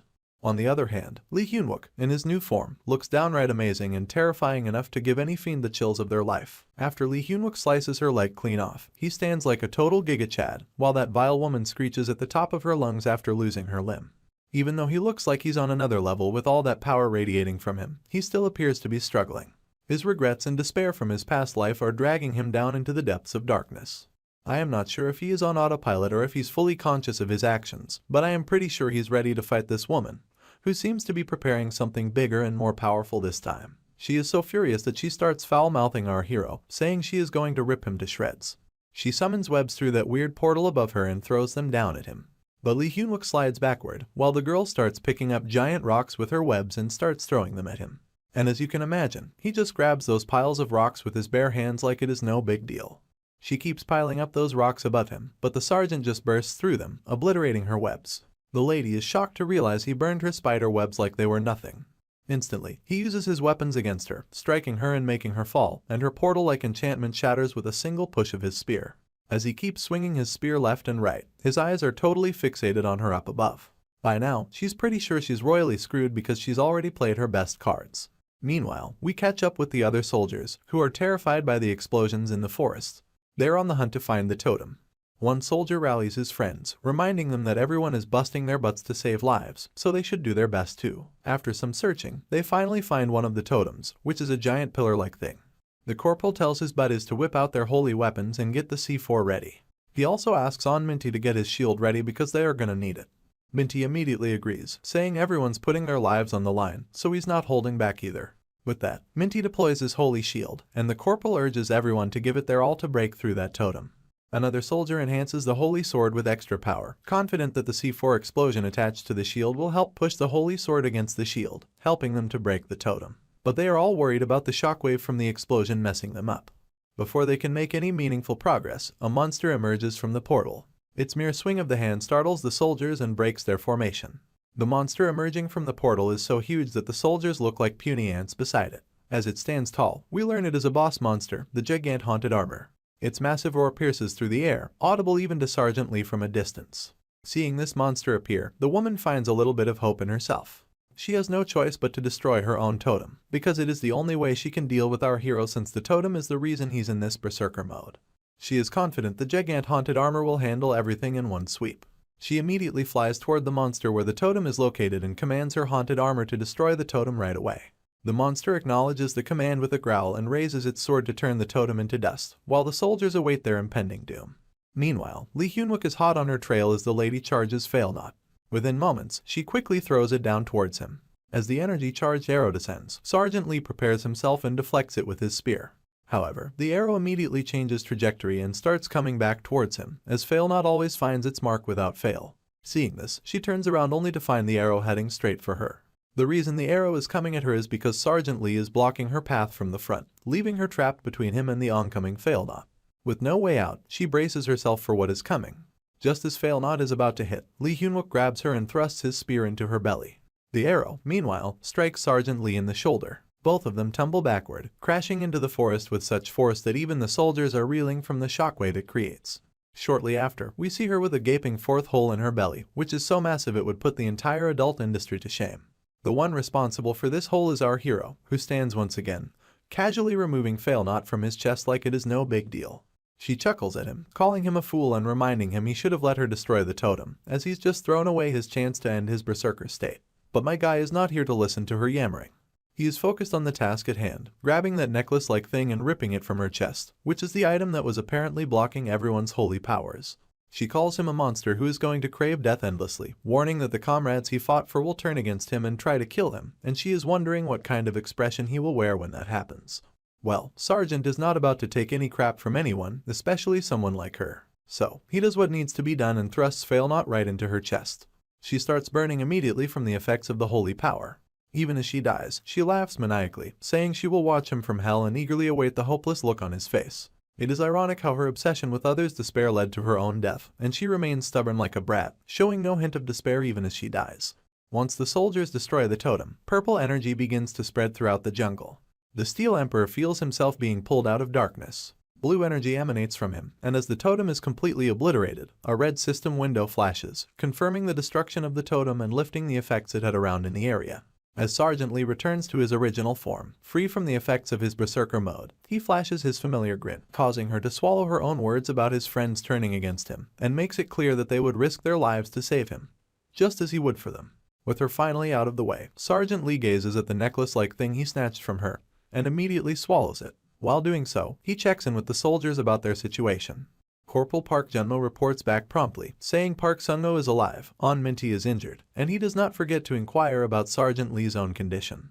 In response, Lee flashes that same old lizard-like grin at his comrades. As the relic he swallowed reaches his belly, a system window pops up, indicating he has consumed the relic of the fallen angel known as Grigori Azazel, and it has an unknown effect which has not been told to us yet. Sergeant announces that the core target elimination is complete and orders everyone to regroup with the platoon leader quickly, warning that the boss monster has already been awakened. As he speaks, he suddenly coughs up a copious amount of blood. It seems that he is suffering from the side effects of abusing those mana stones repeatedly. While he struggles with coughing, the monster appears from behind. Without hesitation, he summons his spear back and grabs it, commanding the support squad to evacuate the area immediately. The monster prepares to strike and throws its giant axe at our hero. On the other side, Corporal Park Junmo rushes to save his friend. Meanwhile, Lee Hyunwook attempts to use his indomitable steel body to save himself from the strike, but his system flashes a warning that his caster's body cannot withstand the indomitable steel body, and rejects it. The axe is just inches away, and he braces himself for the worst. It seems Corporal is too far to reach his friend in time,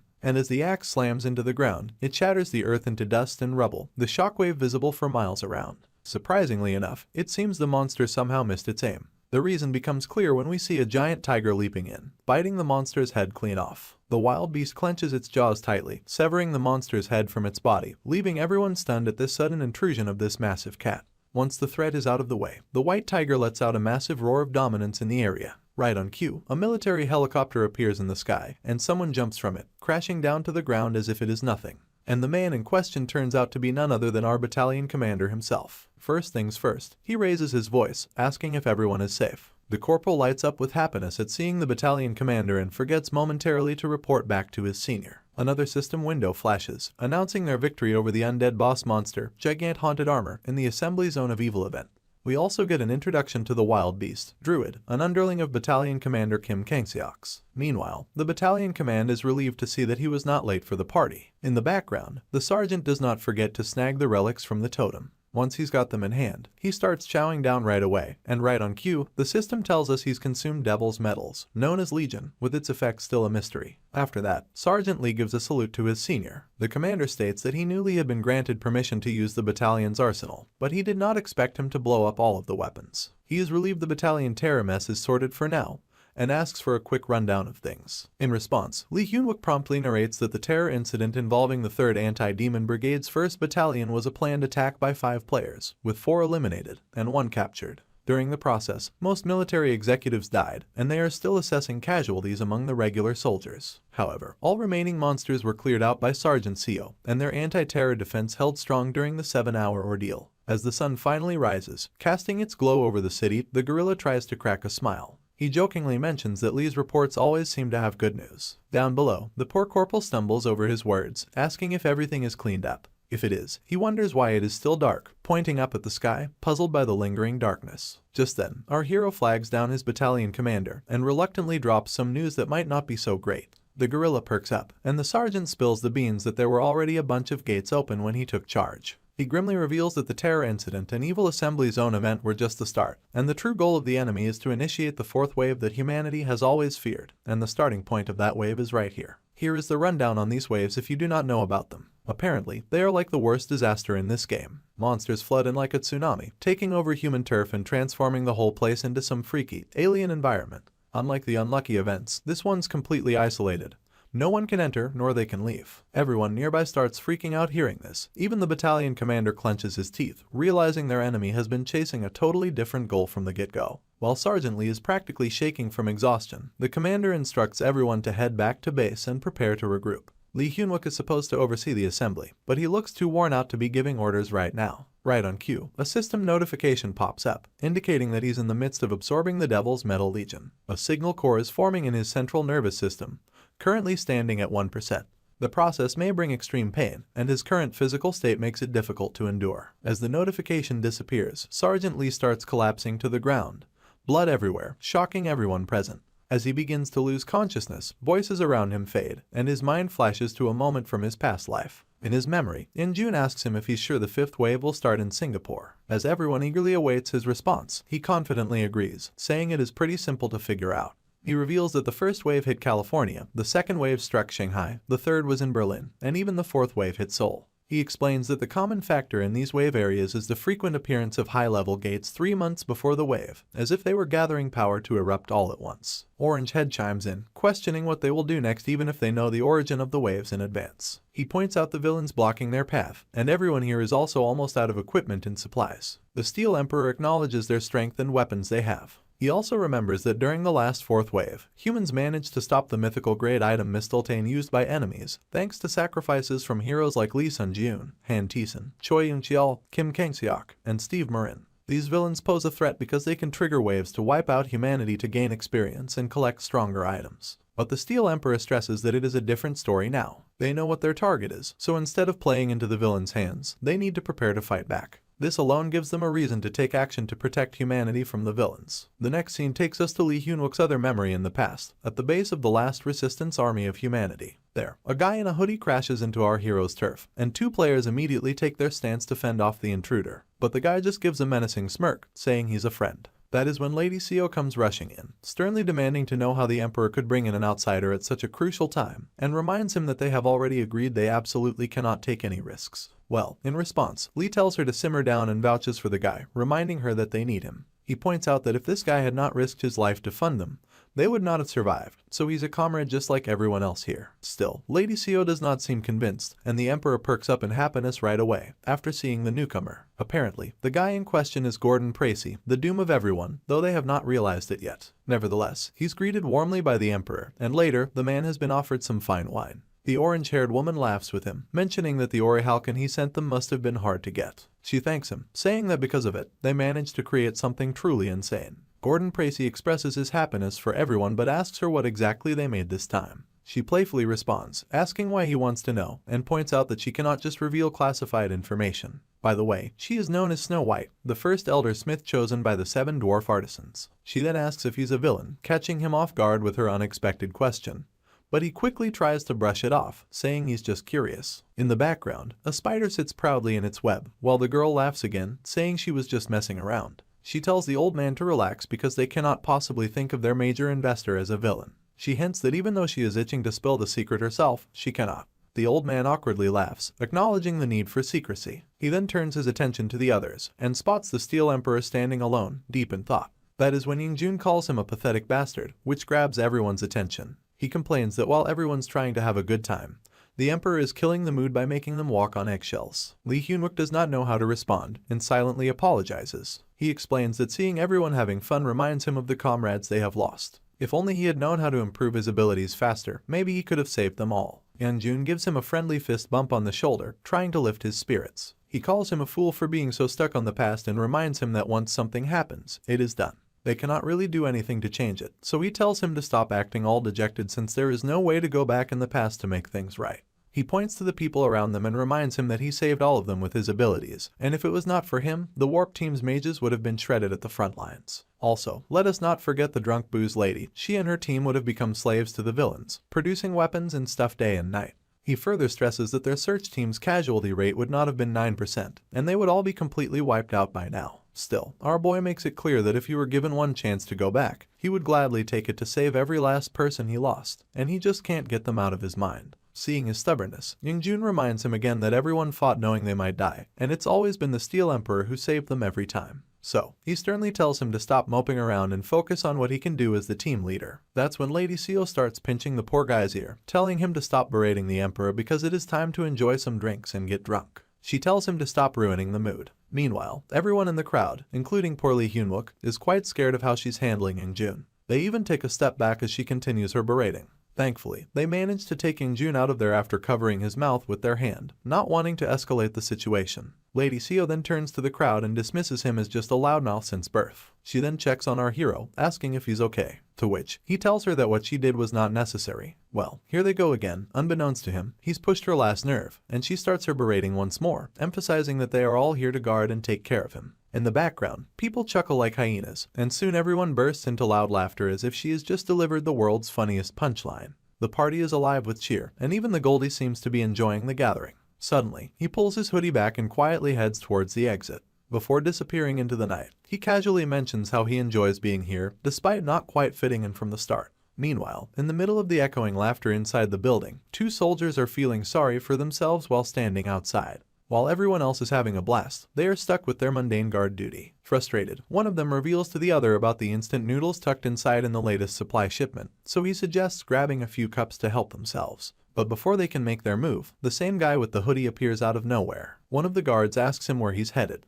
to which the man cryptically responds that his role ends here and lets the soldiers know they can rest as well. The guard has no clue what the hell he's talking about, but soon both of them find themselves swiftly taken down by these monsters who slit their throats with such precision that the poor boys do not even get a chance to scream. Looks like this man has finally dropped his true identity hidden behind his pretty face. The entire place is now filled with these snake-like monsters with fiery eyes. As soon as they enter the headquarters, they start ripping and tearing everyone apart like it is no big deal. One guy hides behind the wall, trying to report the situation with a trembling voice. Surprisingly, he manages to let everyone know about the intruders before a sharp nail-like thing cuts his throat. Suddenly, an explosion rocks the building, leaving everyone terrified out of their minds. After seeing the shit go down, the Emperor wastes no time in telling everyone to take their positions. Simultaneously, a monstrous figure bursts through the gate with such force that it scatters the gathered people like ants. And the one responsible for this chaos is a disgusting goblin-like creature. Lee Hyunwook immediately orders his soldiers to evacuate VIP Gordon Tracy first, but they report that the VIP is already missing, and this revelation momentarily shocks our hero.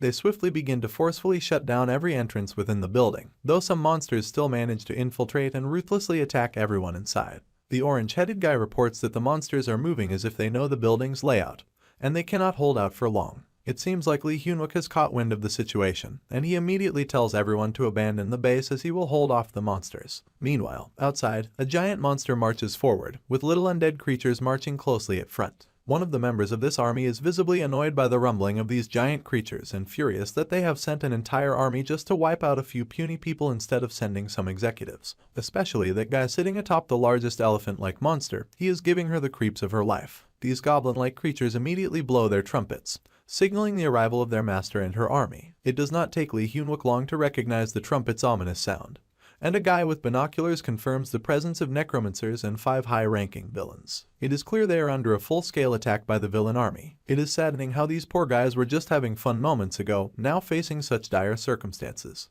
Our hero feels frustrated and at a loss for what to do next. As if things are not already going against him, here's his search team moving toward the enemy army, but he immediately tells them to stop acting ridiculous because it is time to run. But nope, they are not listening to anyone, and all of them are headed to take down target number 1, the Necromancer. Yeonjun, while dragging the orange-headed guy with him, informs our hero that there are also villain executives present, emphasizing that they will not get another chance to strike the Necromancer if they lose this one. But Lee Hyunwook reminds him that they are not ready to use their Mogley yet, although we are unsure what that thing is exactly. He emphasizes that if things go wrong, everyone could die needlessly here. Even the orange-headed guy urges Yeonjun to let him go, admitting he's not mentally prepared for this yet. That is when Mr. Glasses reminds his buddy that they signed up for the search and war teams knowing the risks, so bailing now would not make sense. Well, it seems like even the Steel Emperor cannot argue with that. Lady Snow White then tells our hero that the underground workshop can take a meteor hit without a scratch, and assures him not to worry because they have a powerful weapon at their disposal to clean up the mess. With the monstrous army closing in, Mr. Glasses asks our hero once more if he's up for any more regrets from the past. And once the Steel Emperor sees the entire army finally approaching the base, he also realizes that there is no turning back now. So, he orders the production team to set up Mogley and prepare for impact. The search team will be responsible for protecting the warp team, and once the warp circle is set up, they are ordered to evacuate the area as soon as possible. A smile flashes across both of the team leaders' faces, and the Steel Emperor further charges his soldiers by making it clear that today, right here, they will eliminate the number 1 target, the Necromancer. While Yeonjun and Snow White respond with a crisp yes sir, the poor orange head still has doubts about it. Drones emerge right away and cast these creepy, enchanting circles, but the villain of this story just sits all nonchalantly atop his giant elephant like it is no big deal. The entire army comes to a halt for a moment, while the search team clears out point 1 by obliterating those goblin-like monsters. They also occupy points 2, 3, and 4. On the other hand, we finally see this notorious necromancer, who looks clueless about what is about to happen. Back in the basement, one of the men asks the lady if she intentionally withheld information about the incomplete repairs. She admits she did, believing that Lee Hyun-wook would have missed this once-in-a-lifetime chance because of this. Suddenly, a system window flashes before us, warning that metal control has exceeded its limit and mana tanks are maxed out. The skill combo range is also pushed beyond its limit, making casting a powerful spell a life-threatening risk for the caster. Nevertheless, the Steel Emperor proceeds with his plan, mindful that one wrong move could result in him inadvertently wiping out his comrades. And finally, above in the sky, the portal widens, leaving us even more curious what might be coming out of this hole. Witnessing this, the Necromancer, who was just nonchalant a moment ago, finally rises to his feet. Not long after, from the portal emerges a gigantic sword, controlled by our hero Lee Hyun-wook. Despite bleeding from his mouth and nose, he vows to execute the task successfully, because it is his only chance to protect his friends. With all his energy, he commands the giant sword, Mogle, to wreak havoc. As the mighty sword crashes down, the Necromancer looks up with clueless eyes, puzzled by the sudden turn of events.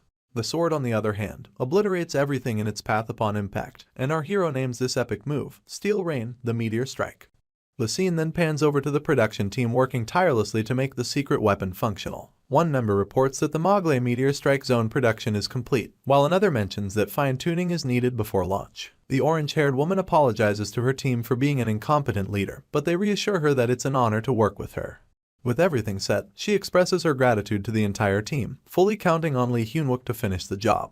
As expected, Lee successfully executes the giant sword meteor attack on the Necromancer, striking the target directly. When Mogle lands, a massive explosion follows, obliterating hundreds of monsters and undead troops. The entire area is devastated, with mountains now standing where there was once flat ground. The weapon is indeed as powerful as it is destructive, wiping out all buildings and monsters in the vicinity. Unfortunately, the attack also causes casualties within Lee's own battalion.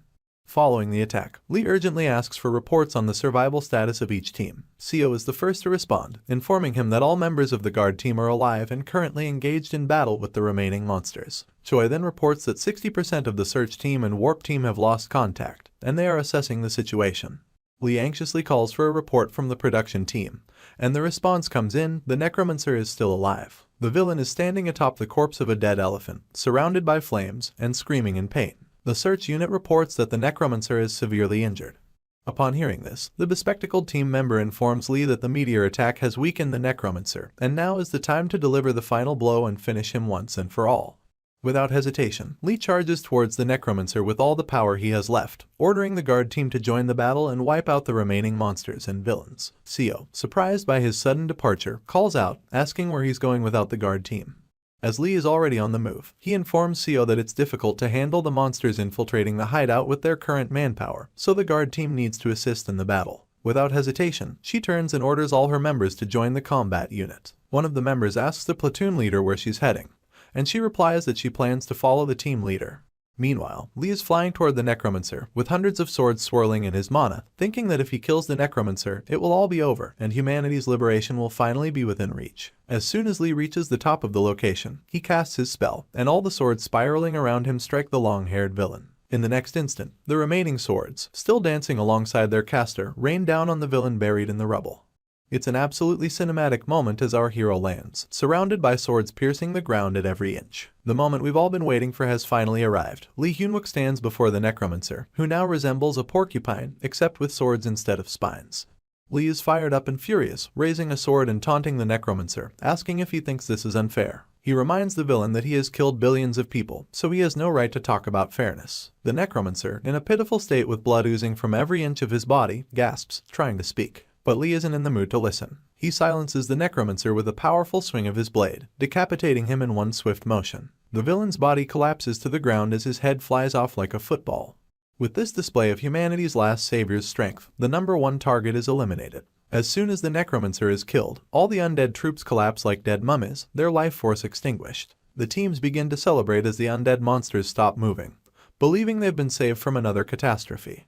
However, the remaining villain executives are still in play, with the spear-wielding villain and the tree-root villain wreaking havoc everywhere. Choi orders everyone to focus their firepower on the remaining villains, declaring that today will mark the liberation of humanity. Fired up and determined, everyone casts their spells and directs their attacks at the masked villainess, who seems unfazed by their efforts. Instead of worrying about the attacks, she's more concerned about what the gloomy guy is up to, realizing they might be in trouble. But just as it seemed like victory was within reach, the unthinkable happens. The gloomy guy still has a trump card up his sleeve. From the sky, dozens of dragons descend, roaring with terrifying power, heading straight for the soldiers. The Necromancer's special ability, Soul Download, activates under specific conditions, and it seems those conditions have been met. The most terrifying aspect of this ability is that the caster's mind is transferred into a prepared body. Lee is completely clueless about what's happening as he notices monstrous dragons approaching from the horizon, dragons that were supposed to be dead. The process of the mind transfer begins, and it finally dawns on our hero just how dire the situation is. As soon as the dragons land near the Necromancer, the soul download is 100% complete, transferring the mind into the body of a purple-haired girl.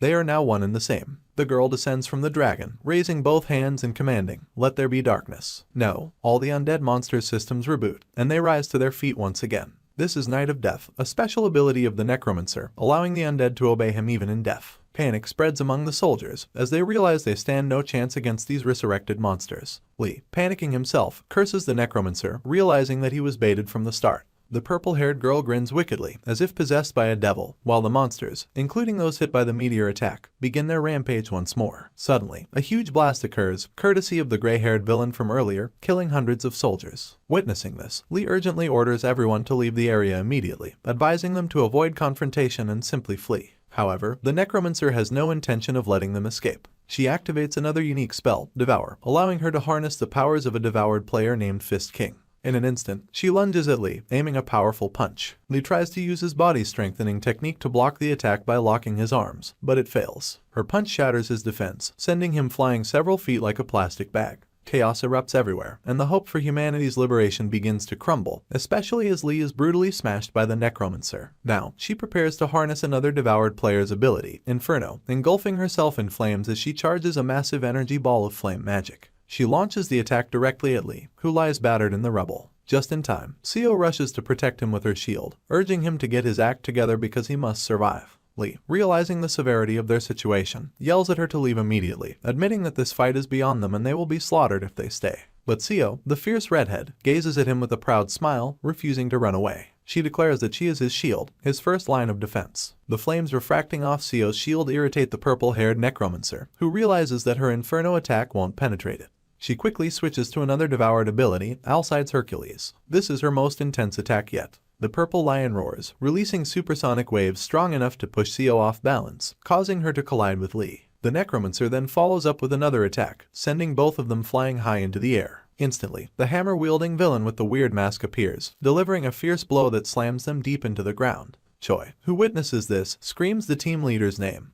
But before he can react, a red spear pierces his abdomen, blood pouring from the wound. The spear-wielding villain holds him aloft like a trophy, while the Rudy Octopus-like villain kills the orange-haired boy from the Warp Team. These villains are on an entirely different level. As if things couldn't get worse, millions of grotesque insects start flying around, heading straight for Seo, who is still reeling from the Necromancer's attack. The redhead, not fully conscious, is quickly overwhelmed by the swarm. This is the power of the creepy lady, who, despite finding the wriggling of the insects disgusting, seems to relish the chaos. The team commander, now coughing up blood, tearfully pleads for everyone to find a way to escape and survive, but the prospects are looking grim.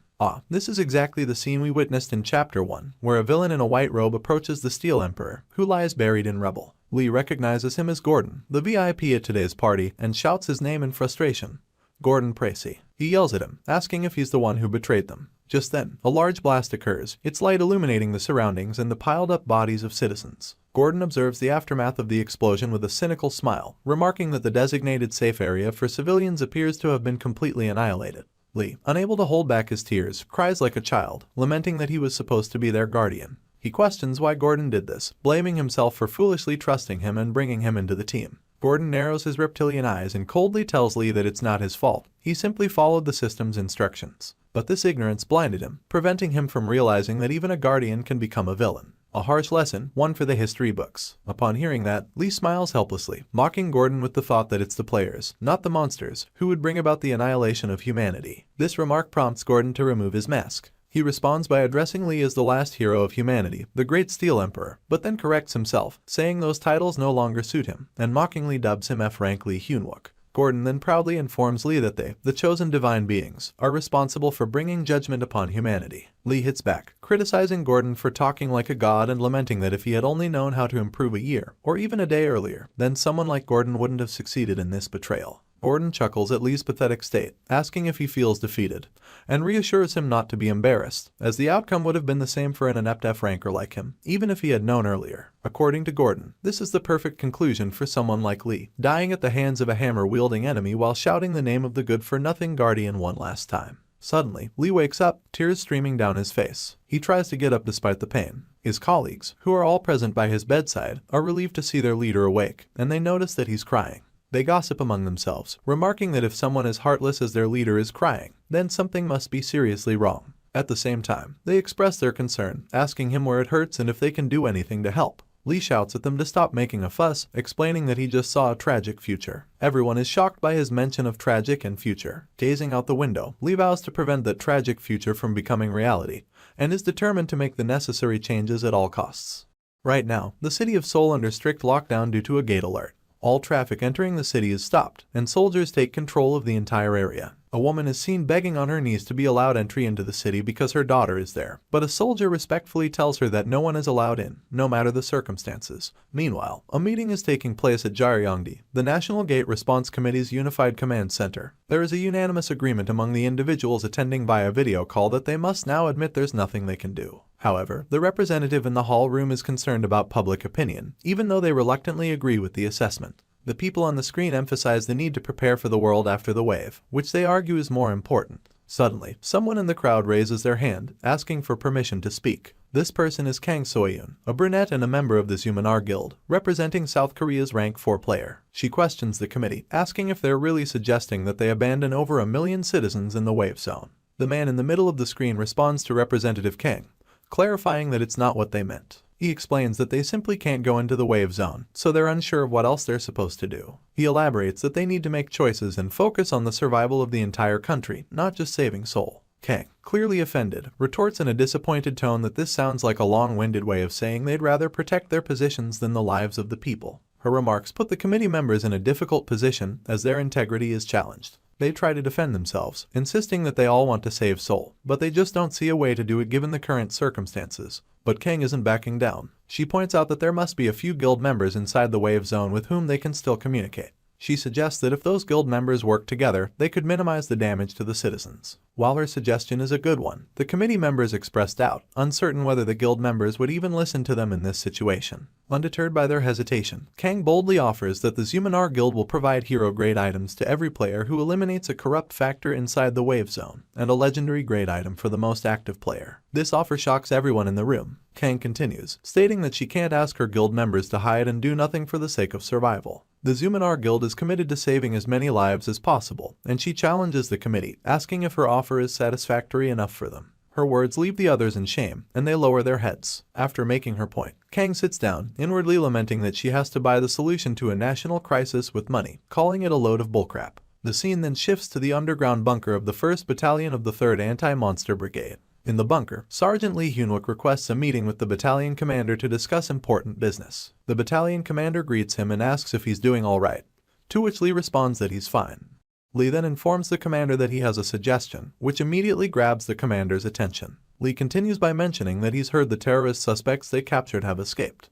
The commander visibly tenses at this, acknowledging that it's a significant problem. Lee points out that the prison is fortified with mana stones and barriers designed to detain players, and unless someone is an S-ranker, there's no way they could escape on their own. This leads him to suspect that a villain is hiding within the military. He adds that Seoul is currently under siege by monster attacks, and many criminal players, including the terrorists, are out of control and roaming the city. Meanwhile, the countless shelters meant to protect citizens from the monsters will be even more dangerous because of these criminals. Lee mentions that, in reality, even their troops, who have suffered the least damage, will need considerable time to deploy. This observation brings a smile to the battalion commander's face, and he curiously asks Lee what his suggestion is. Expecting this reaction, Lee confidently proposes forming a special unit to ensure the safety of the citizens and to stop the waves of corruption. The proposal surprises the commander, who considers it for a moment. After a few seconds, he notes that in this situation, they would need to assign at least a few executives and asks Lee if they will follow his orders. With a smirk, Lee assures him that he doesn't have to worry about that, because they will follow his orders regardless.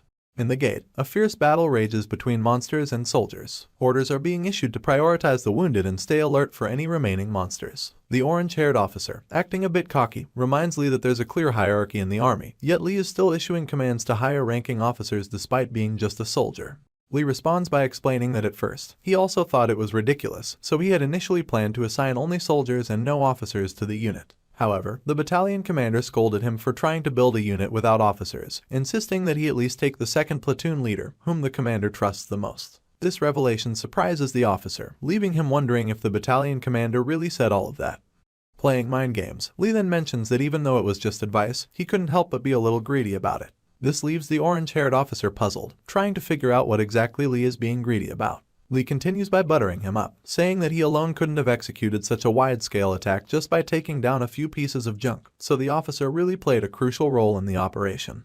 He adds that if this wide-area attack manages to save the citizens during this crisis, there's a vain hope that the big guilds might compete to recruit the officer. But since Lee isn't interested in that, it's of no use. With that, Lee starts walking away, but the officer stops him, saying that if Lee is acting as an advisor, then it's a different story. Lee, having played his cards well, looks pleased as the officer takes the bait. Meanwhile, the remaining mages are struggling to put out the fire that's spreading to the mountains. The water mages are doing their best to extinguish the flames, with their sergeant leading the effort, though she complains about having to deal with this at the end of her service, wishing she could just take it easy and hide. The blue-haired guy, known for being nosy, approaches her and tells her that she's been assigned to the special unit, but she doesn't hear him amidst the chaos and asks him to repeat it. In typical fashion, he takes his leave without clarifying, thinking he's delivered the message. The guy could easily win the Worst Messenger of All Time award. Sergeant Kim is left wondering what the message was, getting an ominous feeling that her last days of service are about to get messed up. Now the scene shifts to the bunker, where Choi is hiding under a bed, yelling that he doesn't want to hear anything, even though Lee hasn't said a word yet. The glasses-wearing officer is acting like a clown, declaring that he doesn't care what Lee says because his answer will be the same no matter what, leaving Lee momentarily speechless.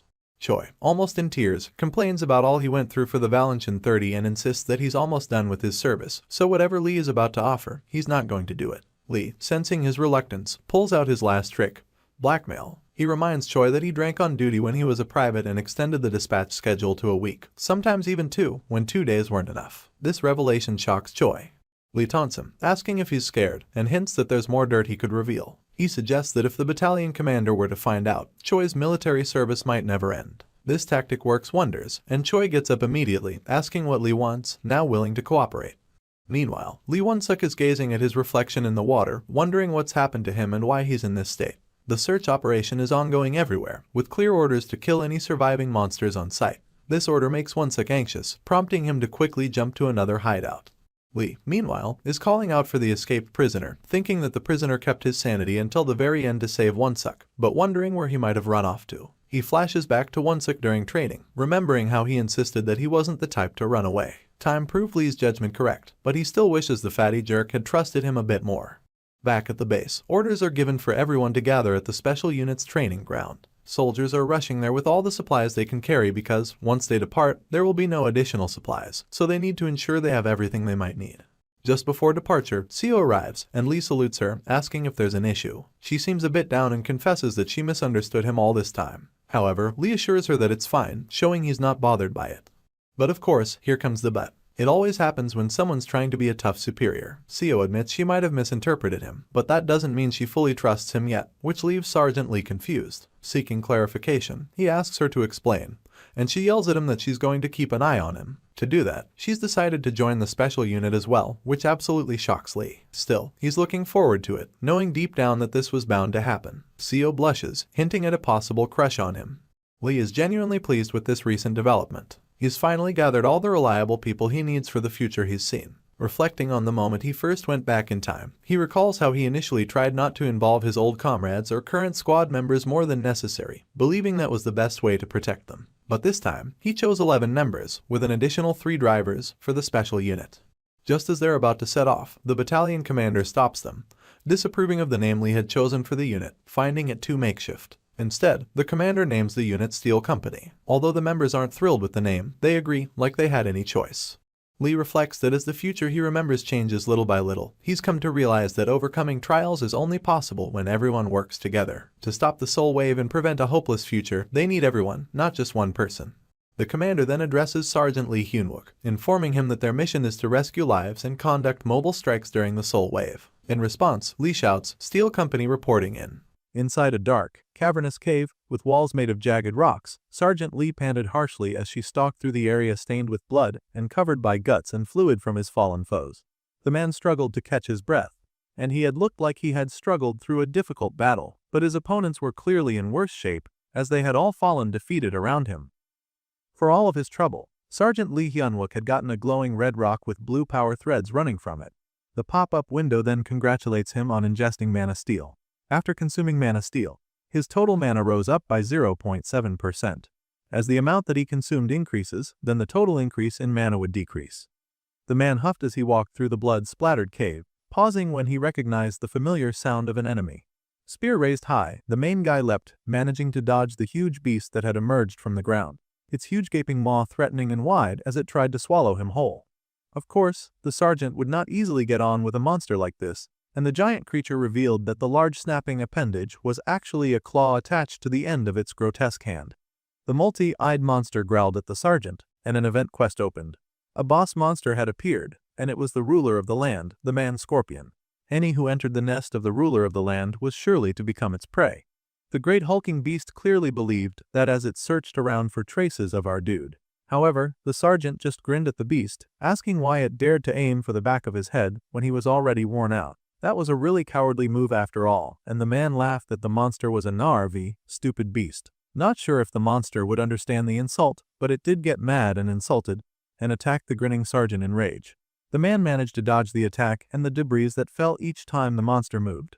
That razor-sharp, deadly claw flew right at the young lad, but the sergeant used the momentum gained from pushing himself up by its knee. The sergeant flew true, and he raised his weapon as it emitted strong dark energy. With his spear, the main character unlocked his powers and was confronted by the gaping maw of the monster's actual mouth. Rows and rows of shark teeth stood before the man who was unafraid, and he dove forward, unfaltering even when those huge jaws slammed closed with him inside the monster. The monster's teeth were firmly closed in triumph as thick saliva trailed down its monstrous mouth.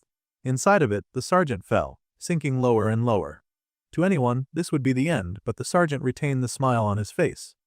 He had known that the monster would eat him whole, and thanks to that, he would now be able to take care of the beast very quickly. Since the man had used strengthening body transformation to block the digestive acids, then he would now end things with a bang. With an explosive smash, the main character activated his powers and a radiant blue light emitted from his eyes. The Tsar bomb was activated, and the pop-up window warned that it was quite possible for the user's body to suffer damage if fine control over this skill was not managed properly. That being said, the explosion had already begun, and the sergeant's armor had already begun to disintegrate, firing off his body as he became much like a living bomb. The beast paused, only belatedly realizing that it had made a mistake, but it was too late now, and its belly began to bubble and boil, until it finally exploded in a gigantic bang. Its body parts went splashing across the cavern walls, adding to the carnage that was already there, and the sergeant emerged from within in a glowing ball of light. The monster could barely cry out in pain as its life was harshly ended in one big boom, and the sergeant now stood nude before his fallen foe. Our guy had cleared the solo event gate, and he had acquired a gold card. By using a gold card, which was a very special awakening card, ownership of this item was gained upon acquiring it. The man grinned at attaining a gold card, which was really nice. This made it worth smelling that monster's awful breath. The beasts in this world could really do in investing in brushing their teeth, if just to make it easier for the heroes around. Then, the window asked if he would use the gold card. The boy grinned, power burning through his hand as he agreed to do so. He had not fought that hard just not to use it. The hero was then congratulated through trait awakening. He had now acquired the new skill of metal bending rank. By consuming mana, he could not alter the shape of the metal under his control. Of course, the amount of mana consumed would depend on the amount of metal targeted by the skill. It was a pretty cool new skill, and the sergeant considered it for a hot minute as he immediately tried it out. Of course, he received a warning that his skill hardening could not be used if he was using metal binding. Well, the hero tried out his new skill anyway and popped out some really sick looking weaponry right out of his arm. It seemed a very fair exchange. The hero grinned in triumph as he took in the amazing weapons on his arms and realized that with this, his preparations for the seal wave were now complete. Our guy then grinned mischievously as he proceeded to rob the entire area of as much mana steel as he could get. He was able to pull forth a great bunch, and he hoarded them in his hands, laughing like a greedy goblin collector of sorts. The man was way too thrilled about the situation. A week later, the seal wave incident sort of happened, and citizens received an announcement from the National Gate Response Headquarters. They were now issuing a warning for a gate that would be opening the entirety of Seoul. This announcement was not a drill. All citizens were ordered to immediately evacuate to the nearest shelter. Once again, the warning was repeated, resounding all throughout Seoul. This was not a drill, and citizens had to evacuate immediately. Fortunately, the area looked pretty abandoned, though one boy was crying alone by himself in the middle of the street.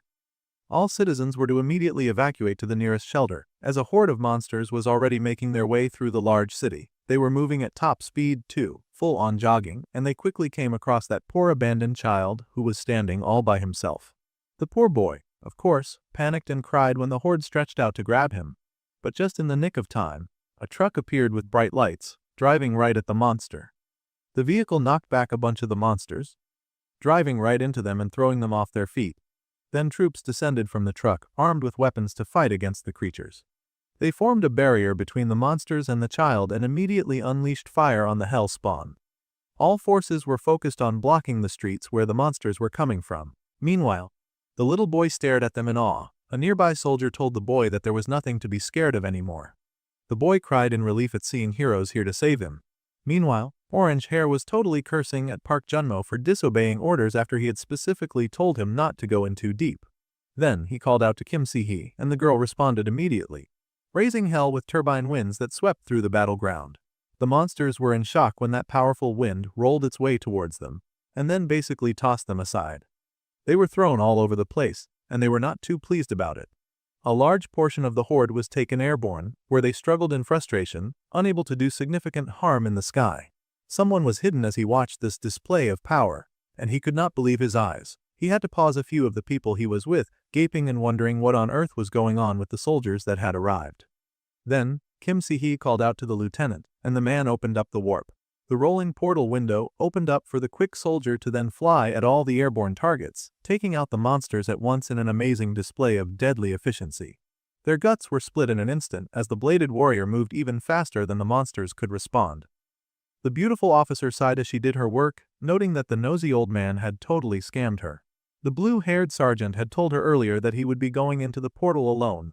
This sounded alarming to the girl, and she pointed out that he had said that he would take her for a ride on the level up bus in exchange for being assigned there. However, the sergeant had insisted that he would go in first to E. No, he had an event quest, so it just could not be helped. The officer protested, pointing out that the hero could totally go on his own and get hurt. Anything could happen. Well, the man just smiled and told her that she did not need to worry about that at all. The sergeant was just too trusting that he would come right back, and she should understand that he was quite confident in his abilities. The girl now sulked that the man was a total liar. He said that he would be back quickly, but it had already been quite a while since he had left. All men did was lie. Suddenly, the sergeant paused, her eyes raised in awe, when a giant, ugly beast suddenly descended from the sky.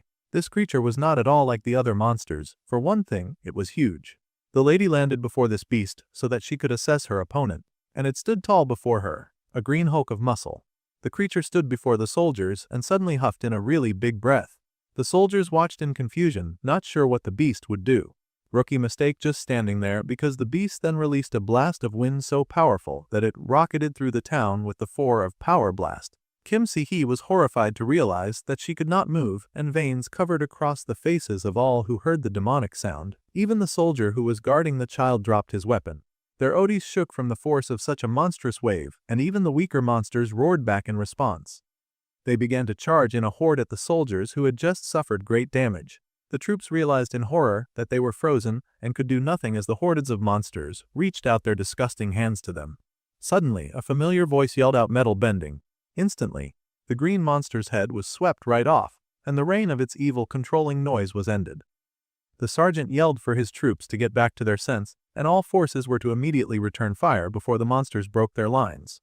The soldiers snapped back to themselves in shock and alarm, but immediately got busy. They fired at the monsters that had come dangerously close. wiping them out with immediate efficiency.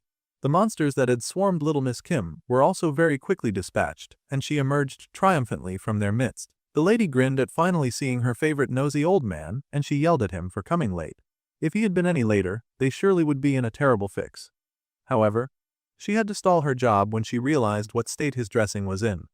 It was a horrifying disaster to catch your hero in the nude like that, and for a moment, she could not process what she was seeing. The other soldiers hurried to him with joy as well, but they also paused when they saw the man they respected in all of his glory. The soldier was shocked, asking the man just what happened to him that he would return to them looking like this. It was an eyesore. The sergeant stood there looking very confident with his metal balls floating around him, and he called out to the steel company. All forces were to maintain their position and to attack. The man would support them. To be honest, the team was not sure how much they wanted that support if he was going to give it while having no clothes. The hero then yelled that questions were absolutely forbidden, or he might be forced to kill them before the monsters got them. Then he reminded all forces to attack. So, the soldiers turned back their enemy into the real monsters. Unfortunately, the kid did not have such a convenient distraction, and he found himself looking at the hero's elephant. It was truly a sight watching all the heroes that had come to save him utilizing their powers in an amazing display of strength, skill and competence, while their leader stood there as the day he was born. At any rate, the night ended quite well given the circumstances, and the streets were littered with the bodies of fallen beasts. The soldiers made sure to inspect the area and make sure that no one was dead, while someone finally found the sergeant some clothes to wear. The man zipped up his clothes while his little disciple stared at him with much judgment in her eyes. She had clearly seen way more of him than she cared to. Her little wind sprite had a few things to say in her ear, and she quickly waved it off in horror. Even if it liked seeing her boss naked, it should really keep those kinds of thoughts to itself. The little thing huffed, and Kim huffed right back at it. Then, she asked the sergeant why he had returned looking so goofy when he had gone on a solo quest. The lieutenant then huffed that there wasn't much to look at anyway. And that got the sergeant rightly offended. From everyone's reaction when he showed up, there was definitely a lot to look at. The hero then protested that it was just because it was cold, while the lady then smiled at how her teasing had affected him. Then one of the soldiers called out to the sergeant, asking if he was all right, and just what had happened to his uniform for him to show up in that state. Then the sergeant suddenly noticed something and stopped his subordinate from speaking. He sensed something in the air and then called for everyone hiding nearby to come out. The people came out with their hands raised, explaining that they were evacuees. They had not been able to enter the shelter, so they had been looking for another room. The hero narrowed his eyes at their words, but the little boy suddenly sprinted to one of the evacuees. It was his dad, and the man quickly embraced his son. The man thanked the soldiers for saving his son. Everything had seemed so hopeless that it was a relief that they were able to come across soldiers like them. However, the hero's eyes remained narrow as he asked the man if he was truly sure that it was a relief. The man asked what he meant by that, but the glowing metal balls had already floated to the evacuees, and they shouted, asking what our guy was doing. See, there was something about this situation that did not sit well with him, and he activated his powers to investigate his suspicions. Lee Hunwook activated Smash, and the little metal balls began to break in front of the people. All at once, their heads erupted in a spray of blood, and the young child fell back in fear and shock. The little boy was horrified. All the watching soldiers were horrified. They asked their leader if he was insane, demanding an explanation for what he was doing. However, the hero suddenly rushed at the young boy, grabbing him by the neck and pinning the child to the ground. He warned him that he absolutely loathed being stabbed in the back. As such, it would be wise to knock it off before he killed the child. Some of the other evacuees retained their heads, and they all lowered themselves to the ground with their hands over their heads in fear, while the sergeant dangled the child in the sky. The men were horrified to see this happen, and the orange-haired demanded that their leader drop the kid. It did not look like the man would be responsive, so he told all forces to take aim at the hero. The men were hesitant, but they could not understand why their leader would threaten a child. It was so unlike him. The men yelled, asking why a soldier would suddenly kill civilians for no apparent reason. They yelled for Lee Hunwook to put down the child immediately, but their plea fell on deaf ears. The man instead kicked the fallen body that had lost its head, and the hero explained that the dead people were not normal civilians. It was obvious that they were players who were approaching them while hiding otherworld weapons. The orange-haired man's eyes widened to hear this. The other evacuees cried out that they had indeed been kidnapped by these players, and that those people had also been killed. This made the soldiers realize what was going on. Then the angry hero told the child to cut the act too. Lee Hyun-wook was furious as he glared at the child with murderous energy, and he clearly recognized assassin Kim Hak-yu. The little boy hesitantly said that he did not remember the man that was now holding him hostage, and he immediately dropped the cute little boy act as he asked the man who he was. Suddenly, the boy able to wiggle in the sergeant's hold, his limbs extending and distorting into something that was not exactly human. The boy's limbs suddenly extended, becoming more and more masculine as his body became that of a man's, much to the horror of those watching. It was a rather disturbing sight. Suddenly, the full-grown man turned and whacked the hero with a punch, his teeth gritted in anger because his evil plan had failed. However, the sergeant was generally unmoved by the man's antics, and the blade that hit his neck did not slice it, his skin hardened by metal to block the attack.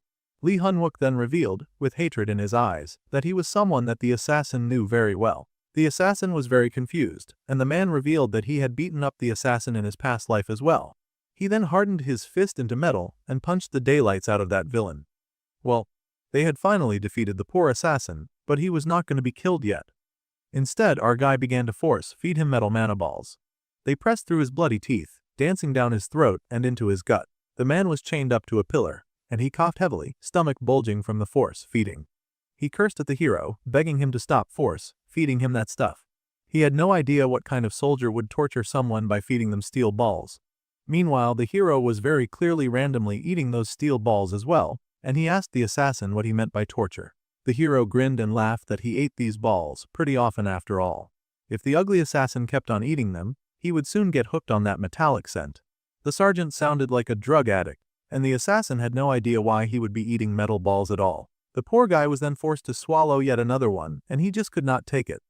Begging for mercy, he finally agreed to confess. He would tell the man everything that he wanted to know in exchange for some mercy.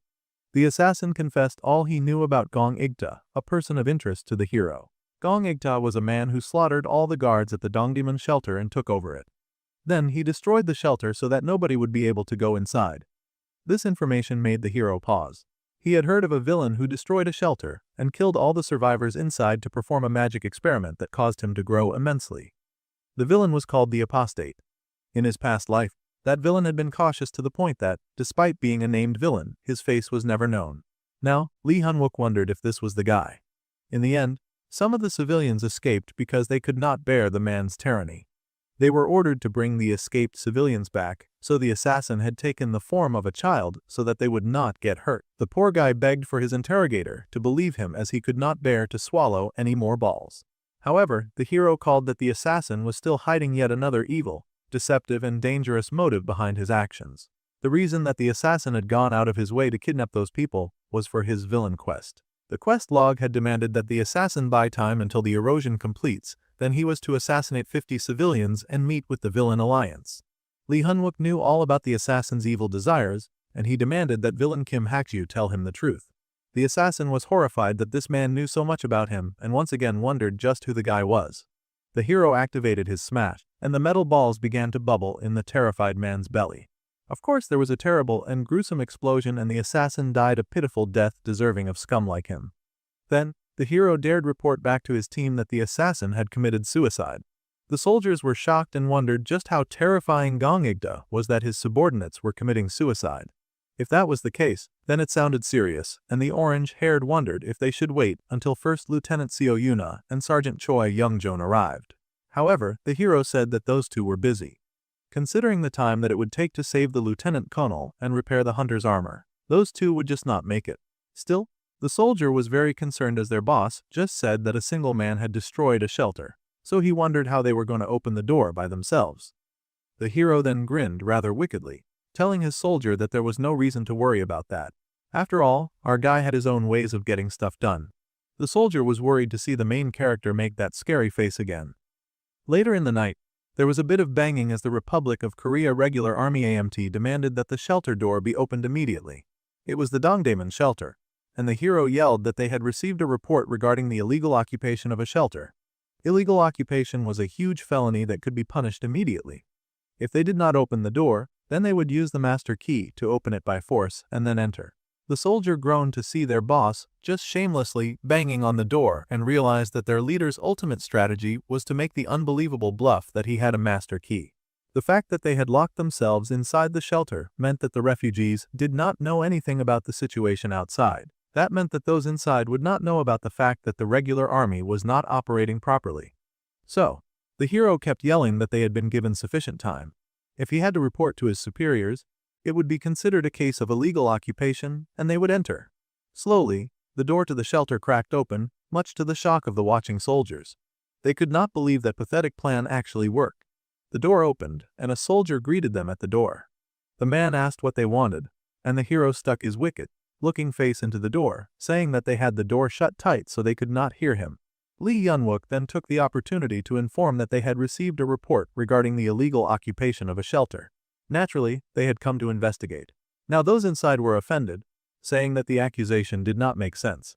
According to them, they were following the safety regulations properly, and they asked the soldiers to please come inside and take a look. The shelter was indeed pretty clean as well, and the civilians also seemed to be following orders rather well too. This shelter was a prime example of how to operate a good shelter.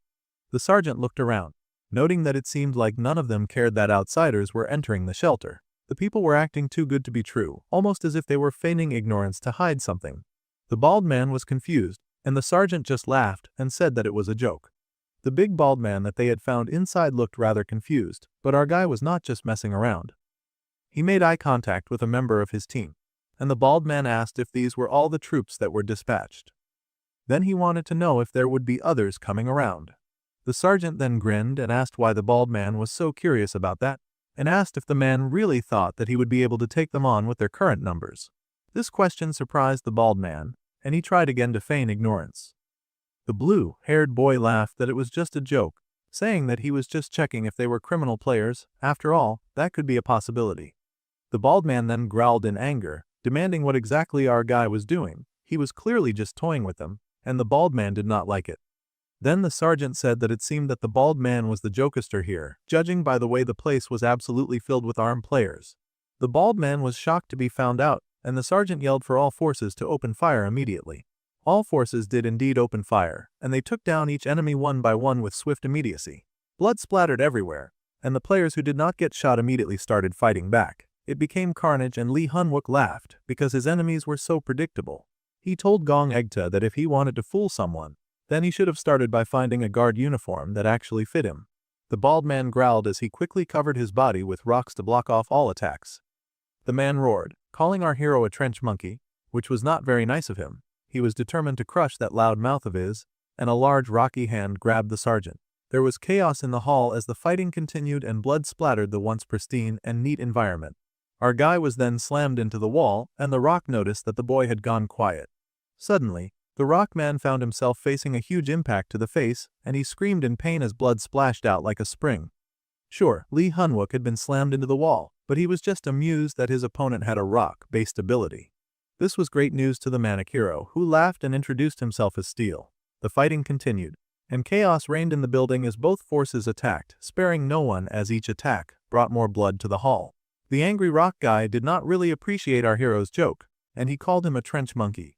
The dude had the audacity to ask why a soldier would be attacking normal civilians when he knew there was absolutely nothing normal about the group in that shelter. Lee Hunwook laughed at the man's bold-faced audacity. In the event of an emergency, it was the military's duty to protect normal civilians from people like him. The rock guy glared in anger when the sergeant reminded him that he had even killed all the guards, so there was no point in him putting up a front like this. He asked Gong Igda where he had hidden all the real civilians, and the rock man cursed, hating the question he was being asked. He naturally tried to smash the sergeant to get him to shut up, but the blue-haired hero was very good at dodging. More of the wall caved in, but Hunwook was unharmed. Instead, the military man used the opportunity of the rock head's distraction to activate his unlock power and unleash black and blue fiery magic on the rock beast. Gong Igda visibly struggled with this newfound attack, stumbling backwards as our guy emerged from the hole. Now the sergeant was in serious mode, enraged by the nerve of this villain. He asked the rock man if he had really destroyed the shelter, just so that he could perform experiments on live civilians. The rock man was down to deny all these accusations to the very end, really saying that the sergeant was just spouting nonsense. He pretended that he knew absolutely nothing about the experiments or even about hiding civilians. The rock dude instead complained that the shelter had already reached its maximum occupancy, but the guards kept trying to take in more civilians. The selfish jerk had absolutely hated that. With those many refugees, they would end up starving to death before the first wave even came to an end. The sergeant was a player too, so surely he understood why Gongigda was so selfish and cruel. The horrible rock guy tried to relate to our hero, saying that it would be a huge loss to the nation to lose talented players like them. As if Hanwook would ever sympathize with such nonsense. The hero had already heard another jerk say the exact same thing before. The rock guy was really slow, and he laughed that every day they put their lives on the line to fight, so they ought to be treated more sensibly at times like this. Everything that he had done was based on pure, cold and very selfish and self-serving logic. He was clearly going to go on blabbering rubbish, but the hero immediately put a stop to that, his voice cold and disgusted. The sergeant did not care if the man was an apostate. He would beat the rock idiot first. The hero rushed at the rock jerk, and the man stretched out his fist, hoping to combat power with power. However, it soon became clear who held the most power when that rocky fist shattered. Suddenly, the hero was grabbed as the rock dude had no intentions of going down so easily. He accused the hero of looking down on him, saying that the man ought to know his place. The hero blocked the next rocky attack with his elbow, undeterred by the very inconvenient position that he was in. Sure, it looked like the rocky dude had the upper hand, but Hanwook was still burning with rage. The rocky man told the sergeant to just drop dead and swung him like he was no more than a rag doll, slamming him into the floor, causing it to shatter, creating a hole in the floor. Rocks and debris rose as the rock kept a steady hold on the sergeant, knowing it would be much too dangerous to let him go. He dragged the boy along the floor, giving him a severe beating in the enclosed area. They had broken out of the shelter into a train station, and at that point the blue-haired man then grinned at his attacker, his smile wicked and devilish as he asked if Gongegda was quite done yet. Then, the man activated metal, bending. The rock giant was shocked when the hand that he was holding suddenly erupted in deadly metal spikes. The warning flashed by Hanwook, reminding him that he could not protect himself with hardening while he was using metal, bending. Well, the hero was unbothered by that as he had the element of surprise on his side, and the battle turned in his favor as he caught his opponent by surprise. The sergeant then activated, hardened now that his opponent was down and exposed, delivering a merciless and very wicked blow right at the man's face. Now it was the hero's turn to deliver a merciless beating, and he pounded all of his rage into Gongigta's first. Privileged, self-centered jerks like him were the kind of people that he hated the most. At some point, the big rock guy finally yelled for the sergeant to stop, basically begging with his face blistered and lips swollen as he begged for mercy. The blue-haired hero fell back for a moment, taking some time to catch his breath, when he suddenly detected something that made him freeze. Glancing to the side, the man saw a gathering of people, who looked like the refugees, and they begged the man to please save them. They cried that they did not see anything, and they desperately needed help. They had done everything like they had been asked, so they begged for the man to believe them. The woman begging held a very hungry child in her arms as they begged, and the hero got even angrier when he saw them. He realized now that the rock bastard had actually been starving such a large number of people this entire time while he was clearly healthy and well-fed. It was unacceptable. Suddenly, Hanwook realized that meant that Gongigda could not possibly be the apostate. This meant that the man's confusion had not been an act. This man had really just been selfish with the rations this entire time.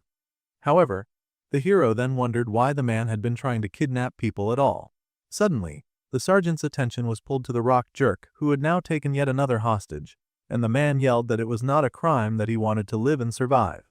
The hero cursed because his moment of distraction had let the rocky jerk slip away, and the man threatened the sergeant to try him. If the man tried to attack again, he would surely kill the old man he had in his hands. The hero gritted his teeth as he was now very sure that this pathetic jerk was definitely not the apostate that he was looking for. The rocky jerk yelled that he had done everything he told him to do, and the hero left him no choice. Before the pathetic coward could call for the apostate, his head split open in an instant. Now the hero watched in awe, blue eyes wide as he took in the end of Gongegda. That had not been his doing. The man fell to his death, and the people watched in horror, gaping at his gruesome corpse.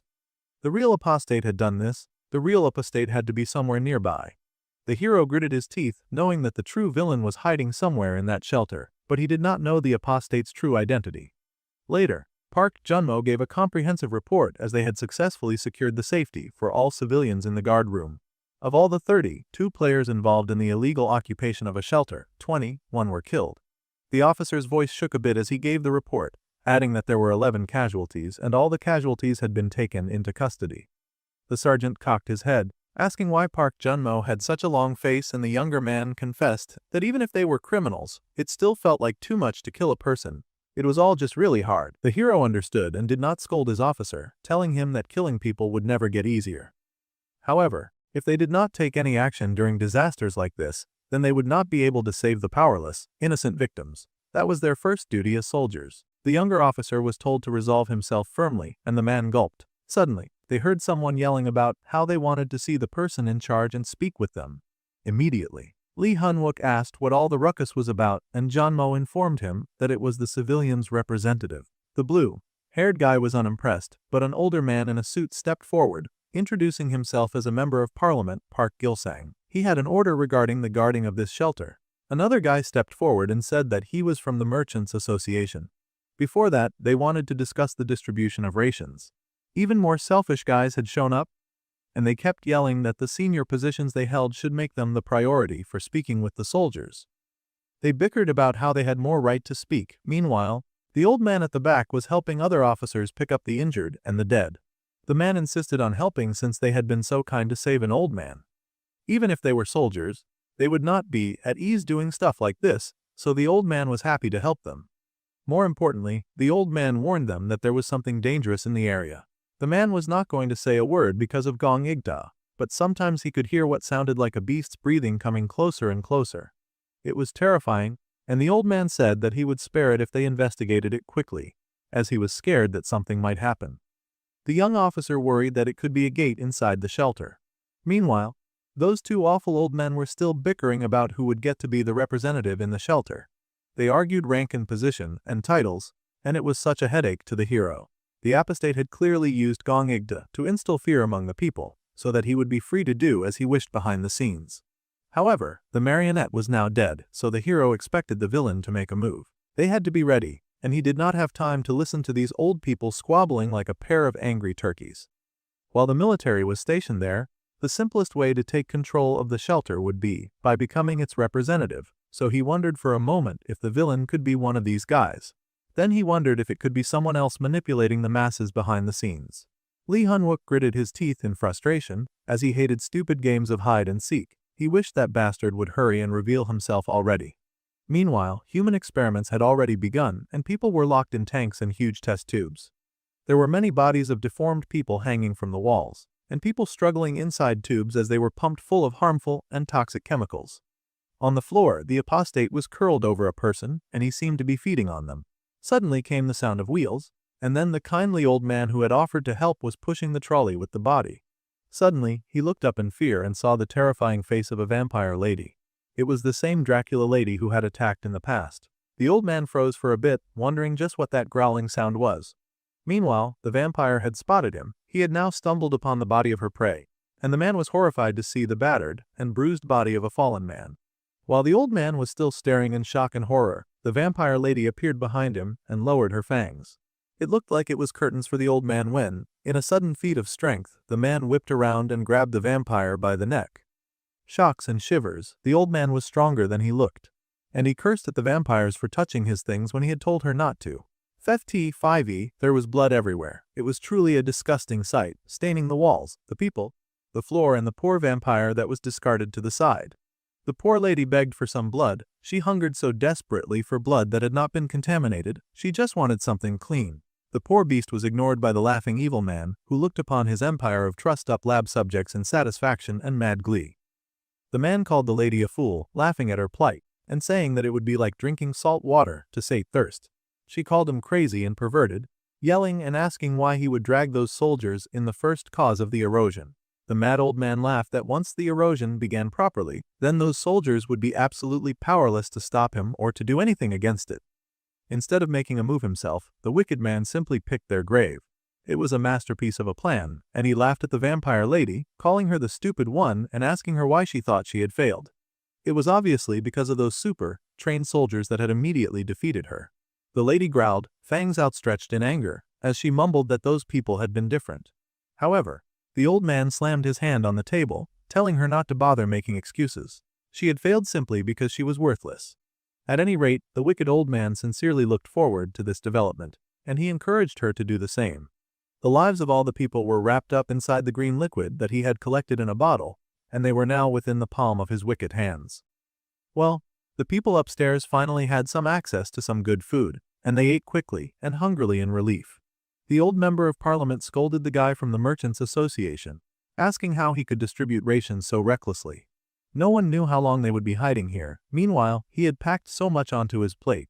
It seemed that the merchant had acted because of his own hunger. The greedy merchant said that children had been starving for days on end, so of course, they should totally pig out at least for the first day. Before the rations were fully checked, the president of the Merchants Association suddenly started distributing them to feed the civilians however he could, and he accused the old parliament member of wanting to control them by using the rations as a pretext, just like Gong Igda had done.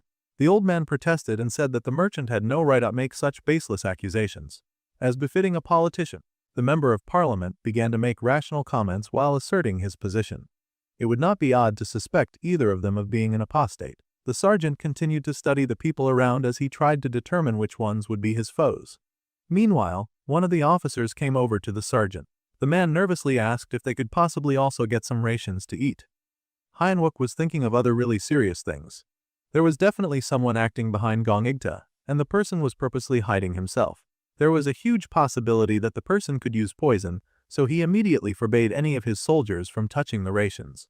The security would completely fall apart if they became subject to an attack, and that would not sit well with any of them. They had to stand guard. Just then, a voice called out to ask why they were not partaking in any of the nice, freshly cooked rice. The old man smiled because the meat was delicious, so they should please hurry up and eat some food. He handed over a plate of rice and meat and delicious sauces. However, the sergeant immediately turned it down, saying that supplies were the most important during a disaster, so they could not dare to eat away any supplies meant for evacuees. They had already received rations from the military, so he thanked the old man but dismissed the offer. The poor soldier was so sad as he really wanted to take a bite, but he did not dare to defy his commander. The sergeant told the old man that he did not have to worry, but of course, the wicked old rat was absolutely frustrated with the hero's stance. Suddenly, the hero got a call, and he told the old man to wait as he answered his walkie-talkie. The hero casually spoke to the person on the other end, unaware of the death glares that the old man was sending his way. The old man was annoyed that the blue-haired hero was a soldier to the bone, as this was going to mess up his super evil plans. However, there was a soldier very clearly salivating over the food that the old man was holding.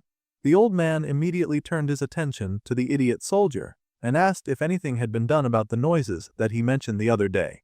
The soldier reassured the man that they were currently investigating the matter, so there was no need to worry. The old man then smiled and said that it was such a relief, but he was clearly plotting something rather ominous. Inside the basement, the soldiers had found something really disgusting looking. They looked like plants, but they were obviously not the kind that anyone would find on Earth, and the temperature was different there, too. It seemed like this place was one of the causes of the wave's erosion. The hero agreed if they could not stop this, then, just like the first wave in California, the 7th wave in Shanghai, and the 3rd wave in Berlin, Sil too might end up overrun by monsters. For now, they had to move up with the rest of the platoon. Sergeant Kim Si-hee and the orange-haired guy would stay behind and guard the area. However, the blue-haired man widened his eyes as he realized of all places, the path forward led into a suspiciously narrow tunnel. What awful luck! Deep inside that suspicious place was a purple chamber. Meanwhile, a cute little girl who had now eaten to her fill asked for some more water. The old man happily gave the child more water, and the girl happily thanked him. Little did she know that she was receiving water from the devil. The wicked old man laughed that the people were so unlucky. Lee Hyun-wook could try to stop his plans with that military discipline of his, but it was on a completely different level than just a normal gate. Further inside that really ugly tunnel, Kim Si-hee worried and wondered if just the two of them could really handle this overgrowth of demonic organisms. If this were a cause of erosion, then it would be on a different level than the other gates. The sergeant agreed that the situation they had found themselves in was definitely different, that was for sure. In the case of a boss monster, the difficulty of the cause of erosion required a group of S rank to form a raid. The floating sergeant then panicked that they were surely on a suicide mission. Just then, a deep purple gate opened inside the tunnel, and they both braced for whatever was going to come out of it. The sergeant grinned, feeling sure that they could stop it. It was indeed awful luck that it led into a narrow tunnel, and the orange-haired soldier had worried that the situation was really bad. However, the sergeant grinned that it was actually great luck for them. The unlucky ones were the monsters after all. With a roar, a large monster emerged, and it brought a bunch of its friends with it from the other side. Kim Si-hee was horrified to see them. Since the monsters had formed a nest in this tunnel, they only had a single path forward. All they had to do was protect the tunnel and make sure that no monster got past them. Not too difficult a task when he explained it like that. Then, the man called out to Sergeant Kim Si, and the girl activated her wind powers. The wind sprite danced elegantly through the air, multiplying into many dancing dames that flew straight at the monsters. Together they beat those monsters black and blue, tossing them left and right as they beat them up squarely. The female sergeant asked just how long they would have to hold up against these troublesome foes, and Hyanwook told her that it was time to start retreating slowly. The monsters still charged as they were kicked and punched down by the dancing Lady Wind. Meanwhile, Sahi and Hyanwook backed up. This was not a retreat, they were just getting pushed back, is all. The monsters were more ferocious than they'd expected, and one of the big brutes clawed forward the more they stepped back. The monster's foot was bulging with veins. Erosion moments were greatly influenced by the erosion of the environment around them. As such, the erosion spreading out from the gate was a necessity for them. The giant monster stepped forward, staring at the ground in confusion. The moment the monsters left their eroded environment, their defense dropped below average. That was the perfect time to attack, and the sergeant unleashed a large barrage of metal balls and called to Kim Si. While he rotated the marbles, the lady was to compress the wind to raise its acceleration as much as possible. They would take them all out in one go. The lady gritted her teeth and did as he instructed, activating her power and firing together.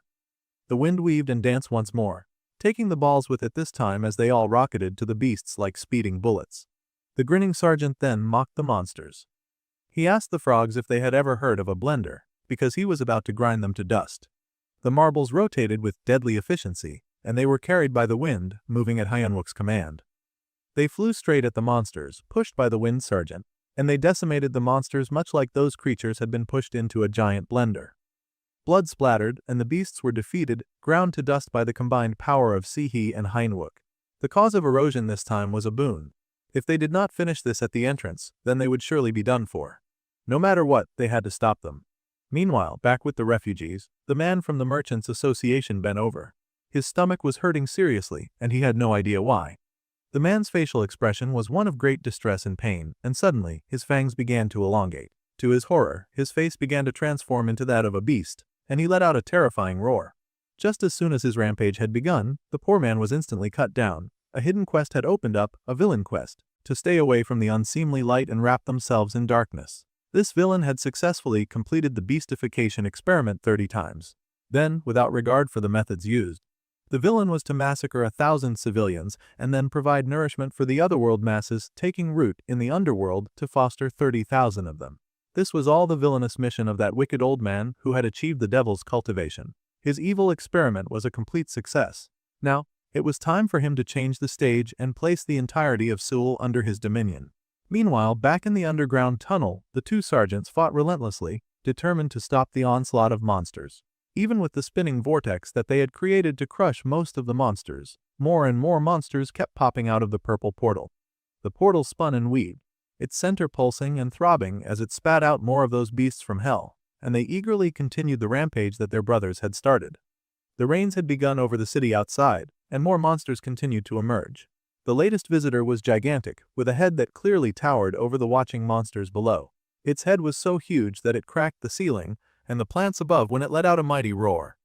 Its presence was so overwhelming that it actually broke through the underground roof, and its head popped up on the floor above. A truly terrifying creature. The people above covered their heads in horror as they tried to avoid the debris, screaming in fear as the gigantic monster fully emerged from the portal. Its long, reptilian body stretched through the entire base, shattering as it raised its head in a mighty roar. This great beast sparked thunder and lightning in the sky from its appearance, its presence so mighty and horrifying that it looked like a herald from the end times. The soldiers guarding outside were horrified to see such an ugly and powerful beast. It was only for a moment, but the boss monster of the cause of erosion that he had seen in his past life was absolutely enormous. It turns out that the whole shebang was just a terrifying flashback, and the sergeant gritted his teeth as he recalled what had happened. He had witnessed the whole thing go down back then, and it had started with an earthquake warning when that thing used its massive body to burst out of the ground onto the surface. Now, he worked tirelessly to prevent such a horrifying thing from reoccurring. The spinning metal marbles made quick work of the monsters, tearing through their flesh and leaving them in bloody tatters on the ground. The portal still thrummed and spun like a living thing, but they did not dare let any more monsters escape from it. The sergeant warned Kim Si that the boss monster would be coming out soon, so she needed to compress her wind once more. Gritting her teeth, the sergeant did as she was told. The boss monster of the cause of erosion was called the Dokebi Doodle. This monster was to bring down the calamity of the heavens and mercilessly obliterate those who intruded upon its territory. Its giant maw had already started peeking through the portal. It was coming! The creature's big mouth opened wide, and all at once, 1,000 marbles went flying into that mouth with the speed of 1,000 avenging angels. The pressure that filled the underground just from its roar was on a completely different level from how it had felt watching that monster from afar. Its roar alone was enough to make the hero's boy freeze. Even Sihi was very intimidated. Her eyes widened in shock to see such a terrifying creature up close, and she worried if the two of them would really be enough to clear it. The man had said that this required an S-rank party after all. Well, the sergeant told her that they could do it. According to the information, that thing had currently released its full power. Right above, on the surface, thunder and lightning were already dancing around with a huge water whirlpool conjured to cause massive destruction in the world above. It was more than just one whirlpool, too. It was many massive water tornadoes dancing around on land. They would at least be outside of that terrifying attack's range momentarily. The water tornado swept up many vehicles, tossing them around casually inside of itself. The first cause of erosion was the fortune that the heavens had granted them. The giant monster kept trying to wiggle its way out of the portal, and Lee Hanwook raised his marbles into the air, once again saying that he would be leaving this to his comrade. They had to work together to turn the tables on these monsters. The girl now needed to draw out every last drop of mana that she had. With a focus of seriousness that understood that her life depended on this, Kim Si-hee shouted and expanded her powers. She brought forth as strong a wind as she could manage. If they could just grind down its head, then everything would surely be over. The marbles spun in that wind and flew right at the creature's giant head, slamming into it and tearing as much of it as they could. Bloody cuts and bruises were made on the monster's mouth, and the hero activated Smash, hoping to end this beast once and for all. The monster roared as its head was indeed smashed in by 1,000 bolts of metallic lightning. They both used up as much power as they could muster to bring down the giant and terrifying creature. Even deeper below, the wicked old villain stood with the vampire, listening to the chaos from the safety of their hideout. He smiled that the boss of the erosion had finally appeared, and now they could take a look at how nicely their dear soldiers were dying. That wicked old coot was so sure that everyone upstairs was surely dead by the monsters that he created. The vampire lady was a little worried as the old man had said that it would be over once the boss appeared, so what was he going to take a look for? The old man laughed, asking the bat lady if she was aware of why she got annihilated in the first place. It was clearly because she did not pay enough attention to the details. Her arrogance in thinking that she could never be vested by anything lower than S rank, that optimistic arrogance, was precisely what led to all of her troops getting exterminated. However, the man did not have such a rose-tinted view. So, he asked the little bat to kindly shut her mouth and follow his orders. Meanwhile, a familiar spinning orange gate opened. The gate grew in size, and an officer hurried out. The man panted as he raised his weapon, looking around in the place that he had quickly escaped to. It was, of course, the orange-haired officer, and he cursed Lee Hanwook. Those two had gone ahead to raid the cause of erosion, and he had scolded them, telling them that a red gate did not even compare to that. However, the sergeant insisted that this was why they were lucky.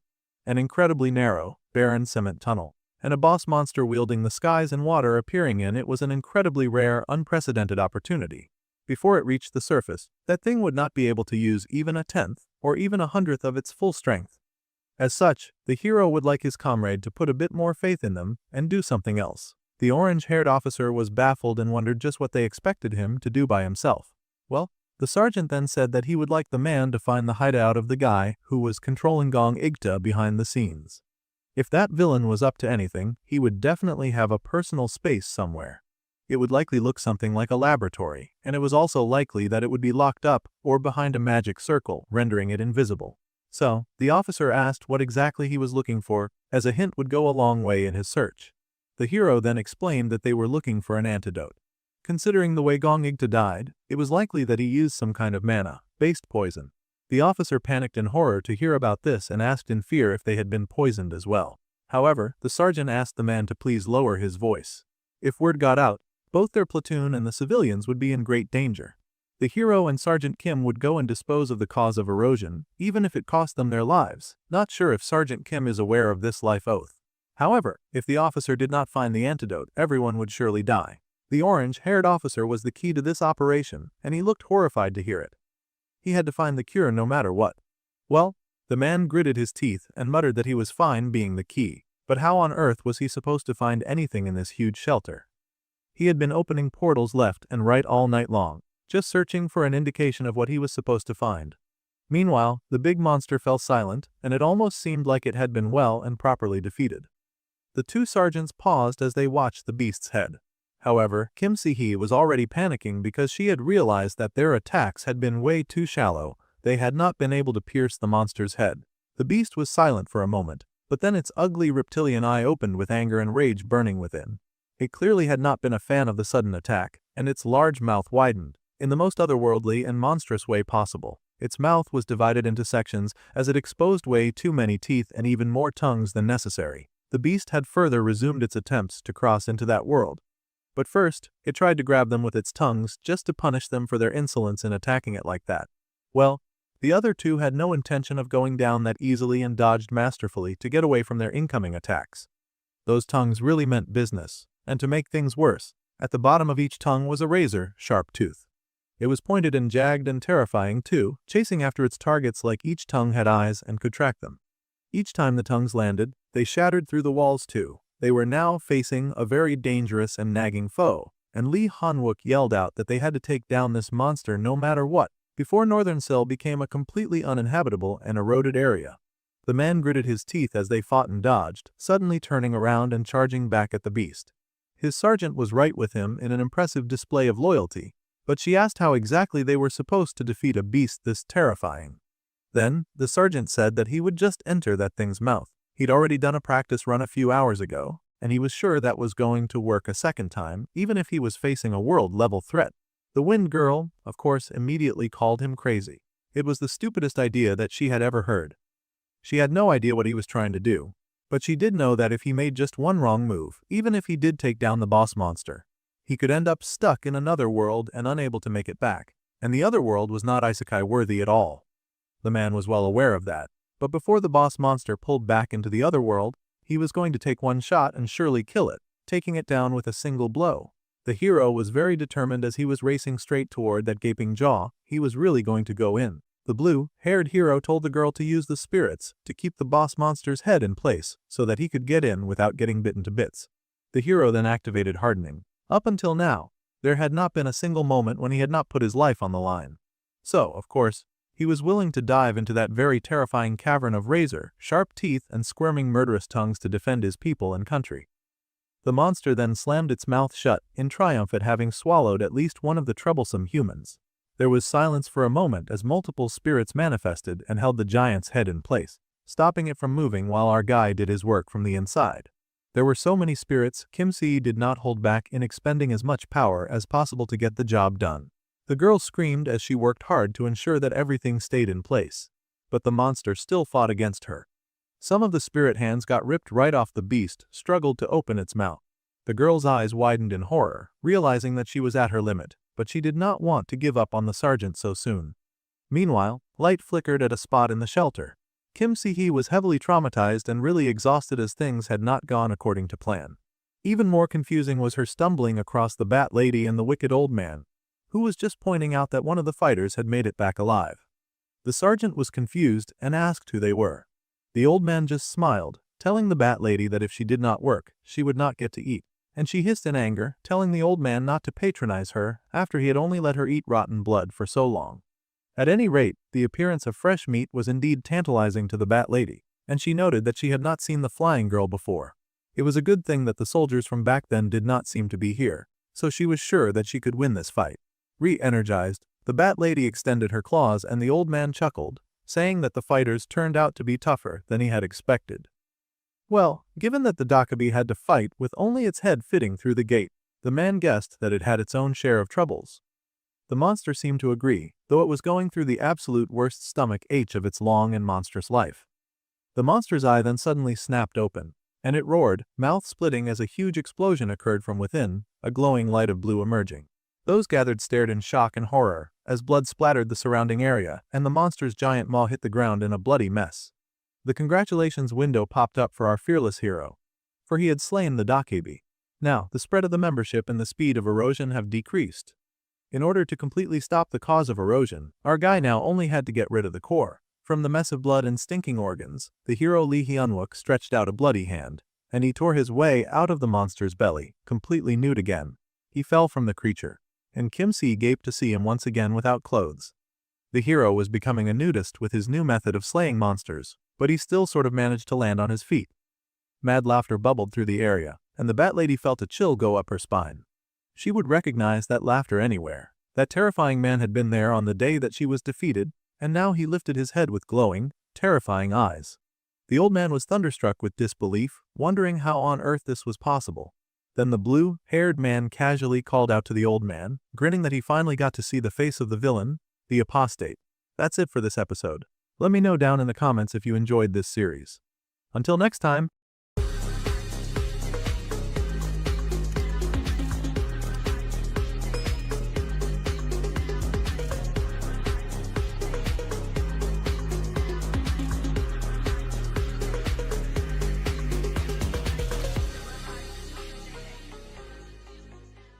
The SAR bomb had been activated, and it wrecked its way through the giant head of that ugly monster. The explosion went off, damaging what it could of the beast's shield. However, it would take more than that to kill the monster, so Lee Hyun-wook did it again. A second large explosion rumbled through the brain and body of the shocked evil creature, and a window warning popped up, warning our hero that continued usage of this technique could very likely affect the user's lifespan. His remaining stamina was just 30%. The hero did not want to hear it, gritting his teeth and closing his eyes. He was on the brink of death here. But the darn Cloud Blade was such a glutton. The Cloud Blade was the kind of thing that could absorb a boss monster's blood, and it was quickly getting filled with the beast's energy and was already 89% full. Once it got full of unknown energy, its full potential would be unleashed. Anyway, they wondered why the stupid Dakebi's stomach was so tough, and he just needed the beast to hurry up and explode. The sergeant gritted his teeth and expended even more power to make that happen, activating the bomb once again. This time, the creature finally did explode, rupturing from the inside with its guts flying sky high. Its giant head finally hit the ground in front of Sergeant Kim-si, and the hero immediately started laughing madly with success. It was the kind of cackle that the vampire lady could never forget. The man she feared the most was in the vicinity. The old man was shocked, unable to fathom how such a thing was possible. How could two measly humans defeat a beast as powerful as the Dakebi? Well, the blue-haired hero casually called out to the two villains, smirking that he finally got to see their evil faces, especially the face of the old man. He had been looking for the villain apostate for quite some time. Meanwhile, the other officers received the notice that their boss had slain the Dakebi. They were filled with awe and wondered if the two had really taken down a boss monster by themselves. That was really impressive. And they also believed that Sergeant Lee Hyun-wook said that he was an S rank. More importantly, if everything the sergeant had said was right, then this place would surely soon turn into hell on earth. The people in the hideout were surprised to see the pop-up window, that they had truly defeated such a terrifying monster. They cheered in excitement. But the officers knew that they had to keep their guard up, because things were about to get wicked. Meanwhile, Kim Si-hee was absolutely shocked to see that her boss was nude yet again, never mind that he had somehow survived an amazing feat. The man laughed that this was not the time to worry about small things like that and leapt swinging at his enemies. The female sergeant did not think that his constantly losing his drawers was a small thing at all, but the hero reminded her that it was nothing compared to their duty to stop those absolutely evil villains. The man charged, and the old man yelled at the vampire to do more than just stand there. Well, the Lady Bat was panicking and having flashbacks of her last beatdown. Naturally, she did not want to get involved with these crazy people a second time. She tried to activate her power anyway, a circle opening up in her eye, but the nude hero did not once stop or slow his charge. He sidestepped the Bat Lady entirely, much to her relief, and instead slid his fist right into the old man's face, as the apostate had committed the most unforgivable sin. The old man had a surprisingly good defense for an old guy, blocking Hyun-wook's attack. Our guy then told Sergeant Kim-si to take care of the vampire. It was like the one that had escaped from the military, and if it was as the report said, then the sergeant's compatibility was high. However, Hyun-wook barely had time to shout out orders because the old man had pulled out the most demonic hand. The female officer yelled for the hero to pay attention to his fight for goodness' sake. The man turned just in time to get choked out by the strong hand of the old man. The sergeant was raised into the air. The old man, leaping with more strength than should have been possible for his age, and he slammed the young hero right into the floor, breaking through the concrete. However, this was not the hero's first beatdown. And the old man found a grinning face looking up at him, chilling him to the bones, and his opponent asked if that was really all he got. The old man laughed, knowing that the hero could turn his body to steel, so many attacks would be useless against him. Well, the old man was prepared for that and slammed the man into the floor again, and again, and again. The old man laughed that he would now experiment to see how long the hero could hold out on consistent pain and concussion. The sergeant was horrified to see what was being done to her partner, and she wanted to help him. But the vampire lady would not be forgotten so easily. The two ladies face each other, one above and one below. The sergeants asked what the man had been saying about their compatibility, annoyed that he did not even have the decency to finish what he'd started saying. If he was going to just end up cutting off the warning mid-sentence, then he should not bother talking at all. See, he was furious, so she told the bat lady to come at her. The vampire growled that she had no intention of getting involved with any of them for long anyway. She really did not like them, and she wanted them to end this quickly. The girl gritted her teeth, but she was determined not to go down quickly. Meanwhile, the orange-haired officer had somehow finally found the apostate's secret lab. All of that searching had finally come to fruition. He was surprised that they would do away with the water storage and turn it into a laboratory. It was a pretty smart location for the illegal lab. Water gushed out of the pipes and into a hole below, and the officer growled as he wondered just how long they had been pouring poison into the pipes. It was likely that a lot of the civilians had already been poisoned, so he had to find the antidote quickly. Quickly, the man began his search, trying to figure out where the antidote would be kept. As the man searched, the bodies hanging around the lab continued to loom behind him. Orange Hair was sure that the doctor would have left at least one antidote for his personal use. But then suddenly the man froze.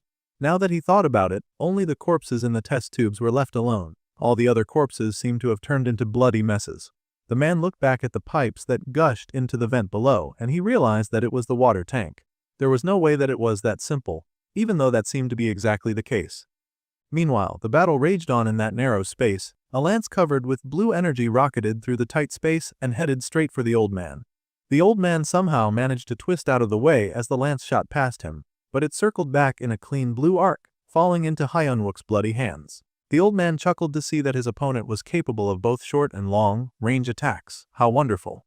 Then the old man demanded that Lee Hyunwook come at him. Our guy assessed the old apostate with hatred in his eyes, and the wicked villain asked if the hero was planning something.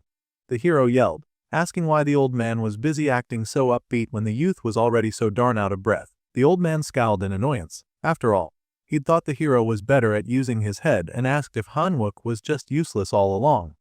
In the man's past life, the apostate was careful and cunning to the point that he'd never fought in a battle himself. However, right now, the sergeant frowned as he tried to figure out why the old man was now fighting so aggressively.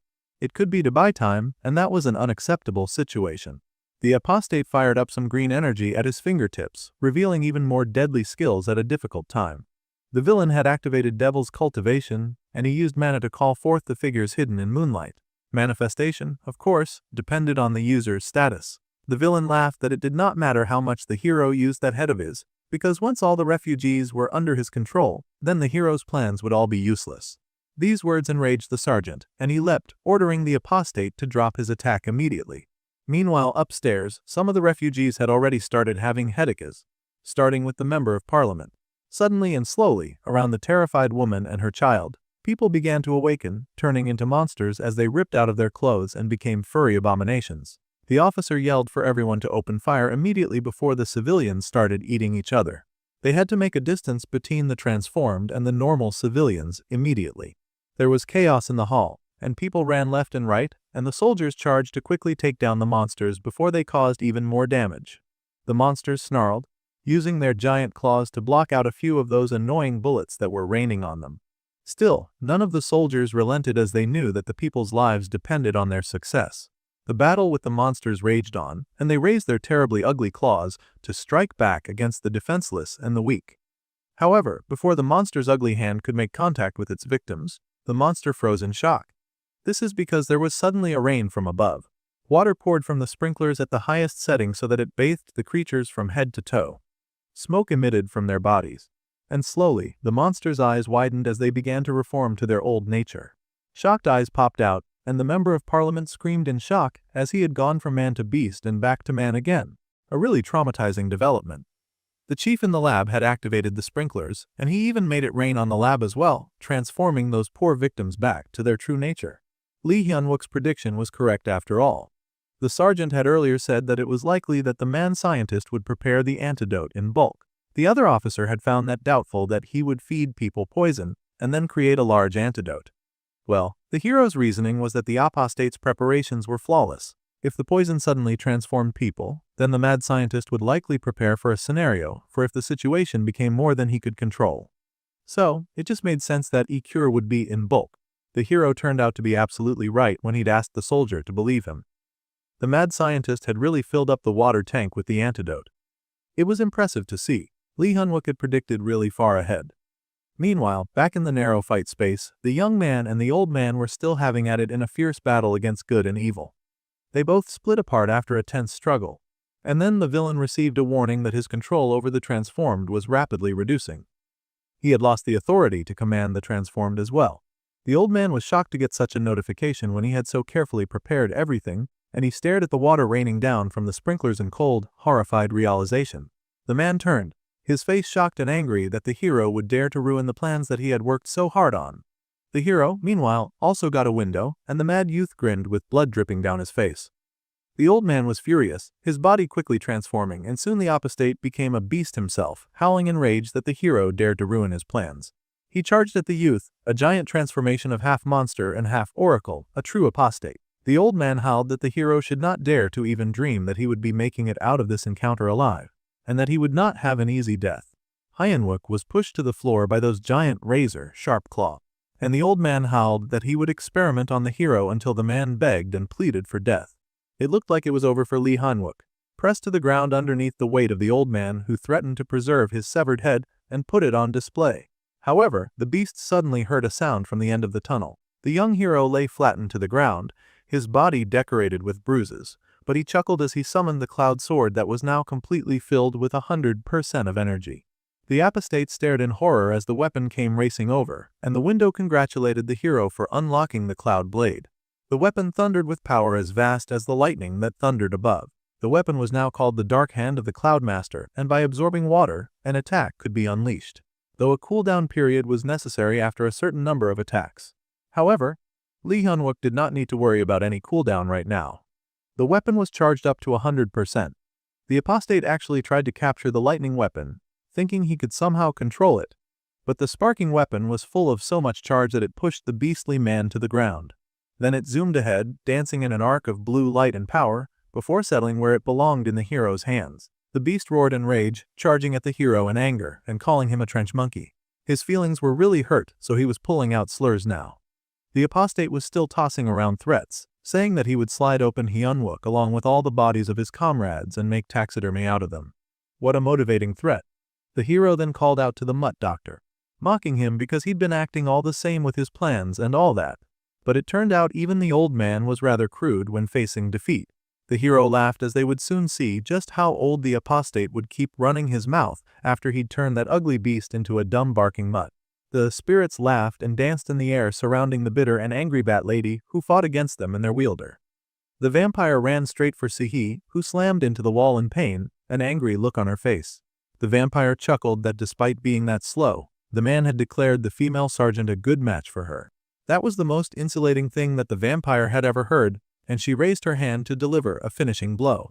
The wind lady gritted her teeth when suddenly the ground underneath them split, and the cloud sword appeared out of nowhere.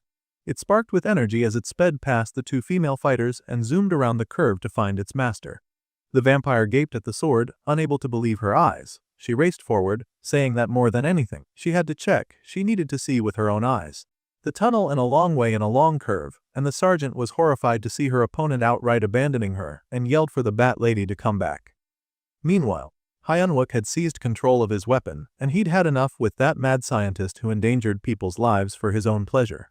This time, for sure, the hero was going to give him a beating that he would never forget. The old apostate refused to so easily accept defeat, grinning wickedly as he admitted that he had nearly fallen victim to the boy's sharp tongue. However, the apostate's logical mind could see right through the sergeant's bluffs. He would not fall for the man's cheap tricks, and he laughed manically. The sergeant had no idea what the apostate was talking about and sliced without remorse the weapon charged with electricity, attacking the mad mutt scientist.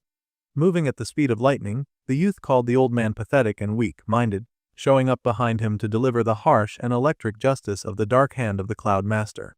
The weapon slammed into the apostate's back, and the old man growled in pain, falling into a crouch as he struggled to steady himself. Still, the man would not go down, so the sergeant attacked again, weapons swinging, bits swinging, and the apostate watched his approach with rage and part fear. Lightning struck the old man once again, and this time, the man screamed in agony. The mad scientist fell to the ground rather comically, much like a cartoon character, as he was defeated so mercifully. Still, the hero was not about to let the man get a single chance to recover. He chased down the apostate, his weapon still sparking with energy and light as he sliced holes in the mad beast's body. It was over for the shocked apostate, and the hero prepared to deliver the finishing blow when his weapon chose that moment to start acting up. It was so embarrassing for the weapon to suddenly lose its cool like that, and it sparked with a power that shattered some of the elements around. The weapon dragged Lee Hunwook, pulling his hand away from his target as his hardened metal body began to fall apart. A warning popped up then, telling the hero that he would not be able to withstand the true power of the dark hand of the Cloud Master. Never mind that when there was a really strong and very dangerous opponent that he had to defeat at the moment. The hero just had to take the risk. He struggled angrily with the weapon, annoyed that it was acting up despite how much he had fed it. One would think the hunk of junk would take a hint and rein it in for just a little while longer. Hanwoo could not understand just how Sergeant Cho Youngjun ever handled such a wild beast. The apostate had now restarted his mocking laughter, which was really annoying. He called the hero a fool, mocking him for bringing out a weapon beyond his capabilities as a bluff. Then, the villain decided to activate his own, really dangerous technique called Moonlight Song. And it was the kind of power to drag anyone who heard the frequency into the user's illusory domain. This was going to be the end of the useless trench monkey. Then, the apostate began his dark and evil summoning song, dark wind sweeping through his robes and skirts as he called forth a great power. The hero flinched as that power filled the air and swept into his heart. He screamed in agonized pain and was dragged into the illusion realm of the apostate. The moon was villainized, and he found himself in a world surrounded by water. Hyunwook immediately guessed that he was looking at an illusion, but something felt wrong. The smell and even the sensation felt heavily of blood. This was not just any simple illusion. The apostate laughed, saying that it was quite laughable just how bewildered the hero was to see his great power. The apostate's illusionary arts could directly control a person's brain after all, so it made sense for the main character to be wowed. The evil old man had the youth in the palm of his hand, and he laughed that the hero would never be able to differentiate between illusion and reality, like a brain in a vat. Human hand below and monster's claws above. It seemed like our hero was trapped with no hope of redemption as the apostate sentenced him to die in utter despair while trapped in the confines of an illusion. Both hands came down on him, crushing the man between to further break down his soul and his mental state. The man would never be able to escape this perfect technique of his by himself, and this would be an extravagant death for the fool who had shamelessly ruined his plans. The apostate really held a grudge about that, and he further wiggled his hands just to senselessly crush the hero into nothing but ash. Meanwhile, the hero, crushed between one meaty and one furry hand, muttered and asked if all of the mad scientist techniques had to be just like him. Honestly, the sergeant was quite disappointed. He was supposed to never be able to escape this so-called perfect technique, even though he had a few tricks up his sleeve. The hero suddenly attacked, not only breaking out of the illusion but hitting the apostate right in the chest in the real world. The powerful weapon crashed into the beastman, who cried out in fear, alarm, and confusion. The item that had just hit him was called Sir Trissan's Failnot, and it, of course, would attack its target without fail. All magic resistance would not work against such a skill. The old man spat out blood in rage and pain, gasping from the attack. He was quite winded as he clutched his mouth, completely ignoring the chaos going on around him. The apostate cursed in frustration, in plans failed and hope dashed, asking why his perfect plans and even his illusory domain were all in vain. He had worked so hard to achieve what he had now, and his plans had been genius.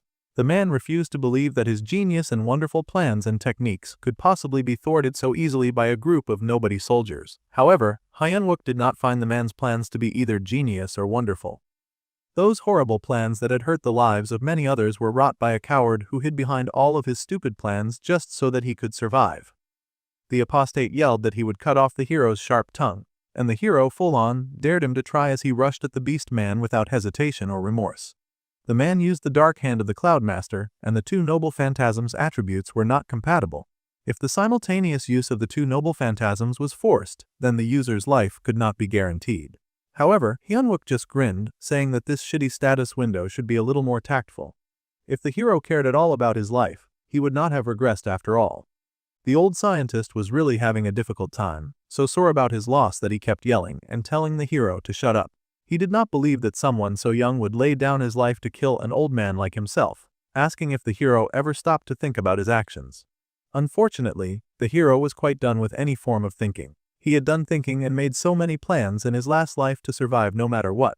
He had done all sorts of brain work, and everyone had still died in the end. That was all that a coward's plans would ever amount to. Fearing death was a weakness, and the hero declared that his technique was to open. The weapon zoomed forward in the fall attack, and the hero laughed like a madman, telling the apostate that they should both hurry and die together. It was definitely the most terrifying thing that the old man had ever heard. The old man yelled at the madman, but the electric charge struck, and they both yelled in agony. The brilliant light of power rocketed through the room, a power that no force could dodge. After the attack, the room went dark, a few lights blinking on as the hero stood over the apostate's fallen body. The coward that he had been had finally turned into a madman, and Hyunwook would never forget that the apostate had been the one to turn him into this. Meanwhile outside, the Bat Lady was leaping in the air. It seemed she was down with escaping as soon as possible so that she would not get dragged down along with that madman. She had guessed correctly after all, and she knew that getting involved with those mad soldiers was a totally bad idea. She had rushed to see earlier, just in time to see the apostate get defeated. There is no way that she had any intention of going down with him, especially with the way Hyunwook laughed madly as he ended the old man. The hero had launched that suicide attack and then looked back at her and laughed. The woman heard that the Special Forces unit was full of psychopaths. Quickly, she raced away, hell-bent on escaping before she met a miserable end. The lady panted as she struggled to catch her breath. She had run with all of her might away from those mad people. Because of that rotten blood that she had to drink, her body was quickly falling apart. The lady was desperately in need of fresh blood, and she would take it anywhere that she could get it. Suddenly, she spotted someone just casually walking the streets. The vampire was thrilled to have finally spotted a human and wondered if that was just a part of the pitiful stragglers. She was so desperate that she was ignoring any form of caution, and she leapt at the human who had the confidence to be walking alone in an apocalyptic world. Well, she descended before the human and was then shocked by the speed at which she was attacked. The Bat Lady was stunned as she'd been so sure that her target was defenseless, but she had not even seen the sudden attack coming. The vampire turned to see who had captured her, and found the person speaking a completely different language, scolding her for having no honor. Then, the person asked the vampire if she was strong. The intimidating person with purple hair threatened the beat, for if she was strong, then she would surely die. The giant pink pulsing diamond radiated light through the room, and the officers inspected it. Lee Hyunwook was finally decent with a bit of cloth wrapped around his waist as he tended to the giant core. Eventually, the great thing shattered into a million pieces, the exact goal they were trying to achieve, and a congratulations window popped up to praise them for the good job at destroying the core. Now that the deterioration source had been neutralized, all players who had participated in the eradication of the erosion would now be rewarded with extra experience points. Even better, realms that had previously experienced erosion would be converted into otherworldly magic stones. It was a huge win for our heroes. The officers were shocked and relieved to hear that it was really over, but the sergeant just grinned in relieved success. Now that they'd fought and won, it was time for rewards. Pop-up windows suddenly manifested for all the player soldiers and they gasped in awe at the huge level up that they each gained. Suddenly, they got a bonus of a crazy amount of experience points. Some of them hit level 30 while others had been boosted right to 33. The soldiers laughed and cheered and gushed amongst themselves about this new progress and growth. They were excited because, at this rate, they would definitely be able to hit C rank and maybe even B rank with such strong development. Golden wings of celebration appeared above them, bathing the soldiers in a shower of golden feathers. The men danced around excitedly underneath those feathers, but suddenly realized a change, and their bodies were now overflowing with strength. It seemed a part of their rewards included their holy power getting leveled, up 5 times the regular amount, and their recovery level also going up by twice its regular amount. This was even more exciting to the celebrating soldiers, but this was not the time to get sidetracked, and their sergeants quickly asked the gathered happy guys to listen. With their current level, some of them were surely at the level of the AMT Sukadron commander. From now on, whenever they had to eradicate sources of deterioration in Sil waves, all of them would grow stronger and faster than anyone else. Their brave leaders promised that the day the wave ended, they would make each and every one of them into people who are strong enough to be a battalion's ace. The soldiers cheered with joy, and their sergeant smiled, reminding them to make sure that they survived so that he could keep his promise. There was a bit of silence from a corner of the room where one of the soldiers was sulking. Hyunwook called out for Park Junmo and commanded the young soldier to ease his head. The sergeant understood that Park Junmi and he were the same when it came to not being able to level up. However, There was no need for the young officer to be down about it, and the hero promised to make the youth strong enough. So, it was best for the boy not to worry, unless he did not believe his sergeant. The young soldier yelled out to confirm his belief. The sergeant smiled in deep satisfaction when suddenly a large sword appeared, piercing through the very ceiling above them and embedding itself into the floor below. This weapon had such a dramatic and explosive introduction that the soldiers were swept by the force of its descent. Junmo called out to their beloved Hyunwook, asking if he was okay as they surveyed the sudden giant steel pillar that had appeared out of nowhere. The more the soldiers inspected it, the more they agreed that it looked much like a sword.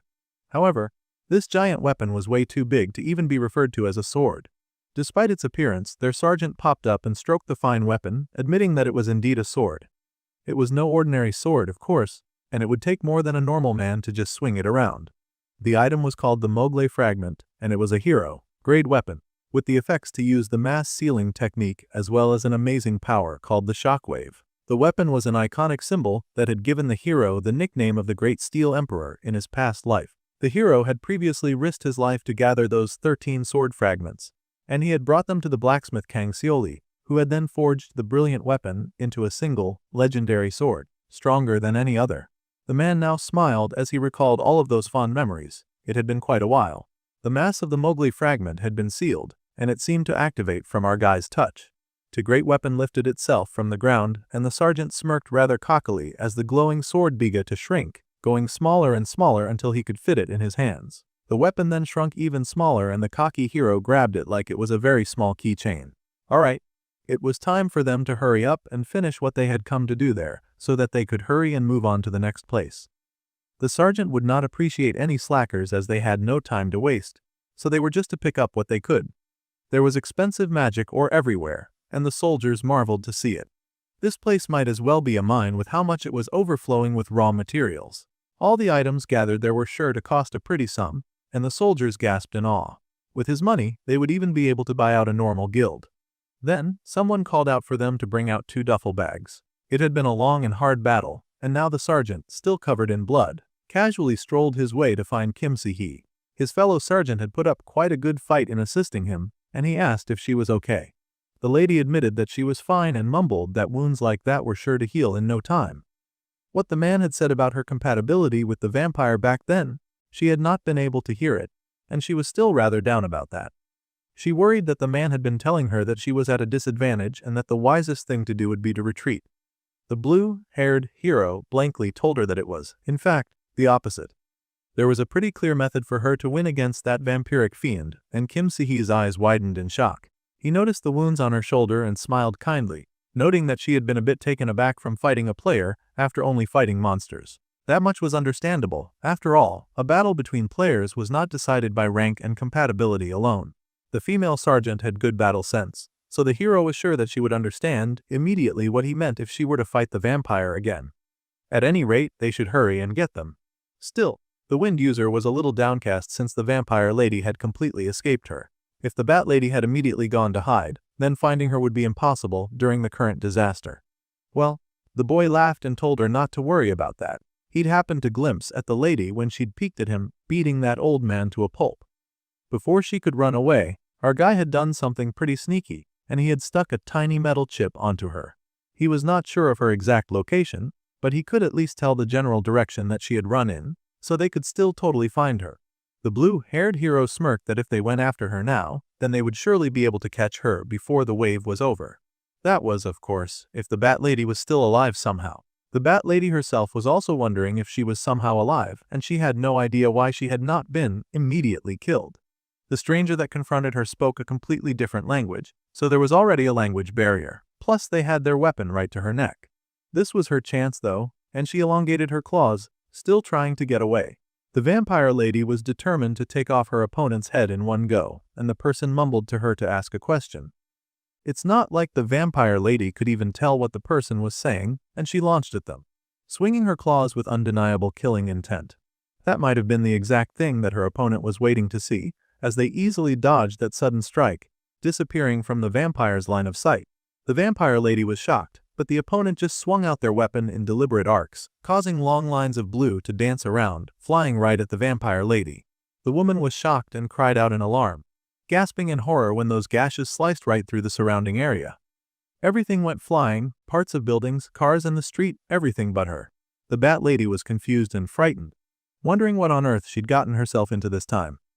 How could this person have so easily cut down those buildings? It was impossible, she had not even been able to see it. The Japanese stranger kept speaking, like they were unaware that they'd crossed into Korea now. It seemed the opponent understood the vampire's confusion and merely explained that he had placed his sword energy on all the paths that the lady could have possibly taken, making sure that she would not escape. However, it seemed that the bat was at a level where even she could not even see it. Well, all the buildings in the surrounding area quickly came crumbling down around them, and the vampire lady had realized by now that she had some really terrible luck. The fighter made his way slowly to the bat lady, telling her to thank her weakness. Her eyes widened in horror, but the fighter really was going to ignore her, and he walked away, saying that a true warrior would not lay his hands on a weakling. The poor bat lady crumpled to the floor, surviving yet another deadly encounter. Her poor heart did not know just how many more of these terrifying encounters that she could possibly endure. Plus, she was still very hungry. She had no idea where all those superpowered crazy people were coming from, but she'd had quite enough of them. New information was then released that the corpse golems were going around the Dongjak district. This, of course, meant that it was likely that there were necromancers nearby as well. The number 13 had connected with an unknown player, and magician number 44, location Darum 2, Dong, communicating with B, rank player Lee Cheolhee. The National Gate Response Committee United Command Center was quickly passing messages left and right as new information came in and out of their center. They got information that the communications with magician number 51 were down, and now they were under attack. A beautiful, curvaceous brunette listened to all of these reports and concluded that they were all too sporadic. Players were getting into individual fights, thinking only of their own survival. This could not go on. It was, of course, Kang Seoyeon, the Zumaner Guild representative, and the South Korean player rank 4. They needed a pivot. A single key figure that would unite the other players during this maddening cell wave. Her attention was then called as they had received new information that the Dongdaemun district's source of erosion had been eliminated by the players. This was absolutely shocking news to the representative, and she asked who could have done such an amazing thing. She thought it could be a famous guild, and she wanted to know their leader and rank. Of course, it was none other than the Namsen position, the 3rd Anti-Magic Brigade, 1st Battalion. It was a small special unit, however, their commander was just an F-rank sergeant. The representative was absolutely shocked to hear this. The lady gaped, asking if they were joking. If there were AMT, then it was likely that they were soldiers, and an F-rank sergeant on top of that. The whole story sounded unbelievable. The lady yelled that information was the most important thing during times like this, so they could not accept silly stories.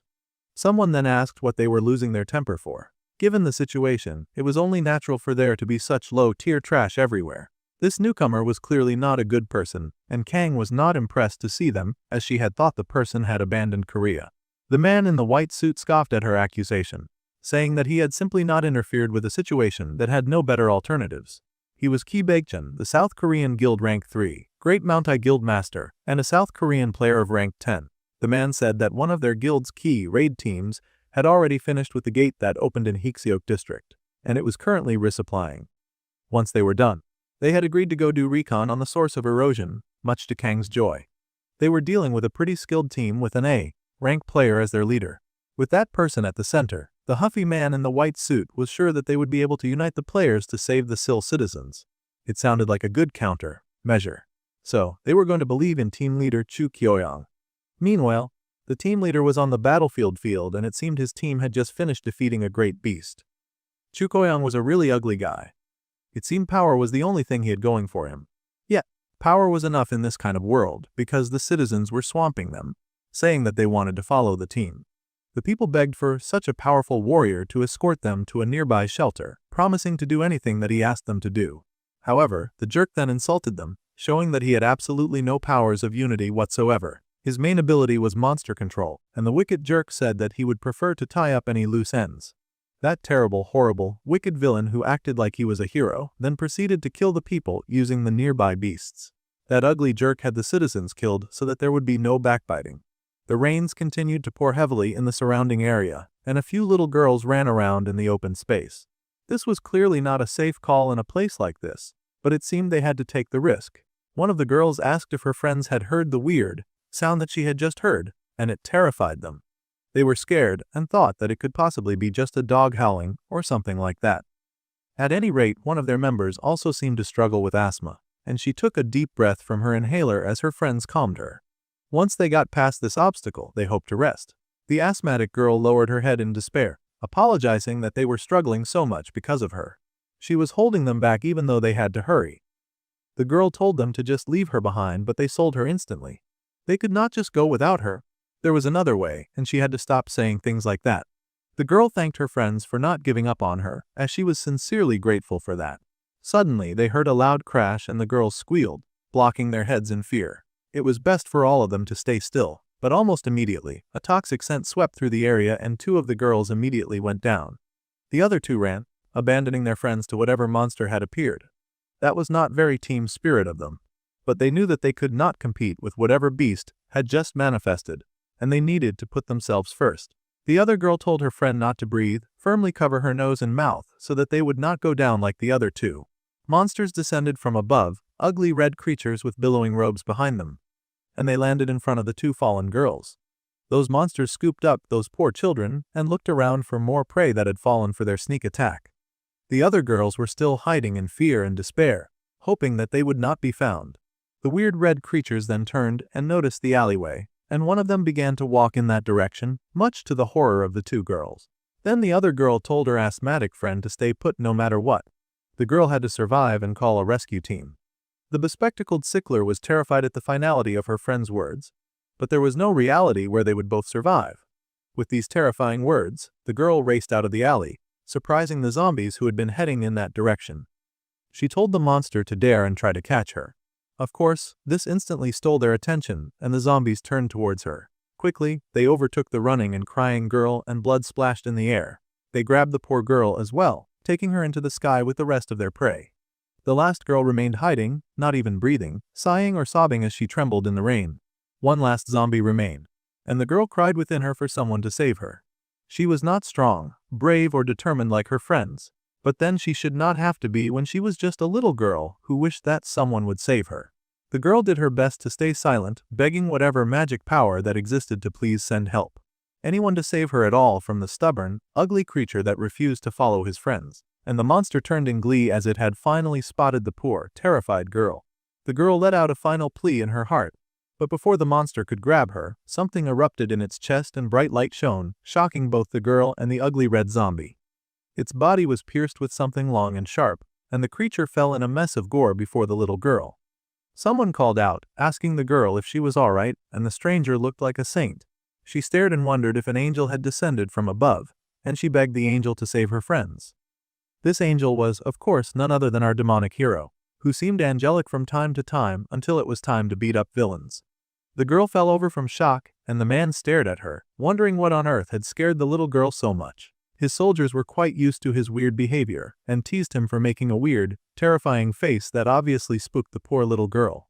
The man protested doing such a thing, but they all knew what he was like. He definitely made a weird face. The hero pouted that it wasn't fair and he had not done anything. This was the thanks he got for saving a life. Just typical. Well, there were many of the red-cloaked and red-skinned zombies in the area, it seemed, and they attacked buildings, shelters, and homes, raining down havoc and chaos in any place where they detected life. The people were horrified and hurrying to escape the area, telling each other to run east. One girl protested, saying that they just could not take someone with asthma out there. The girl refused to leave Haimang behind, but the man yelled that they could not help such a fragile child if they got caught by monsters along the way. Still, the lady had held tight to the girl's hand, telling her to run along with her. They had to go just a little further. They could do it. Even as the situation seemed hopeless, that sweet blue-haired girl had continued to encourage little Haimang, telling her that they only needed to run just a little further. With each step that they took, that sweet girl had smiled, saying that she knew the little girl could do it. All they had to do was keep progressing forward, one step at a time. These were all the asthmatic girl's memories, and the last memory she had of her friend was the beautiful blue-haired girl telling her to stay put no matter what. She had to escape, she had to call for help. The asthmatic girl was horrified to see her very kidnapper sacrificing her life for her, even now unwilling to die for he. The girl had wanted to die in her place, but her friend had already taken off, oblivious to her pleas. Haimang now sat up and cried out for her friend Shinjio, but the blue-haired girl was already gone.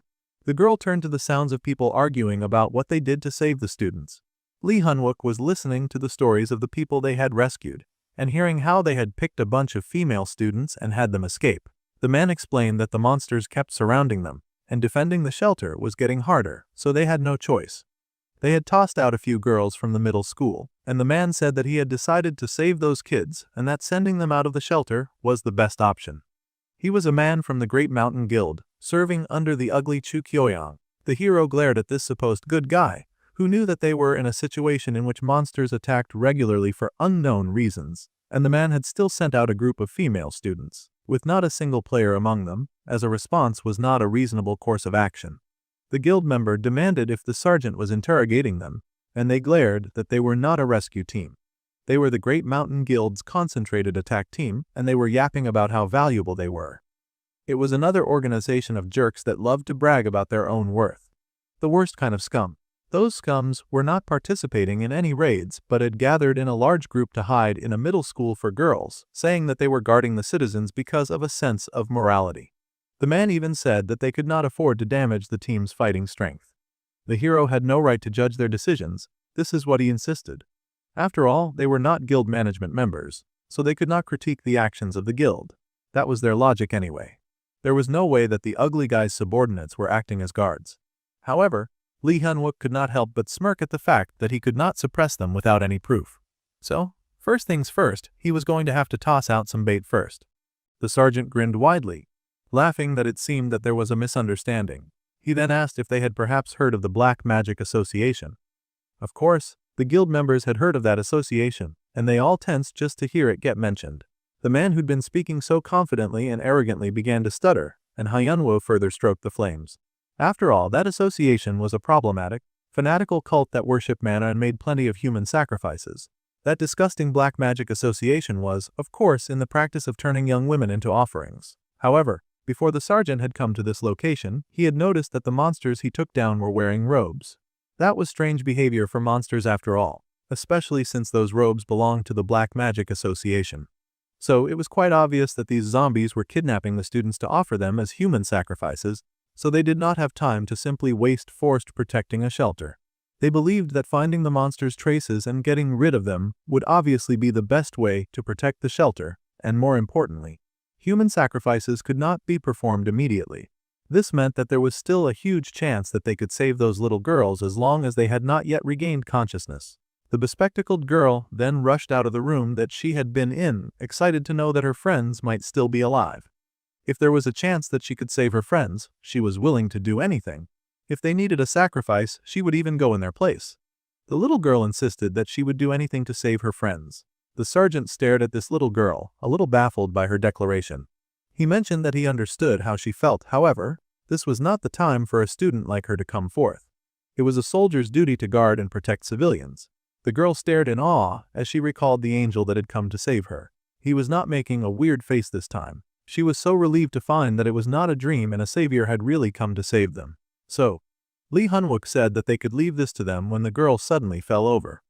The man was absolutely shocked, wondering why the girl had gone down this time. His soldiers pointed accusingly at him, asking what the heck he had done this time, and the man protested in dismay. He truly had done nothing. He had no idea why the girl kept dancing. Then, the guild members asked the man what he planned to do. If they were dealing with the Black Magic Association, they had no idea where they were. So, how were they supposed to save students that they could not find? Hyunwook turned to them in amusement, and he said it was simple. The man would simply get kidnapped in the student's place. It was a shocking plan, and even the guild was stunned to hear such an absurd thing. It turns out the sergeant was completely serious. Some time passed, and he was soon batting long eyelashes, pursing out honey, sweet pink lips, and the soldiers watched, struggling to hold back their laughter. Yes, it was as you imagined, to carry out this plan. Our guy had undergone the transformation with the swish of a concerningly short skirt. He had become something that Sihi said even monsters would not want. Well, that was kind of mean of her to say, but he would better sell the look if he was not busy grinning like a demon. The sergeant looked absolutely ridiculous in a school uniform that was nearly flying right off his broad shoulders and that short skirt that exposed all of his muscular legs. The man laughed, saying that monsters did not kidnap girls based on beauty after all, so it should still work. The soldier asked if what he mentioned was true, and that those guys might be supplying the Black Magic Association with female students. The hero guessed so. In fact, he was certain of it. It was too much of a coincidence that those jerks had taken over an all-girls school and then let out random groups of girls who got snatched up by those monsters. They glanced at the guild now, and the guild also glared at them, as if angry that they were ruining their plans. It seemed almost wise to take care of those jerks first instead of leaving their backs exposed to them. However, the hero pointed out that they needed sufficient proof first, or they'd get in trouble for laying their hands on a large guild. Besides, the sneaky hero had already come up with another method. The men were surprised and wondered what the other method was, as many large trucks drove together in the same direction. Inside the truck was a familiar bespectacled madman grinning from ear to ear with a redhead by his side. See, the soldiers had an ace up their sleeve that the guild would never expect. The hero had done everything that he could, so all that was left was to keep the promise he'd made to the little asthmatic girl, and to save those kids from these awful people. Meanwhile, the red-hooded monsters growled at the girls that they kept in cages. The little girls were frightened, but the hero just needed them to hold out until he got there. They had to stay safe. As for them, they would now begin the civilian rescue plan. At this point, Lee Hun-wook had done everything that he could when it came to dealing with those corrupt jerks from the guild. All that was left now was to save those children and these people. Meanwhile, the red-hooded monsters were barking and snarling at their forced guests, intimidating and scaring them. Until the hero was able to get to them, he hoped that the girls would be able to stand their ground and stay safe. Well, they had no time to waste, so it was time to begin the civilian rescue plan. There was a sudden thud on the ground just as he said that, and out of nowhere, something had fallen from the sky. The blue-haired hero stared in surprise and sort of squinted his eyes to see that the red-hooded demons had appeared right on time. The monsters had landed right beside him, and he flopped over to make it easier. Hyun-wook had already held his breath to make sure that the sleeping gas would not knock him out, so he was just pretending at this point. The guild members watched and asked their leader if it was really okay to just let these soldier newcomers do as they liked. If they let them sniff around, then surely they would find out that the guild was connected to the Black Magic Association, which would be really bad for them.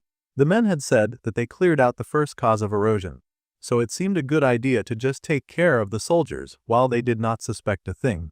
The leader considered their options as he watched the cross-dressing sergeant get picked up, but the hooded demons seemed to realize something, and they paused.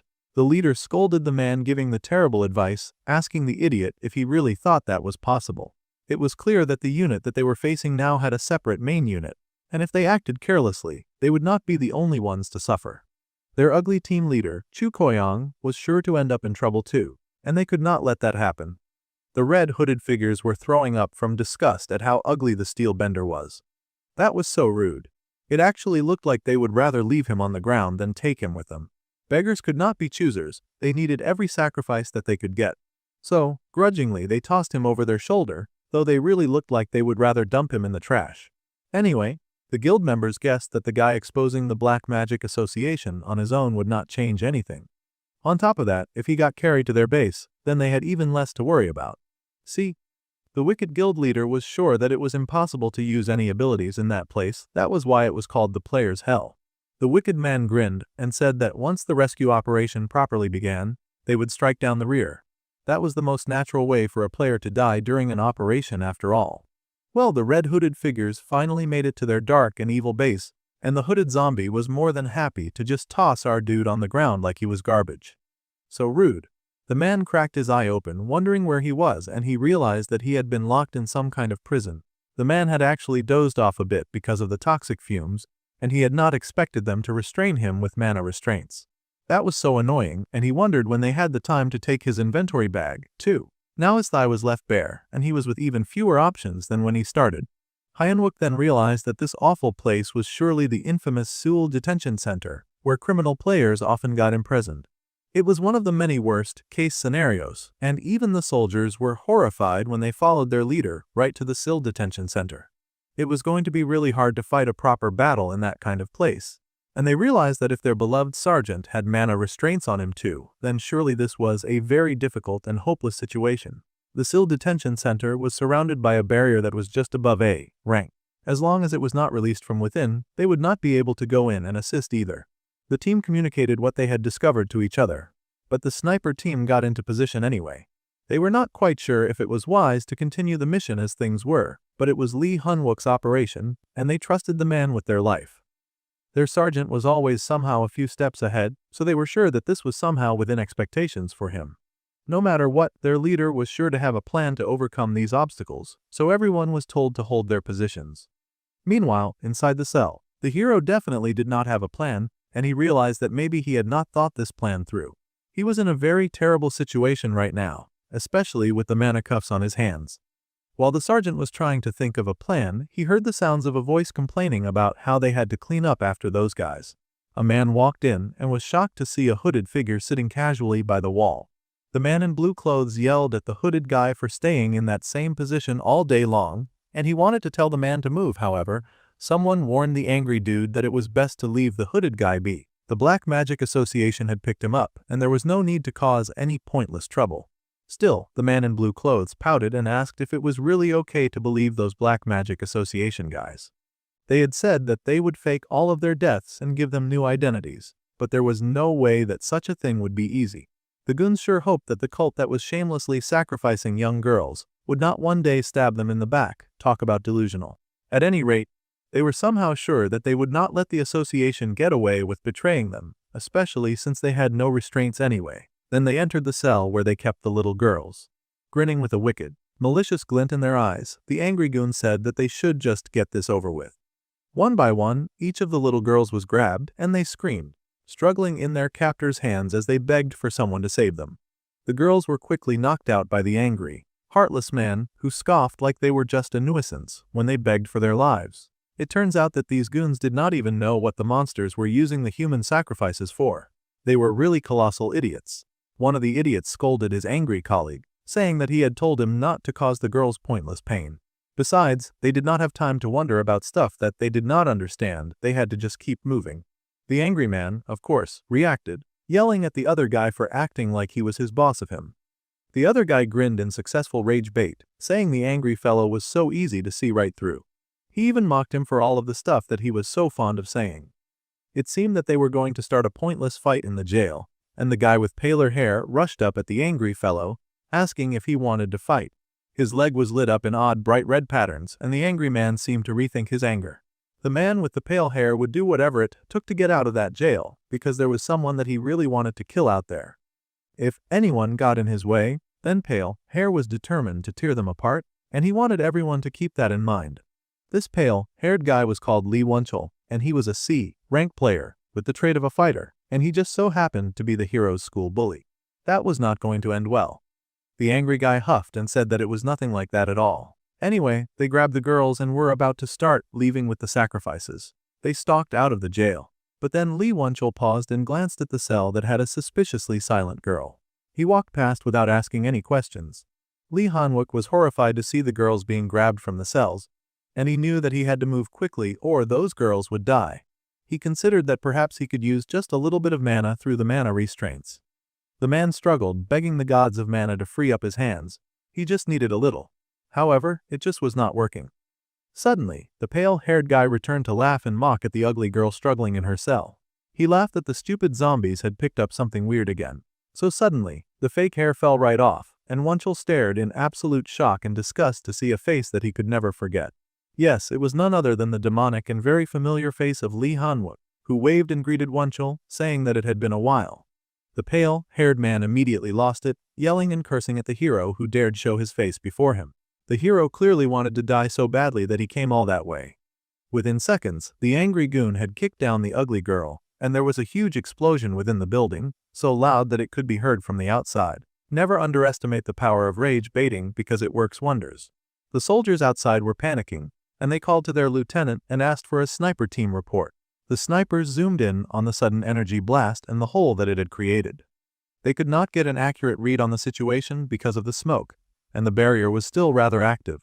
The snipers kept monitoring the situation, unaware of the evil guild members who were sneaking up behind them with wicked intent.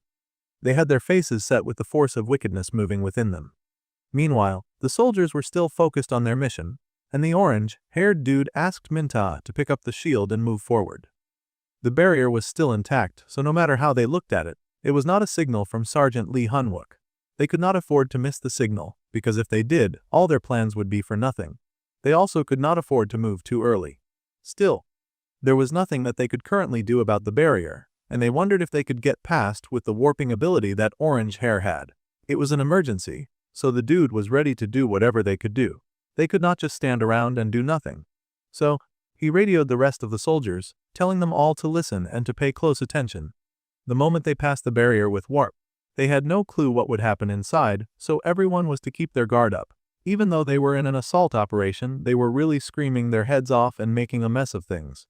It was rather pathetic, and the leader of the guild grinned, thinking that for sure there was no way that these guys were able to take down the first cause of erosion. The moment those guys proceeded with their plan, they would betray them and strike their rear. Meanwhile, inside the jail, our hero was lying on the floor like a damsel in distress. The bully laughed, saying that he had prayed every night for a moment like this, showing that his nights were not very busy. Wonchol had hoped and dreamed for a chance to kill Hyunwook and tear him to shreds. The man cheered that his prayers had come true, and even better, the hero had arrived with manacles on.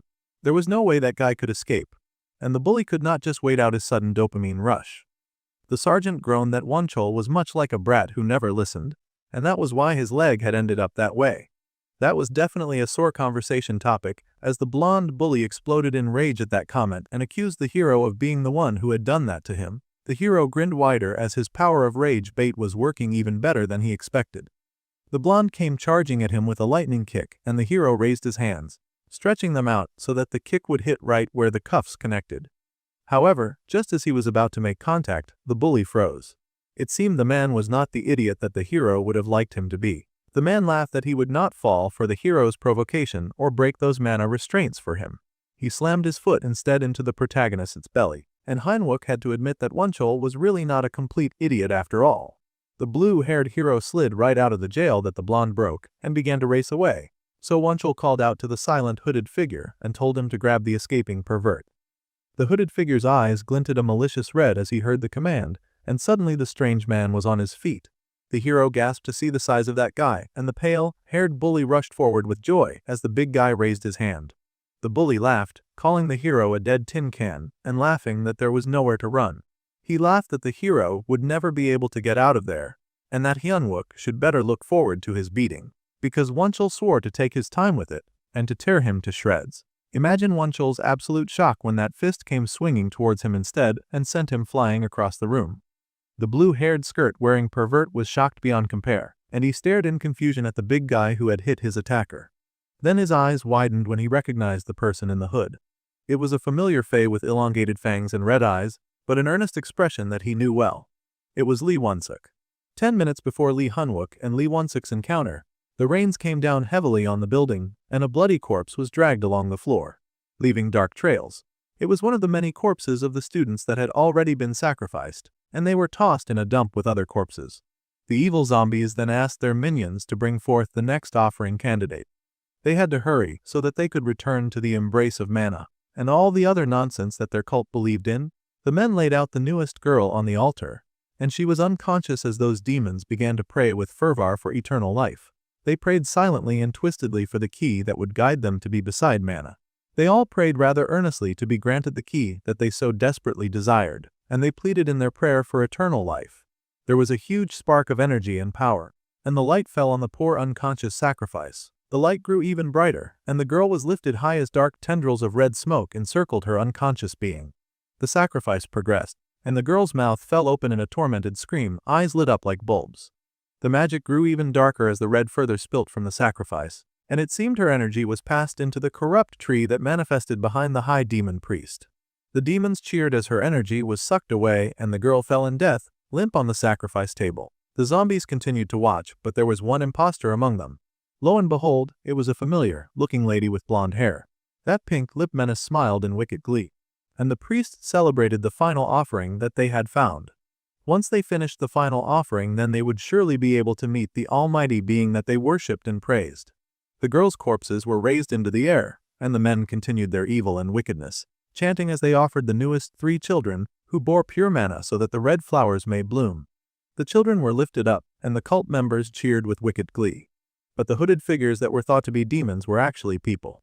Humans celebrate the death of innocent young girls to fulfill their sick and twisted desires. Corrupt, horrible people who relished in the suffering of others. The lilac-haired vampire lady watched all of their cheering and cursed in annoyance, wondering why these people were wasting so much blood. This was exactly why she did not like cults. All they did was waste the precious materials that he held dear to her heart. Then the explosion suddenly went off in the building, and the vampire lady tensed. She had felt the impact just now, even though the Na'vi fools behind her were still cheering blindly. That noise worried her, but the hand of the priest raised to silence the crowd, and all those cheering stopped in surprise. There was a silence that stretched between the worshippers and those who led them for a moment, no one saying a thing. Before the suspicious-looking blonde then licked her lips and grinned at the holy believers of mana. Before the red flowers would bloom, there was one thing that they had to do. Her suspicious request had to be put on hold as we went back to the cause of that noise in the first place. The building smoked because of a hole in the wall, and the hole was followed by Hyanwook escaping with Wonchul hot on his tail. That was when they both ran into Lee Wonsuk, though actually, Wonchul had run right into Wonsuk's fist. Wonchul had been so sure that he had finally found the chance to beat up and torture the man that he hated. He was sorely disappointed when that man had an ally that neither of them had seen coming. The blonde went flying, and the sergeant looked up at the big guy in awe to find a familiar face. His eyes widened, and realization set in, and his mouth fell open. The last thing that Hyanwook had expected to see was Lee Wonsuk in the enemy base. The man Lee Wonsuk then turned to the sergeant, asking him how he had gotten in there in the first place. After all, he had not noticed the cross-dressing man get dragged in and tossed like a sack of potatoes. The cuffs were quickly removed, and finally, Hyanwook was free, which was a relief because those things had been messing with his aura. The big guy had never imagined that they would meet again like this, though he was really shocked about the hero's weird outfit.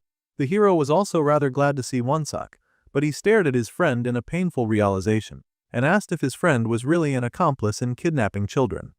Wonsuk was horrified to hear the accusation and shook his hands in dismay. He was actually trapped there because of the barrier around the player detention center, and he begged his sergeant to believe him, and that he had not done anything after coming there. Then, the blue-haired guy asked what was wrong with his appearance, and he asked how the big guy had even gotten to the detention center in the first place. It was a really awkward story, and even the big monster could not really remember it. The whole thing had felt like a dream, and when he opened his eyes, he looked just like them. With this appearance, forget other players, he was sure that his own comrades would attack him, so the poor guy had fled, having no choice but to run far away from them. In the end, he had run till he was out of breath, and then he just collapsed out of exhaustion. The big guy stared at the sky with tears welling up in his eyes, having no idea what to do or where to go now. He was in such despair at the fact that he would have to live as a vampire that he just lay there motionless. Some of the passing cult members had noticed him and figured that he was one of the failed subjects, so the two leaders of the Black Magic Association had appeared. He lost consciousness after that, and then he woke up in a strange area. The sergeant was shocked to hear that there were two leaders of the Black Magic Association when there was only supposed to be one. Now, he wondered just who the other person could be. Poor Wonsuk begged his sergeant to believe him. He really had not done anything wrong. The blue-haired hero narrowed his eyes in deep thought, and then he turned to the big guy, saying that those children were the most important part. He asked the big guy if he knew what had happened to those children. The man guessed that they were likely on the top floor of the building, since that's where most of the sacrifices were held. Once the blood of 3 children with pure mana was spilt on the altar, it was said that a red flower would bloom. The big guy understood that the children were offerings, but he did not know what they meant by the red flower. That was everything that he had seen and heard so far. He knew nothing else. And he begged again that he had nothing to do with these sinister activities happening here. The sergeant stared at his friend for a moment and assessed the big vampire that he was seeing. The poor guy was already on the verge of tears, which was rather on brand for the burly guy. The sergeant then punched him on the shoulder as he often did in the past, and the big guy flinched as usual. The hero then grinned, saying that, of course, he believed the big guy. Hyanwook believed in Wonsuk, so the big guy didn't have to worry about anything. These words were a huge relief to the big vampire, who immediately started crying in gratitude, though the blue-haired man scolded him for being so ugly. Suddenly, someone banged at the door and asked why the door was locked. They needed it opened immediately, and if it was not opened, then they would just break it down. Then, the sergeant turned to Wonsuk, and with his quick thinking, he had some orders that he would like the big guy to carry out. They had to split up and take advantage of the current situation. First, the hero would head to the top floor quickly to stop the sacrifice of any of those innocent children. Then, the big burly guy would head down and figure out a way to turn off the barrier activation device. The AMT was standing by outside as support. He asked Lee Wonsuk if he could do it, and the big guy was eager to please. Right before they split up, the sergeant just needed to fix one more thing, and then he was gone, taking off while the big guy prepared to face those trying to break down the door. Eventually, He succeeded, and the door fell apart. About a dozen men appeared outside, all with their player powers activated, and they wore the blue clothes of those who worked for the cultists. The giant vampire greeted them when they entered, and they were confused about why he was suddenly standing and why he looked like he was going to fight them. The creature would not even give them his name, and now he wanted to get in their way. They did not take too kindly to that. That was fine with the big guy though, and he roared as he faced those jerks before him. Wonsuk roared, the force of his scream pushing the men back a bit so that they had to hunch their posture just to withstand his power. The creature was large and in charge, and he recalled how the sergeant had told him that he had not been reported for desertion yet, so technically, he was still under Sergeant Lee Hanwook's command. Just before leaving, his sergeant had told him that if he ran away, he would kill him. Those kind words of love and understanding meant so much to the big vampire. So much so that he would tell those jerks his name. He was the 3rd Anti-Monster Brigade's 1st Battalion, attack platoon's Private Lee Wonsuk, and he charged at those bad guys with joy. Meanwhile, our hero went racing up the stairs, hips swinging his skirt as he sashayed his way to justice. The hero had to hurry to save those children before they lost their lives to that wicked cult, and he ran as fast as he could. The man paused for a moment, knowing that he had to approach as carefully as possible. Then he groaned, wondering what was with the nauseating stench of blood coming from the room upstairs. That scent was so strong that there was no way that it was coming from just 1 or 2 people, and dread filled him as he got closer and peeked inside the hall to see corpses and corpses of dead cult members. This was the reason that the stench of blood was way too strong and overpowering. Lee Hanwook stared in horror to see that the Black Magic Association had been massacred. They held the 3 girls captive and suspended in the air, trapped in dark threads of mana, and a familiar blonde glanced back with a red glint in her eye. The blonde asked who would dare to approach the sacred altar. Well, the hero had been spotted, but he took off running anyway, and a large boom rocketed through the building, punching an even bigger hole right through the wall. This new hole was even larger than the first hole that had been created on the side of the building. The hero had to be careful not to fight such a destructive force head-on. That shot had definitely been a killing strike. However, hovering nearby was the suspended body of one of the young girls who used her last strength to ask for salvation. The blonde leader chuckled, saying that our hero was much like a rat, and she licked her lips again, which seemed to be a thing for her, and threw back her hood to reveal herself completely. She yelled and told her enemy to come out and show himself, then maybe she would show mercy and kill him immediately without torturing him. Then the blonde changed her mind, telling the hero just to keep hiding, because then it would be much more fun to play around like that, and she licked her lips again. This deranged blonde was Park Ji-yeon of the Seoul Detention Center, and she was supposed to be its warden. An Mintai was commanded immediately to raise his shield and to move forward. The barrier was still intact, but the soldiers had decided to march out anyway. The leader told all the soldiers to be careful the moment they passed the barrier, since they would not be able to use their powers inside. They had no clue what would happen, so everyone had to keep their guard up. Even though they were in the middle of an assault operation, they were screaming their lungs off and making a mess of things. The wicked guild leader could not help but laugh and call them pathetic. This made the wicked jerk feel very sure that there was no way those guys were the ones to take down the first cause of erosion. Technically, he's right.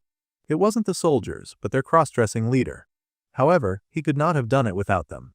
At any rate, Theold was determined to take them down by striking the rear. The orange warp portal was opened up for the soldiers to pass through, desperate to lend aid to Hanwook. They were focused and exchanged eye contact as this warp portal was opened. As they slipped in, they recalled that their commander had told them to use a deception operation. See, there was no doubt that the Great Mountain Guild was connected to the Black Magic Association. Even so, the reason they or the soldiers could rashly attack the other was because they were a guild and they were a military unit. Those were 2 separate forms of power that were not supposed to interfere with each other. As such, the moment the assault began, the guild was sure to aim for their rear in order to sweep them off their feet and shut them down. If that was the case, the soldiers, for now, would feign weakness to give them an opportunity and to let the guild attack them first. That way, the soldiers would have a definite just cause for taking action against the Great Mountain Guild. The soldiers admitted that it was a pretty creative idea, but there was one fatal flaw in his plan. After all, their big boss was going solo on a rescue operation, and they would not be able to match up to the guild's firepower by themselves. That's when Hanwook grinned and said that his men did not have to worry about that. They just needed to focus on buying time. Then, he turned his attention to the key to the operation, the lieutenant, who was a little caught off guard by this sudden burden. Once again, it was all up to him.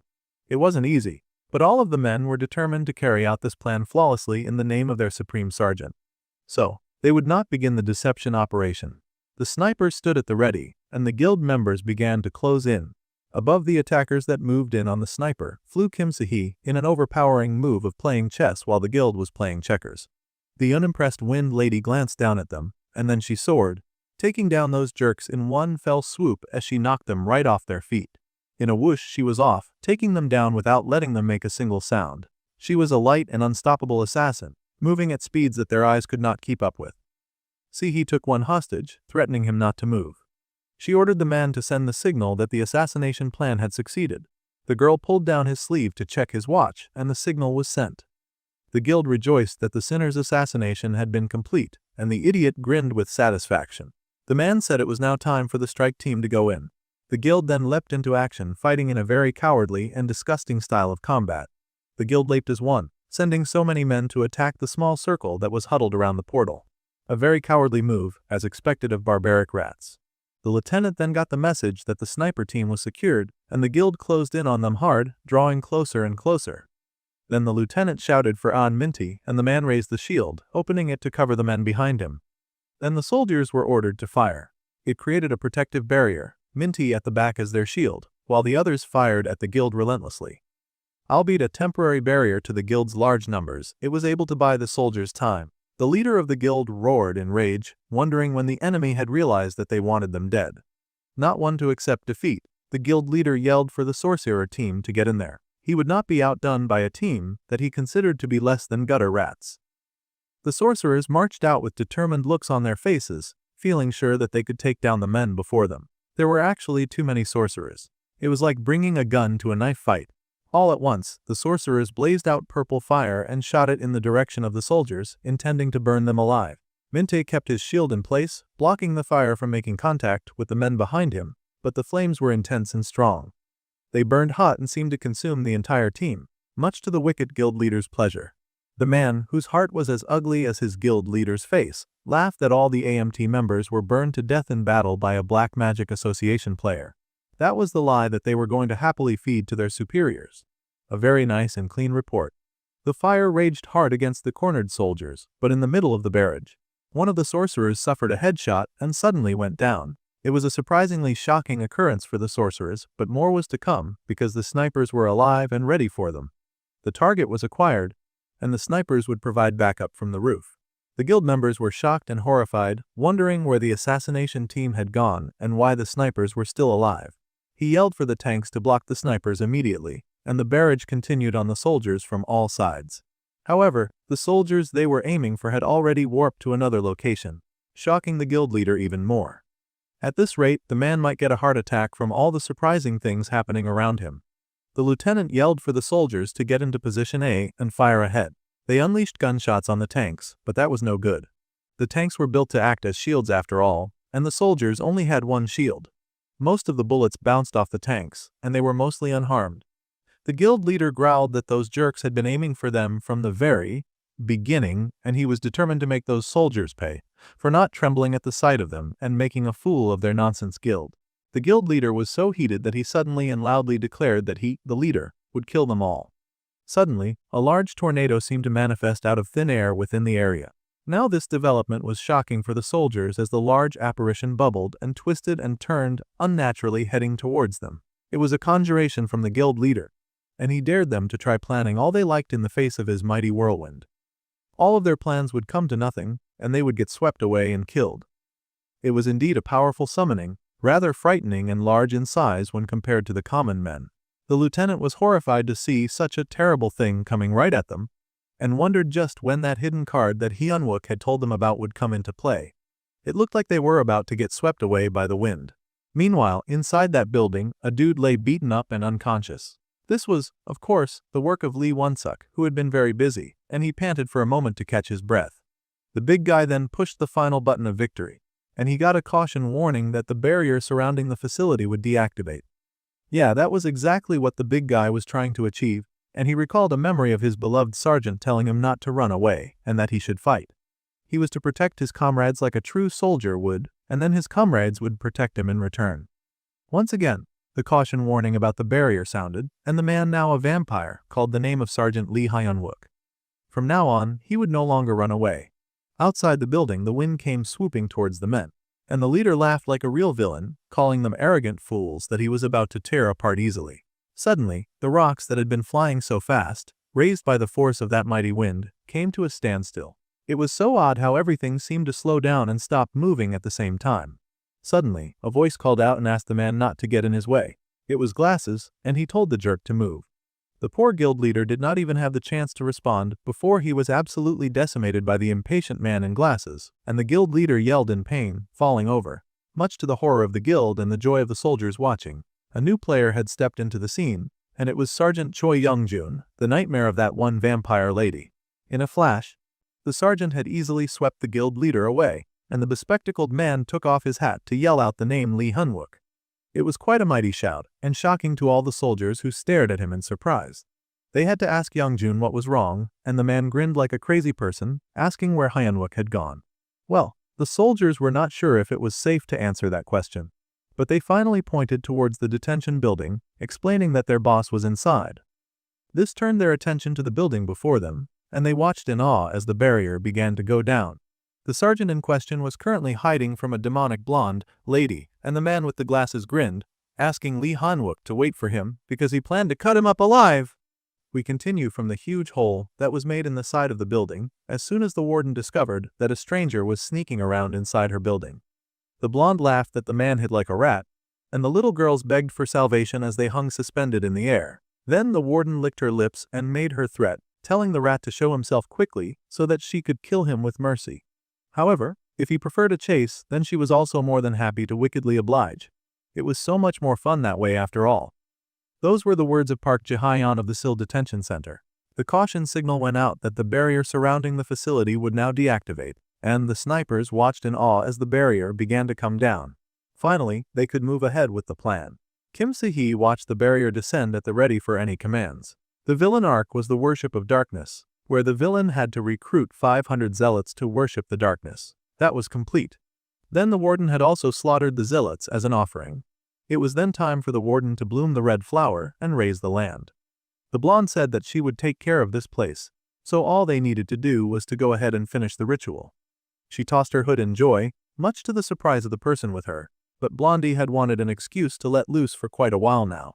She had started getting bored with the villain quest, so it was now time that she had some fun after all of that hard labor. Meanwhile, the hero was stunned. According to his knowledge, there should be only one person leading the Black Magic Association, but surprisingly, there were two. Facing two villains at once was too great a risk, even for him. A big purple ball spun above, sucking the life and blood out of 3 student sacrifices and stealing the blood of the zealots below. The core of the erosion continued to thrum with bright brilliance as the evil grew stronger and stronger. Hyun-wook gritted his teeth because he had spotted the core. Really ugly roots had started growing out of it, and they spread all through the room, ugly and thick as they pushed their way into the world to spread corruption and suffering. The figure that remained hooded stayed to oversee the process, while Blondie would leave all that to them. Meanwhile, Youngjun paused when he noticed something odd about the building, and the lieutenant's attention was also pulled towards it. The situation was even worse than they had feared, as they saw a giant tree sprouting suddenly from the top of the building. That gigantic thing was large. It was almost impressive the way it just sat on top of the structure, but it was also very clearly evil and wrong. Once the blood of the 3 children with pure mana was spilt on the altar, a red flower was supposed to bloom. This flower would bloom because the children were offerings, but the worried Wonsuk had not understood what the cult had meant by the red flower. Now, Hyun-wook understood why they were using the blood of children with pure mana. The red flower and this tree that grew out of nowhere were scarily connected. The children remained suspended in the air, unable to escape as the hooded figure continued the process. The hero had no idea what these jerks were planning, but he had come to save those girls. Before that red flower thing bloomed, he had to save those children. The man gritted his teeth in annoyance, determined to come out and help those in need, and thus Blondie found him. She was quite excited about it too. She'd been very bored. You see, the hero gritted his teeth in annoyance as he had completely forgotten about her for a hot minute, and she swerved to smash him, bringing her pointy weapon down. Obviously, our guy easily dodged that. He was not about to go down from one hit, even if it was a new enemy. The lady twirled around, unbothered that he had dodged the first attack, and she powered up yet another attack. Now, Our guy realized that it probably would have been wiser for him to look for his inventory bag first. The blonde laughed, asking why he was wearing such a perverted outfit. She was going to arrest him for public indecency. Her great shimmering and sparkling weapon came swinging at him, and he immediately activated hardening to stop his skin from getting smashed. The ball of power came closer and closer to his skin, but oddly so did some very strange green hands. Those hands were familiar after all, and one of Sihi's spirits blocked the mad lady's attack, tanking the explosion. The hero immediately recognized the wind spirit, and this meant that Sergeant Kim Sihi was on the scene. The sergeant was ready, as she was still a bit sore about losing her last battle, so she was determined to make it up this time. She asked if the hero was all right, hoping that she had not arrived too late, but he assured her that she had arrived just in time. There was one more to fight aside from her. He would go after that person, so he would leave the girl to Sihi. The blonde licked her lips, and she had the gall to call someone else a pervert with how much her mouth watered. She was glad that a replacement for the pervert had shown up, and the girl's eyes widened in surprise when her spirit was immediately chained down by the warden. A spirit from a lump of mana was a tasty treat for the blonde, it seemed, and she had the poor spirit tied up instantly and devoured it. The poor thing cried out in pain, and the warden commanded her weapon to eat up the spirit completely.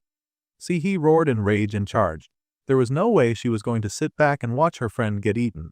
The blonde was expecting that exact approach, and she raised her weapon in preparation. Seeing right through that attack, Hanwook grabbed the girl and told her to dodge. The blast from the weapon hitting the floor was very large, and it caused a great deal of destruction, sending debris flying left and right. Fortunately, the hero had been able to dodge, and the lady was also safe. The hero had to remind the female sergeant to be very careful when fighting this lady. Once she caught her victim, she would immediately absorb their mana, and then release all the mana that she had stored up in an explosive bomb. Sihi was shocked to hear of this, and then Hyunwook reminded her to be careful of both close and long-range attacks. This was going to be a very difficult battle for the female sergeant, but he was still leaving it to her anyway. Meanwhile, he would go and save the children. He told the girl to remember his words from before. There were no predefined matchups or advantages when it came to a battle. They would have to keep looking for a method to win until the end. The lady listened closely to his words, and then said that she understood, so she told that cross-dressing pervert to just hurry up and go. Once again the ladies faced each other, and the very hot warden was quite happy to see her again, asking how much mana spirits had, because she had been torturing that poor spirit for a while, and it was still alive. Blondie was still eating so good and she gasped because it was rather tasty. Kim Sihi knew better than to lose her cool. The blonde was just trying to bait her. Though that did not stop her from getting filled with so much rage, she asked the Wicked Witch if torturing her friend was fun for her. Well, if that was the case, she was going to summon even more spirits around her. This, of course, instantly excited the blonde, and she gasped at the number of spirits that had come out to greet her. She gasped that it was perfect, and she was just shaking with so much anticipation. The sergeant told the witch not to come crying late once she was done with her, and then she charged. The many wind spirits charged with her, all of them attacking that weapon of hers that fed on mana, all of them feeding it with their power, flooding the pink giant crystal with their energy. The spirits swarmed to eager warden, who grinned like a pervert and babbled about how she was going to suck every last drop of their mana. She told them to come right at her, and they did. A bright and very strong light shone around the midsection of the great tree that had sprouted. The robed figure lifted the knife that they held up high, and laid out one of the girls on the sacrifice table. Now that the tree was ready to flower, the villain was ready to bring down the erosion. The priest was focused as he lifted the knife high, and then he brought it down sharply, intending to pierce the heart of the sleeping girl. However, there was a sudden slice as magical energy went through the priest and his hands shut up in alarm. The priest seemed confused by the spinning small weapon that had appeared before him. The weight of the fragment of Mowgli was then released, and the sword expanded slowly to its original ridiculously large size. The priest was horrified to see a giant weapon manifest out of thin air, and then act as a barrier between a villain and the girl that he was trying to sacrifice. The priest's hood was snatched right off, though it would have been so much more effective to just take his head off with it, and the giant weapon crashed to the ground, scattering debris all through the room. The hero yelled at the horrible villain to stop immediately, as they were not about to let him get away with killing young girls for his sick and twisted desires. It seemed that the hooded figure was the leader of the Black Magic Association. The man did not know what this person was planning, but he told the figure to back away from those children immediately. Well, the figure was a man who had bent his head back to avoid the large sword, and slowly, his head fixed right back in place. The robes around him began to move and writhe, much like they were alive, and his hair swept to his hips. Lee Hunwook was shocked yet again that day as he stared at the villain that he now faced, because the creature he faced now was not a regular player, it was not even human. No, the monster before him was a dark elf, and this villain was dripping with maximum aura. The man gritted his teeth in rage, hating the villains for being so rotten. Dark elves were being that fell into corruption after defying the gods. The hero had heard that there were people who offered treasures to these souls in exchange for strength, but those wicked soulless beings were even selling out children now. It was too despicable. The dark elf stared at the stranger he did not know, speaking a language that Hyunwoo could not understand. However, the hero had already activated the special item called the Crown of Light and Darkness. He did not know what the dark elf was saying and he did not care, because he was about to beat his ass.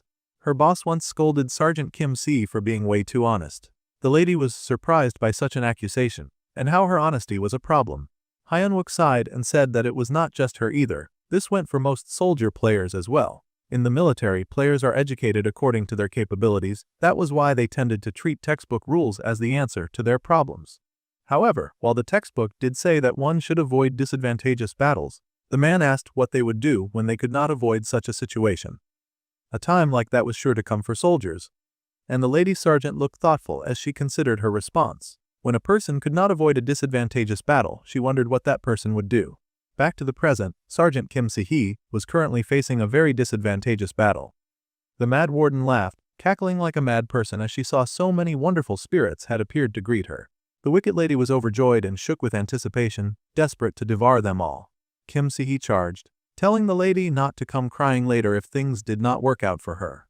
All the spirits charged along with her, flying at her command towards the enemy that greeted them with joy, raising her huge hammer that sparked to feed on their mana. The blonde declared that she would happily suck up every last drop of mana that the spirits had to offer, and she joyfully called for them to come to her.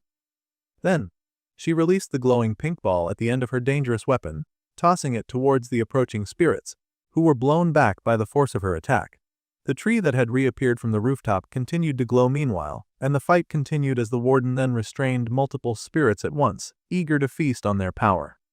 Then the warden laughed, telling Si-hee that it was such a shame because she wanted to play some more. However, the sergeant was not in front of her as she'd expected, but leaped from above and swung her sword in an arc to kill.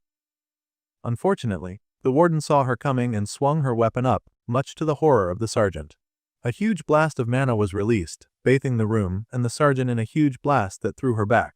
The warden wasted no time in further hurting the spirit beneath her, and she looked up almost cutely to see the sergeant fall to the ground. This was a huge disappointment to the warden, who thought that the fight so far had been very boring. It was only fun fighting someone of similar strength, but this battle was way too lame for her tastes. Here she was looking forward to a grand fight, but her opponent had gone down too easily, and her opponent was also pretty mad about that. The warden then laughed and said that they would play a different game, raising her mana hammer with a wicked grin on her face. She asked the spirits if they enjoyed playing hide and seek, and she lifted her weapon, suddenly activating it, and its glow became brighter. Rocks and debris were lifted from the ground, exposing C to her sight. Yet more and more rocks were lifted and raised into the air. The sergeant wondered exactly what her crazy opponent was going to do now. But then her eyes widened in horror when she suddenly realized that she was submerged in darkness. The item name was Manavalan, a hero rank weapon, and it could sense all mana within a given radius, restrain a target, inflict pain on them, and then absorb their mana. It could, of course, also release the mana to create a strong shockwave. That was the weapon wielded by the evil warden, and she grinned maliciously, eyes flashing with a deadly light. The lady could easily sense all of the spirit victims that she had captured just lying around the rubble. Blondie had indeed created a twisted game, blocking out the light. She had activated her mana sensors so that she would have the advantage in this battle. Now, only she could find other people by following the light of their mana, while the sergeant was submerged in darkness. In this kind of fight, Si-hee could not hide from her, and the blonde grinned wickedly, asking the lady if she was quite done hiding now. She was coming, and she would give the sergeant no time to prepare. This was frustrating for Kim Si-hee, who had to hold back her breath when she suddenly got sliced in the side by a protruding branch. She covered her mouth to stop her scream, especially when she could see the corpses of all who had died uselessly in that building. The warden searched for her, calling out like she actually expected Si-hee to respond. It did not take long for the blonde to find her, and she cackled in glee, launching at what she thought was Si-hee, but was actually yet another spirit. Blondie sulked about missing her shot, but she was not discouraged. She laughed madly. asking why her opponent was hiding now when the brunette had been so spirited earlier. Perhaps the brunette was now the one who was crying in the dark, and the blonde went silent as she went back to spirit sensing. The brunette quickly realized then that she was at a huge disadvantage in this fight. The blonde was finding each spirit in complete darkness, and she was definitely using some kind of special search skill. Once again, the blonde screamed in victory that she had found her target, but it was yet another spirit that she so casually knocked aside. The blonde laughed that she was still having so much fun and wondered if that was bad. Pink light zoomed as the warden whipped around all through the room, dancing from left to right as she took out spirit after spirit.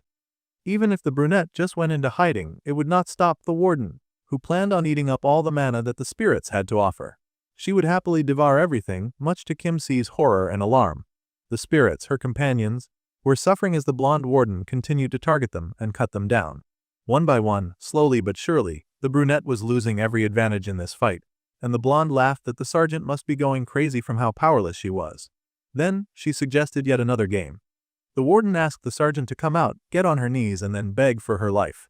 The lady laughed, her eyes glowing pink as she jeered at the brunette, asking her to get in front of her and begged desperately. This further angered Sihi as she hated the desperate situation that she had found herself in, and she especially hated the warden. In the darkness, the sergeant called for her spirits to assemble, and they all came to her at once, lighting up the area like beacons that the warden could follow. They all came into her, their mana returning to home base as she apologized to them, saying that she just could not lose all of them. This method of fighting was to her disadvantage, so it was time for her to change tactics. The blonde laughed and mocked the girl, saying that if she called them back, then she could of course follow all the spirits and find out where all of that mana was concentrating. In other words, the warden had found her target, and the ball above her kept spinning as she activated the restraint, determined to attack and defeat her opponent. Sihi was detected right in front of her, and the girl's eyes widened as the blonde got closer. In her moment of despair, she recalled her sergeant's words on what she should do when she faced an opponent where she had no chance of victory. The man had smiled back then and said that a person would then have to use everything at their disposal to win. The girl had been curious about his words, wondering what he meant by anything and everything. Well, for instance, if she were in a battle and she did not think that she could beat the opponent head on, then it was best to aim for their back and assassinate them in one go. The lady was shocked to be advised on such a despicable way to fight.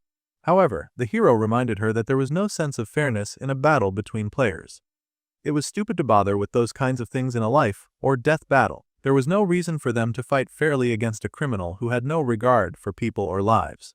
The hero had patted her shoulder back and reminded the young lady that war was not a sport where everyone was expected to play fair. In real combat, it was meaningless if they did not survive. It was time to forget what textbooks said about fairness, only then would she survive. Back to the present, Blondie launched right at Sergeant Kim Si-hee, determined to do her dirty, and she slammed her mana hammer into her to drain her mana in the most painful way possible. Unfortunately for that little wretch, it was not her real body, and it had in fact been a spirit in disguise. The real sergeant ran quickly, watching her opponent as she waited for the perfect time to strike. The light from the mana attack helped her pinpoint her opponent's location in the darkness, and she used her weapon to stab deep, dark wounds into her opponent from below, shocking the blonde warden, who dropped her weapon in pain. It seemed Blondie could not take what she dished out. With the mana hammer dropped, the spirits fell free, and the warden began to immediately throw an angry hissy fit. She cursed at Si-hee, yelling at her for daring to act so cowardly when she was supposed to be a soldier. The sergeant thought that the accusation was a huge joke that was not even funny. The likes of a villain like the blonde did not have the right to say something like that after all the horrible things that she had done. She has covered everything in darkness and sucked out mana from other people like a disgusting mosquito. Even if Si-hee was a soldier, there was not a single soldier out in this world who would fight fair against people like her who would kidnap children and sell them out. The blonde yelled in protest and anger.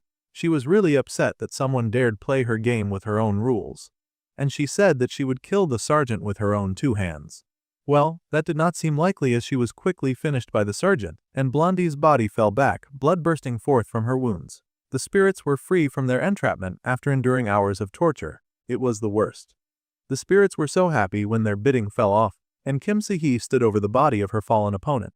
From now on, the lady swore that if she were up against a villain like the blonde, then she would not mind becoming an assassin. Meanwhile, our guy could not believe how rotten those darn villains were. After all, they had dared to sell even children just for their desire to gain power. The dark elf stared at the hero, not even slightly bothered and exuding maximum aura, as he muttered something in a language that Hyunwook could not understand.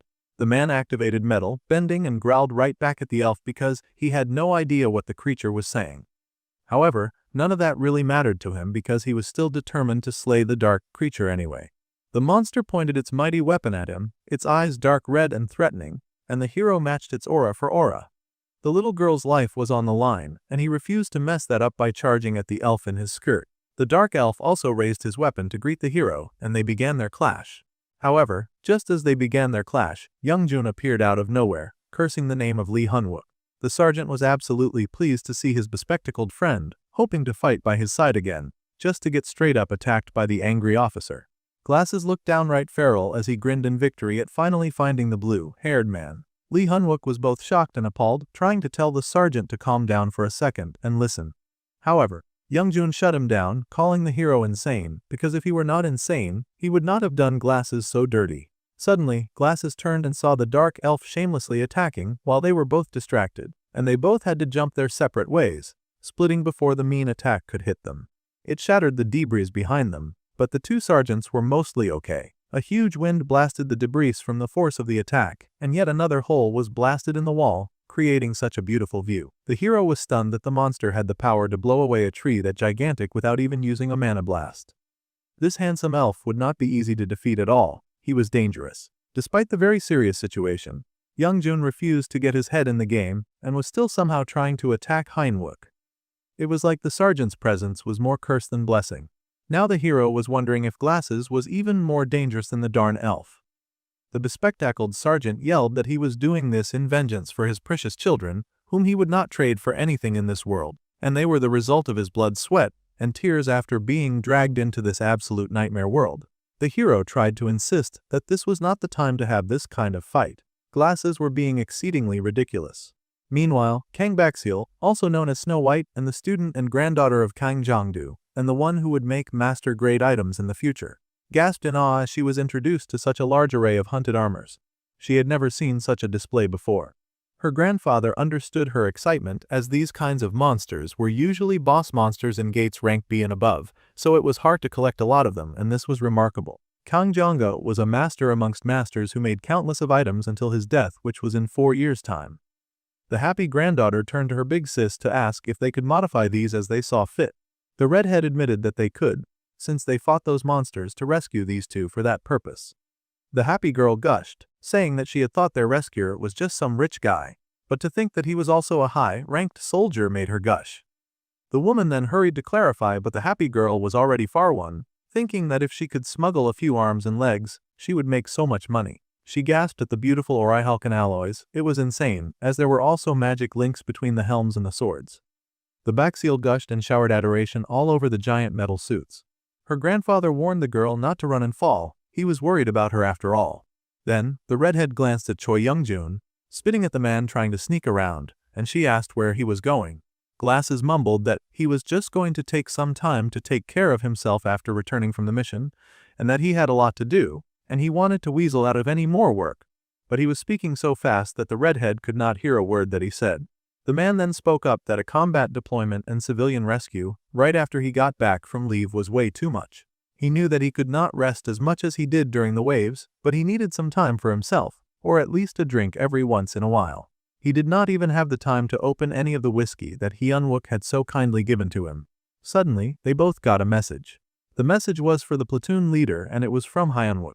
They had finally gotten a signal, and they requested for the blacksmiths that he had asked for.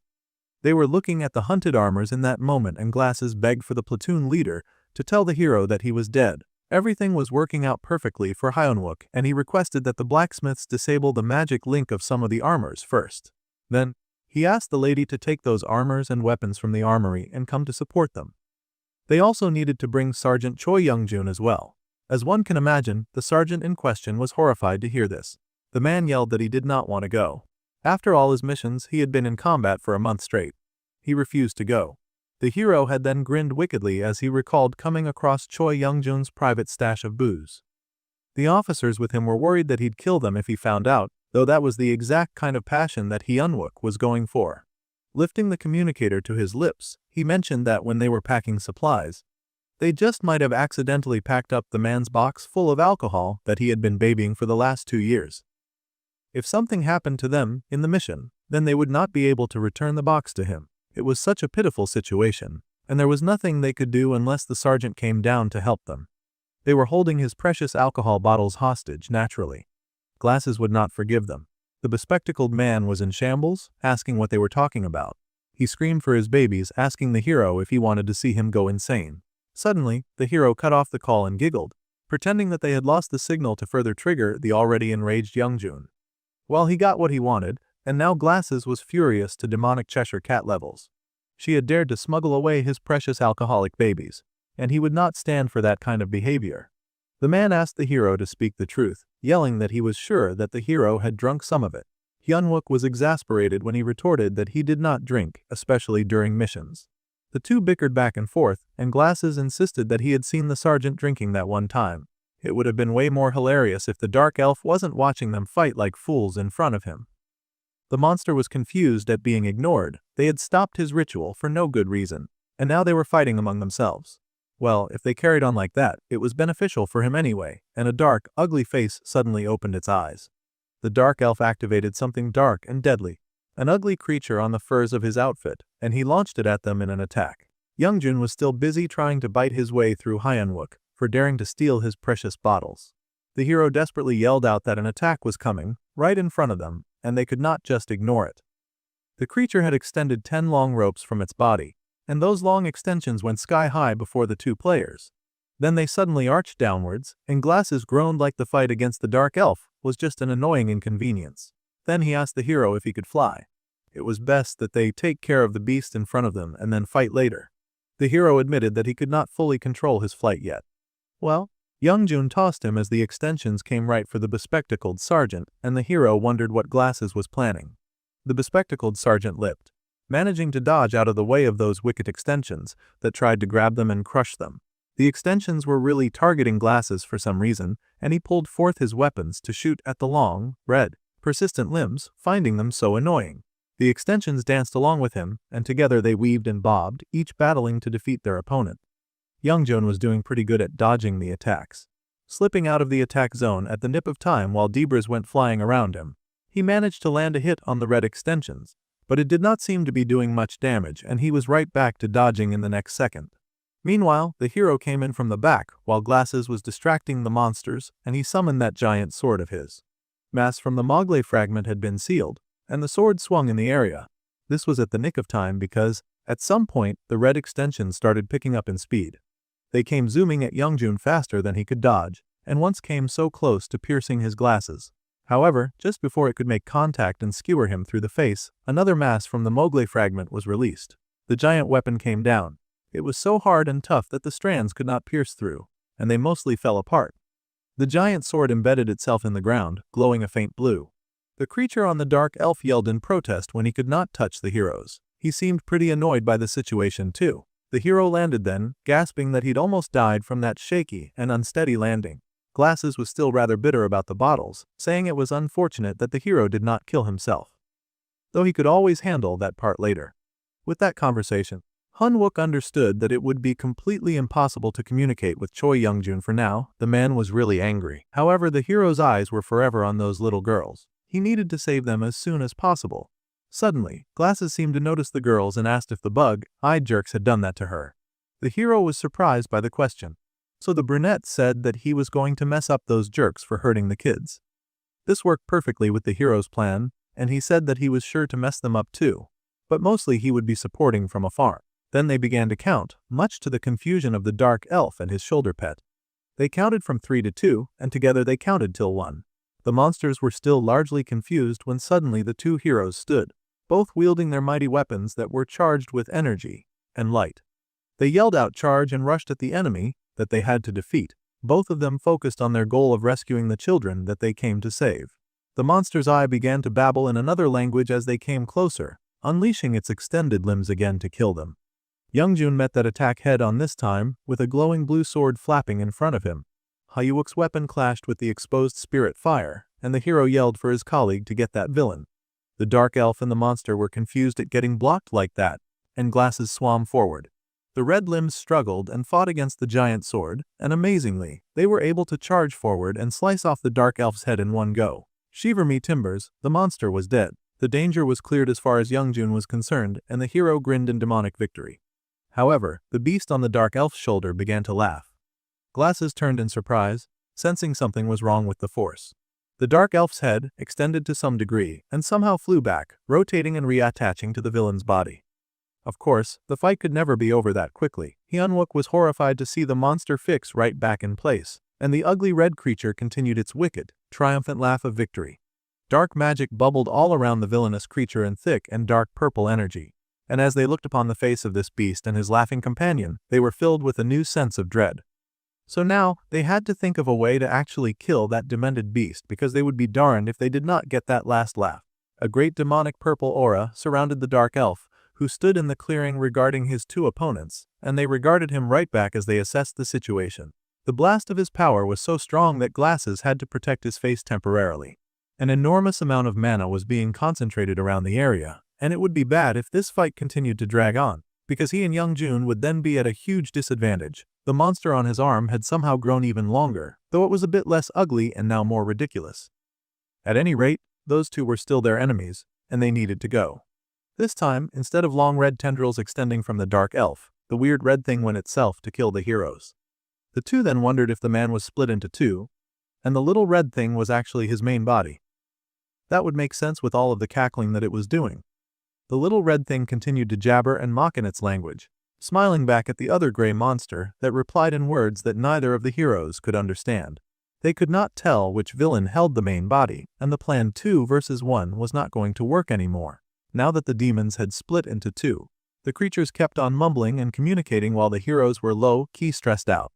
No one knew what the creatures were saying to each other, but they easily guessed that it could not be good. Glasses asked why they were yelling at them, and guessed that they were probably saying something like, "You foolish mortals, you dare oppose me, an immortal," and that they would eat the consequence of death. Well, either way, what the creature was saying did not really matter, because they now knew that its throat could be slit, so that is what they would aim for. Youngjun charged again at the monster, saying that he was willing to see how many times he would have to cut the creature until it died. The monster was also ready, swinging its giant weapon to kill him. Youngjun might not be immortal, but he was no slacker himself. The boy was fast enough to zoom out of the reach of that blow. The smaller monster faced Hyunwook, who eyed it carefully. This laughing, ugly creature before them was not to be taken lightly, and it attacked with its long, pincer-like extensions again. This time, Hyunwook had to be the one dodging around, and he groaned in annoyance that the little thing was too fast. The man managed to put up a shield to protect himself and block the attack from hitting home, while Youngjun ran speedily around the big gray cut, actually dicing him up to 100 pieces just like he said he would. The elf split into many pieces, and the grinned, bespectacled sergeant stood triumphant.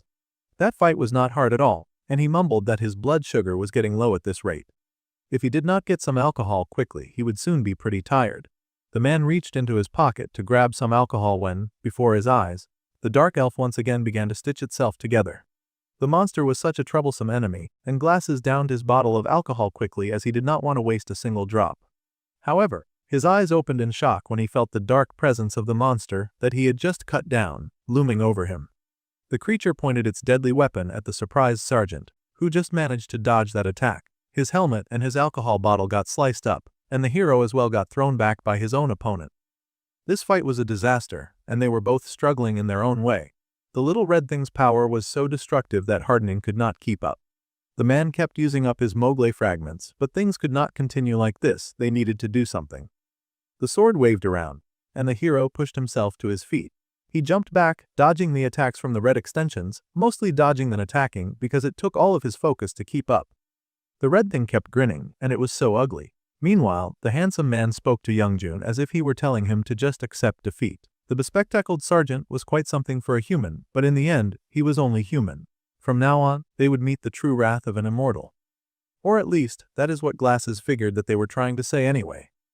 The raging alcoholic laughed that he was translating, so the monster had no reason to suddenly stop talking. Well, the man pushed himself back to his feet, bracing himself for the tipsiness of the booze. However, because of a certain someone, he did not have any more booze to drink. That situation was downright unacceptable.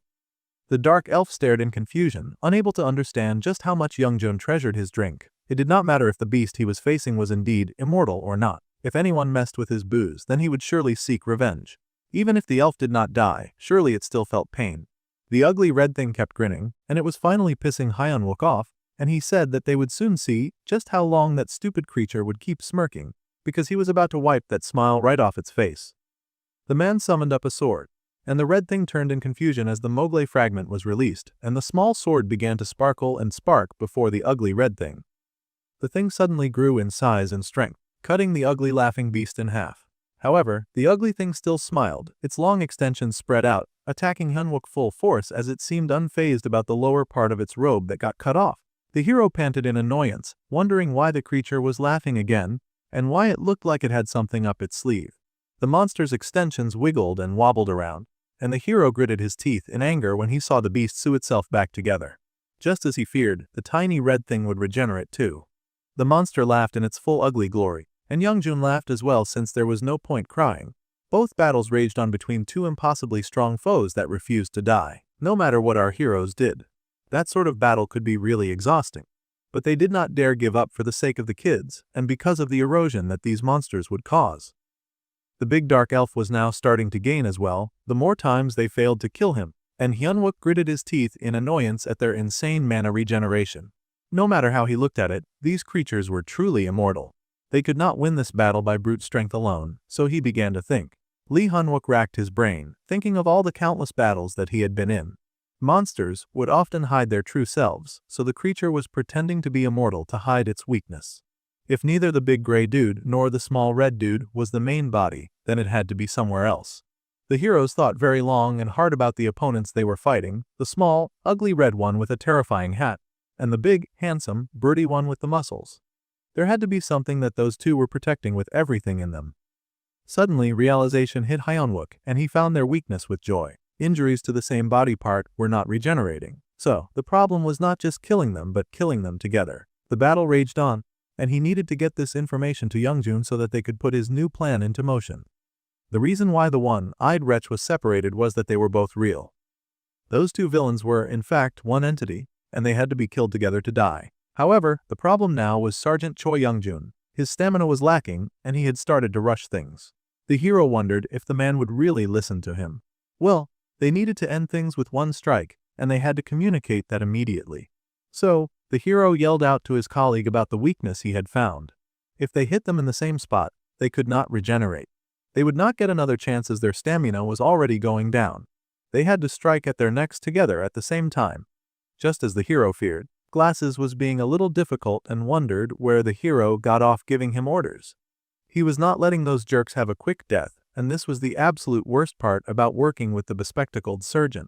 They really needed to coordinate this attack. Lee Hyunwook yelled at the other man to get a grip. They did not have time to play around when children's lives were on the line. They had to save those children. The tree had already grown to some degree, and they had to stop the flower from blooming. So many things were more important than his desire for petty revenge. Glasses groaned, muttering that he could stick to the plan, so the hero told him to stop whining so that they could put it in motion. The two villains they faced would obviously not make this easy, so they both needed to lock in. The hero ground as the halo around his head brightened. They would only get one chance, so they needed to concentrate. If the two monsters realized what they were doing, it would become even harder to take them down. Well, the gray-skinned elf pointed its large weapon and it charged. Meanwhile, Hyunwook activated the metallic transformation guard. Then, spinning like a princess in that skirt of his, the hero made his attack, moving faster than those long extensions to catch the red monster off guard. Then, he shouted that it was time and launched the key part of their plan.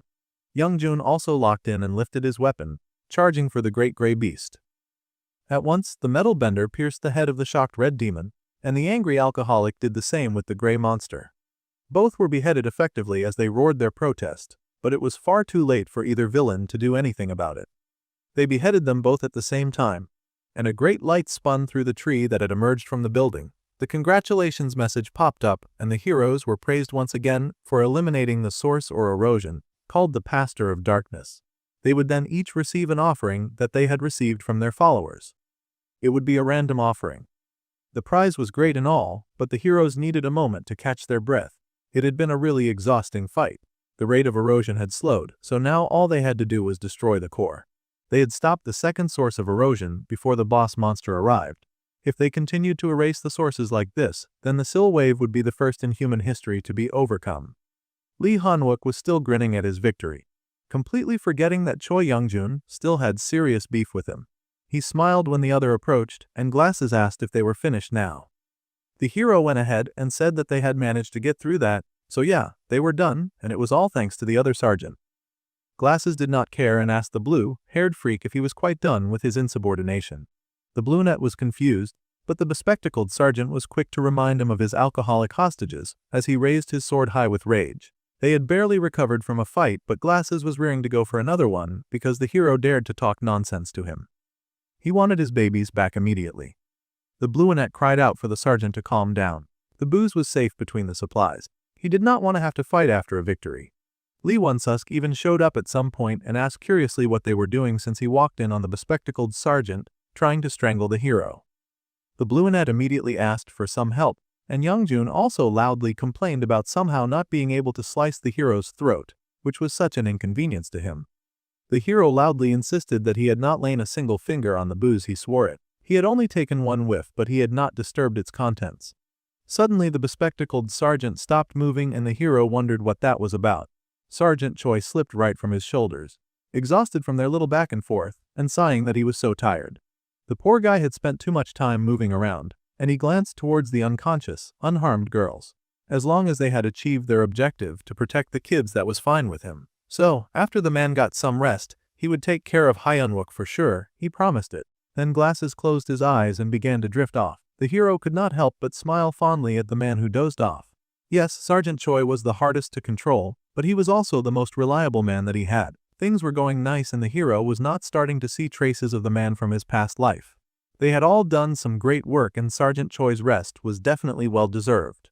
For eliminating the Dark Pastor, they would now receive an offering that they had received from their followers.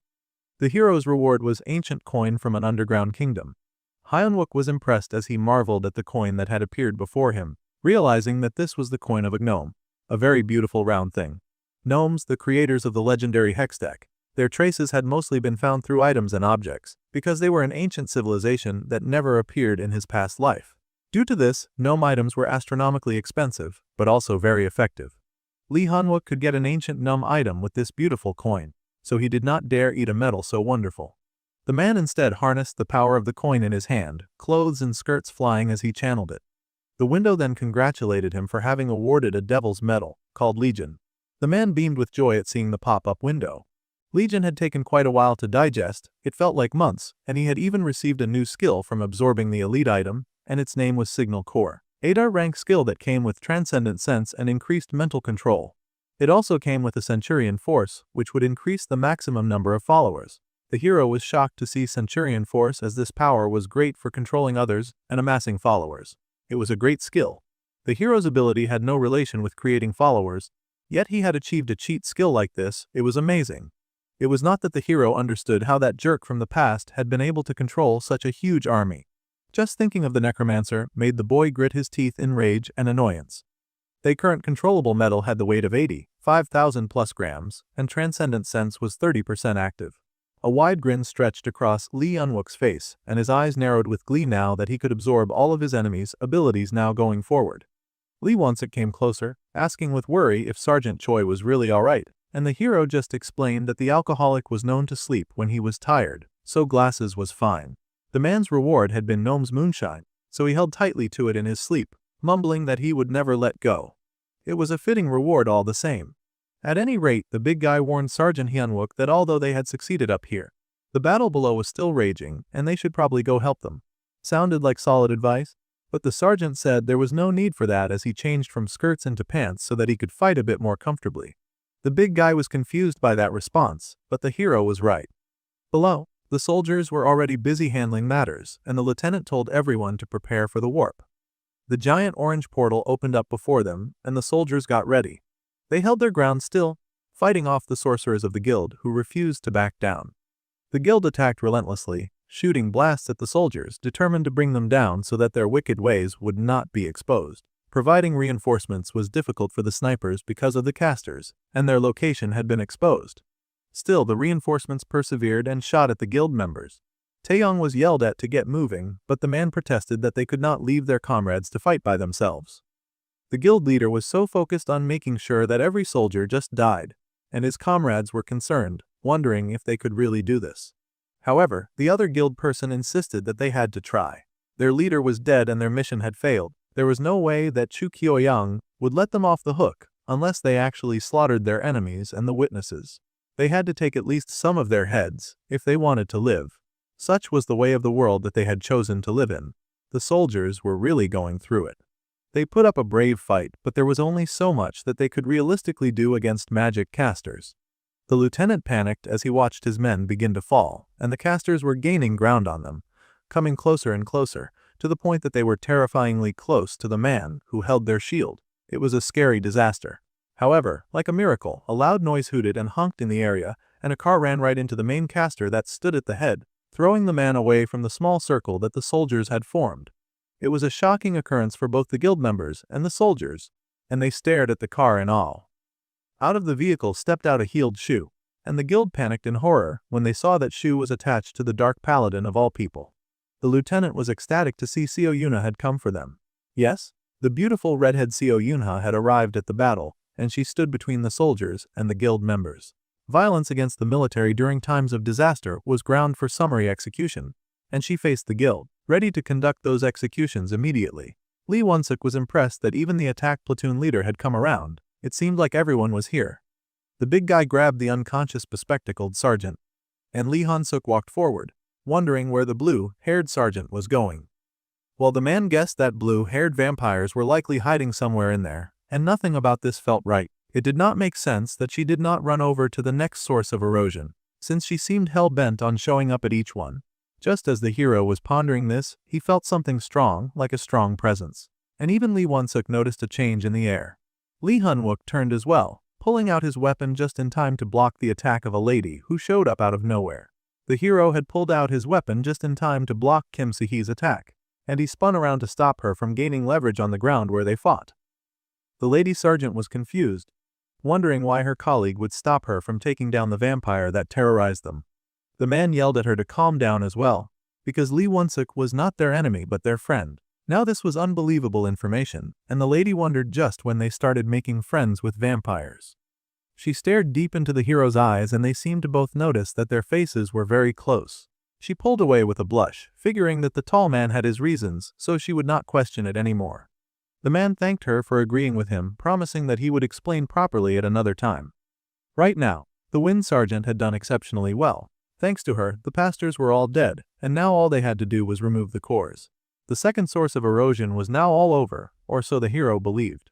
The female sergeant watched her friend with a soft smile on her face, which was when they heard the familiar voice to ruin all of their joy and happiness.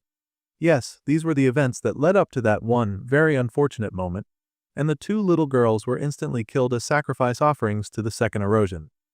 The blue-haired vampire hissed that this was not over, and that awful wretch was really determined to see through this madness till the end. They should have done the world a favor and gotten rid of her ages ago, because everyone was absolutely horrified by what she had just done. The monster before them grinned in wicked triumph and laughed, saying that their nightmares were now only just beginning. She had offered a sacrifice to the altar of the sky, and the red flower bud would soon rise at the altar. 2 children had been killed, 2 sacrifices that made an eerie shaped bubble from the tree above the building. It was indeed a wicked flower bud trying to sprout before their eyes, a terrible omen indeed. The flower's mouth opened, revealing rows and rows of teeth within the petals that summoned forth a large purple circle sparking with deadly lightning. Inside of that portal rose yet another very disgusting and deadly mouth of the beast of the erosion as it prepared to claw through the portal. The guardian of hell, Cerberus, was now enraged at the fissures at the gate of hell, and it was now being summoned, much to the horror of everyone present. Just as anyone would expect, the demonic creature of 3 heads roared and bared its teeth at the second gate, letting out a cry so wild and sharp that it burned the ears of those who heard it. The vampire laughed wickedly and called them all pathetic fools as she approached the last girl. She giggled like a little beast, saying that she had been waiting for this moment for a long time, so she told them to cry tears of blood and watch as her victory came down. Her long nails advanced towards the last girl, the final key to free that monster from the rose. And then they would see their precious Syl burn up in hellfire. A bit too much of this beast's head was out, and it was already preparing to release a fire bomb down below. The creature kept charging up the blast, and the blast grew and grew and grew, sparking in dangerous hues as it set off an intense fire, destroying some of the nearby buildings, setting them on fire. This power, this might, it was all fitting of a beast from the underworld, and the hero cursed that of all the things that could have happened, of course, that wicked witch showed up at a time when their guard was down. The three-headed monster raged and roared, baring its ferocious teeth as it unleashed havoc all around. It was truly a sight. The beast unleashed a huge blast, fast and terrifying, that broke through various nearby buildings. It was actually really sucky that things would turn out this way again, and this was the worst. The man immediately commanded Sergeant Kim-si to take the children away from there, and many spirits had already arrived to spirit away the last girl. The Wind Sergeant did not need to be told twice, and the hero charged forward, yelling that they needed to stop the final sacrifice no matter what.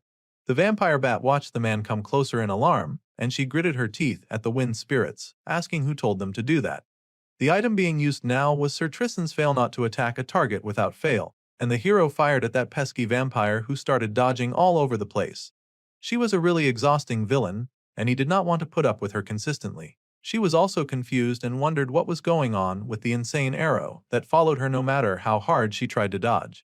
The fool could not escape and got pierced by the glowing blue-pointed object that dove into her chest, and she fell to the floor with a thud. While the hero distracted her, the female sergeant made away with the last sacrifice, having secured the only survivor from the incident. The other two children turned out to be expendable fodder, Well, the vampiress was still raging and hissing that the resistance of the stupid soldiers was futile, and with Cerberus summoned, it was now over for Syl. They could not change anything as she had already killed two children, and she seemed hellbent on taking one more own with her. She was such a troublesome woman. The hero ignored or activated the crown of light and darkness that appeared like a halo over his head and granted an aura to specified equipment. Lee Hunwook was determined not to lose at a place like this, and he declared that he would, in fact, take Cerberus down and save Seul. No matter what her horrible plans were, he would stop them. That was his oath as a hero. The man then unleashed his Saint Aura and got a buff activated. To her horror, the arrow within the vampire's bosom began to spark and twist, and it bubbled with divine fire that had the horrible witch screaming in pain. This plan that Hyunwook had was a gamble, and he could not execute all of his missions without losing any people. He had to know that by now, as he had learned a lot from his past life. Even so, it could not be helped that he took losses like this to heart. No matter how many times he went through it, he could not bear it. So, no matter what, he had to make this work. The hero was fired up, and the dark Cerberus beast kept howling at the moon like no tomorrow. It was quite a demonic creature, trying desperately to tear itself from the portal, and they received a warning that Cerberus had torn a rift in their world and was now attempting to enter. They surely could not allow that to happen. He then yelled that it would not be best to bash the dog's head in like the sergeant had done before with the Dakabi goblin from last time. Well, they had stopped the last sacrifice from taking place, so it had not been properly summoned. However, right now they needed to find this beast's weaknesses and then use that against it. The Wind Sergeant wondered if they could even find the weakness for a creature like that with so limited time. Even if they did find it, what were they supposed to do with that information? That fierce beast was getting even fiercer, and the worst part was that it seemed like more and more of its head was managing to break through the outlet. Now all three heads were very visible, and it would not stop its incessant roaring. It was rather annoying. The redhead paladin raised her head and took note of the gatekeeper of hell trying to tear its way into their world. That could not be a good sign, and she was alarmed to see it. Even the soldiers were quite alarmed to see such a horrendous beast trying to enter their world. To absolutely everyone's horror, Cerberus broke free and leaped right from the portal. That awful demonic creature managed to make its way into Seul, and the hero gritted his teeth, saying that he had prepared for something like this a long time ago. Now he would make it work no matter what. No matter what he had to sacrifice, he would have to overcome this beast. The great beast roared as it leapt from the top of that giant building, freeing itself from the portal above. The creature then began to charge up even more bombs to shoot out because just its ugly appearance was not enough. It also had to have a very ugly attitude. This was the source of erosion boss monster named Cerberus, and the spark from the bomb that it was summoning was so large and wide that the entire surrounding area was lit up in pink lighting. The Wind Sergeant panicked to see such a beast walking among them, and she asked if Hyunwook was sure that they could do something about such an evil, ugly beast. That thing looked like the absolute worst, but they did not have time to panic, and she asked the hero to get started and do his best. Naturally, he was going to do his best anyway, and he called out to the steel company, telling them that they would have to activate Plan B now.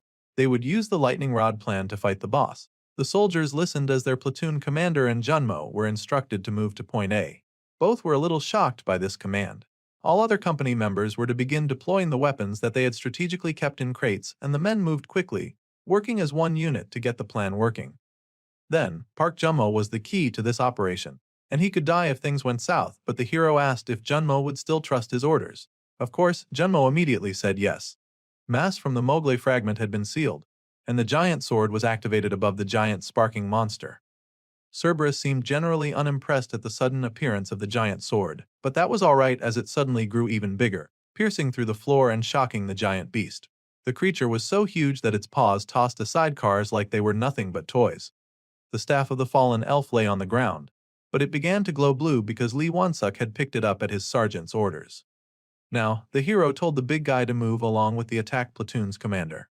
The big guy was surprised that he was supposed to leave the hero and the survivors there. The hero had charged up the staff with some kind of magic, and the landscape outside had become very deadly with the three-headed dog prowling around like a mad thing underneath the purple sky that summoned it. This place with the altar just so happened to be safer than any other place in Seoul, especially with Cerberus out and about, plus, Sergeant Choi would not be asleep for too long, and they could not afford the distraction of his attacks. So, he needed both Lee Won-suk and Kim Si-hee to hurry. They had to quickly take care of this mad dog before he got used to his surroundings. The monster roared with its head back, a giant raging beast with many rows of teeth. The redhead spoke into her communication device as she watched the beast rage from a safe distance, and the herp asked the platoon commander if she could hear his message. He needed her to take Cerberus' attention away from there with Private Lee Won-suk. The redhead was absolutely shocked to hear that Won-suk was alive. However, the hero made her focus on the mission by reminding her that during the attack, she could not let the enemy see his movements. The redhead was hesitant, asking if she could trust Lee Han-wook, and the hero said that he would definitely not let her down. Then, the platoon commander agreed. Though she did not know what he was doing, she knew that she could always count on him to bring results, so she was leaving it to him. The redhead then activated her awesome superpowers, golden feathers dancing all around her. Meanwhile, Hyun-wook told Private Lee Won-suk to watch his back as he was about to do something very risky. The big guy was a little nervous about this situation, but it wasn't like he could back down now, so he encouraged the man to leave it to him. Won-suk was fired up and ready to defend, so the hero ran ahead, calling out to Kim Si-hee. It was time for them to move forward, and the hero leapt, soaring through the air as he made some pretty big decisions really quickly. He had finally put together a team that could pull their own weight instead of everyone relying on him all the time, so things would go so much more smoother than before. As he fell, a hand grabbed him from the air. It was, of course, Kim Si-hee who would see to it that he got to the ground safely. Lightning sparked around the area, and the soldiers braced themselves for the battle ahead. The three-headed beast continued to spark and sparkle, a monster in every sense of the word, as it stood there emitting terrible purple lightning. The beast intended to wreak more havoc, but Won-suk launched the first attack against it with the paladin backing him up. They both leapt at the creature together, swinging their mighty weapons full of power. The two could not afford to waste any energy or any strike against the beast, and they brought down their weapons at the same time on different heads. The paladin's mighty sword was strong steel that could pierce through almost everything it encountered. But the monster's head was too thick, even Won-suk could not get through. It seemed all they had served to do was further enrage the nasty monster that sparked even more than before. The paladin's eyes widened as she stared into that mass of overwhelming power, and Won-suk cried out as well at the sparking, thrown back by the failed attack, as the monster widened its maw to let out a deafening roar. The creature's other head also tossed back the red-headed paladin, who had to fall off its unscarred head. As all this happened, Si-hee and Hyun-wook grew closer to their targets.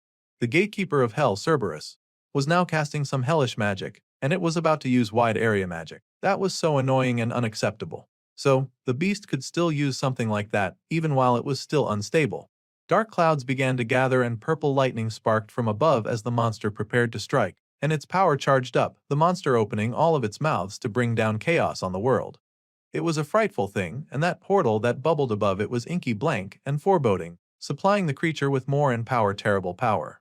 However, it was the other way around, and the monster actually shot its power upwards to create the black inky hole. Now the hole bubbled, and then unleashed a giant, terrible strike, so blinding and powerful that it looked like it could rip the world in two. The paladin watched it approach in horror, and Won-suk also gaped in shock. There was a huge blast above them, and the others flinched. Even the hero was shocked at the huge power that the creature was able to summon. Still, Junmo stayed steady because this was apparently part of the plan, and he seemed to channel the dark energy coming from that blast into the weapon that he held. That power that was supposed to strike down those below was redirected to a place that the hero had chosen, and Hanwook wondered if Junmo could really withstand such a huge hit.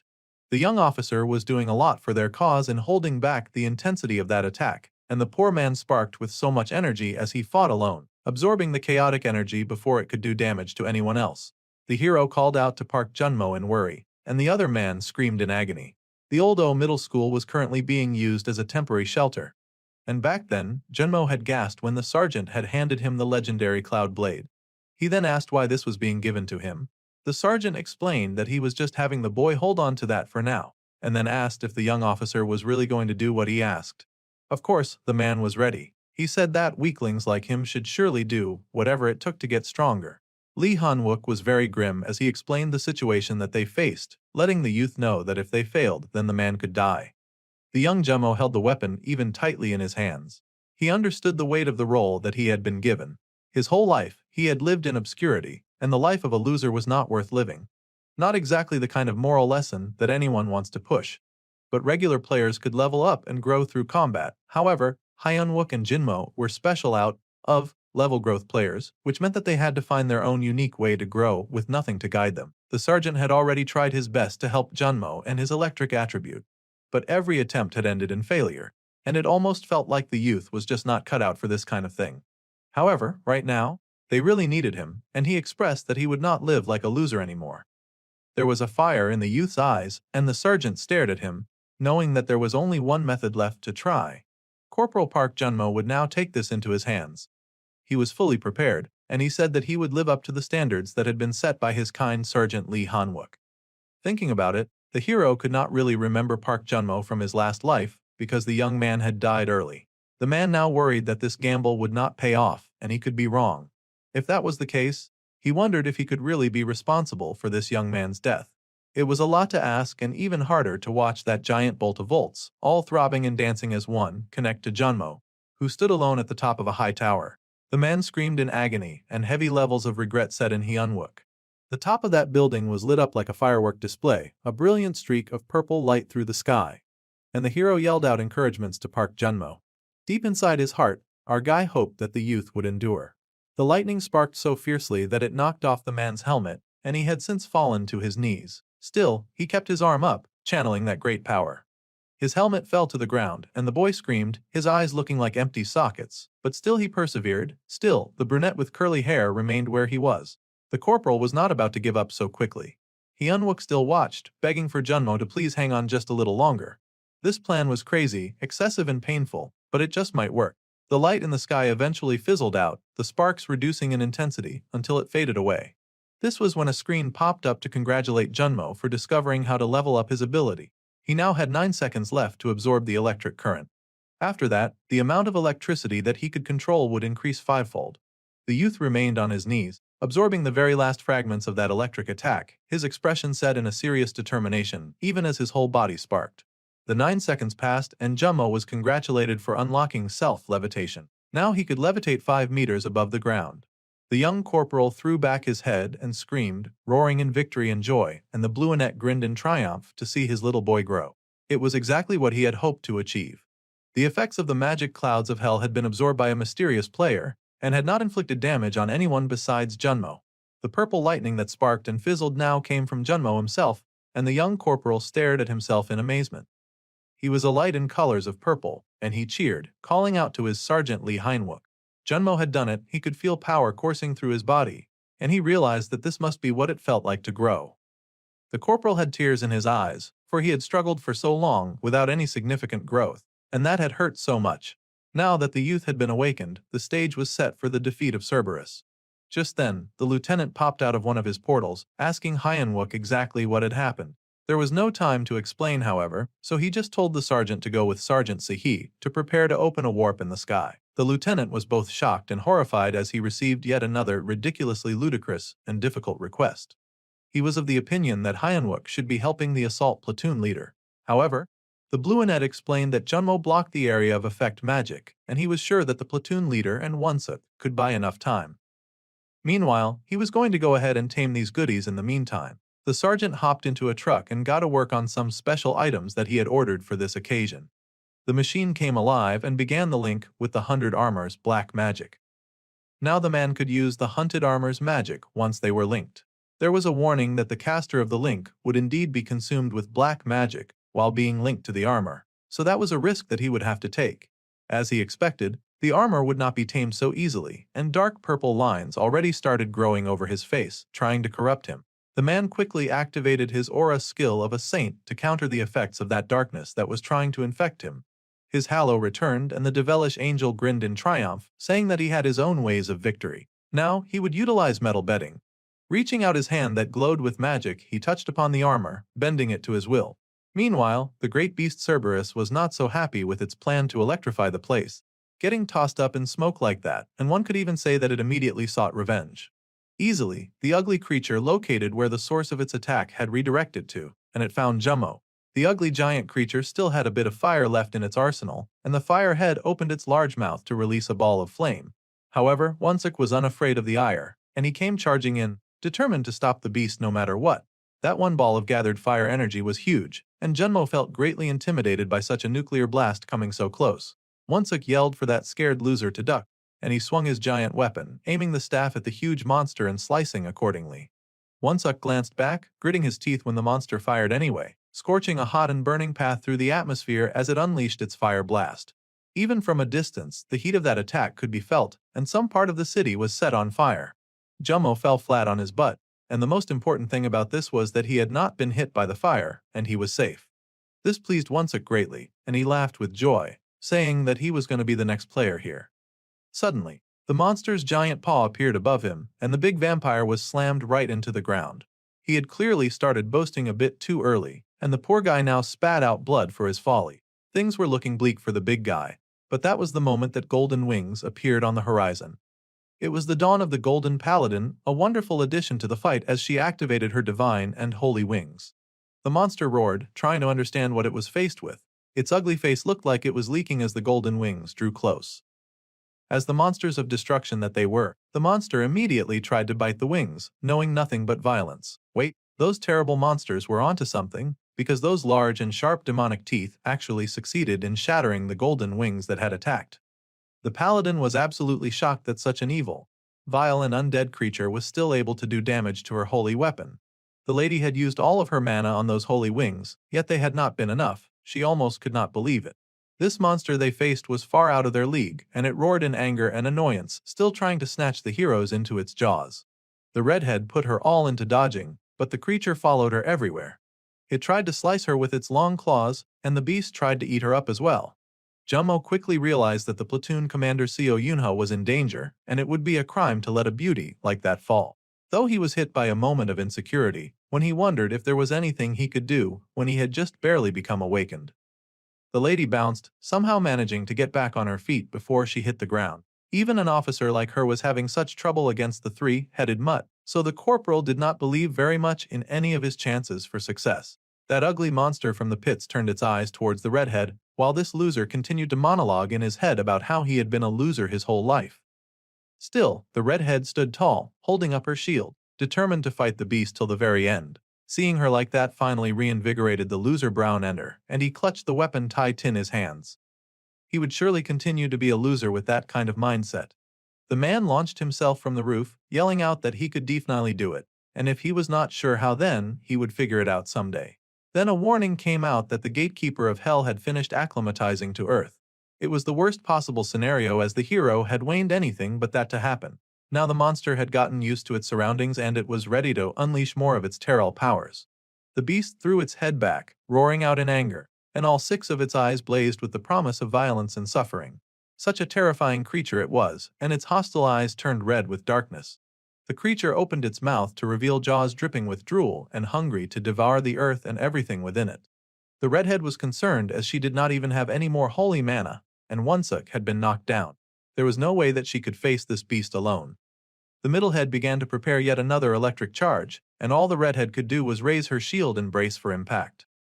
The redhead stared ahead, despair in her eyes as she wondered just Thoin the hero would bring forth this trump card that he had been talking about earlier. It was terrifying to face certain death, and to meet a beast that was not even she was strong enough to beat. The creature unleashed lightning hell, and Inna stood tall. However, the bolts did not hit her as a familiar-looking weapon stretched out and made contact with had electric current, immediately devouring the power of that hit. It was Junmo again, and he used his arm like a lightning rod, absorbing as much of that awesome power as he could. The corporal quickly took a moment to ask the corporal if she was okay, and she stared in shock to see Park Junmo was the one to rescue her. The monster rained down that heavy current, but the corporal met that downpour head on, his hand not wavering as he needed to protect the paladin. The youth told the lady that she could just hide behind him. He did not know much about electricity, but he could only hope that he could handle this much at once. Unfortunately, it seemed Cerberus was a learning beast, and he'd figured out that electric attacks were not really going to work around there. So, it opened its giant mouth and produced a fireball so large that the corporal could not help but flinch in concern. Fire was definitely a weakness to the electricity user as he had only just learnt to absorb electricity. Somehow the wicked did fire it, mixing together fire and electricity into the same channel. It was impressive, but it was still their enemy, and impressive or not, they would be better off if that monster was dead. The young corporal then told the commander to hurry and find cover. With this double combo attack, he was no longer sure how long he could keep this up. Then, the mass from the Mowgli fragment was released, and that was in the nick of time, too, because the other head was raising the beast's giant paw, and it seemed like it intended to smack Park Junmo. However, before that could happen, the giant sword came flying at that mangy mutt. The steel flew forward and flew true, thrown by a warrior with a golden halo around his head. This warrior seemed to tower over Junmo, and the commander gaped at the appearance of this warrior, immediately recognizing Hyenwook but gaping in disbelief at his success. The corporal was amazed and joyous, happily greeting his servant who had showed up in front of them. The sergeant said that was the lieutenant CO had done quite well so far. It was now time for her to leave them then and to stand back. The sergeant bid farewell to the lieutenant.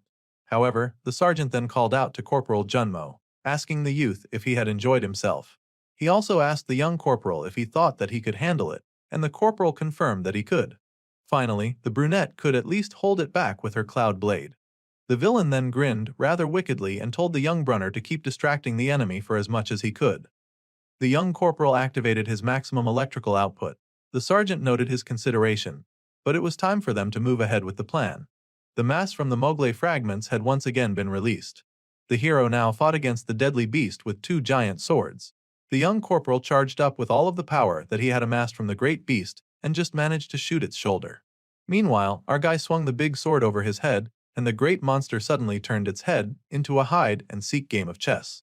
The Mowgli fragment had been released, and yet another giant sword descended from above. The hero did to waste time in grabbing eye, and he launched at the beast once more, determined to at least be hated. The sword screeched against one of the thing's heads. Hyenwook called out for the giant dog to just hurry up and die up. He also called Cerberus a coward. Purple lightning continued to spark throughout the sky, and the monstrous beast below continued to rage, casting fear into the hearts of those who fought in this hopeless and one-sided war. Not only were the humans fighting against a beast that was 10 times their size, but the beast could also charge up balls of fire and electricity. It was a pretty unfair advantage, and the whole fight screamed of unfair circumstances. The hero had tried evening up the battlefield a bit when he'd rocked up with his giant suit of armor and even bigger blade, but he cursed when he misjudged the first attack and missed. Now that Jinmo had achieved and activated the new skill of self-levitation, he drew closer to his bellowed sergeant Lee Hanwook, and he blocked the very next charge of lightning that the mangy dog shot, protecting his superior officer. With this much electric charge, the amount of current that the corporal could control was increasing exponentially. Now it had increased eightfold, and if he continued like this, he would eventually unlock his hidden skills. Concerned, the corporal asked if the sergeant was okay, quickly volunteering to take care of the jerk with electricity for him. Hyenwook was not the type to try to carry every burden, and he happily left the electric monster to his colleague while he would handle the fire, breathing, horn jerk. Naturally, the monster did not take too kindly to being underrated and unleashed its own attacks. Simultaneously, the electric head and fire head shot fire from their mouth, roaring flames attempting to consume the fire in front of them. Of course, Lee Hanwook had no plans of going down that easily, and he protected his face from the blast when it came. Suddenly, the Steel-Born of Flames blessing skill was activated, followed by a warning to beware of dark magic erosion. The flames raged hot and powerful, an overwhelming and painful force that was just as the blue-haired man expected. If it were not for the hunted armor, he would surely have been burnt to a crisp. The dragon was very passionate about unleashing his fire. he just kept his mouth open and unleashed death. Meanwhile, one of the released fragments sailed up to the creature, and it was revealed that the Mowgli fragments had been released. The giant blade curved through the air, manifesting as a shield to block off those awful flames, and the monster was pushed back from the force of the blade. Still, it caught itself. It was not about to be outdone by a human. The creature glared, its eyes blazing in rage as it stared in anger at the youth. All their attack techniques were just not working, and none of the strikes were getting through. Naturally, such an occurrence was really frustrating, and the hero needed to find a weak spot soon to hurry and end the fight. Suddenly, his lightning officer called out and said that he was holding back his attacks somehow. The man was really sparking up there, but he was also doing majorly well. However, the man would also appreciate it if the sergeant could take the monster down in one swoop. They needed something big to take it down. Even an idiot knew that, but they did not exactly have any big thing available, and the hero wondered if Lieutenant Li Manhe's warp was there yet. For now, things were impossible, and the sergeant had to order a tactical retreat. They would make no progress if they continued like this. Well, the beast did not seem interested in letting them get away, and it also seemed annoyed that they were preventing so much of its carnage. Suddenly, the giant thing started to run, which was not good. They could barely handle the creature when it was standing still, and now it was sprinting. Totally not good. It seemed the gatekeeper Cerberus had properly acclimated and was now accelerating the erosion, which was one thing that they did not want to hear. Fire and electricity raged through the town, and the soldiers called out to send a status report that the flames were spreading, target moving towards the bombardment zone. It seemed the large creature wanted to maximize all of the destruction that it could cause. And I was such a disaster as soldiers ran left and right to avoid getting caught up in this thing's attack. The Great Warp was finally complete, so the lieutenant could call out to Kim Si-hee to prepare the weapons. The weapons were finally prepared, and then the Lieutenant Miney called to Hyeon-wook. They had only one chance and they really needed him to succeed. The warp gate appeared on top of the burning area, and the beast Cerberus was still busy attacking Jinmo and Hyeon-wook. The creature was absolutely terrible, but the electric corporal was able to continue absorbing its shock power and protecting those behind him. The man screamed out from the effort to block the attack, and the sergeant came swinine, asking him to move out of the way. The man hopped away, and the hero yelled for their plan to work already. It was already getting tiring just fighting this beast. The Mowgli fragment was released, and the large sword manifested again, landing on the ground. The toughness of the creature's skin and its speed were all above the sergeant's expectations, and naturally, that was all very frustrating. The creature was also quickly getting used to this environment, and it was getting stronger. If things continued like this, it would end very poorly for them. They needed to find its weak spot soon, but where could it be? Suddenly, the hero noticed something. Now that he was paying attention, he noticed that the horned head was protecting the incomplete head.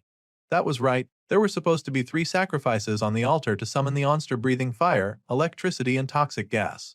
However, right now, the monster was only using fire and electricity. That incomplete head that looked like a melting pot of ash had to be its weak spot. Hyeon-wook surged forward, finally with a plan towards success, and he called out to Park Jummo, telling him that he had found the weak spot, and now he just needed the electric corporal to distract the monster. Just then, Junmo's current used electricity usage had exceeded the required amount, and a new hidden skill was unlocked. The electric corporal was shocked but also very pleased, and he told his sergeant to be careful as he activated his amount. Cerberus was also not the kind to back down without a fight, and he fought hard, saying that the target was 5 kilometers away from the bombardment zone. The warp gate was opened, and all officers were prepared to do what it took, until a negative report reached them. They had a problem as the drones could not reach the target altitude because of the excessive lightning strikes. The target was now 3 kilometers away from the bombardment zone, and the lieutenant cursed, telling them to just get it as high as possible. The target drew closer and closer to the bombardment zone, and the soldiers waited for their chance as Cerberus was lured into their trap. The target had finally reached the bombardment zone and the open area, which was exactly the result that they were going for. All the key players were in place, working together to bring about its downfall. All attack forces were now moving to the warp's bombardment zone. Si-hee was surprised that they were continuing with the original plan as things were, but the lieutenant said that they would just have to trust the sergeant. There was nothing else that they could do about it. They would continue the plan and move the weapons towards the warp. So, all of the weapons were moved towards the warp. As directed by the wind sergeant, the weapons flew into the warp gate, and the sergeant was lifted to the portal overhead by one of the wind sergeant's spirits. Everything and everyone was in place, from the mighty hero to all their weapons and the monster that was their target. It was time to activate the initial stealth rounds. The monster stared at the approaching man, growling in anger, and its ugly face seemed to grin up at him, but as the man watched, the deformed face was hidden underneath the fully formed face of bone. Attacks rained down on the monster from above, the bombardment unleashing hell on the frightening beast. The hero was annoyed to see that the creature was protecting its weak spot as expected, and it was too low for the surprise attack to work. So, he was determined to crush them with sheer volume of attacks. The man roared as he pulled every weapon in his arsenal and rained the steel down on Cerberus. The monster cried out in pain as the steel came down, but still it persevered and even tried to attack the hero. Despite their efforts, the attack landed short, and the hero cursed because he could not get an angle from there. This was his last shot, and he had to make it count. The power in his hands began to charge up, and the hidden skill was uncoke. Electric breath from Jummo was ready to use. The creature screamed as it was suddenly raped with electricity, and the young corporal dominated the attack against the monster for a hot minute. Then, he called out to Sergeant Lee Hyunwook to attack now. The sergeant was impressed with Junmo's work, saying that he never doubted him. Then he launched an attack that went straight through the white bone head and into the weak head below. The demon flame head roared in anger, spitting out flames as the hero then summoned Mogle. Maximum release and the shard activated at once, manifesting from inside Cerberus' head and splitting the weak point as the creature roared in agony. There were irregular mana waves of unknown origin that were suspected to be a second boss monster in the area. All members of the Tayson Guild who were supporting nearby shelters were suddenly unreachable. The guild lady was frustrated, wondering what Chu Kyoyong was doing. The man was supposed to be Korea's hero, but now he was nowhere to be found. Kang Seoyun gritted her teeth in frustration, and then she turned in surprise when someone greeted her. There were many feet, and she scowled to see Chien Myago from the Black Tiger unit. However, he was more of the presidential secretary of National Gate Strategies. The man acknowledged that he had many titles, but the lady could call him whatever she felt comfortable with. At any rate, he was here to ask for her cooperation. The warrant officer, Chian Mayano, was a tactical instructor and a secretary of the National Gate Strategies. Everything besides their name was classified. Seoyun had thought that the government was focused more on protecting its own instead of taking down the waves. She sure did not hold back on criticisms and pointed out that they had done nothing to help them tackle the problem, but now they suddenly wanted their help. The secretary defended himself, saying that a country's strength was determined by its number of players. Besides, not a single wave had been defeated by man until now. The United States and China had failed their first and second attempts to take down a wave, and they had spent 10 years dealing with the consequences. If they were to try that, there was a chance that they would never recover and get conquered by another country instead. It was a good example of why the number of players in a country corresponds with its defense capabilities. By cooperation, the guild representative could easily tell that they were asking her not to do anything. However, it was the opposite, and their special forces had set out to be the first in history to defeat a wave. This was surprising, and the woman asked if the special forces rumor about that F-rank soldier was true. Indeed, the lady was correct, and the young man was finally a light at the end of this long tunnel. Seoyun could not believe what she was hearing, and she wondered if they could really turn the tide this time. The military man was confident that the situation had changed, so he would ask again. He asked if she would cooperate with them in defeating the first wave in human history. Lee Hyunwook was on the battlefield, fighting to prove his boss right, and he activated Mogle, releasing it in maximum mass, creating a scene so gory and so brutal that the creature seemed to implode from the inside out. Using Aura Saint, it added 10% of the crown's divine powers onto a target item and multiplied the divine effect by 5. The creature was struck 5 times by the amount of holy power on top of getting its head speared into 2, and it screamed in agony. The hero was frustrated and already quite tired of fighting Cerberus, so he begged the ugly creature to just hurry up and die. Still, the monster was, of course, trying to get in some last-minute shots. Cerberus was also rather frustrated. It was just trying to immigrate, and all these humans were in the way. It was so annoying to Cerberus. The beast's eyes smoked with rage, and the hero gritted his teeth when he saw the beast fighting till the end. It was something he could usually respect, but not when that nonsense put the lives of his crew at risk. If this was how Cerberus was going to ask, then he told the monster to dare him. He had grown as much as expected, so he could handle this much. However, the hero wondered if he could really handle the incoming weight. Metal control was activated, and the monster screamed in fury as the hero put in all of his power to decimate that resisting head. Finally, after hours of agonizing and relentless battle, the congratulations window popped up, telling them that they had defeated the gatekeeper of hell. The erosion would now decelerate rapidly and would cease as soon as they destroyed the core. The hero breathed a sigh of relief, his halo on his head, as he noted that the second source of erosion was finally clear. They had done it after hours of work, and the soldiers gathered around celebrated, having survived a terrible and ugly battle for so long. There was the shout of rejoicing and celebrating, but they were taking things way too easy. Suddenly, the hero received a warning that the hunted armor's dark magic corruption was increasing. It was time for Hyunwook to take off his spooky clothes. The hero gritted his teeth and glanced toward the tree. It was still too early to celebrate. They had to hurry up and find that core immediately. This was no time to relax. After the nonsense that vampire lady pulled, they should have checked to make sure that she was dead. The sergeant took Junmo with him, and they hurried to find the core so that they could destroy it. The rest of them would find the survivors and prepare to move. The soldiers understood their command and began to pack it up. Inside of that tree was the core that they sought, and it was shattered to the relief of everyone around. Finally, the final congrats window popped up, and they had destroyed the core. The erosion had ceased, and all who participated would receive experience points, and magic stones would appear in the areas of erosion. Lee Hyunwook stared with a serious face at the shattering core, unable to really celebrate since 2 kids had ended their lives on his watch. They still received a reward, and it was the seed of Mistiltine. Once the seed took root and grew, it would grow to be a god tree of divinity. Now that was great, and the electric corporal stared at the seed in awe. They had finally destroyed the source of deterioration, but all they got was a stick. It seemed sort of lame in comparison, but the sergeant knew what that stick really was. It was a god-killing weapon used to kill the god of light Balder. Since it was so powerful, it never dropped as a complete weapon. They would need to plant the seed to get it to sprout, and they would have to continue to look after it until it became the god tree. It was an annoying item, but it was better to have it than to let it fall into the wrong hands in his opinion. Then the corporal glanced at his boss in confusion. There was no reason for Hyunwook to look so serious after they had successfully destroyed the source of erosion. He expected his boss to be celebrating. Jummo now knew how to level up as well, so all they had to do was take down the last source of erosion. Still, the sergeant knew that taking down the last source would not be easy at all.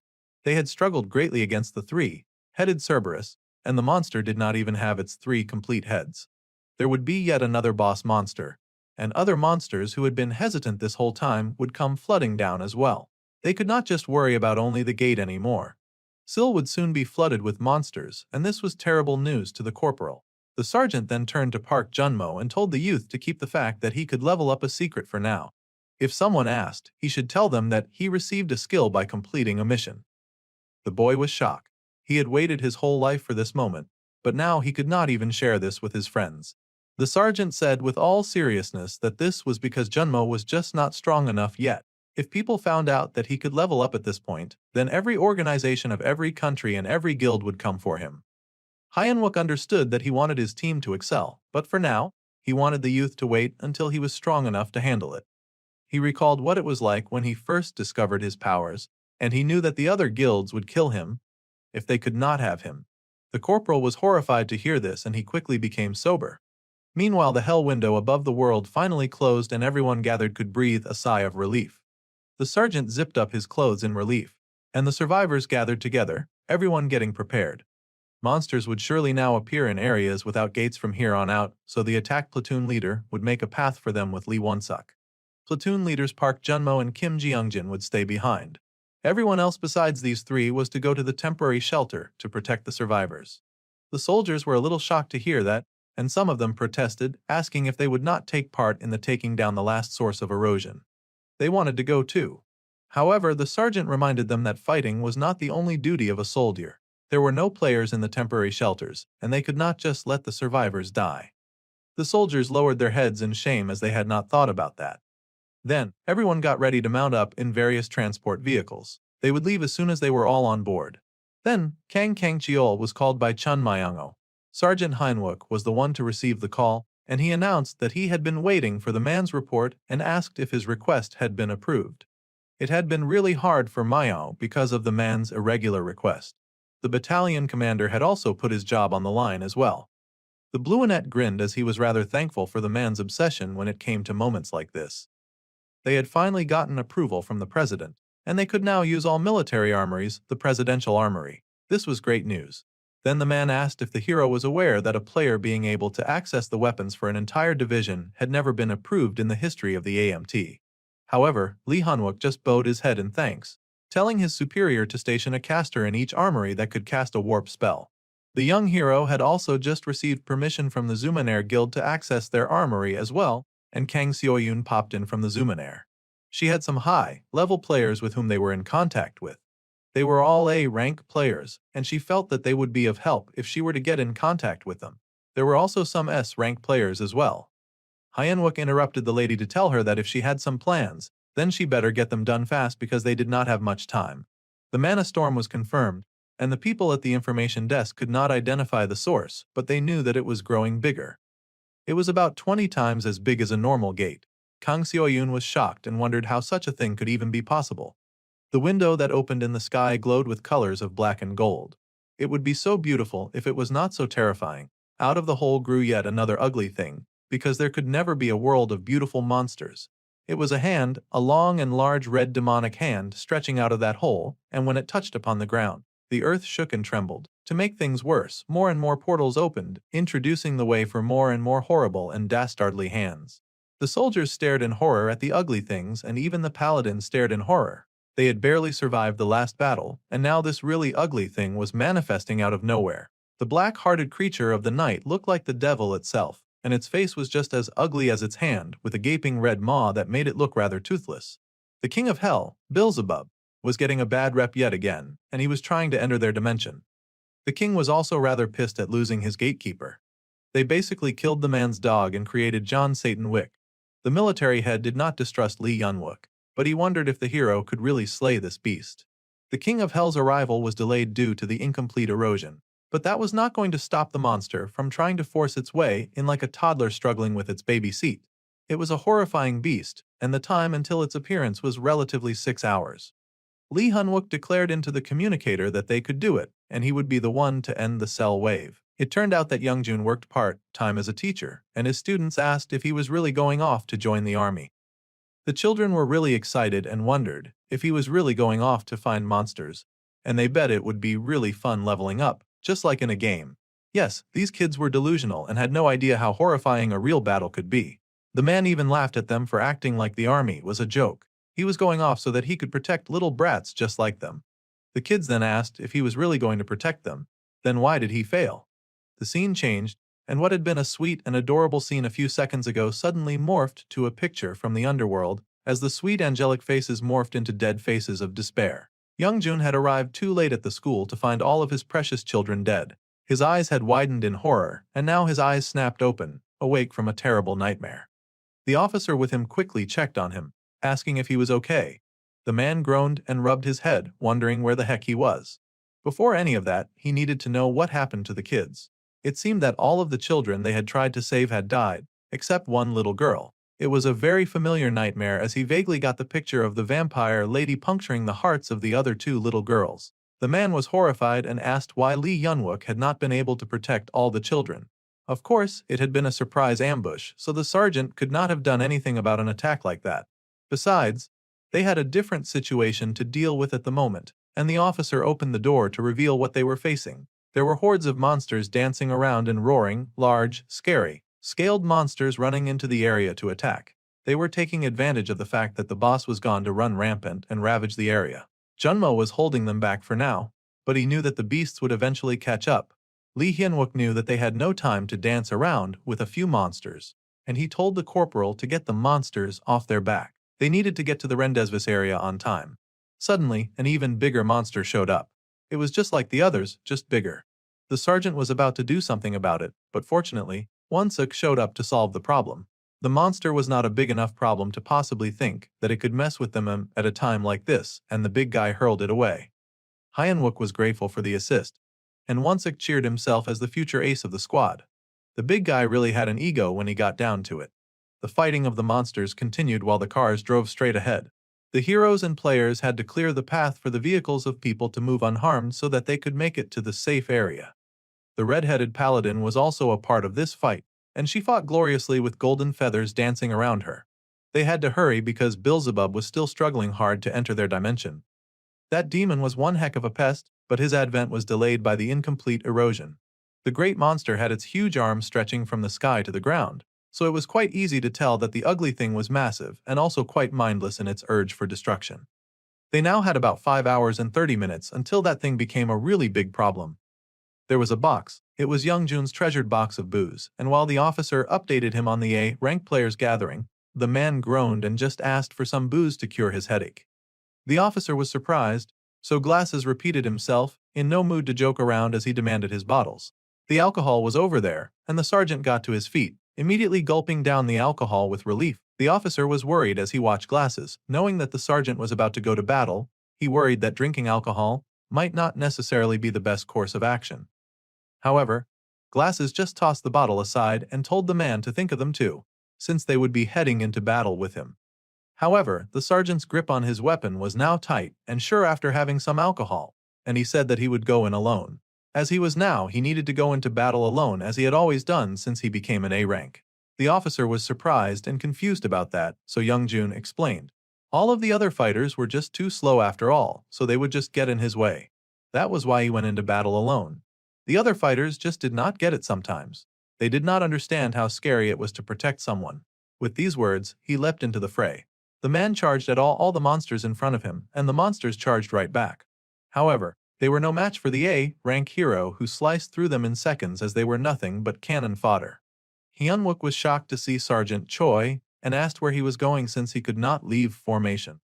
Glasses grinned at the hero who had dared to lay his hands on his precious babies and told him to be silent. He was going to do what needed to be done, so he asked the other sergeant to clear a path. The sergeant called out to him to follow procedure, and just cursed when Choi did not listen to him. A military man who was bad at following orders was not the best.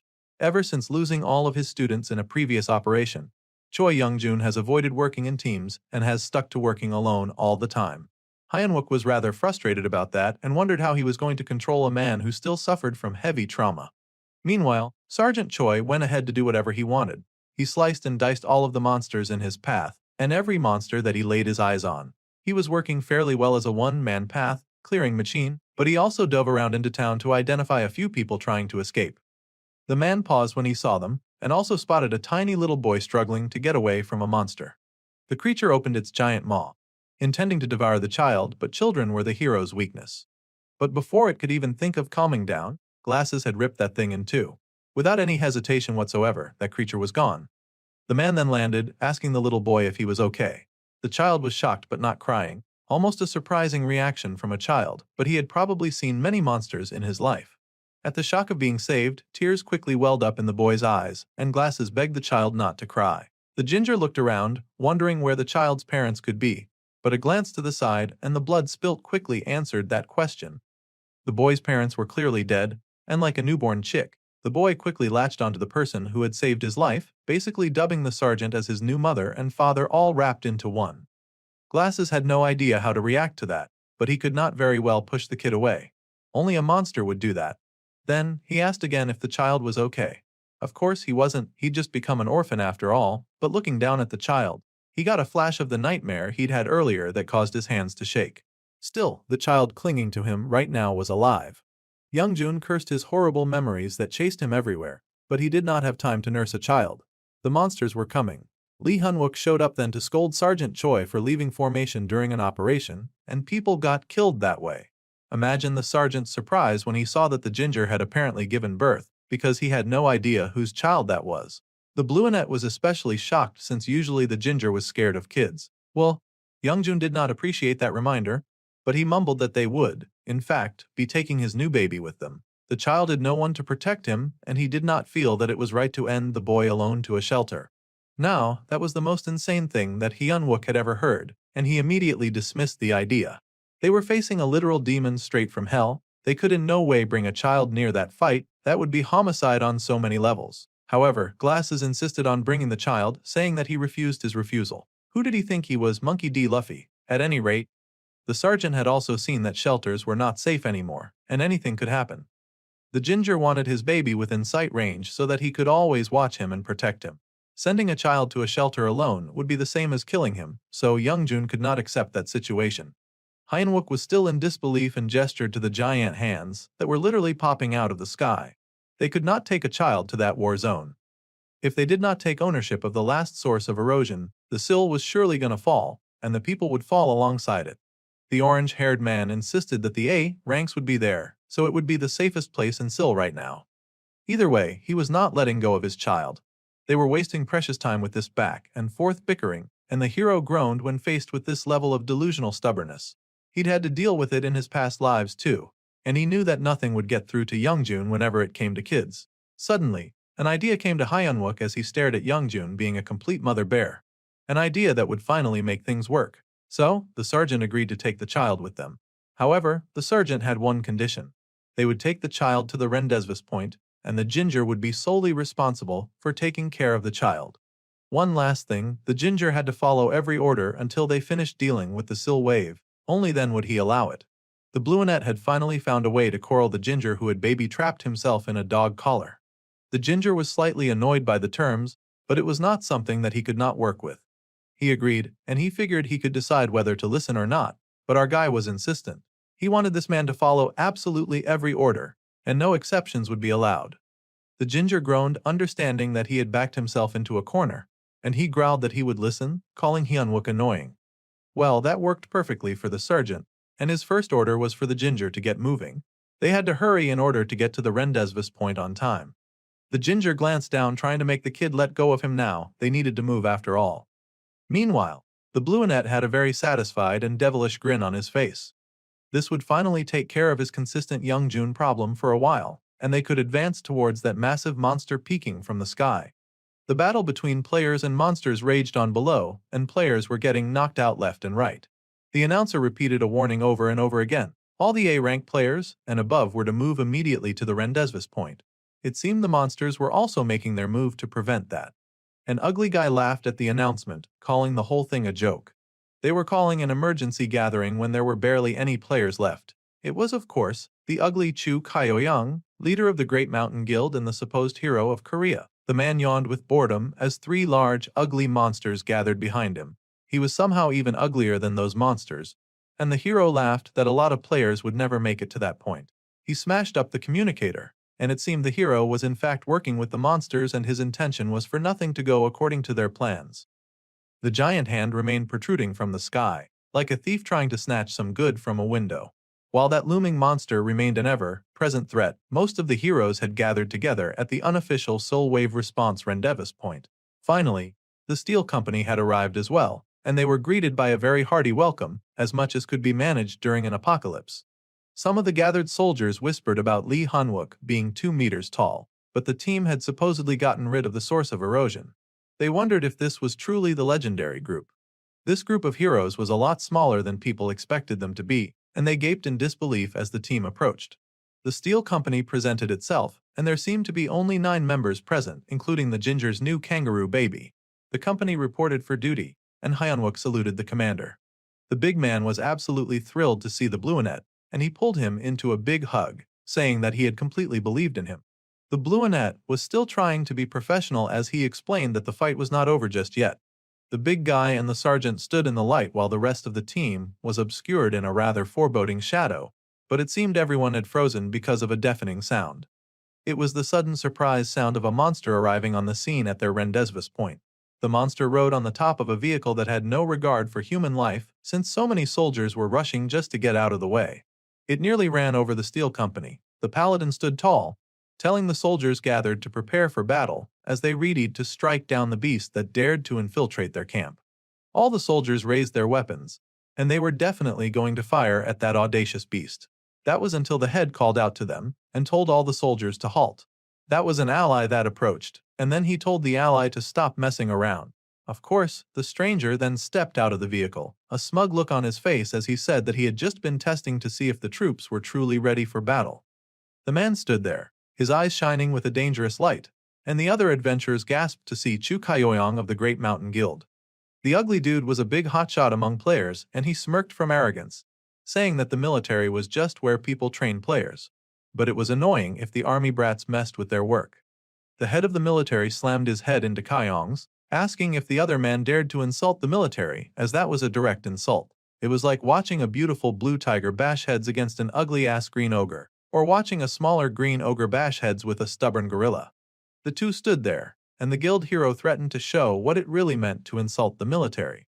The ginger was rather disgusted by their behavior and quickly covered his child's eyes, telling him not to look because it was filthy. The tiger told the guild leader to think of it as a blessing that the military was not allowed to hurt civilians, and the ugly ogre dared accuse the military man of being scared. Clearly, the beast had been sent to egg them on and waste the little time that they had left to use on preparations.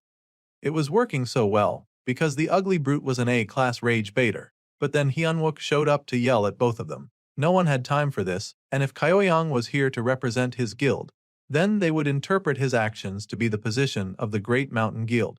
The guild leader was annoyed that a random soldier would suddenly butt into their conversation. However, the tiger leader smiled, saying that Hyunwook was, in fact, the key to getting rid of the sources of erosion. It probably was not advisable to say that in front of someone who was likely an enemy, and the tiger dude went on to say that the Blueanet would be commanding the operation to get rid of the final source of erosion too. Now this was all too much of an honor than the guild leader could take, and he asked if they were all out of their minds. Well, no one really paid attention to that guy, and soon everyone got together to plan a course of action. There were 3 gates to consider in Gangbuk, Gangnam, and Gangseo, which opened in response to the King of Hell. After a set time, the 3 gates would combine into one, and they thought that was when Beelzebub would arrive. In order to fight that massive attack, the AMT Player Alliance would arm themselves with holy weapons and bombard each gate with holy magic. That was the plan anyway. Kaoyang was pissed to hear such a well-thought-out plan, but of course he had to throw a wrench in the idea. The ugly leader insisted that they could not destroy a gate that way, and that all they would accomplish is holding the King of Hell back for just a few seconds. The ugly man said that he wanted to hear if they had a proper plan to kill the beast above them or not. Currently, with the resources that they had, it was likely that they could not kill it, and the guild leader cursed at them, calling them crazy as he pointed his finger in rage. The sergeant had dared to summon such high-level players without having a plan and was acting like he really wanted to die. The military man told the guild man to calm down. He wanted to hear all of what Hyunwook had to say, because the man did not talk just for show.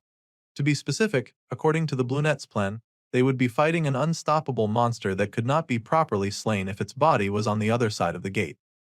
However, they could still manage to amputate the body parts that came across Seul. Ugly giggled wickedly, saying that they could not kill the monster, but apparently, mutilation was definitely an option as he had heard no verbal objections.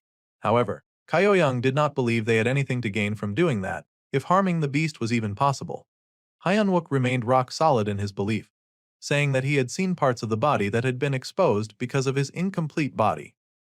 They could limit the creature's movements with a magic bombardment, and if the high-ranking players were able to concentrate their attacks on that area, they could chop off its limbs and stop the advance, which would die before the complete erosion anyway.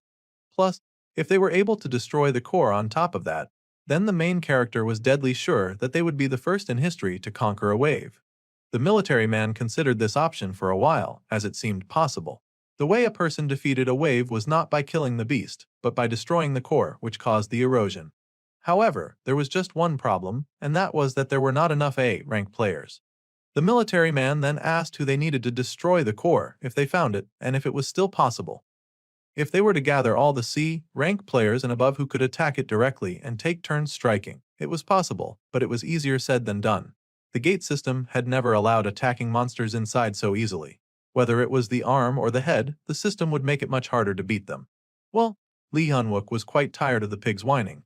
All he had done all day since he got there was complain, so the blue-haired sergeant was now ready to follow Kyoyang's fine idea if he even had one. He was open to any idea that would let them attack all 3 heads at once. The pompous hero laughed and stretched out his hand, saying that the Blueanet clearly had no experience at all. The Tiger Man just smirked, saying that things like experience did not matter when it came to their beloved sergeant. Well, Kyoyang was still laughing when it was revealed that the young man standing before them had led the team to clear the Red Gate and the Sil Station. He was also an F rank. Naturally, the pompous guild leader laughed and found the whole story very far-fetched. He mocked that this whole deception was getting too obvious now. The guild leader was an A rank after all, close to being an S rank, so he had a point. However, attacking all 3 targets was much too difficult because not one other A rank besides himself had shown up at the Rendezvous point, and it was likely because the ugly head had spent the entire trip here, killing them off. The main character, as well, suspected that something was off, and he asked if the man knew why such a thing had occurred. The ugly leader now scowled with a bit of worry in his face. He wondered what was up with this weirdo that was now suddenly asking direct questions like that. Kyoyang wondered just what Lee Hyunwook knew about what he had done, but quickly mouthed off that the other fighters had probably run away to hide in another location, or they had died on their way there. At any rate, there was no other option outside of attacking all three at once. So the guild leader offered to take one himself, then the others would figure out a way to get the rest somehow. Despite saying these encouraging words, the wicked man was sure that they could not fight him if he offered to be helpful and to protect an area by himself. It was his job to take out all of these troublesome heroes out one by one, and he planned to get to work as soon as they spread out. The ugly guild leader just kept on mouthing off like no one had ever taped his mouth together before as he tried to goad the hero. Kyoyang insisted on taking command as the representative of the Great Mountain Guild. However, Hyunwook grinned a rather mocking smile about how safe he felt if the ugly guild leader took over. Now, the sergeant had the guild master exactly where he wanted him, so he smiled, saying that they looked forward to Kyoyang's active participation. The ugly guild leader felt something was definitely wrong with the way that guy was acting, but he was not sure what. The dude was really acting rather fishy, and his smile was foreboding. They would go ahead to proceed with simultaneous attacks then, and since the guild leader had promised to be the face of Great Mountain, then the man could do them a favor, and the ugly guild leader instantly detected an incoming problem. Grinning like a devil, the sergeant laughed that in return, they would dictate each step of the army and the guild. So, they quickly began the raid with soldiers moving out to Gangbuk, and the team was ready and in position to attack. In Gangnam, one hand had appeared, and the common townspeople gathered nearby with their own weapons drawn, also ready to flee at a moment's notice. Team 2 was also strategically positioned and ready to attack. Meanwhile, Team 3 gathered in Gangzio and stared in horror at the creature's head. Facing the demon's ugly face was exactly where Lee Hunwook had sent Strike Team A, consisting of Chu Kyoyang, their likely deserter, platoon leader Lee Mimi, Sergeant Lee Hunwook, and Sergeant Kim Si. Jummo, Sergeant Choi, and Seo Yunha made up Strike Team B. Right before Youngjun had left for battle, he told his little baby boy to listen to the soldiers and not to get separated from the adults. Lee Hunwook had stood in the meeting room, meeting the eyes of and enrapturing anyone who put him in a trap. Finally, the Gangnam District C was formed, and the man asked who would take Beelzebub's left arm. Naturally, the only one fit for the job was Han Taisen, their S-rank Fist King. The angry man was shocked to hear this and wondered why they had not seen such a powerful king until now. They had a trustworthy source that said that the Fist King would surely return from his training within an hour. On top of that, the gate that he would return from would open in Gangnam. Of course, there was no such trustworthy source. This was just from Hyunwook's memory. He had seen it over and over in the report of the Sill Wave, so he knew exactly when the player would appear and where. The records of the Fist King, who single-handedly continued to fight against the King of Hell. Thanks to that, the sergeant now had a lot of information concerning the King of the Underworld. Then, the smaller man said that he wanted the big guy to take care of the bombardment with him. The commander immediately agreed, though he was worried about whether this was okay. The Wicked Guildmaster was quite known around these parts for being sneaky and behind. Yet, if it were a friend, what if it were a man under the bus to achieve what he wants? Sure, right now the villain's plans made sense, but that was only until they had let their guard down. Lee Hunwook did not trust Kyoyang, and he had considered all that while making a plan, which was why he had put the Confusion A rank hero in the same category as himself, if just so that he could keep an eye on that noisemaker. Then the strong commander placed a hand on Hyunwook's shoulder, calling him by name, before saying his apologies as his voice shook slightly. The big guy felt terrible for putting all these burdens on the Blueanet, but the hero just smiled. Hywook reassured the commander that he already had so many opportunities to grow through all of this, and this wave was the one that he would try his best to defeat. These words helped the big tiger commander to smile with confidence. Then, the big guy called for his team to fire everything. Everything was indeed charged up into a big and beautiful glowing ball, and they hurled that thing and many more beams at the monster's parts that were peeking out of the sky. All those yellow sparks of energy found their mark as they were launched into the air, and they blossomed out on their target like flowers in a garden.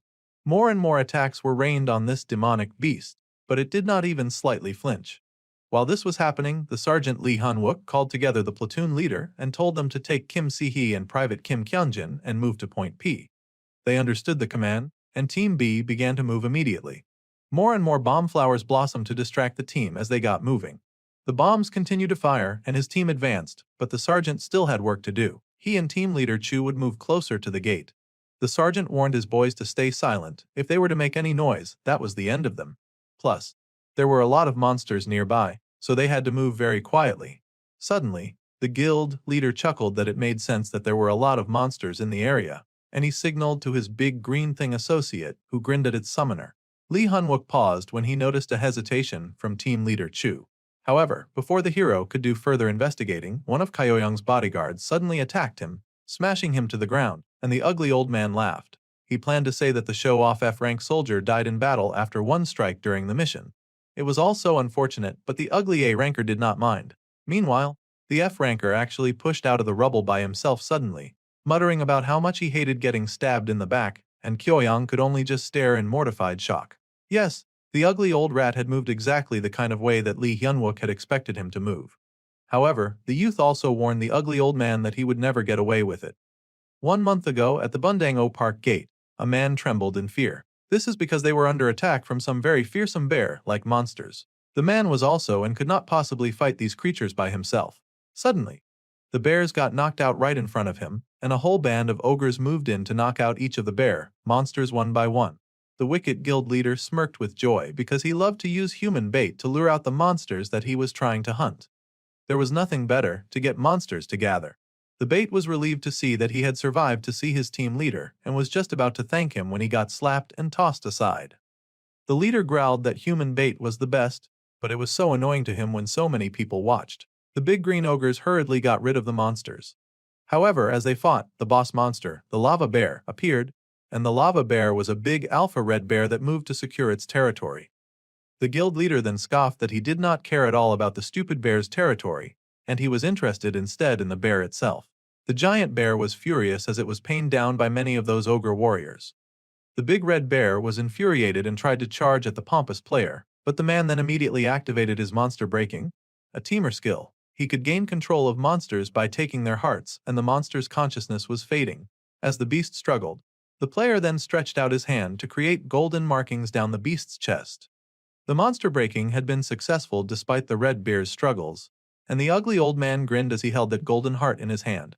He then quickly pocketed it, of course, and now his dominance training began. The monster would not have to accept the skill caster as its master. Finally, the big red bear bowed in defeat as Kyoyang took over its heart, mind, and soul. In the hero's past life, the ugly Chu Kyoyang had led a monster that rivaled the mid-sized guilds. That horrible man was regarded as the A-rank player who was the closest to becoming an S-rank player. However, after the Sil wave was over, nobody had been able to find him. According to the records, a necromancer, quite similar to the one that they had defeated earlier, who was able to control a monster army, appeared after Kyoyang disappeared. Now, Lee Hunwook could not help but wonder how those were related, and if Chu Kyoyang would eventually awaken as a necromancer. Well, none of that mattered right now, because the guild player had just betrayed them. That stingy, selfish maniac had been willing to risk their survival just so that he could hug all the glory, and he planned to pretend that the sergeant had fallen in battle. The man pushed to his feet and asked the guild player if he really thought that he would get away with that. The guild leader was shocked as he had been really sure that he would get away with it. The sergeant was not supposed to survive that very first attack after all.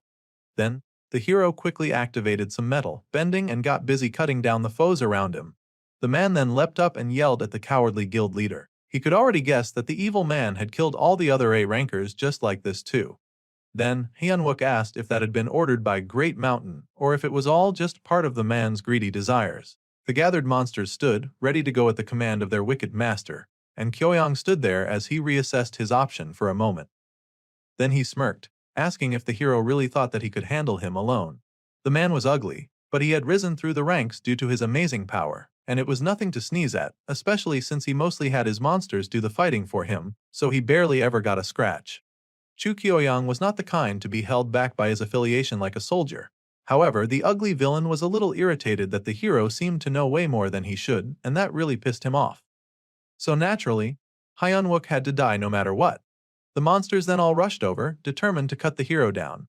They did not have time to waste on a useless battle like this when they were all prepping to battle the beast. However, the hero stood his ground, and the ogre swung down in rage and anger.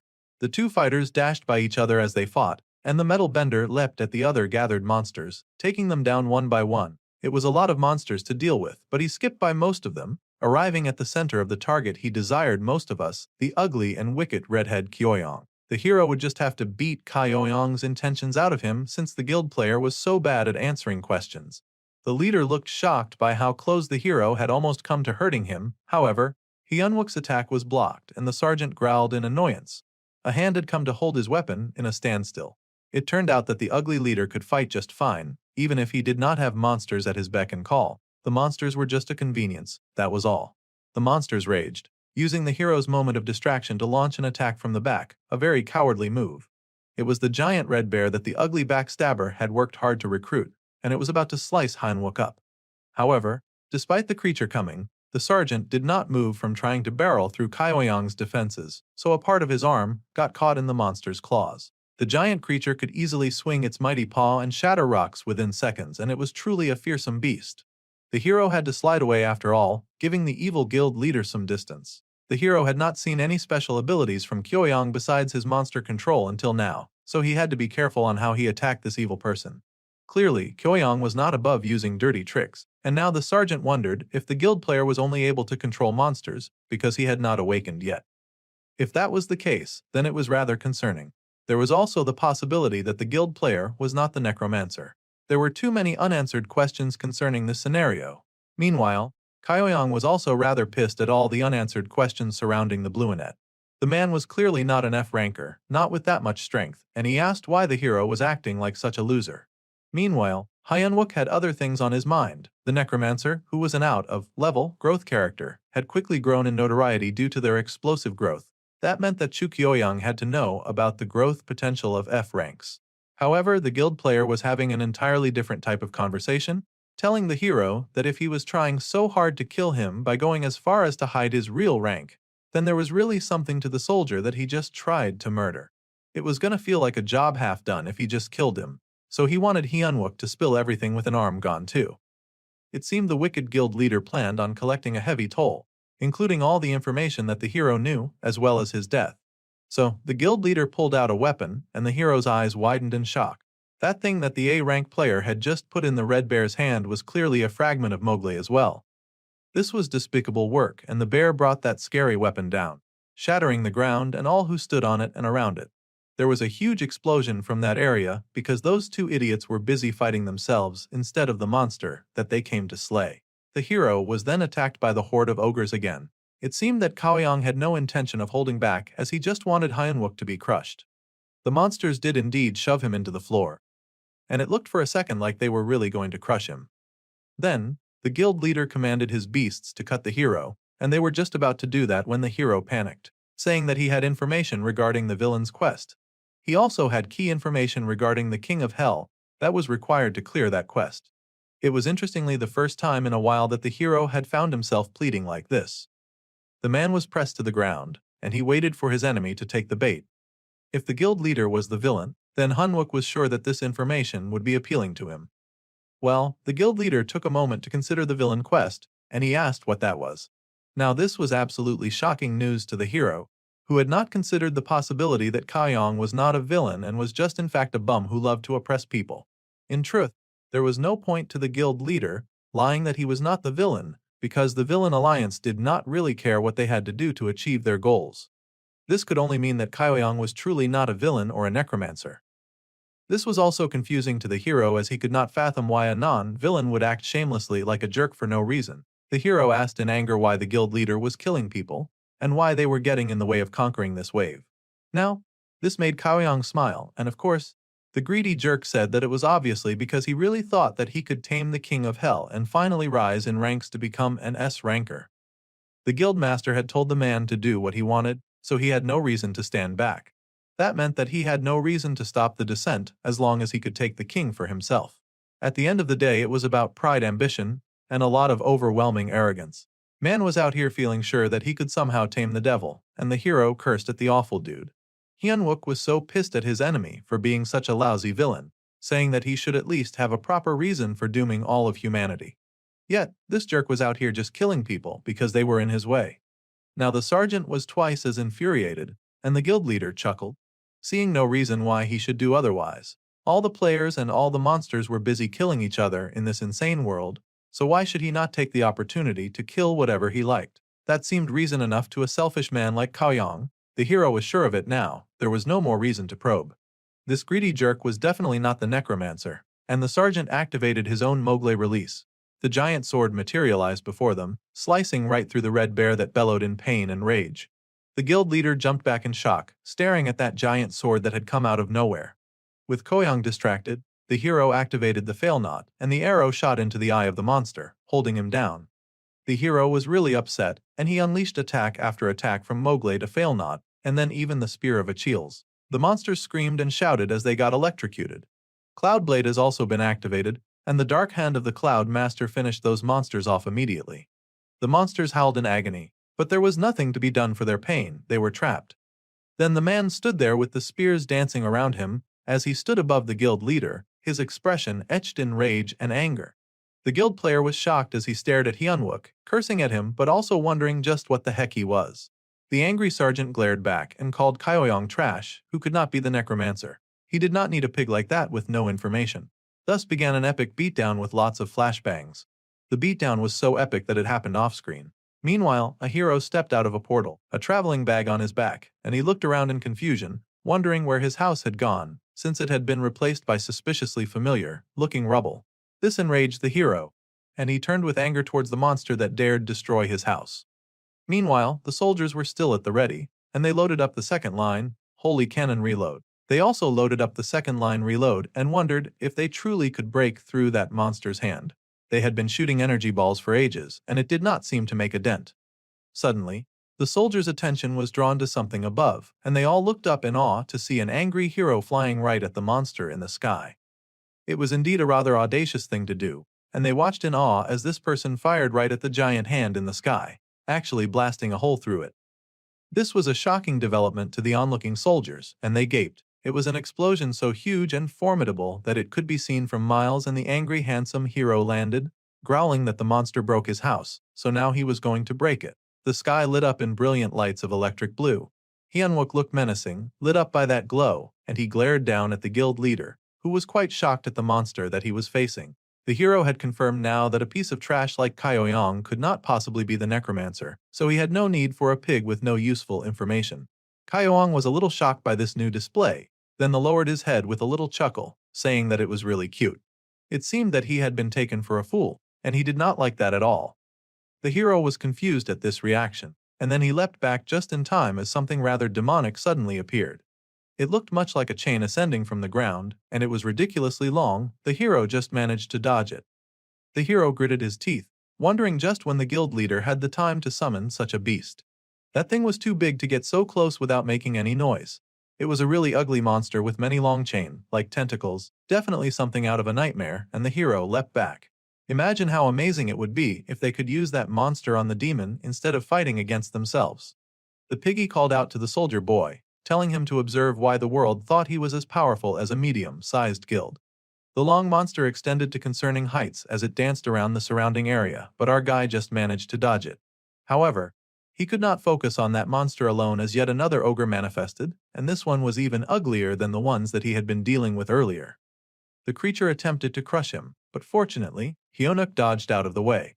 The monster roared in anger and raised its huge club, leaping after its smaller target, intending to do damage. The club was spiked too, so that would hurt a lot if it hit, even with hardening. Suddenly, the long chain erupted right through the ogre, spilling its guts everywhere, even though they were supposed to be fighting for the same team. The chain had used the ogre as a distraction and launched at the sergeant, who just managed to dodge that too. It seemed that both people and monsters were just disposable tools to the guild master Kyoyong, and that really pissed Hyunwook off. However, he really had to deal with that annoying chain creature and its many tentacles. Even as the man was fighting that, more monsters popped up out of nowhere, and bulls controlled by Kyoyong came into play. This was a ridiculous amount of enemies being wasted on someone who was not the king of hell, and those monsters were ferocious too. It was such a pity. The chain monster was doing way more damage to its own people than it did to the hero, though, and its brash attacks helped Hyunwook level the playing field to some degree. It would have been wiser to launch that ugly chain creature after the other monsters had at least dealt proper damage to their opponent. With every creature attacking like this, there was no coordination. Kyoyong was a powerful A-ranker, but he did not have a lot of battle sense at all, the way he was just tossing aside useful pawns. Well, the hero found an opening to summon his Mowgli shard to himself, and Kyoyong walked around since he had nothing better to do. The pig leader noticed a satchel on the floor, so he grabbed it, muttering that the army was a joke with a lot of lies these days. They said that the man he'd be going with was an F rank, so Kyoyong had expected the sergeant to at least be C rank. Yet this man was somehow managing to overwhelm the stampede of monsters that were trying to kill him. That was rather embarrassing to Kaoyong. This weirdo had shredded his orc and ogre armies without a second's thought. Obviously, no simple F-rank soldier could achieve that, but the chain monster remained in the game at least, though it suffered some damage. The sergeant was even somehow managing to block the tentacles of one of the strongest ancient beasts, the Jacalopterus. A beast that would have killed an F-ranker in an instant. The guild leader was quite annoyed by this display of power, reasoning that the fighter was probably at least an A-rank hero. He had thought that it was weird that a weakling had so much sway in the military. So, this had happened because this weakling was not weak at all. The pig leader cursed at the military, but he was still the epic Chu Kyoyong, and he was not scared of their sleeper agent strong fighter. A single A-rank soldier would not be able to withstand the might of a man like the beast tamer, and the man called out for all of his monsters to assemble. The monsters did indeed assemble like a messed up version of the Avengers, and they raced at the hero, who noted their approach. The monsters were ferocious, carrying the anger of the one who summoned and controlled them. They were vast in number. It was more than just a 10 versus 1 battle. The gathered beasts numbered almost to 100 and none of them were slackers in strength. It was rather concerning. Then the beast tamer laughed as he got the chance to show them firsthand why they called him the A rank closest to being an S rank. Kaiyong was really proud of that particular title, and he was going to make the hero struggle against his sea of monsters. The hero was quite annoyed to see that Kyoyong had called forth all the monsters that he controlled. The wisest thing to do would be to lead all the monsters towards the beast that they were trying to attack so that they could get some hits in. Even the hero had no intention in fighting every single one of these summoned monsters when he had bigger fish to fry. So, the man decided that he would go for the kill. The guild leader saw the man coming and laughed, impressed that the fighter was not stupid after all. He really thought that he could end all this by getting him, the commander of all the summoned beasts. It was not an incorrect deduction. The question was what would block the hero's way. Kyoyong was, of course, not going down without a fight, but a man-to-man battle was exactly the way Henwook preferred to do things. He used his metal bending to block off the attacks that the ugly pig shot in his direction. The two struggled even as those tentacles grew closer, aiming to add an advantage to Kyoyong's fighting style. The man laughed, asking if the hero thought that the beast tamer had gotten this far just because he could control a few monsters. It was more than just a few monsters, but the pig called the hero an idiot all the same. The hero called the pig an idiot, as he clearly knew nothing about how to control Mowgli. Well, that worked in the sergeant's favor, and his own bigger Mowgli descended from the sky to drop on the annoying Kaoyong. The man had to abandon any chance of fighting the hero, using his hands to stop the sword from crushing him. This left the guild master open to attack. The hero would be foolish not to take advantage of the situation. However, Hyunwook said that what he aimed for was not Kaoyong. Sir Tristan's failnaught was then activated, and the man's eyes widened when the arrow slipped into the pouch bag on his waist. The hero snatched the bag instead of killing the beast tamer, and he looked pretty proud of himself too. The beast tamer was at least infuriated about that and yelled at the hero for daring to lay his hands on his packages, even ordering the sergeant to return them immediately. The man smirked, saying that he knew well what he held, and that it was the inventory bag of all of the monsters' hearts that he had collected. Now things were going better than expected. He did not need to hurt the wielder if he could just steal the weapon. The guild leader was horrified that the man had him by the bag, and he tossed aside that mighty sword, obviously willing to fight to the death to get that bag back. For some reason, their hero still stood within sight, posing. If they were to release that bag, hundreds of monsters would immediately go on a rampage and they would both die. Now Kaoyong was trying to reason with him, how admirable. The hero, however, knew quite well that he would not be the target of these monsters if he were to release the bag. In fact, he was sure that all of the monsters present probably had a lot to settle with the pig guild leader first. They were all looking at him rather menacingly, too, the promise of pain glowing in their eyes. This was even better than just finishing the trash guild leader off with his own hands. Kaoyong panicked, telling the hero to be realistic. Obviously, they could not take down the king of hell without the beast tamer and his monsters. The hero said that he could try. After all, it would be a pain to work with someone who had a track record of stabbing other people in the back. The guild pig got angrier and angrier, cursing the hero for lying about being an F rank, and that it was in human nature to lie, cheat and deceive. Well, Hyunwook thought that he was talking straight nonsense, and that lying and being a terrible person was not all there was to being human. Not everyone was like the selfish guild pig. The man held open the hearts. He was being really dramatic with it, too. The beast tamer screamed in defeat, but all of those hearts came soaring down, and Kaoyong was instantly killed by the tentacle monster. He had been so focused on the bag that he did not even try to defend himself. Well, the guild pig was trapped by the tentacle beast that looked like it had a lot to say, and the beast tamer cursed in rage, cursing the beast for going again at its master. Well, Kyoang had not been a very kind master, and each of his slaves wanted to lodge an official complaint about that. The hero did not mind, he left them to it, and the beast tamer spat blood as those monsters beat him up. There was so much blood and gore that the hero had to leap away to avoid getting splashed. Well, that was that, and he stood there, looking around. The Mogle fragment, hero grade, had the mass seal and release, and it granted a sturdy constitution to the user.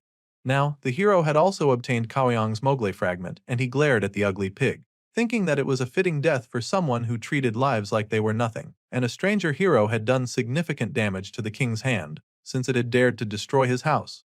The strange hero had already made a significant hole in the monster's arm, and the stranger explained that he did not like to drag things out, so he would end things in one go. He was really talking to the arm like it was an independent entity.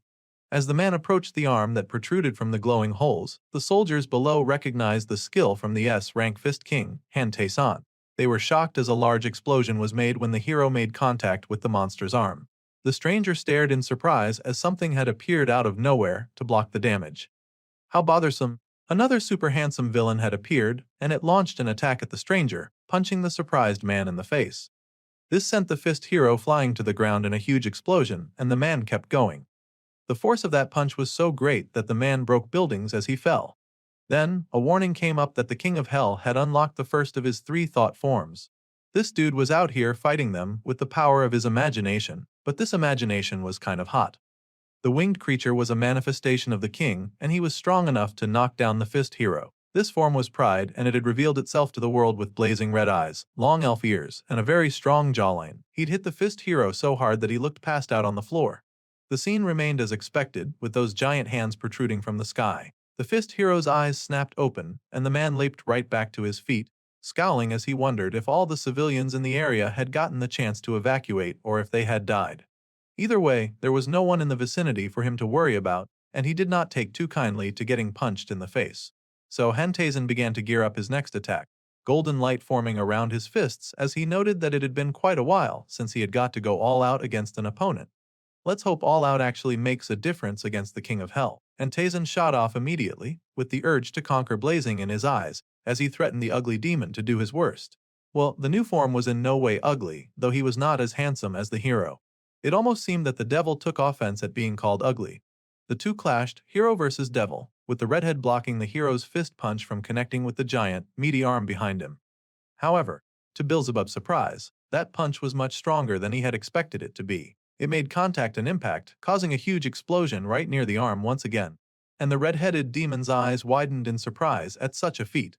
In the middle of Seoul, in Gangnam District, this beast had shown up out of nowhere to destroy the hero's hopes of having a house there. Now the redhead was standing there like he did not care. These were things that Tazen generally found unforgivable, and he swore to destroy them.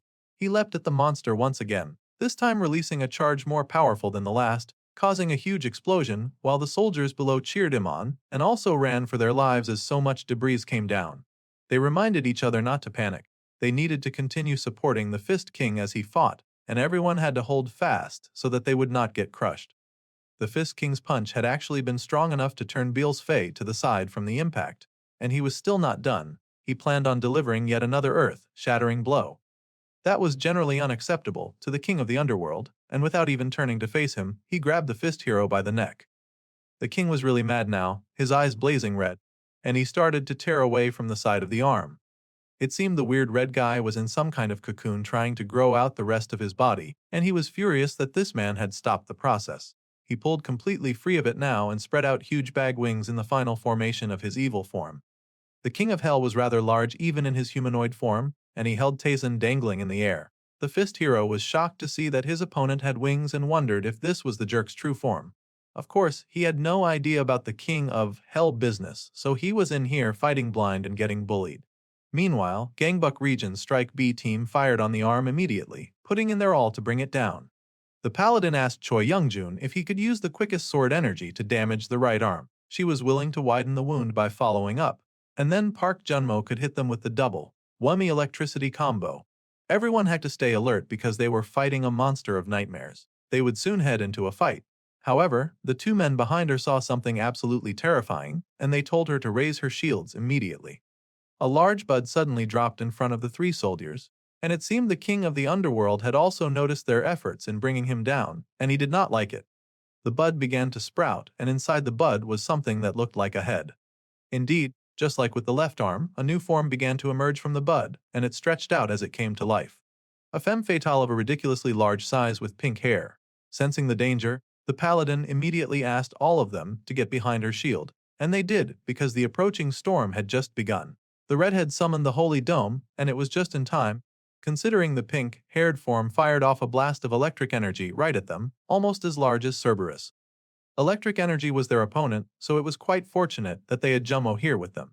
The paladin did her best to keep the shield up, protecting the other two from getting decimated instantly by that lightning. The beautiful pink devil smiled at their resistance, and the warning went out a tad too late that the king of hell's second of three thought forms had materialized. This was, of course, the thought form of envy, and she had revealed herself to the world. Meanwhile, in the Gangseo region, Strike Team A was fighting for their lives when a mysterious bud materialized out of nowhere. The bud broke apart before it even hit the ground. Like this form was in a hurry to get all the ceremony done and over with. A blue gem manifested over its head, and it blossomed into a cheeky looking youth with sparkling blue energy. The King of Hell's third thought form had been born, and this was, of course, the form of gluttony. The commander called out to the strike team and told them to immediately expand the holy protective field or things would get ugly fast. The field began to rise immediately as that last form shot blue power at it and seemed intent on bringing down the shield. The fire that shot out was actually immense, but the shield managed to stay up. The power shot by the enemy was so large and bright that the first hero could see it from where he was busy fighting Pride. The form of Pride then raised some very dangerous-looking fists, and once again, he slammed that hit into Tayson, holding him in place so that he could smack him again and again, sending shockwaves through his body and face. The fist hero was horrified that his handsome face was getting beaten like this, and this was what happened when you turned out finer than the Pride of Hell. The hero was sent soaring into the ground once again, decimating a building as he landed, but this time, Pride was actually pissed enough to follow him down. It seemed the redhead had had enough of the fist hero, but the feeling was mutual, and the fist hero cursed at the redhead in rage and annoyance. He'd told Pride to stop already, and he growled at the demon that dared to hit his handsome face, charging up his fairy attack to bash that monster's head in. Tayson was putting up a great fight, and he actually landed a hit on Pride once again. His style was a bit too chaotic for anyone to just jump into the fray for an assist, but he was holding up on his own to a manageable degree. His latest attack caused yet another huge explosion, and the handsome hero gritted his teeth, telling his enemy to wait for him for a second. Of course, the redhead had no intention of doing anything like that and was back for more within seconds. However, Tayson had expected that, and he was ready when Pride showed up again, yelling that he would get his payback like a true man. Somehow, at hearing those words, Pride smiled, and my goodness, it was the first time a smile made a person look even uglier. The first hero shot out his attack, beating the form of Pride as much as he could in the state that he was in. Still, the terrifying demon smiled despite every attack that landed on his face. That cocky expression inspired one on Tayson's face, and the two continued to do battle in the middle of the air. The fist hero had to admit that it was fun that he got to go all out for the first time in such a long time, and he was truly enjoying this battle. However, the more it progressed, the more beat up he became, while his very resilient and inhuman opponent remained ever nonchalant. Tayson fired an even bigger final blast at Pride's face, hoping to at least make him tired in some way. However, this was just a thought form, so while the redhead did suffer many attacks, he was able to snap right back into place, grinning from ear to ear. Now, the fist hero was concerned to see his opponent laughing. He understood that it was not human, and that became even more so apparent when that man rocked forward and slammed his head against the hero's head. The impact of that blow was just as great as if the redhead monster had punched him in the face, and Tayson went flying right into yet another nearby building. It was almost fascinating that any buildings were still standing in this situation. The fist hero had caught himself on his feet, though, a rather admirable stance, and he cursed at how fast his opponent was able to recover from damage. That was really pissing him off actually. As soon as he got used to fighting at full strength, he swore to kill that little rat. However, Pride had no intention of waiting for him to get to full strength, and he just descended from above, grinning like a madman as he brought his feet down on Tayson. They shattered buildings and landscape in their wake, and the fist hero coughed blood from how much damage his human body was taking. There was only so much that the human body could give and receive, and he snarled for the ugly demon to get his dirty, disgusting feet off him. Those feet were so huge that he could squeeze Tazen's neck between his large toes, and the Fist Hero doubted that this ugly beast washed his feet. However, the Fist Hero was so pissed that he was willing to fight to the death with this creature. The form of Pride seemed to silently agree with him, although it did not speak, and it raised its dangerous claws like it intended to deliver the final blow to the S-rank hero. Laughing rather demonically, Pride sharpened its razor claws against each other, and Tazen wondered just what he was looking at. The claws came down, and he just managed to block them from hitting his face, using his fist to stop them. Suddenly, there was a light from a very familiar voice that asked a very familiar question. This new stranger wanted to know if the demon was powerful. Multiple lights came up around the form of Pride, dancing in every corner that he could retreat to, and it slashed apart the building, its wreckage, the streets, and the demon as well. Pride leapt away from Tazen so that he would not suffer even more damage, and a familiar swordsman stood next to the Fist Hero, sheathing his sword. The Fist Hero instantly recognized the language as Japanese and gaped, wondering if this new stranger was some form of weeb or anime nerd. However, this person just asked the Fist Hero to hurry and leave because he was weak, and his eyes glinted as he activated his one blade. One slash cut through the air, and Pride's eyes widened as it came racing towards him. A long slash appeared, cutting a terrifying straight and deep line across the demon and its surrounding area. Usually, the beast had been able to successfully dodge or stop attacks like that from taking effect. However, Tazen's eyes widened when he saw that deep gouges had actually appeared on the demon's arm. Even Pride was shocked, and he was not pleased at all. The newcomer smirked in satisfaction because his new opponent was definitely strong. The Fist Hero was surprised but still cursing, asking just what this swordsman was doing, as if he had not appeared to save his life. The swordsman sighed, telling the hero that he was weaker than the demon, so it was best for him to back off. Naturally, the Fist Hero was not about to back off just like that, but he did understand that he was speaking to a foreigner, and there was going to be a communication barrier between them. At any rate, Tazen wanted the stranger to understand that he did not appreciate when people tried to steal his kills, and he did not want this strong fighter butting into his fight. Before their conversation could continue, Pride descended, and he looked pissed. He looked pissed that his opponent had acquired a new friend and pissed that he had been cut at all. It seemed the redhead demon was willing to start taking this fight seriously. Tazen boldly stood once again, telling his actual savior to stand back if he did not want to die. The man had pride for sure, especially when he was facing the pride form of the King of Hell. The Fist Hero was not about to wait for the devil to finish warming up, and he leapt at Pride as he was, his fists dancing with fire and power. The devil roared, ready to meet his head on approach, and the swordsman sighed to see that he had come across such a stubborn fighter. There was a huge explosion as both powers made contact, and as they clashed in the middle, the swordsman appeared with his mighty sword that carried such a large destructive aura. Unsheathed, his weapon was monstrous, and it came down on that area where the two fists connected. One slip and he risked injuring Tazen as well. However, the swordsman was careful, and both fighters seemed to sense the deadly intent of his sword, because they both leapt back before that sword could hit them, and it sliced up everything in its wake. The Fist Hero landed a safe distance away, and the demon found himself a little unsteady on his feet. It seemed that he'd been scarred slightly by that last attack. Tazen thought for sure that the swordsman was insane. Arrogantly, the swordsman replied that the Fist Hero should be grateful that he was weak, for it had saved his life twice. However, if the handsome man kept interfering with his fights, then he would surely be the next to go. There was a strange pulsing in the air, and something began to take form before them. The two fighters immediately got on their guard, and they saw the devil form manifest a strange thing on its hand. A purple claw with long extended talons. Pride refused to be defeated by two nobody humans, and he screamed in rage, powering up in front of them like a super saiyan. The monster then grinned with arrogance, as if daring them to try him now that he had upgraded again. The swordsman was rather impressed with this new form, but Tazen just thought that the ugly beast had just got uglier. So, it had hidden its powers all this time, big deal. The arrogant man was not about to back out now, and both fighters leaped at the monster without any hesitation. The monster grinned, and it had indeed gotten uglier. That new transformation had done absolutely nothing for its hairline. Still, it grinned at both opponents that came at him from the left and right, raising his fist to punch them both and toss them aside. There was a huge explosion from the combined attack of the three, throwing both the monster and the fighters in different directions. The creature truly had powered up, as it was the only fighter standing on its feet after that last blast, and it chuckled like a horror movie villain.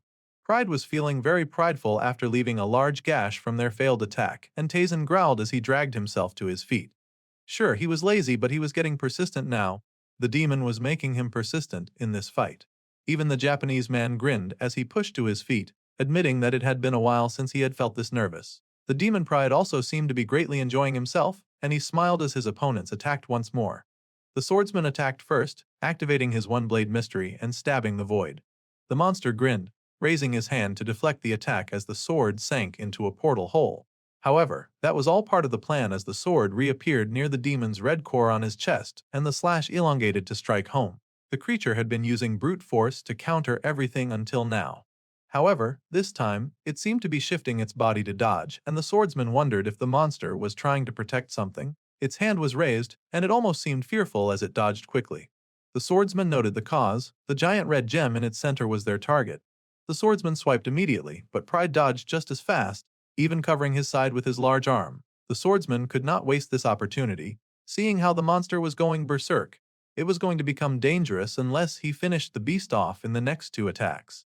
Suddenly, that idiot fist fighter showed up to yell about the swordsman stealing his opponent.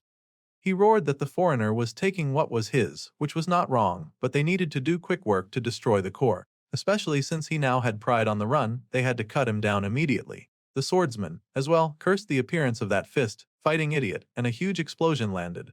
However, the fist fighter was not entirely an idiot, and he'd noticed how the devil had been fighting, dodging, and protecting his belly. This instantly made him deduce that Pride was hiding something in his guts. If that was the case, then he was going to aim there. The devil was also definitely not going to let that happen, and he hurled a punch against the fist fighter to knock him down. That punch caused a huge explosion as well. It was a battle of explosions and fireworks. However, the fist fighter had noticed that the devil immediately blocked its midsection during their fight. So, there was indeed something precious that it was hiding over there. If that was the case, then that was exactly where he was going to stubbornly target for the rest of their fight. Taisen grinned that once he set his eyes on something, he never let go. There was only one time something had slipped away from him, and he threw a punch directly into the Pride's midsection. Still, the demon stubbornly protected its gut. What an annoyance. Pride found the consistent attacks rather annoying too. The demon could not continue just being on the receiving end, and it actually raised a third arm like the cheater that it was. Taisen flinched when he saw that incoming attack, but he was not about to move away from the spot that he'd now found to target. However, Pride forced him to let go with a strike that pushed the fist fighter to the ground. The man spat blood from the pain of that hit, and the demon intended to finish the hero off with one blow. That fist made contact with his face, many fists made contact with his face, and they barreled down on the S-rank hero with the rage from the underworld. The punches were so malicious and earth-shattering that purple fire burned the more Pride hit him, and the devil's fist was soon dripping with the hero's blood. The hero was in a rather sorry state, and the devil grew out 4 arms, double times the cheating to cheat the man once and for all.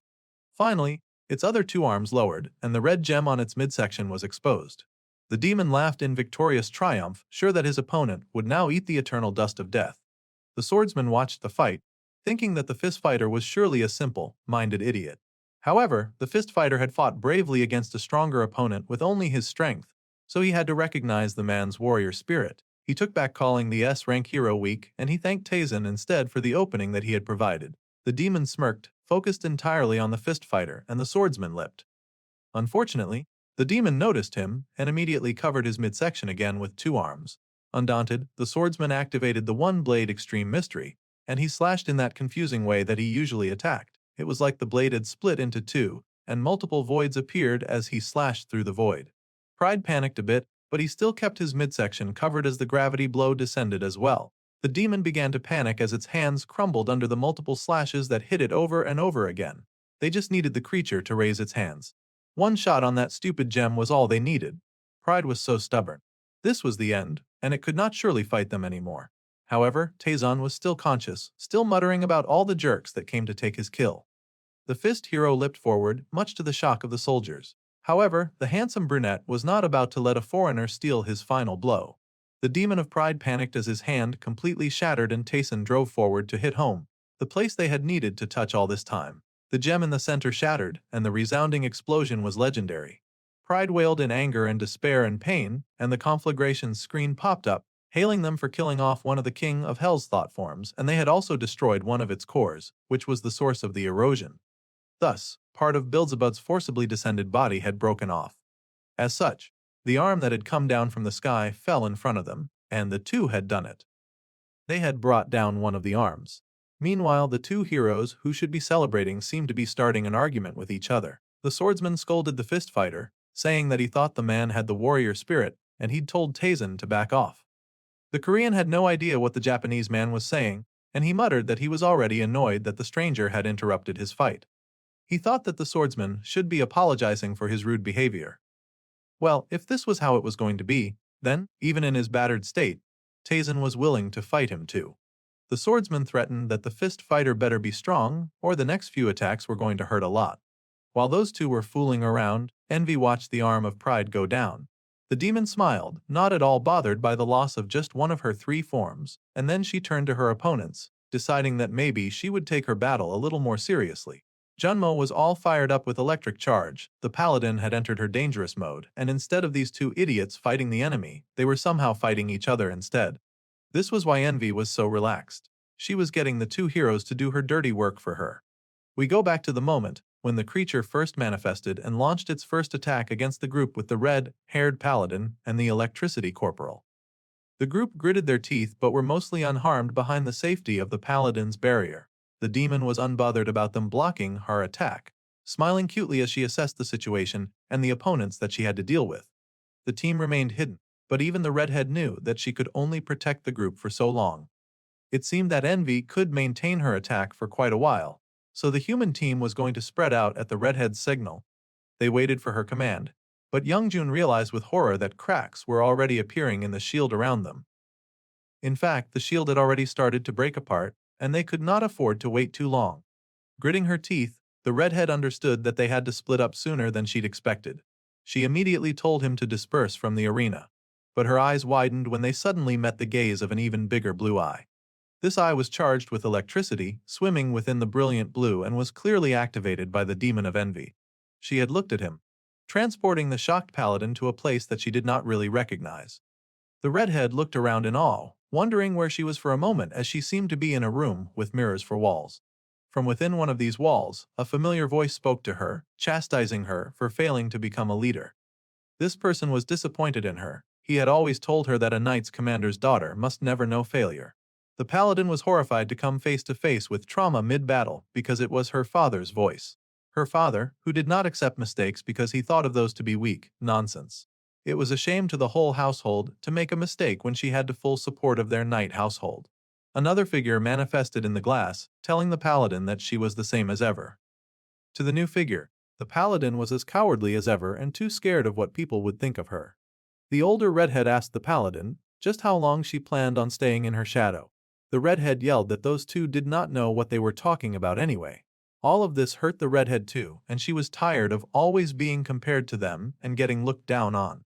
Then a voice called out to Seo Yunha, reminding her to be careful and to always steel herself. It was the dark version of herself, and it had told her to never reveal her pathetic emotions to the world.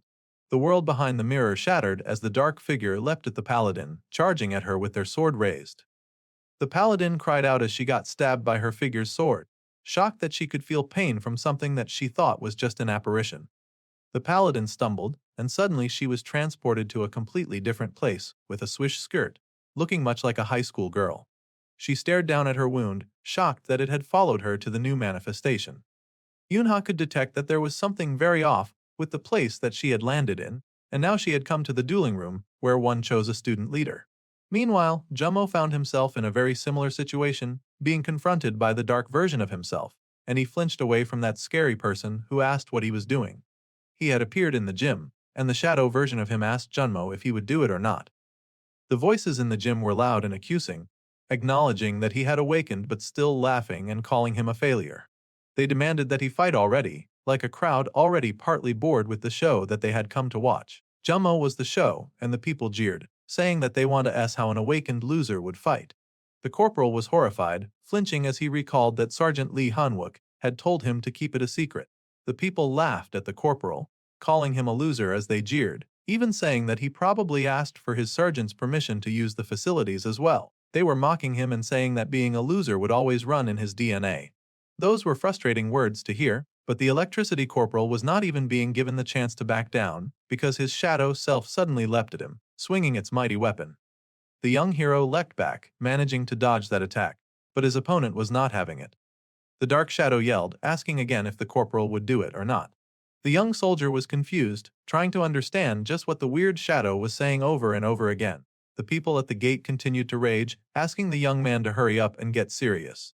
They complained that he was acting like a failure on purpose, demanding that he could not keep dodging. With all of their strength, these shadow people were doing their best to goad the corporal into attacking, and the pressure started to get to poor Junmo. He apologized, saying that surely he would do better, but the shadow people were not settling for sorry. They wanted more. They wanted violence and fear and carnage. The electricity sparked as this time the shadow version of himself turned its attack towards the people gathered. It would get the corporal to attack him at any cost, and the bystanders were blown away, shouting in pain. Some of them flinched and ran when they saw that the monster's focus had shifted, and then the shadow twin turned to the corporal, asking if he would finally do something now. The shadow wanted to properly show everyone that they were not to be messed with, that they were not weak. The other person was like the personification of Junmo's internal frustration and anguish. The soldier stared in awe at his shadow twin. Outside of these illusions, envy continued to manipulate and lie and twist. She oversaw the paladin and Junmo, who now faced each other, taking pleasure in how beat up they'd become as they warred against what they thought were their enemies. Their eyes were lit up with the light of possession, and envy grinned in wicked, malicious satisfaction. The fights within the two raged on, with Yunha fighting hard against her internal demons. The knight was valiant, fighting against the older and more corrupt version of herself with everything that she had. The lady continued to swing her giant sword, and the shadow blocked with her giant shield. The shadow noticed that Yuna was getting emotional, scolding the redhead who fought her with gritted teeth. The shadow easily knocked the smaller girl aside with her shield, telling her that her emotions made all of her weak moves obvious. If she could not overcome this, then she'd never defeat a single foe. To make things worse, the redhead was trying to copy her sister's flow. These personal words hurt the redhead deeply, and the shadow continued to mock her, even making fun of her for crying. Another figure manifested in her vision, and the redhead saw her sister standing before her. However, instead of appearing to help, her sister then put her sword to the paladin's neck. Harsh words fell from her sister's lips, telling Yunha to just die so that she'd stop embarrassing her family. The redhead was insulted and yelled, her confidence refusing to accept such an accusation. She asked what more these ghosts wanted from her when she had only done her best. Obviously, they wanted to strip her of body, soul, and sanity, but they could not tell her that. No, instead, these monsters goaded her, calling her childish and saying that her best would always amount to nothing if she did not accomplish anything. They were sure that she already knew that. That was why she ran off to join the military. It was emotional damage after emotional damage, and her sister's shadow ghost was serving it hot, with spices that pierced deep into the paladin's heart. This somehow made the shadow sister more enraged, yelling that she'd told the redhead to stop showing her emotions. It looked like Yunha was on the verge of giving up. Junmo also faced an enemy that was fine with wreaking havoc on the world. The soldier tried to stop his doppelganger from hurting more people, grabbing the man and trying to force him to stop, but the creature hissed at him, yelling to let go. The poor corporal was tossed aside by the beast, who growled that he would show all of these bullies who the loser was. The angry version yelled that the corporal surely wanted to show the bullies their place as well. For years they had bullied them without remorse. Surely they could not let such a thing go so easily. Even Jamo had to admit that he did, in fact, want to show all those people who'd once called him weak. The corporal sparked and crackled with electrical fire, buzzing around him. The boy so badly wanted to be accepted, but not in this horrible and violent way. He raised his weapon against the shadow version of himself, and the shadow version glared at the corporal's stubbornness. This was so annoying to the shadow corporal, and he yelled that his twin was an idiot after all, an absolute weak idiot. However, Junmo did not care what he was called. Their electric hammers met each other in the middle, and sparks flew as they fought. The shadow yelled that the brunette would just continue being a loser if he acted like this, and he would be a nobody forever. However, that was perfectly fine with the young lad. His trusted sergeant Lee Hyunwook had told him to wait. He was not above or below waiting. Now was not the time. Still, the shadow grinned wickedly, still trying to rage bait as he asked the corporal to be honest.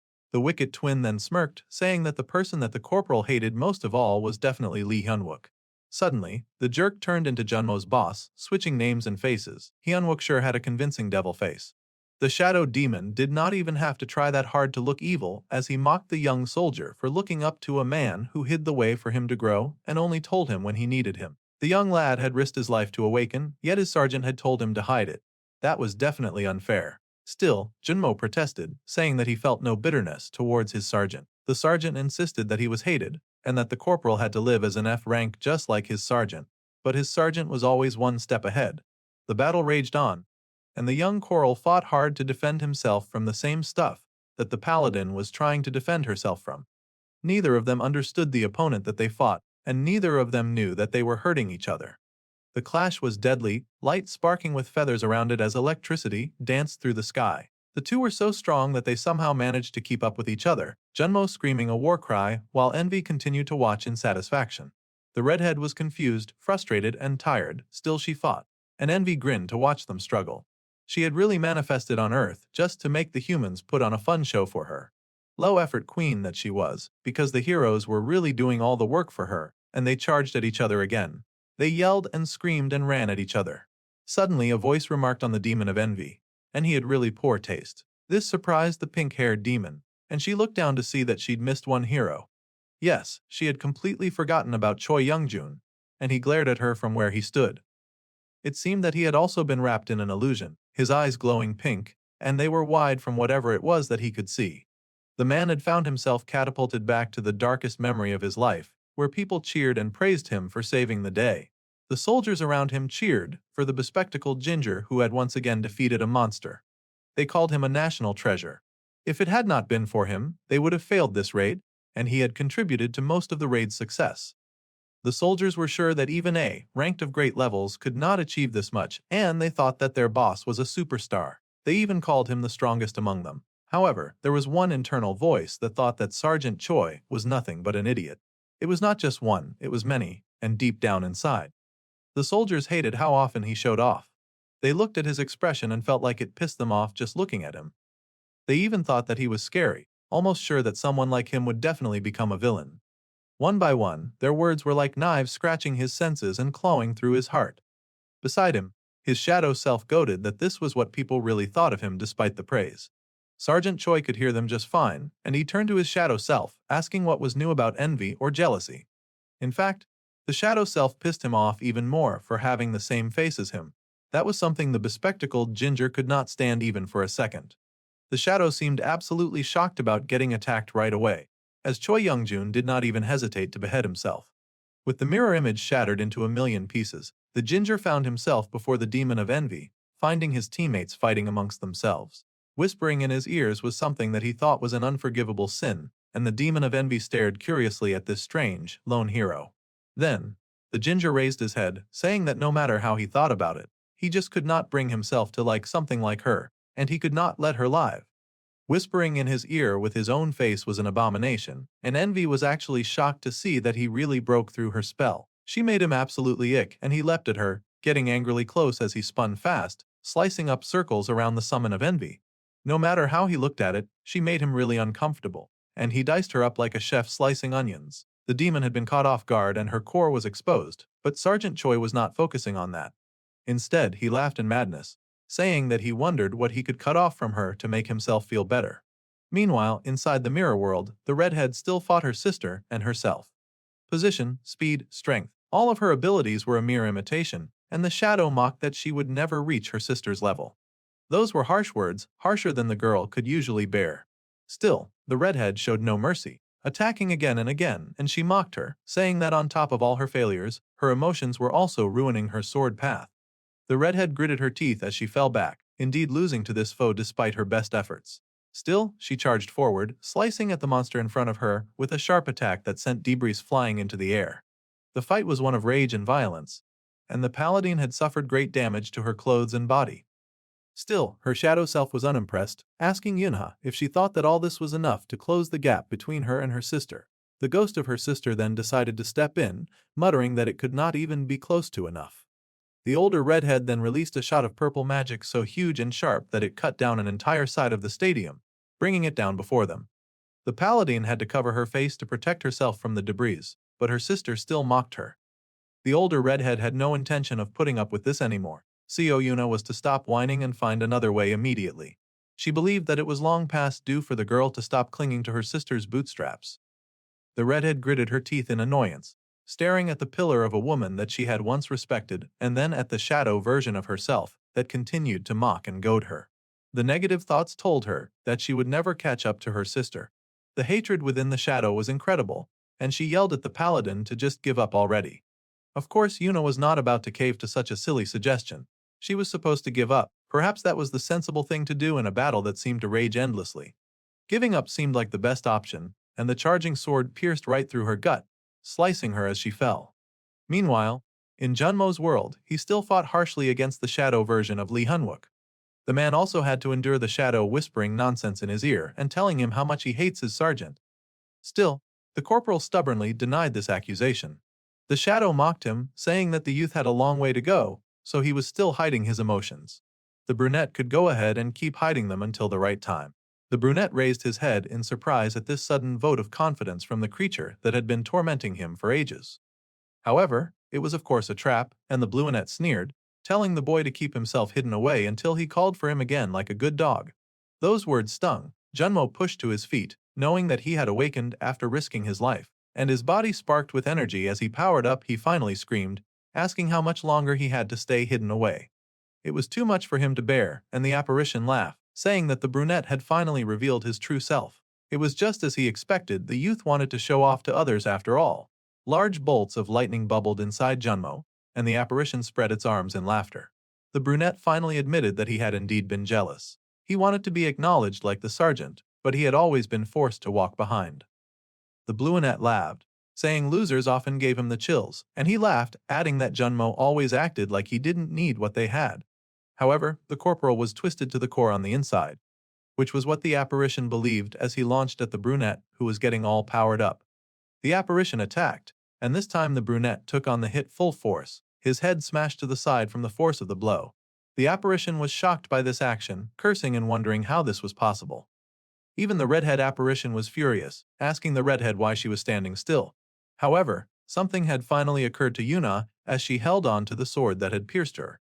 She had given up already, and even her sister slowed as she watched her.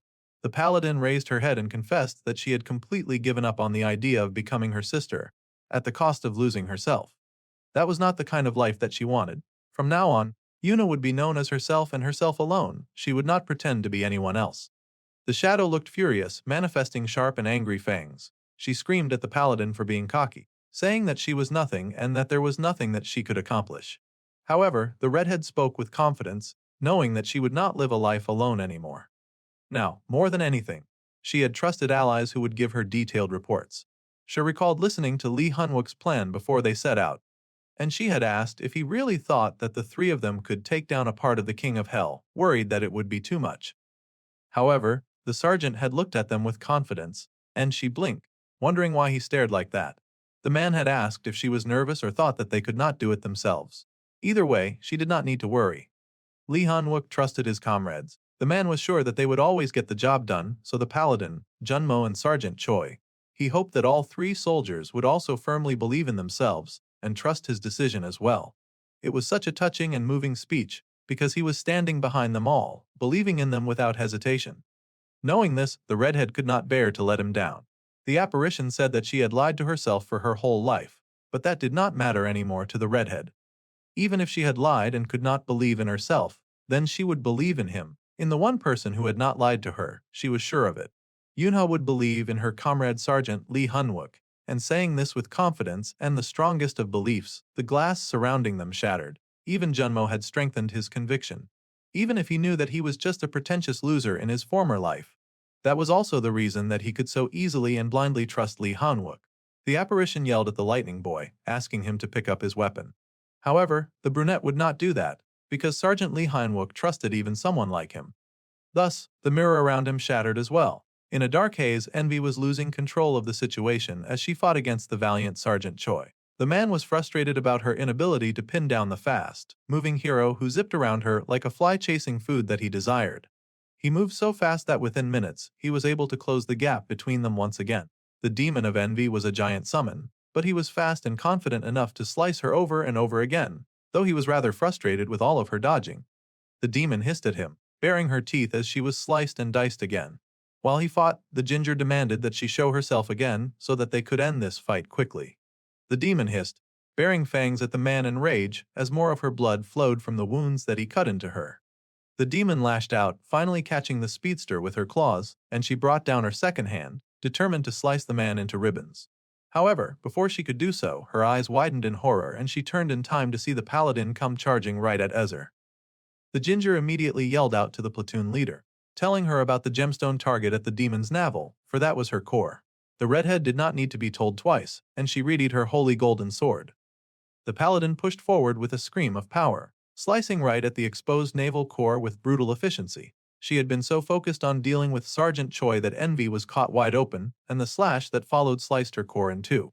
However, in an almost impressive display of desperation, the panicked demon grabbed the paladin's sword. The strong fighter had already made a dent in the pink stone, but envy would not let her cut more. She refused to die this way, stopping the core from completely falling apart. This was frustrating, and the ginger called out Park Junmo, asking the brunette just what he was doing at this crucial moment. Just as he spoke, there was an answer of purple lightning that danced into the horizon, and Corporal Park Junmo appeared, swinging the power of Thor in the mighty hammer that he held. She came full force, charging at the monster that was even more wide open, with one hand occupied with the ginger and the other hand taking care of the redhead. With that much open space to work with, the lightning corporal immediately hit his goal, and the demon shrieked in pain and horror as she began to fall apart. Envy looked very upset, shrieking and crying in rage, as her core disintegrated, and so did she. The congratulations window popped up, wishing the heroes a great success at defeating Envy, one of Beelzebub's three forms and the second source of erosion. Now, part of Beelzebub's force-descended body would have to break off. The corporal screamed with joy, throwing his hands in the air to celebrate their success. The paladin was exhausted, but she also acknowledged their victory with a tired smile. It was a sight so blessed that the other soldier pointed out that he had never seen her smile before. Just then, the ginger recalled that he had forgotten to shred her for the maximum amount of pain, and they'd ended up killing her way too quickly. It was such a disappointing waste. As the three sat and recovered, the hand nearest to them disconnected from the portal and slowly began its crashing descent. Choi was still heated, though, and got in a few annoyed licks at the fallen demon while his teammates watched in amusement. There was now only one part of the core left, and Jummo wondered if Sergeant Hyunwook would be fine fighting on his own. The redhead was sure that the man would somehow pull it off. They would trust in him the same way that he had trusted in them. All that was left now was the face of Beelzebub, and the great demon did not at all like seeing the fall of the body that it had worked so hard to sneak into the human world. Now, all that was left was the demon of gluttony that almost looked bored, quite different from its cheerful appearance. The demon was disappointed by the fall of envy and pride, and it watched curiously as a portal emerged midair. Gluttony turned to study this portal, in time to see a pair of legs pop right out of it, quickly followed by a very familiar-looking blueanet. The demon was curious as it studied the appearance of Lee Han-wook in its life, and the blueanet called that all units of AMT should open the warp. With that, multiple portals opened all around the demon of gluttony, so many that the demon was quite alarmed. Then the hero called out for steel rain, and the bombardment preparations were now complete. Meanwhile, at other parts of town, orders were given out to quickly identify casualties and to move them to the rear. Anyone who could still fight was ordered to move forward. The soldiers called out to the commander, who directed them, saying that they could not last long in their current state, worrying if they could really trust that one F-rank soldier to handle the most important job of all. The commander immediately responded that the only reason that they had survived the Sill wave was thanks to that one man's tactics. Still, the soldier worried that they lacked men to deal with a threat of that scale. However, the commander responded that this was exactly why he trusted Hyunwook. The sergeant always found a way to bring the best out of a small number of men. The commander and the entire army had bet the future of Seoul on Sergeant Lee Han-wook, and they were all quite sure that they'd be cashing out on that bet in gold. The Sergeant Tin question hovered above the multiple open gates, confronting Beelzebub's final form, and he called for the descent of steel rain. Just as named, out of those portals came a hurricane of steel weapons descending from above. Gluttony watched the approach of these weapons with a bored expression on his face as expected for Beelzebub's last standing form. The rain came down on the demon that had manifested in the form of a child, and multiple parts of the King of Hell were pierced through by these razor-sharp instruments. The demon looked annoyed that these puny humans would dare attempt to injure him when he was seated quite close. It was an eyesore to him. Still, steel rained down from above, leaving heavy bruises all over the King of Hell. The onslaught of steel was relentless as all AMT forces contributed to supply their sergeant with as many arms as he would need. The lieutenant cursed as he kept the portals open, unable to believe that Hyunwook was really using an entire armory's worth of weapons in one attack. Kim Se-hee was pretty relaxed in her trust of the captain's abilities, so she was mostly unbothered by the whole thing. Still, the lieutenant worried, wondering just what on earth Hyunwook was doing. The sergeant did not even account for distance, and it looked like he was just wasting it all. The brunette stood tall and confident, screaming as he directed every piece of steel into the monster's flesh, making sure that it was pierced, injured, and hurt. The soldier frowned in concentration as he made each shot, and Gluttony suddenly disembarked, detaching itself from the home base. The little demon shot forward like a tiny blonde bullet, its core located at the center of its head, a very dangerous and obvious position. The tiny demon flew straight at our guy, sliding off a platform of ice, and it stretched out its hand, a frown on its face like he was saying that he would not let the heroes win against him so easily. As soon as the little demon came close enough, Hyunwook slipped into a portal to escape, and the tiny blonde thing threw a furious childish rage at its prey escaping. The lieutenant was shocked to see the hero retreat so quickly. He'd thought for sure that Hyunwook would at least try to damage the little demon a bit. They would not win if they kept failing to hit it after all. The blonde seemed to think the same, and it charged up a magical attack in its eyes, a determined look on its face. The soldiers were alarmed to see that their enemy was making a move, and the amp drone squad was alerted at once. They had to disperse to their designated locations immediately. The soldiers immediately dispersed to their designated locations, and the blue demon fired a brilliant bolt that shot power into what seemed to be empty space. That shot went far and long, causing a particular area to explode into nothing. Gluttony had a deadly attack power, almost similar to a nuclear weapon, it seemed. The people were shocked to see that the last demon was definitely much more powerful than any of the others that they had faced, and Junmo worried that they should hurry to go assist the sergeant. However, the paladin did not forget that said sergeant had told them to stay out of that fight no matter what. If they joined, they would only distract the hero. Besides, she was sure that the hero had come up with a plan to take that guy down. The angry demon of gluttony still threw its tantrum in annoyance, seeking out its target that had run away. Suddenly, the hero returned, popping out of another portal as he sent forth the dark hand of the Cloud Master. The lance that he shot flew forward and true, targeting the little goblin. However, Gluttony saw the attack coming and just managed to move out of the way quickly before he got hit. Then, Hyunwook called out to Armories 3 and 4 to reload their weapons. Armory 3 and 4 instantly got to work, soldiers running ahead to comply. All weapons were reloaded, and both armories stood on standby, waiting for further instructions as they replied that the second bombardment was ready.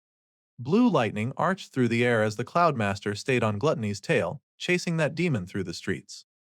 The little thing screamed in rage and tried to counter it with his own powers, slamming the lance away and then flying up to claim the life of his target, Hyunwook. The hero saw the tiny demon coming and with gritted teeth, he ordered the release of his Mogle blade. The blade appeared just in time, acting as a powerful shield between the human and the demon. It deflected Gluttony's attack, and the blonde child became even more furious at the course of events. In anger, the blonde doubled his power, knocking that sword aside in fury as he hungered to claim the blood of his enemy. However, Hyunwook was able to keep the Mogle shard standing tall, so the blonde pushed even harder. He wanted so badly to get his hands on Hyunwook, growling and snarling as the human somehow managed to withstand the attack. Then, the brunette called out to the platoon leader. The hero's location was verified, and they were ordered to push the drone as close to him as possible. He did exactly that, and it turned out that she was not messing around with a phone, but was in fact piloting a drone. The drone flew forward speedily with the escape portal, but the blonde must have seen that his prey was about to get away because he blew away with a blade with one forceful blow and was on top of our guy in seconds. It turned out Gluttony could really hold a grudge, and that small child, like hand wrapped around the sergeant's throat with intended malice and hate. Things were not going as planned as the Mogle shard fell to the floor, and the blonde shoved the hero through buildings, shattering them as they passed through. Quickly, Hyunwook activated hardening to stop from sustaining further damage and getting a concussion during one of the most important battles of their lives. The hero was able to control the damage with hardening, and Gluttony did not like that at all. It seemed the little boy was a glutton for causing pain and suffering because it did not let go, until it saw a blue crackle in the distance. The Mogle shard had risen once again and was returning at full speed, heading straight for the blonde. The weapon landed, crashing into buildings and scattering dust everywhere, but not even the presence of that weapon had been enough to make Gluttony let go. Whatever the reason, the blonde had beef enough to blast a hole through the walls and send them crashing through every last one of them. It seemed determined to undo Hyunwook's hardening, and when that did not work, Gluttony did not let go until the hero stopped moving. Then the tiny demon hovered over the fallen soldier, staring at the hero with a sick and sadistic grin on its face that tore its face in almost complete halves. The other soldiers called out in concern to Lee Hyunwook, worried because they had seen him go down. They begged for the sergeant to respond, and they cursed at the lunatic, worried that he was actually hurt. The maniac had really led the demon all the way to the target area, and the lieutenant cheered on for the sergeant, hoping for the bluinet to rise. Multiple golden portal gates hovered in the sky, and the soldiers called out that they had set the bombardment point high, all zeroed in just as he had planned. All they needed now was his signal. The target had reached the target area, and this was great news to the commander. The tiger-like man yelled for all of the men to maintain a wind speed of 0.2 meters per second within 20 kilometers of the target. Then, they were to cast the wind speed spells. All soldiers fell into place, all casting wind spells at once. Wind rose in the area as expected of multiple wind spells activating at the same time, and fog rose too. Now they were all prepared, and they needed Lee Hyunwook to speak to them and give them the final order. The lieutenant called out to the man, asking him to respond. They cried again to the bluinet, who had gone radio silent, needing him to be ready for the final phase of their plan. Suddenly, the sergeant's eyes snapped open, a grin of amusement on his face as he joked that he would surely go deaf from all of the care that they directed his way. The demon of gluttony growled in anger to see its prey open his eyes. Well, the hero just laughed and pointed at the angry little demon, and he told the creature to prepare itself, because this was going to hurt.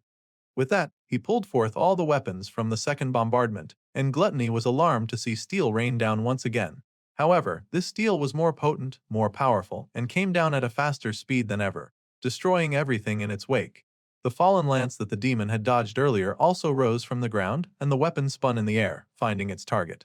Gluttony looked up just in time, the blue gem on its head glowing as it glared in anger. Hyunwook dared the little monster to try and dodge this little attack, because that entire area would be destroyed. Steel rain came down like a thunderstorm, the biggest hurricane of weapons that anyone had ever seen. From far and wide, the great sped-up rain could be viewed, and the commander watched with a hand to protect his face from the intensity of the harsh winds that brought those weapons down hard and fast. The man watched the complete decimation of the target area, soldiers nearby making a quick retreat so that they would not get caught up in the storm. The soldiers were both awed and amazed as they watched the steel rain come down, and it destroyed everything from buildings to cars to the very landscape of the area. The entire place was leveled, and after the rain came the silence that stretched a mile. The budding point of Gluttony's birth had been completely pierced, and Lee Hyunwook stared with gritted teeth to see the appearance of a particularly weird-looking tentacle-like creature. Right? The creature was called Gluttony for a reason, and it seemed its really small head had exploded into what seemed to be a gaping mouth. The commander called out for a status report, and the hero watched in horror as that tiny, greedy pig swallowed all of the weapons that they had just sacrificed to kill him. It seemed there was a reason that gem was on Gluttony's head after all, so that the tiny demon could eat whatever dared to challenge him. Beelzebub's thought form was unfortunately still going strong, thanks to its weird eating habits, and the thought form had consumed all of their weapons. It was a really concerning mix. The little monster grinned in wicked satisfaction, taking great pleasure in dashing their dreams. However, Hyunwook quickly activated the Crown of Light that would rapidly boost resistance against undead property. The hero grinned just as well, asking the little demon what he was smiling about. Now he had the brat's eating patterns figured out, and he grabbed the boy's stomach, but to the demon's shock and rage. The demon would pay for its gluttony, the sergeant swore that much. There was a buzz of blue weapons coming together, and the hero could still feel the steel inside the demon. Using his abilities, the man activated Metal Smash, and the demon cried out in agony as the metal inside of its body began to smash. This was the result of eating metal without a furnace to properly digest it. All of these metals consumed within Gluttony's body burst out at once, shattering the stomach of the tiny demon as the weapons found their freedom. It was a gore-filled sight as the creature's eating habits made a mess of it, and Gluttony fell to the floor. The hero stood triumphant before his enemy, unwavering and brilliant as his weapon danced in his hand. This would make the end of the Darnsill wave. The beast Gluttony lay on the floor, delirious from pain, and the hero activated the item Sir Tristan's Failnaught. He was going to put an end to the beast once and for all. The arrow shot forward to the target that the sergeant desired, and it came closer and closer to the gem on its head, but was then swallowed by Gluttony. The creature had no intention of going on a diet even when it was near death, and the hero was mortified by the creature's sudden attack. This was why long-distance attacks sucked, and it was best to just kill the thing by getting close. Gluttony continued to grin, its mouth wide open, and the man received a warning that Gluttony was now starting to regenerate. They had put their all into bringing that little blonde demon. They could not risk starting from scratch again. The soldiers watched in horror as all their efforts slowly went down the mud as the little rat began to reform right in front of their eyes. Gluttony laughed as it did indeed reform, and it became something much bigger than it had been before. It seemed the little blonde baby grew up into a menacing monster, and it pointed its hand at the hero, firing a shot so destructive that it raised fires from hell. Fortunately, Hyunwook dodged that attack, but the demon was not about to give up so soon as it fired attack after attack, more and more flames shooting from its fingers, its only desire to destroy and end the life of its prey. The beast then raised its attention to the drones above, carrying each other portals, and disabled them in a sweep of its finger lasers, bringing down any outside assistance from getting anywhere near the battlefield. One by one, the drones fell due to an intentional sabotage, and the commander yelled for all units to cease operation immediately. All the soldiers were to evacuate the area quickly because things were not looking good. The men yelled that they could not see Lee Hyunwook, and some of them wanted to go in and try and find him. They needed the man alive if they were going to strategize for the next battle. However, they suddenly heard the Mowgli release, and the giant sword manifested above the gluttonous monster.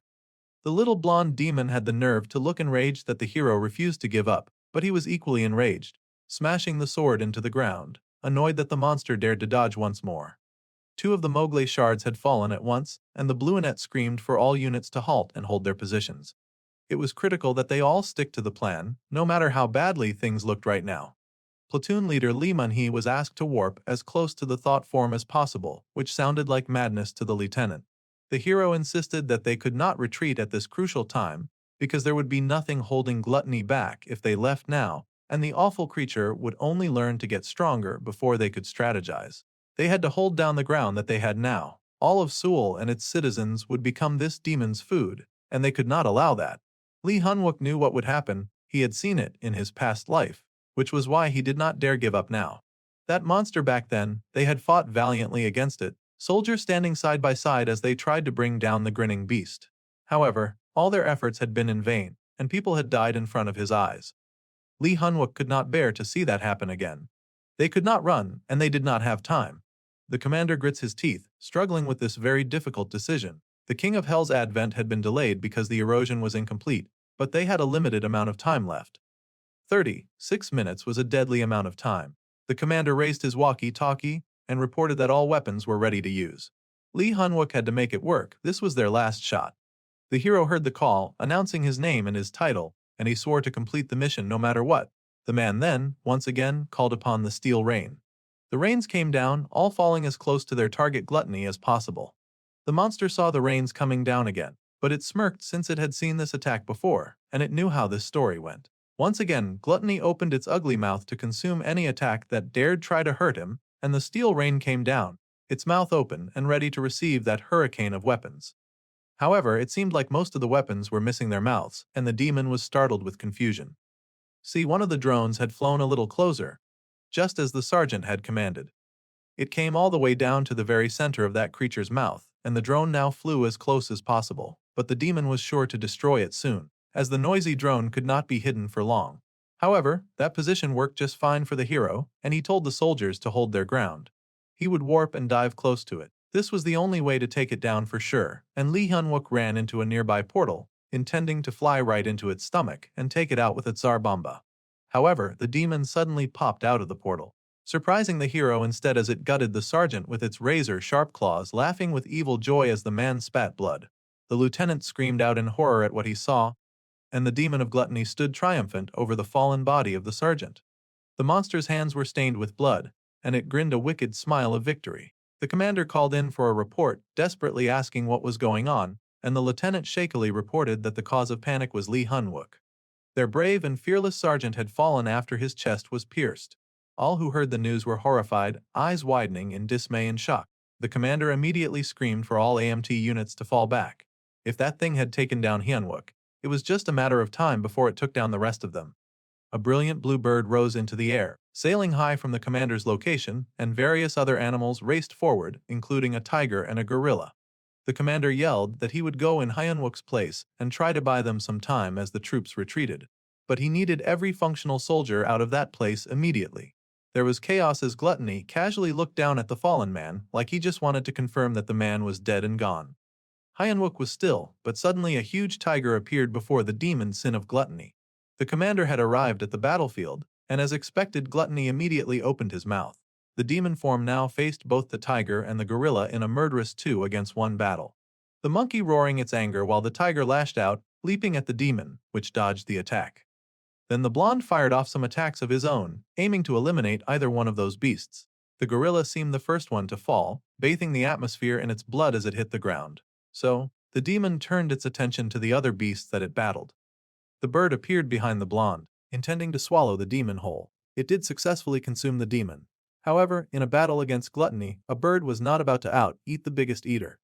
The brilliant blue bird flew forward, like it was trying to capture the demon form, but suddenly its head erupted in a spray of blood, and the entire bird found itself sliced in perfect halves as gluttony emerged from within its belly.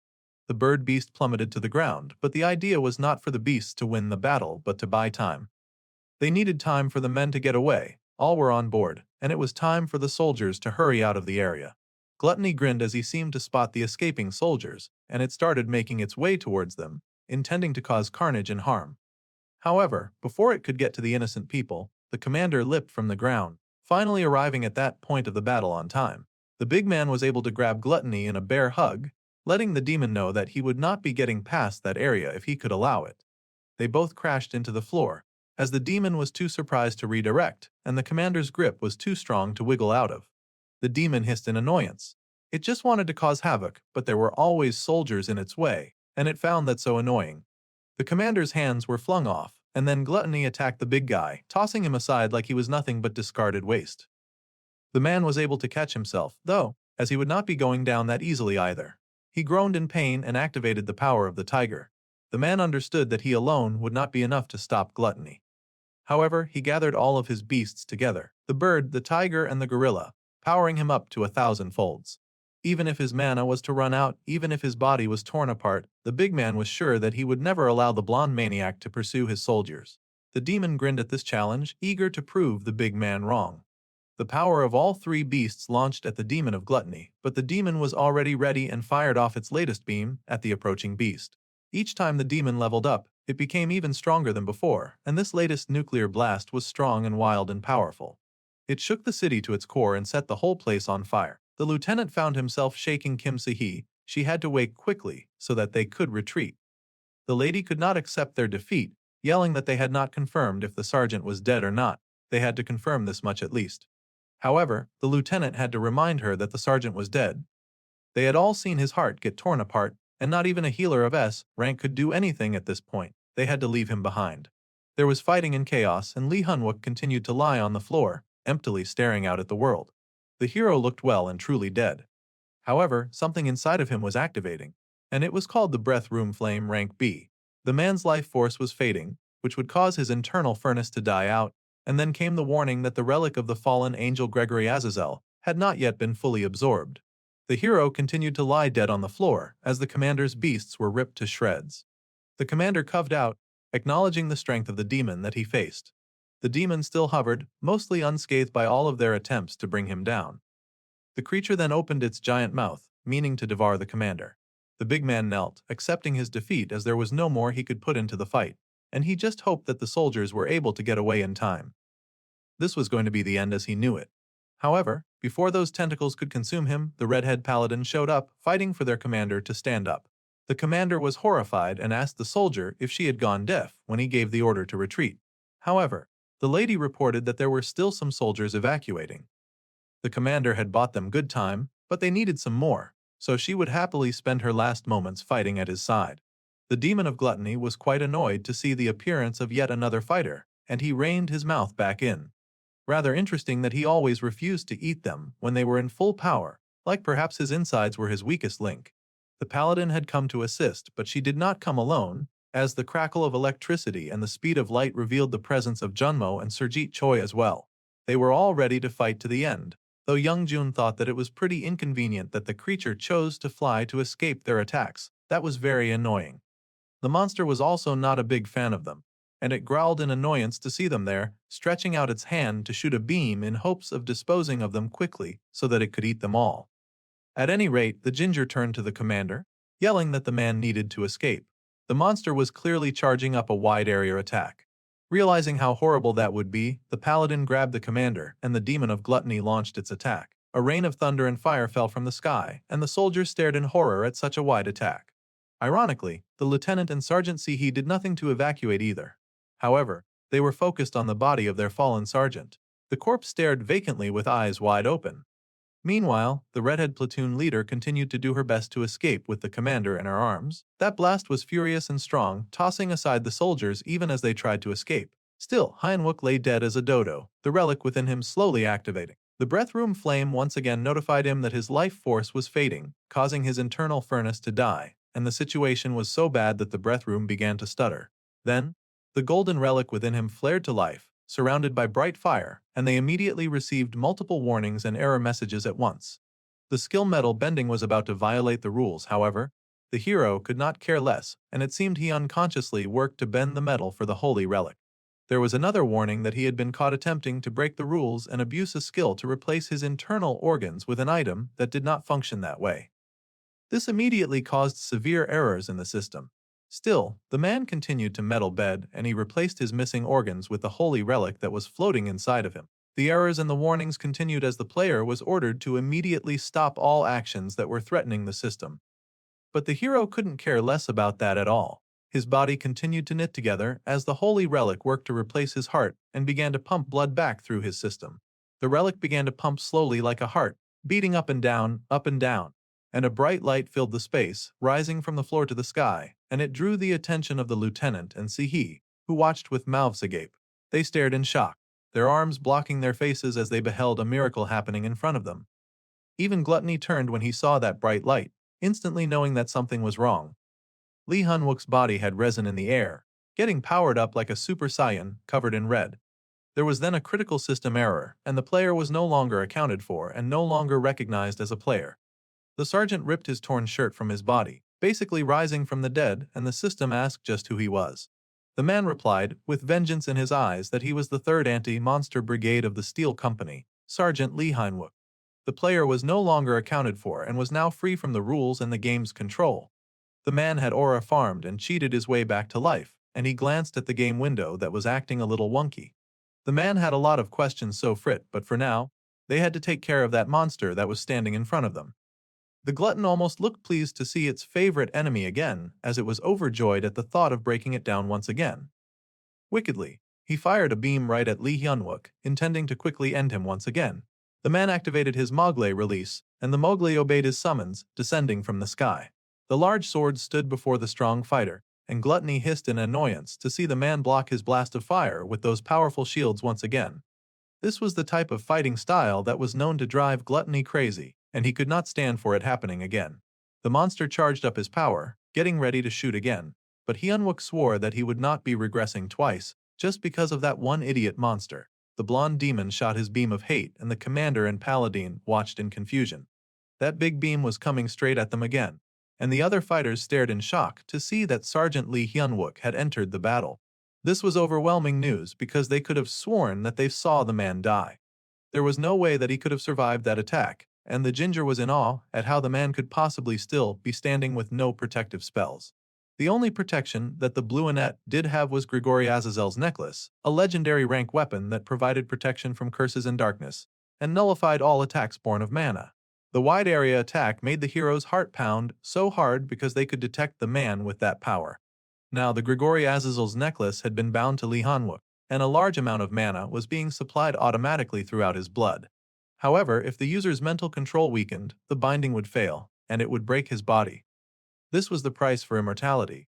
If that was the case, then the Blueanet was willing to shoulder that problem. Gluttony glared at him in rage, but the monster was the last person who had the right to be upset about their current situation. The demon again fired 2 heavy pink lasers at the hero, who used his sword as a shield because he was not about to get beaten by an angry blonde tyrant. The Mowgli shards were lifted by the human, much to the horror and surprise of the blonde demon, that could not understand why his prey would not just die and stay dead. Then, the sergeant pointed intentionally at the demon of gluttony, activating his metal control. The metal within the blonde demon once again began to churn and spin as he had swallowed all of their last attack, and Gluttony found himself suddenly suffering from intense stomach aches. The demon's belly began to grow, and the sergeant reminded the monster not to ever dare look upon him. He did not take kindly to those who underestimated just how wild he could be. His fingers remained pointed as power continued to erupt through the blonde demon, and the monster thrashed and screamed, as if trying to escape the situation that it found itself in. The power within it was overwhelming, and the creature writhed on the ground in pain. Gluttony raised his head, an expression of rage and anger on his face as he faced the protagonist, who met his gaze with a level glare.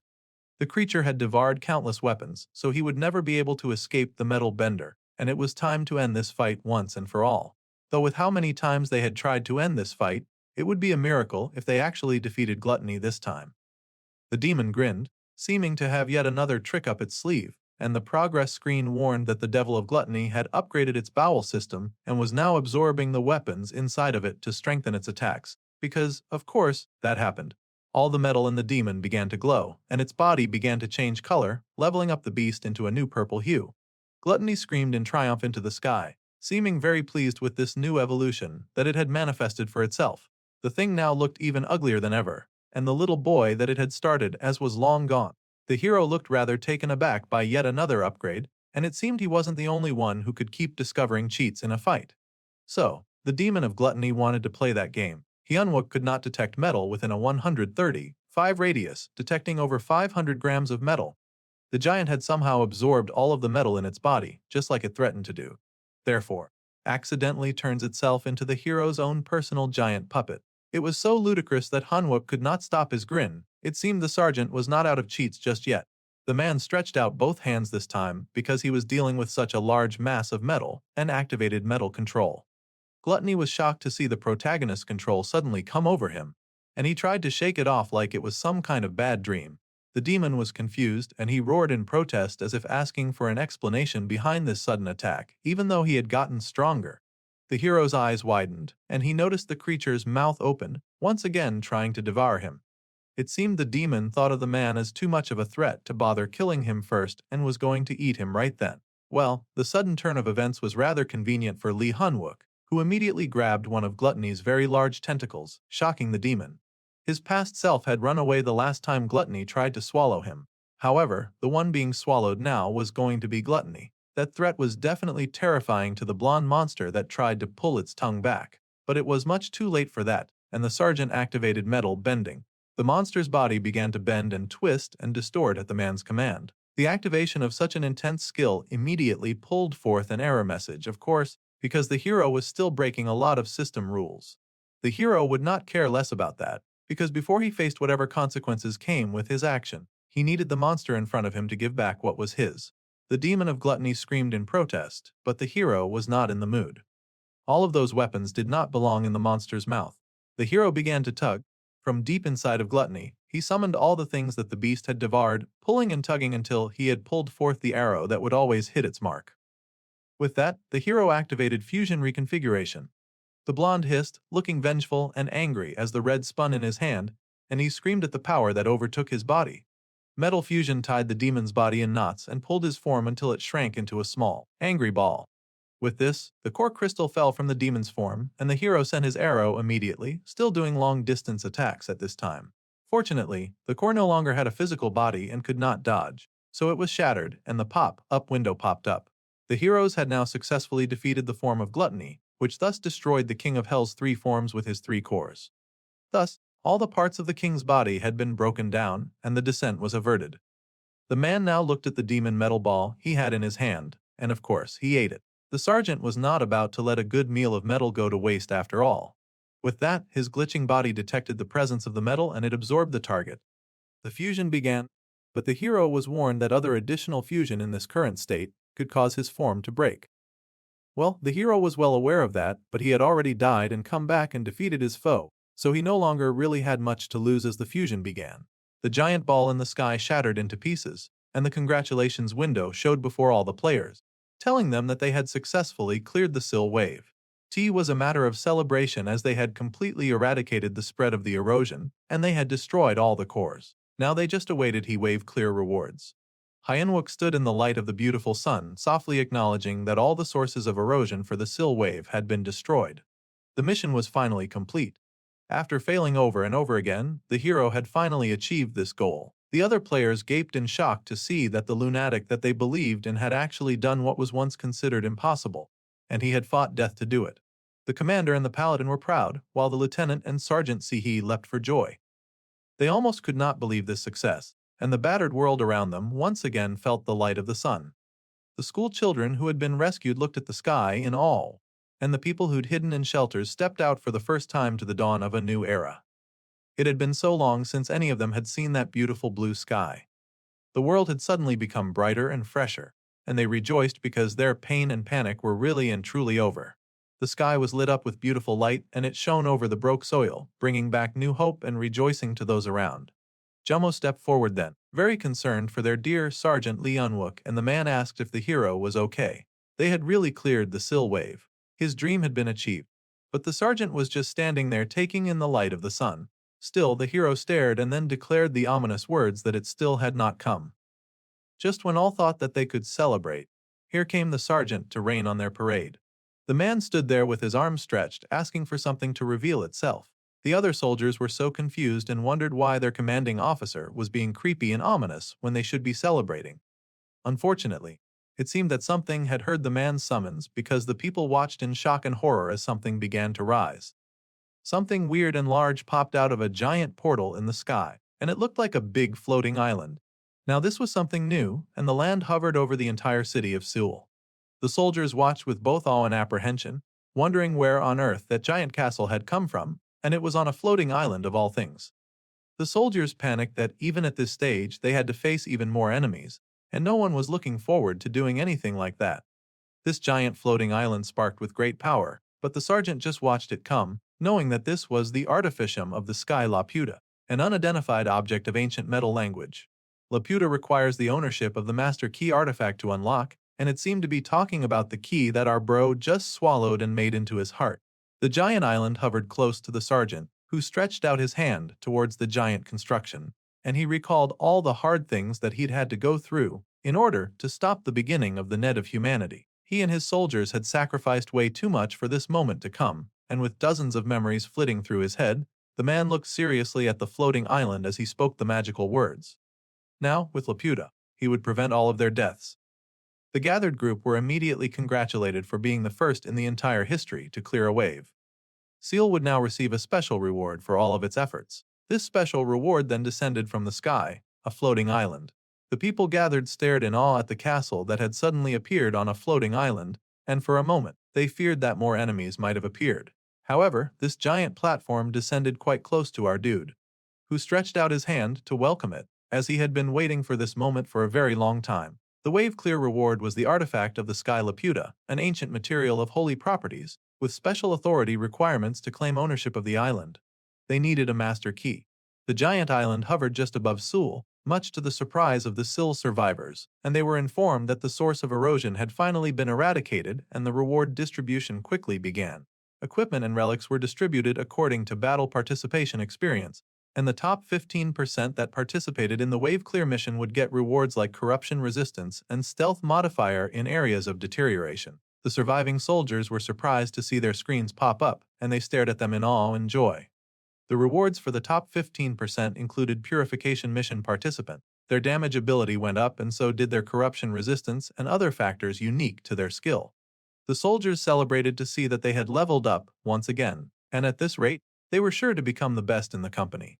It was just as their Sergeant Lee Hunwook had predicted, and they were very pleased to see that he was right. The little girl that they saved pointed in awe at the sky, asking if the nightmare was really over, and if there would be any more monsters coming. Honestly, no one had ever cleared a wave before, so they were not too sure, but one of the men was very convinced that there would be no more monsters from now on. The war was over, and they had survived. It was a great cause for celebration. The girls were relieved, and the smaller one cried out tears of joy, unable to believe that she had survived that hellish night. The lieutenant screamed out in victory when he noticed that he had leveled up once again, and he had to apologize for scaring his colleague because it had been a while since he had been rewarded for the good work that he had done. The commander chuckled in amusement to see that he also leveled up, though he thought it was rather embarrassing to upgrade from commanding alone. The top 10% of battle participants also got unique rewards too. A full player set called Orihalkan, which was rare too. Seo Yunha gasped and gushed over her reward in awe and joy, knowing that they had to start cleaning up the city immediately, but she was enjoying herself too much at the moment. The platoon leader quickly turned, saying that she would send in a report on what they could do to quickly make repairs in the necessary areas. However, the commander just laughed and told the sweet girl to claim her rewards first. There was no need to rush, and she had earned the 5 seconds of peace. Besides, they could do a lot with these extra bonuses after all. The girl was surprised but also very thankful, because she really wanted to get over her reward just a little longer. Junmo, who was also considered part of the top 10% of participants, had received a dark wood wand, which was also of rare rank, and the boy gasped in awe that he had made the top 10%. He even got a quest reward item, and the youth was amazed. The brunette was so happy to see a reward, knowing that he had always been of F rank, but now he was a proper player, and he nearly cried for joy. The corporal was so excited that he started yelling out to Sergeant Lee Hyunwook, calling out for the man to see that he had leveled up to the top 5%, and he was so thrilled about it that it was kind of adorable. Even the sergeant had received a reward, and he smiled fondly at his fellow F-rank heir as he received the Ring of Gigas, which had the incredible skill of making him invisible and undetected. It was nice to have something useful, and he smiled in satisfaction to finally get the exact reward that he had been waiting for. The man knew quite a few heroes who went missing because of this item, so with this, he had saved their lives as well, and it was such a relief. The ring slowly began to be invisible on his hand, and the man paused for a moment to think if this was really everything, there had to be more rewards regarding the Laputa. Just as he thought that, another reward was gifted, the portable auto-adaptive shield, and it was gifted this time to the ginger, with the ability to develop in dangerous situations, with increased effectiveness with other skills. The ginger was not as amazed or pleased with his gift. In fact, it almost seemed like he did not want it. Since it was a shield, he figured he would give it to the kid he loved so dearly and happily. He claimed the reward with a smile on his face. The commander was still in work mode, of course, and he called for the steel company to round up immediately. They had defeated the foes, but the city was still in a heavy state of disrepair. For now, they had to immediately start clean up, find survivors and rescue anyone who was trapped in small crevices. A giant portal had opened up in front of them, and it seemed to be the gate that the island had crawled out of. The soldiers stared in shock at this new gate, and suddenly they got a hidden quest. How annoying. The gate wanted them to take the part of the ancient civilization's successor. As the greatest contribution to clearing the wave, they now had the chance to succeed in ancient civilization. Only one person was allowed to proceed, of course, and they were to explore the ruins of the gnome and conquer the guardians of the ruins to stop its operation. Then they would verify the master key with the ancient device and gain access to Laputa. It was exactly what the hero had suspected, and he gritted his teeth to see a hidden quest. It would be nice to rest first before rushing into battle, and he stared at the gaping hole, cursing the system for not making any of this easy. Then, the Bluenet, fresh from battle, turned to his commander and apologized that he would not be able to help with the clean-up process since he would have to do this first. The commander was rightfully concerned and asked the suicidal maniac if he truly would be alright going in alone. After all, the man did not at all seem all that great. Even the redhead was worried and felt like they should at least contact the healers before letting him leave like this. The platoon leader ordered Lee Hyunwook to at least gather himself before her set off to these ancient ruins. The man had just died. The sergeant thought that caring about first aid and recovery was such an annoying pain, but the city was in ruins, and he was admittedly tired from the last battle. Meanwhile, on the other side of the city, the first hero, Tazen, had been gifted with new equipment, the Demon Claw Greaves, to make his punches even deadlier with demonic class resistance. A pretty sweet weapon. The fist fighter somehow looked very upset to be receiving a reward in this annoying situation, where he had been pushed around by his enemy. The man cursed and spat about how low the first king had fallen, and he somehow cursed the foreigner that he was so sure was just an anim nerd. He even promised to kill him. Later on, when the sergeant was a bit more rested and cleaned up, the commander ordered Sergeant Lee Hyunwook to carry out the hidden quest as he so desired. The Bluenet saluted the man before him, reporting his willingness to do so. The big man had a lot of questions for the younger man, but he would ask them after the man had returned. For now, he wished the young soldier good luck, and the platoon leader reminded the sergeant not to die, since he seemed rather fond of entering near-death scenarios that ached their heart. That last one was not an order but a request, and the sergeant smiled. He told his friends not to worry about him, saying that he came there prepared to die, but he did not intend to die twice. The redhead was surprised to hear these words, and the man got serious as he turned towards the portal that had opened before him and then entered the hidden gate. Somehow, the news channels were still working, and that was the most unbelievable reality so far. The news reported the existence of Laputa, floating above the skies of Seoul. The entire world of politics now had its eyes on Seoul at the moment, and many people in different countries checked their phones in awe. It seemed Seoul had not been the only place to clear its wave and gain a blue sky. The Korean army was noted to have defeated the final Gat Corps, though sacrificing a lot. They had not fallen to the wave like many other countries had. The first wave in California, the second in Shanghai, and the third in Berlin had seemed to be a challenge thought impossible to beat by humans. However, a country in Asia, South Korea, had defeated the Sil wave for the first time ever, and this was making international news. The whole world was sending messages of congratulations to Seoul for being the first, and the defeat of the Sil wave was a miracle and something to celebrate. However, considering the large amounts of energy stored in Laputa, the politicians suddenly dared to discuss the next step as if it were their decision, and if they had done anything to help stop the Sil wave.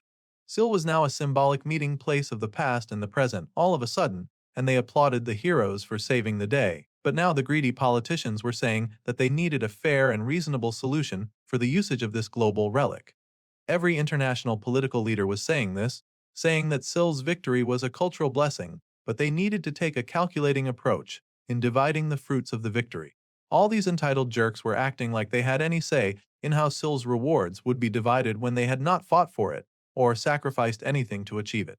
All those jerky politicians continued to go on and on about how Laputa should belong to the human race, as if the human race contributed anything when it came to helping Sil. The Koreans had fought on their own for a long time, and here these jerks were trying to steal their rewards, saying that Laputa was a gift for humanity. More and more politicians came on the news saying this greedy and selfish nonsense.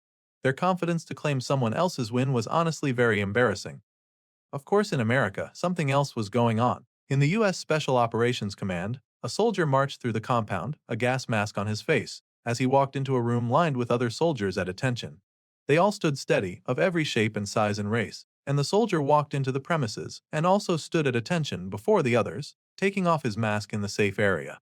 According to the intelligence, because those sneaky jerks were already doing this own private investigation, nobody had gotten the master rights to Laputa.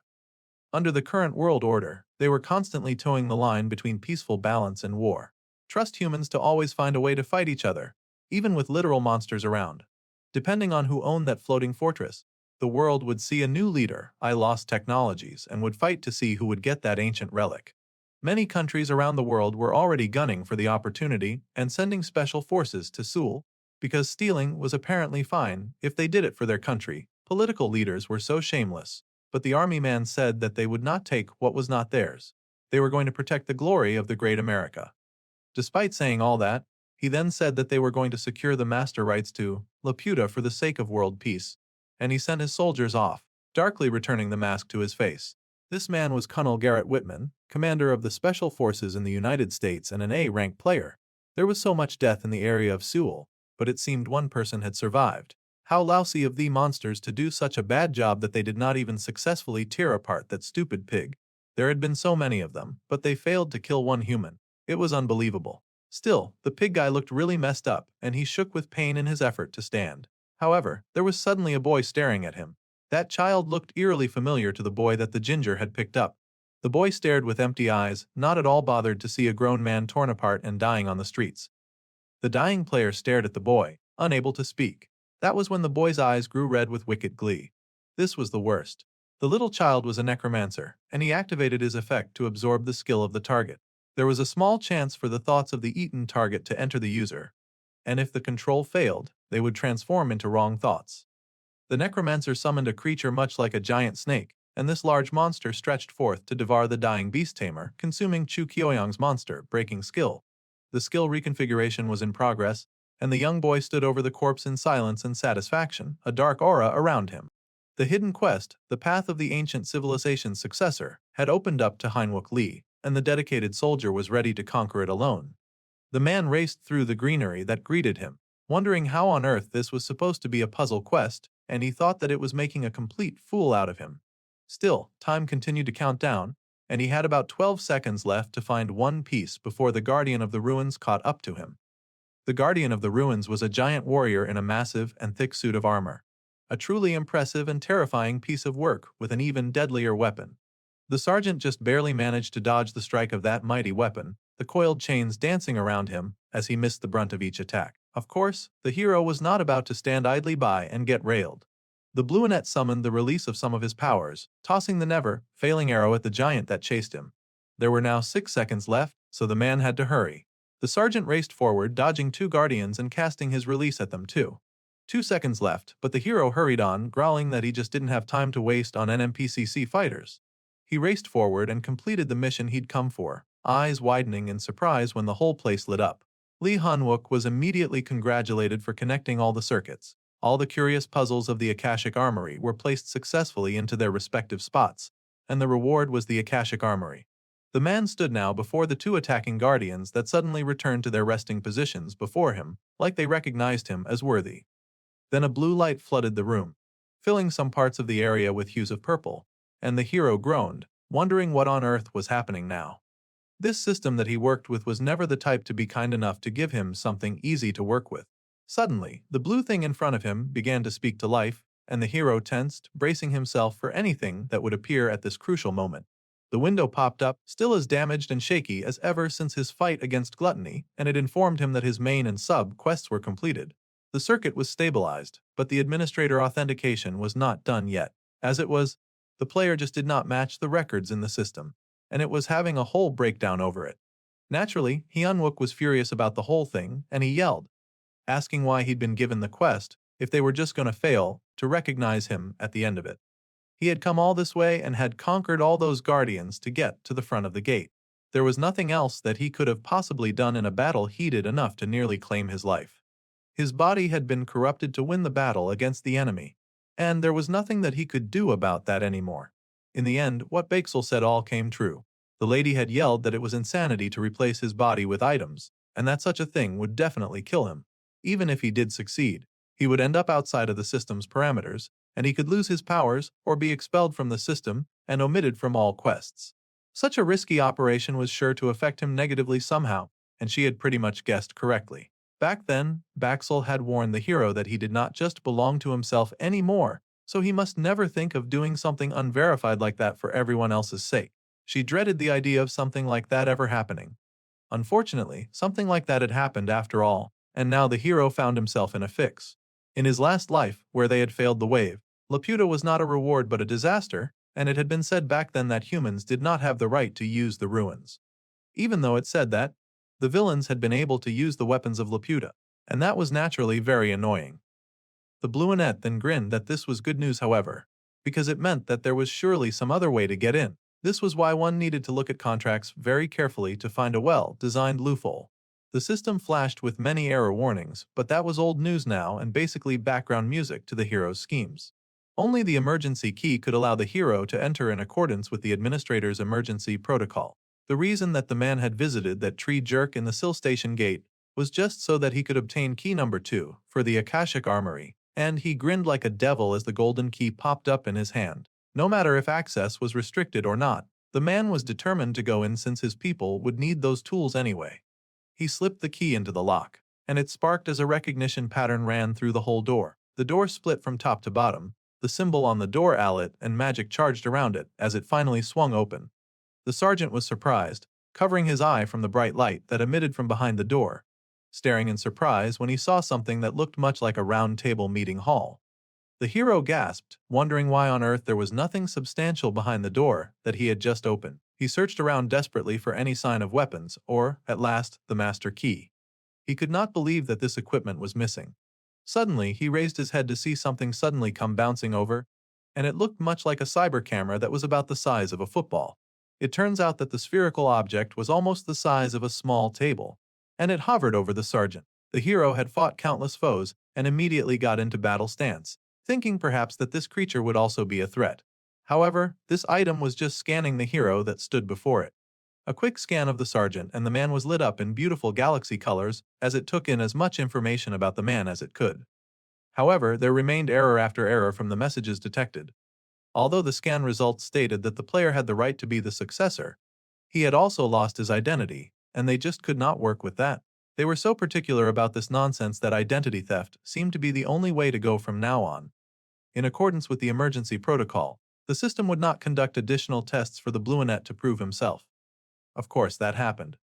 The man now had to survive against summoned entities for a set number of times, and more of those guardians popped out of nowhere. The error screen still wobbled its way through the instructions he would need to survive this game.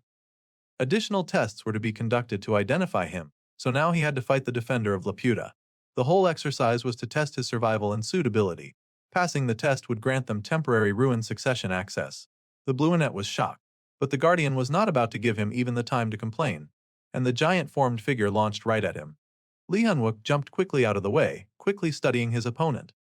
The hero gritted his teeth, saying that at least he had been given a chance, so he would be grateful for this opportunity, though he found it very annoying. Still, as long as he took down this one guy, then he could get what he wanted. The new enemy fighter was now just a robot created with Hextech, and he was ready to finish the creature. The man sparked as he tossed his never failing arrow again, hoping to bring down his opponent in one blow. Obviously, that did not work, and the opponent managed to deflect the sparking weapon, which greatly impressed the hero. The Guardian's eyes flowed maliciously, and it focused on the human, focused on its goal of annihilation, and the camera continued to watch the whole fight proceed. Lee Hyun-wook had previously wondered what the camera meant by test, but it seemed like it was never intended to give him access to the goo in the first place. However, the sergeant had no intention of returning empty-handed. Instead, the young sergeant swore that he was going to rat his own right to us in this place, no matter what. The Guardian either could not make sense of his words, or it did not just care less, because it quickly charged at the man once again, but the hero stood his ground. Summoning up his power, the man jumped, saying that he had not regressed quite easily after he sacrificed his heart. The hero then activated the Metal Smash version up. His power activated, eyes glowing faint blue, but the attack burned to red in the Super Metal Smash. Meanwhile, back in the human world, small lights brought illumination to small human settlements, and of course, small human armies. It seemed even Inia was sitting out, and the fighters were told that their identities would be erased once they began the mission. This entire mission was top secret, but they were sending so many men out there to get it done. So many shameless thieves want to get their hands on the Laputa, and even the South African army had mobilized, encouraged to think of their families that awaited the news of their success. If they succeeded, then they would be recognized as a first world country. Russia was also having out.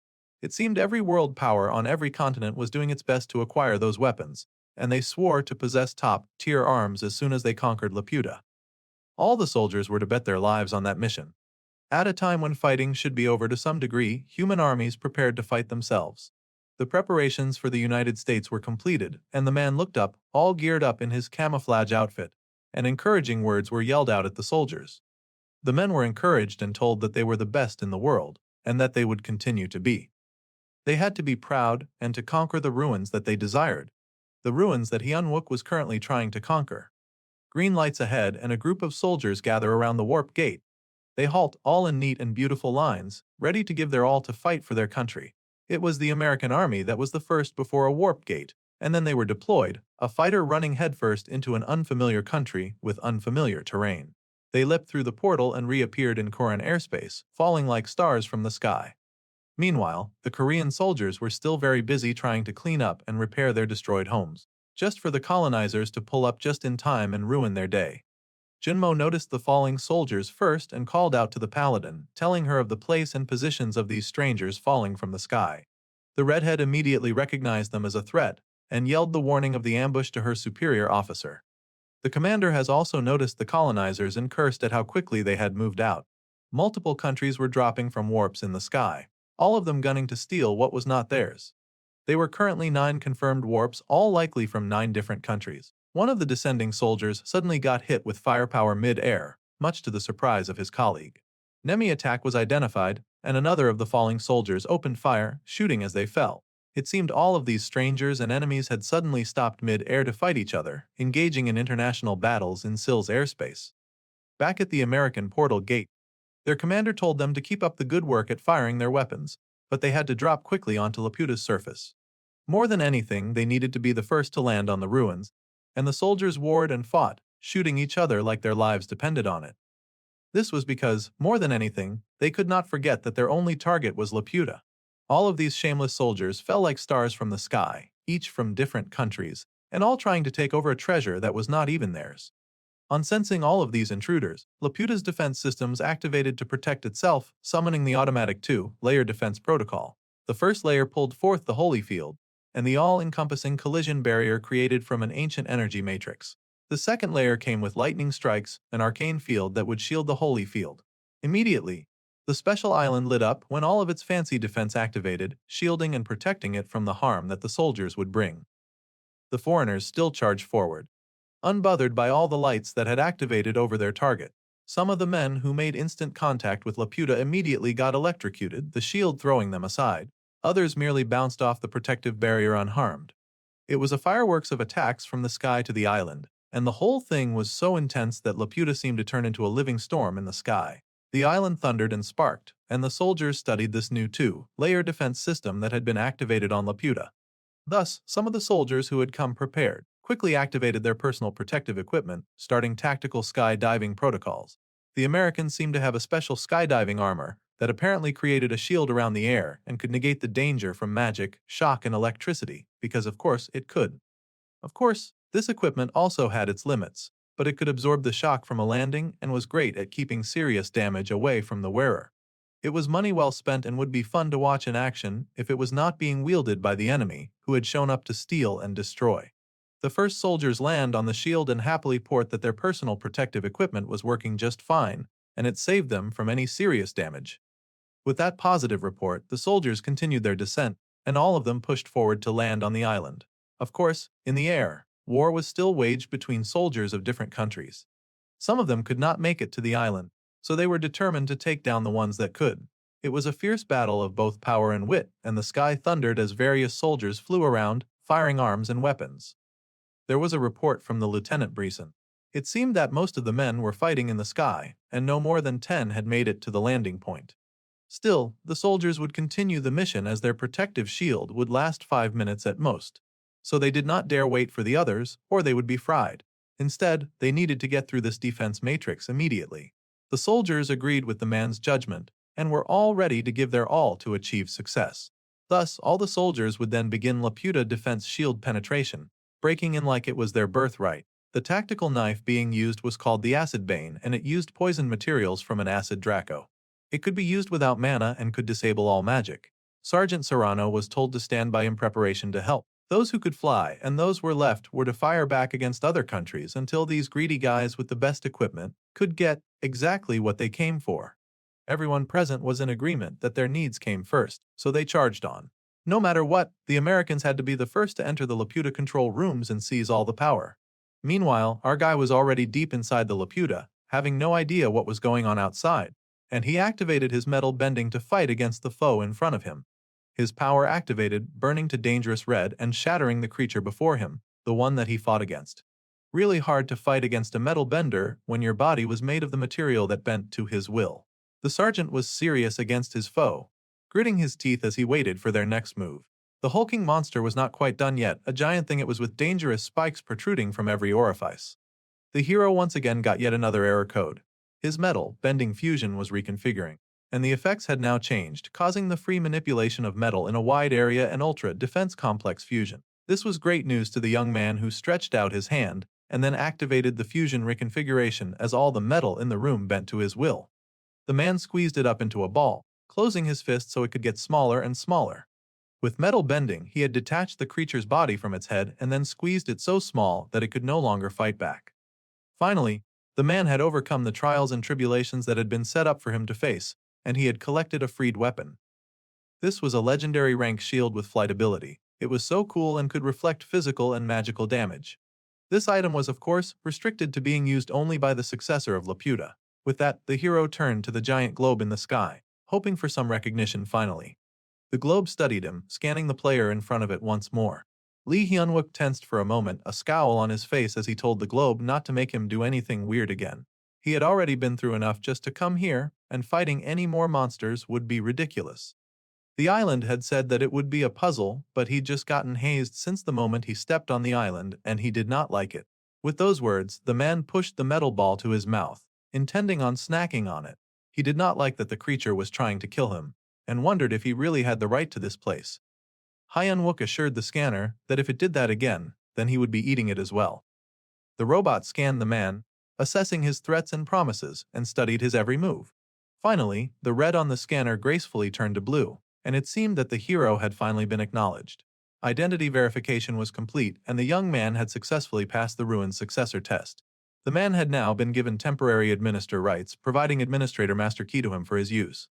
The control core, which seemed to be the creature scanning him, was called Talos, and it was an artificial intelligence core with Laputa's master key embedded in it. It allowed On to enter Laputa's central command rooms. It allowed the disabling of administrator verifications, and gave priority to ancient system activation. The man's eyes widened to hear this, and he pointed at the globe with very childish laughter. So, it was the little floating thing that was the key after all. That was really shocking, and he now understood why the key was so naggy. He encouraged the little thing not to be shy and to let him love tea. The key was not at all impressed by this grouchy behavior and imposed a restriction due to vulgar language. Now, Hyunwook had to choose between the master key or the freedom to possess with him outside. The bot really whirled its back to the man like a huffy girlfriend breaking up with him. Even the sergeant was rather stunned by this behavior. It turned out that the key to access a treasure of weapons was a rather uppity princess type. The hero threw a fit, yelling that he said he'd be nice to the big globe, so it should stop messing with him. Of course, that vulgar language was not scoring him any affection points either. Suddenly, the brunette smirked when he realized something. The globe had said that it possessed only one to bring outside, and the globe turned curiously at the hero's smile. The hero tasked the artificial intelligence with just what it meant to possess again, and that meant to belong and to own. Well, this was great news to the hero, such great news that the camera orb began to sweat, suspecting something that it could not believe. Only Hyunwook could make a machine sweat, and the brunette grinned wickedly, realizing that he just needed to devour the globe and become the key all by himself, especially as the key looked so tasty looking in that moment. Meanwhile, the global thieves were still hard at work outside, and they were doing their best to cut through the shield of Laputa. They put in all that effort into breaking an entry, and diplomacy was probably nothing more than an after, though to them. At any rate, the shield was finally opening, and they would finally be able to enter the secret island and snatch as much as they desired. The rest of the soldiers were to prepare to enter Laputa, but they had to act fast so that no other enemy soldiers would be able to slip through. They had to get in before someone got there. There was a flash of power, and suddenly a huge explosion sent soldiers flying, parachutes popping up on different sides of the island. The raging fire grew even wider, surrounding the island's defenses like it were consuming them. The soldiers had to groan and block their eyes from the bright light, cursing because they had fumbled, and it was much too late. Korea's tactical nuke of a human had shown up, and the man had come much faster than the soldiers had expected. It was the AMT, the 3rd Anti-Monster Brigade Commander, the Brigadier General Cho Jung-kyeol, and he was ranked the 31st in Korea, an A-rank player and able to cast large-scale light magic all by himself. The chief roared in rage, asking who dared to try and mess with Korea's sky. Such a sin was unforgivable and he would not stand back and watch it happen. More explosions rocketed through the sky, tossing foreign attackers left and right, throwing them right off Laputa and defending their new national treasure. The soldiers below watched in awe and a portal gate opened behind them, just in time for Lee Hyunwook to pop back out of Laputa, and the man gaped in awe to see that they were now under attack. Junmo was shocked and relieved to see the sergeant return unharmed, and the man asked what on earth was going on. An invasion had begun while he was away, and the Brigadier General himself had to step up to protect them. It was all really intense. The sergeant tensed up in horror to hear this, and his pouty tech girlfriend popped out beside him. It seemed he had not eaten the ball after all. The others stared in shock at the giant thing that Lee Hyunwook had brought with him, and they quickly told him to turn around. Something weird had appeared behind him. However, the hero had to quickly assure them that it was perfectly fine and the big globe hid behind the smaller man. It was the control artificial intelligence of Laputa, also known as the Master Key, and it was just floating around casually behind the sergeant while foreigners fought to steal it from the island. Then Commander Kim Kang-seok was suddenly contacted by the Belgrade commander. The man had taken down as many fighters as needed, but he was now reaching his battle limit. Then, he asked how much progress they had made in securing the Master Key. It turned out that the Master Key was actually pretty secure, and Lee Hyunwook effectively communicated that he now had the Master Key. All that was left was for them to enter the control room. The Brigadier was all down for that and asked the sergeant what he needed to get this done. All Hyunwook needed was for the sergeant to do what he did best. He was to destroy everything and clear up a path for him to pass through. The Brigadier was beyond happy to hear that. So happy that he remarked that he really liked that about the man. Thus the man summoned the biggest explosion that he could, charging it up around the island as the sergeant watched. The power was so large that the very ground shook beneath them, and the Brigadier laughed that he would be going all out. The explosion that the man conjured up was massive, and he was going to show these jerks clearly why they should fear a tactical nuke. The sergeant declared that they must do what they did best and destroy everything to clear a path. Thus, explosions flew into the air, shining golden light over the chaos that bubbled in the sacred place. The old military man was happy for the permission to go all out, and he declared that he would show these jerks clearly why they should fear a tactical nuke. Saying these words, the old man happily unleashed his full potential, sending explosions through the air as he knocked out those foreign soldiers left and right. The man called to Commander Kim Kang-seok, even as all the other thieving brats from the other countries returned fire, as if they had any right to. The large golden explosion grew and grew behind the old military man, and when they tried to fire on him, a large beautiful blue bird appeared, blocking off their shots and keeping the old man safe. The gathered soldiers were shocked that they would be blocked this way. Meanwhile, the commander down below called out to Lee Hun-wook, explaining that he had to go and aid the commander. Those who survived the crash would surely go after him soon, so they needed a proper line of defense. Now Kang-seok did not have much mana left either, as most of his main summons were injured from the battle. He would not be much help to the young sergeant even if he went with him. Besides, the old military man would be defenseless after he uses his skill. The sergeant completely agreed with this assessment and wanted the commanders to back each other up. So, the commander asked the sergeant to take care of his men. It was his only request. Then, the commander launched off and the other special agents turned to their sergeant, clearly awaiting further instructions. For now, it was best for the rest of them to head into Laputa. The electricity kid was surprised by this order, asking the sergeant how they were supposed to get to it when it was in the sky. They had so little faith, but Hyun-wook just shrugged and pointed to his giant key, saying that the big orb would take care of it. Suddenly, all three special soldiers were wrapped in bubbles of blue, much to their surprise. They were taken into the air, the key carrying them away.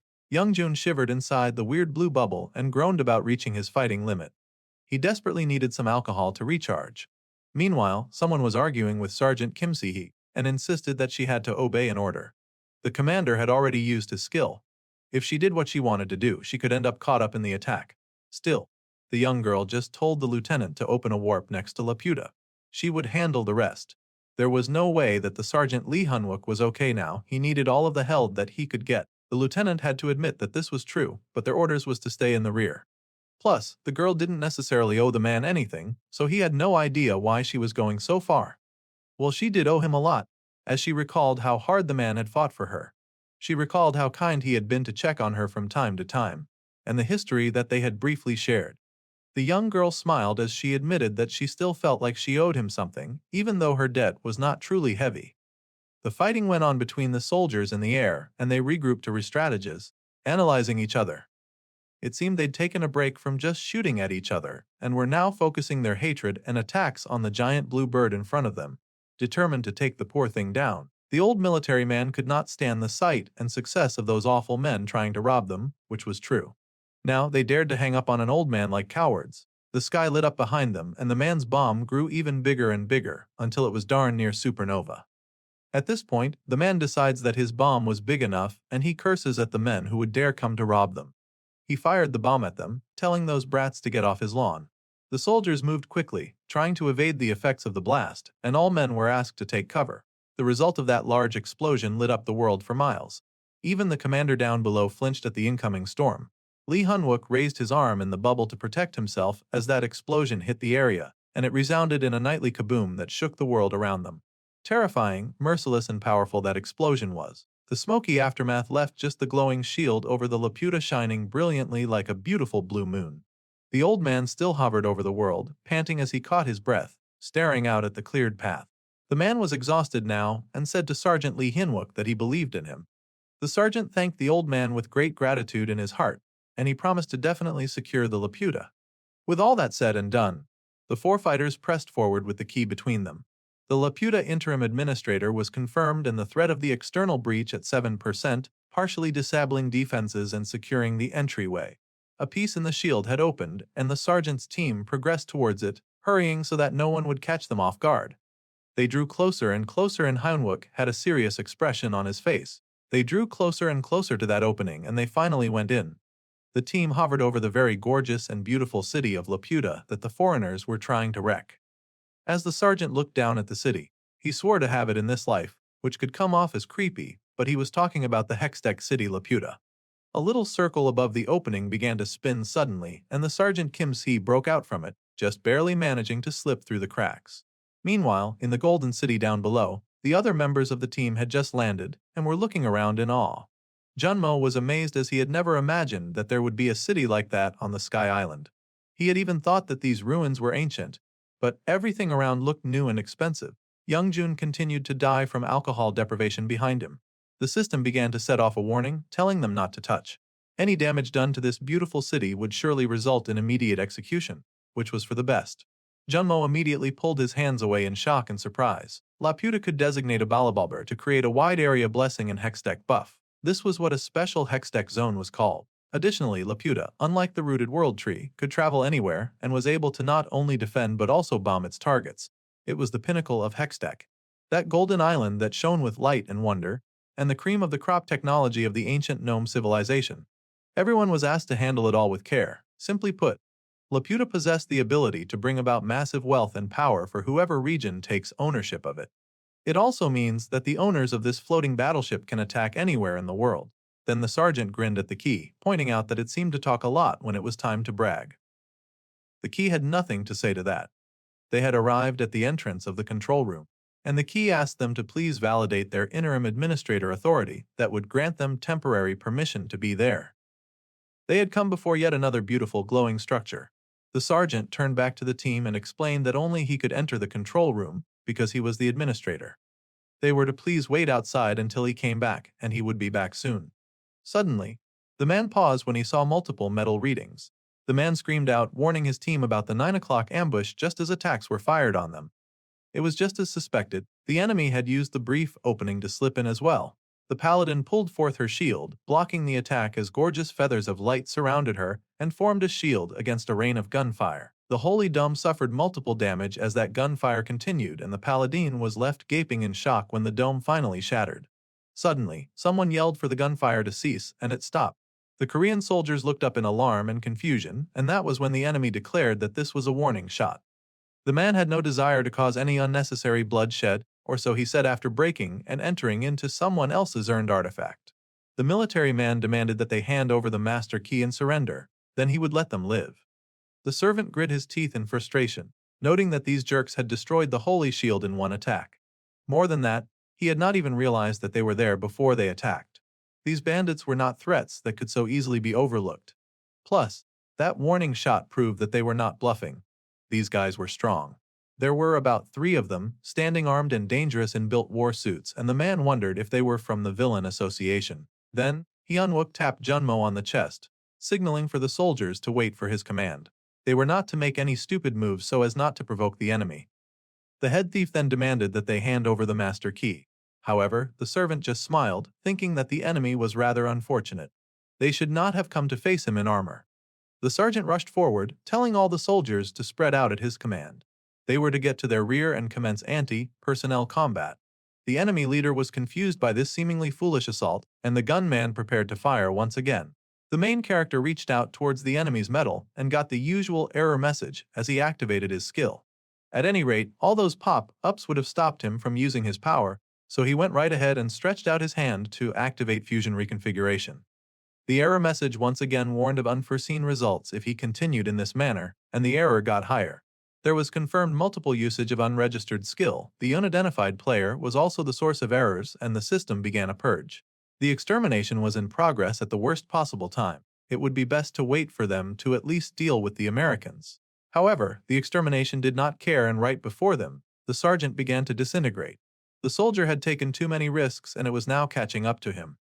The armored attacker took advantage of the moment of confusion to unleash a punch on the sergeant, and the man was too distracted as he was currently fighting with his glitching body. The redhead paladin was shocked to see him fading away. Even the electricity boy was shocked. They called out for their Sergeant Lee Hyunwook as he suddenly exploded in a cloud of white mist. However, taking his place was a wind spirit that blocked the attack from the big armored soldier. The man looked up in shock at the beautiful figure of a soldier in the air. Immediately she was recognized by her peers, and the main character was surprised to note the appearance of Sergeant Kim Si-hee. The lady had come to render support, and she called out to the other sergeant, saying that she was here to save him. The brilliant, beautiful figure of the glowing spirit had appeared to fight off the enemies that threatened to overwhelm them. Sergeant Hyunwook was surprised to find that Sergeant Kim Si-hee had come to their rescue after all. The younger sergeant called out to her superior, declaring that she had come to save him, of course.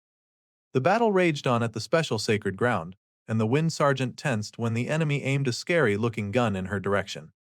She leapt into the air, dodging the onslaught of golden bullet rain that was targeted at her. The attack chased the flying sergeant, who bobbed and weaved her way out of the range of attacks.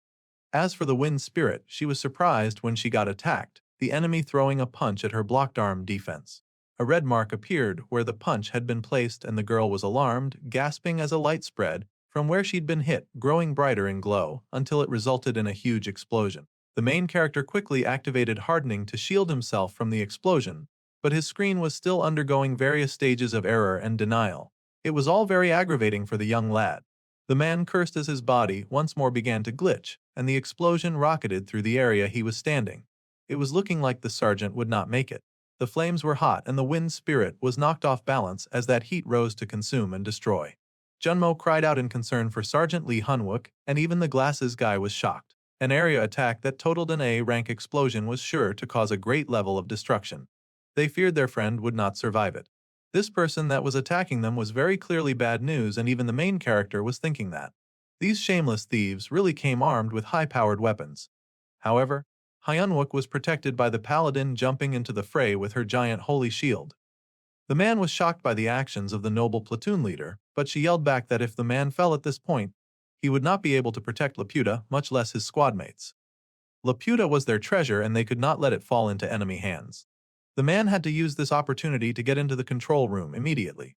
She would happily be his shield, just like how her sister had been her shield in the past. The man understood her request and leaped away. He did not dare let her sacrifice be in vain and raced off to solve the problem that only he could fix. Of course, the Sheikh's thieves had no intention of losing at this point. The military man angrily punched the redhead's shield, hoping to bring her down one way or another. The lady was shocked by the force of that punch that rocked her shield. She wondered if that was an attack. The soldiers were engulfed with flames surrounding them from the force of the explosion. Suddenly, a voice called out, calling the soldier a fat piece of lard. It was the drunken speedster, and he ran in defense of Seo Yunha. The speedster dashed quickly, cutting through the military man and all of his defense, bringing him down. The man's armor fell apart, and he looked speechless to be defeated by these people. There was yet another large explosion, and the other Americans watched as this fight went down. As the battle raged, the Korean forces encouraged Sergeant Lee Hunwook to keep going in quickly, because they would hold the enemy and make sure that they could not pass. Glasses was shaking from his lack of alcohol as withdrawal was painfully bad for him. His body was not even listening to him anymore. Still, he needed to stand steady because the sergeant was leaving the defense of that place to them. While they fought, Hyunwook summoned Talak and got ready to go to the control room immediately. The Americans watched, with one of their fighters down but two more still raring to go. They said that he'd only have to worry about the soldier who controlled metal, so the American general was furious that his informant was not trustworthy at all. There turned out to be a lot of powerful soldiers on the Korean side after all. The Americans then began to power up because no one was as dedicated to stealing as they were. They powered up and their bodies began to glow, using an ability called Absorb Wound. The name was barely imaginative and it did just about what you'd expect it to do, just minus a few health points. The first soldier that fell was ready to fight once more, and the Korean soldiers were horrified to see that happen when the dude had been troublesome to take down in the first place.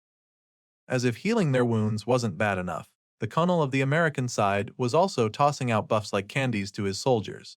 Those guys powered up ×2 and they were looking very deadly with their equipment, ready to cause carnage. The whole thing was very inconvenient, and the colonel ordered his soldiers to charge once more. The paladin yelled for her soldiers to stop them in return. They had no intention of letting these guys just do whatever they wanted. Everyone charged in at the same time, with the fighting and the roaring and the exchanging blows. It was a battle filled with color and flashing lights, a battle of wills, seeing who would be the victor and who would be left standing to claim the trophy of Laputa. The female watched with her gun, fixing a target on where she felt the enemy was too troublesome. Then she raised her gun. The paladin hissed and winced, noticing that they swapped the bullet attribute without even changing rounds. The lady with the gun was dangerous.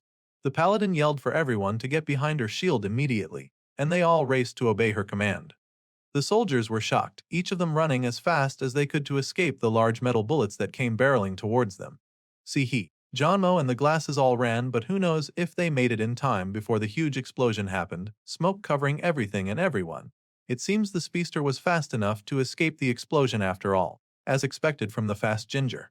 He slid to a stop away from the blast zone and looked up in great horror. Each of those horrible soldiers seemed to be as powerful as a company, and he wondered just who these guys were. The dedication of thieving Americans was not to be underestimated.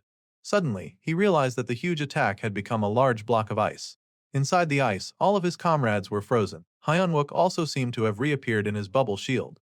The sergeant stared in horror, recognizing the recovery and buff battle style. He knew exactly who had come to face them now, and he did not look pleased about it at all. The attribute buff enhancement was activated before his eyes, and the muscular soldier leapt forward, aiming to take down the steel-eating soldier. The blue-haired soldier grit his teeth to see the man approaching, and he braced himself for the attack that was sure to come. The speedster screamed to protect the main character, yelling for the large soldier to focus on him instead. The soldier raised his arms in defense, ready to in fact focus on the man with glasses. He saw that fast-moving sword coming this time since he knew what to expect. This time the man was able to dodge that light-speed attack, much to the ginger's shock and horror. The man continued to attack, trying to bring that soldier down, but it was no use. The man dodged every blow and every swing. He bobbed and he weaved, always staying out of the ginger's reach, and then he braced to hit him. The speedster then realized that the man could not just notice him now. That fast-moving soldier throwing a punch in his direction could suddenly now move just as fast as he did. This was a horrifying realization, but the speedster was able to block that blow, and a resulting explosion followed. The flames already bubbling in the Laputa grew with intensity, and the man with glasses was blown backwards, crashing into the walls. The Sergeant Lee Hyunwook was horrified and called out to Sergeant Choi Youngjun. He had been their last man standing. Now, Lee Hyunwook knew what was going on, and he ordered Youngjun to get the man casting buffs in the back. That was their true hindrance and opponent. If they could get that guy, then they could win. They had to hold off these fighters until the main character could come back. The speedster cursed at him, since his boss was talking like it was some kind of easy thing to do. The important thing to the ginger was not holding them back. Not when they could actually die fighting these three monsters. That's it for this episode. Do you think they can hold off these fighters? Let me know in the comments.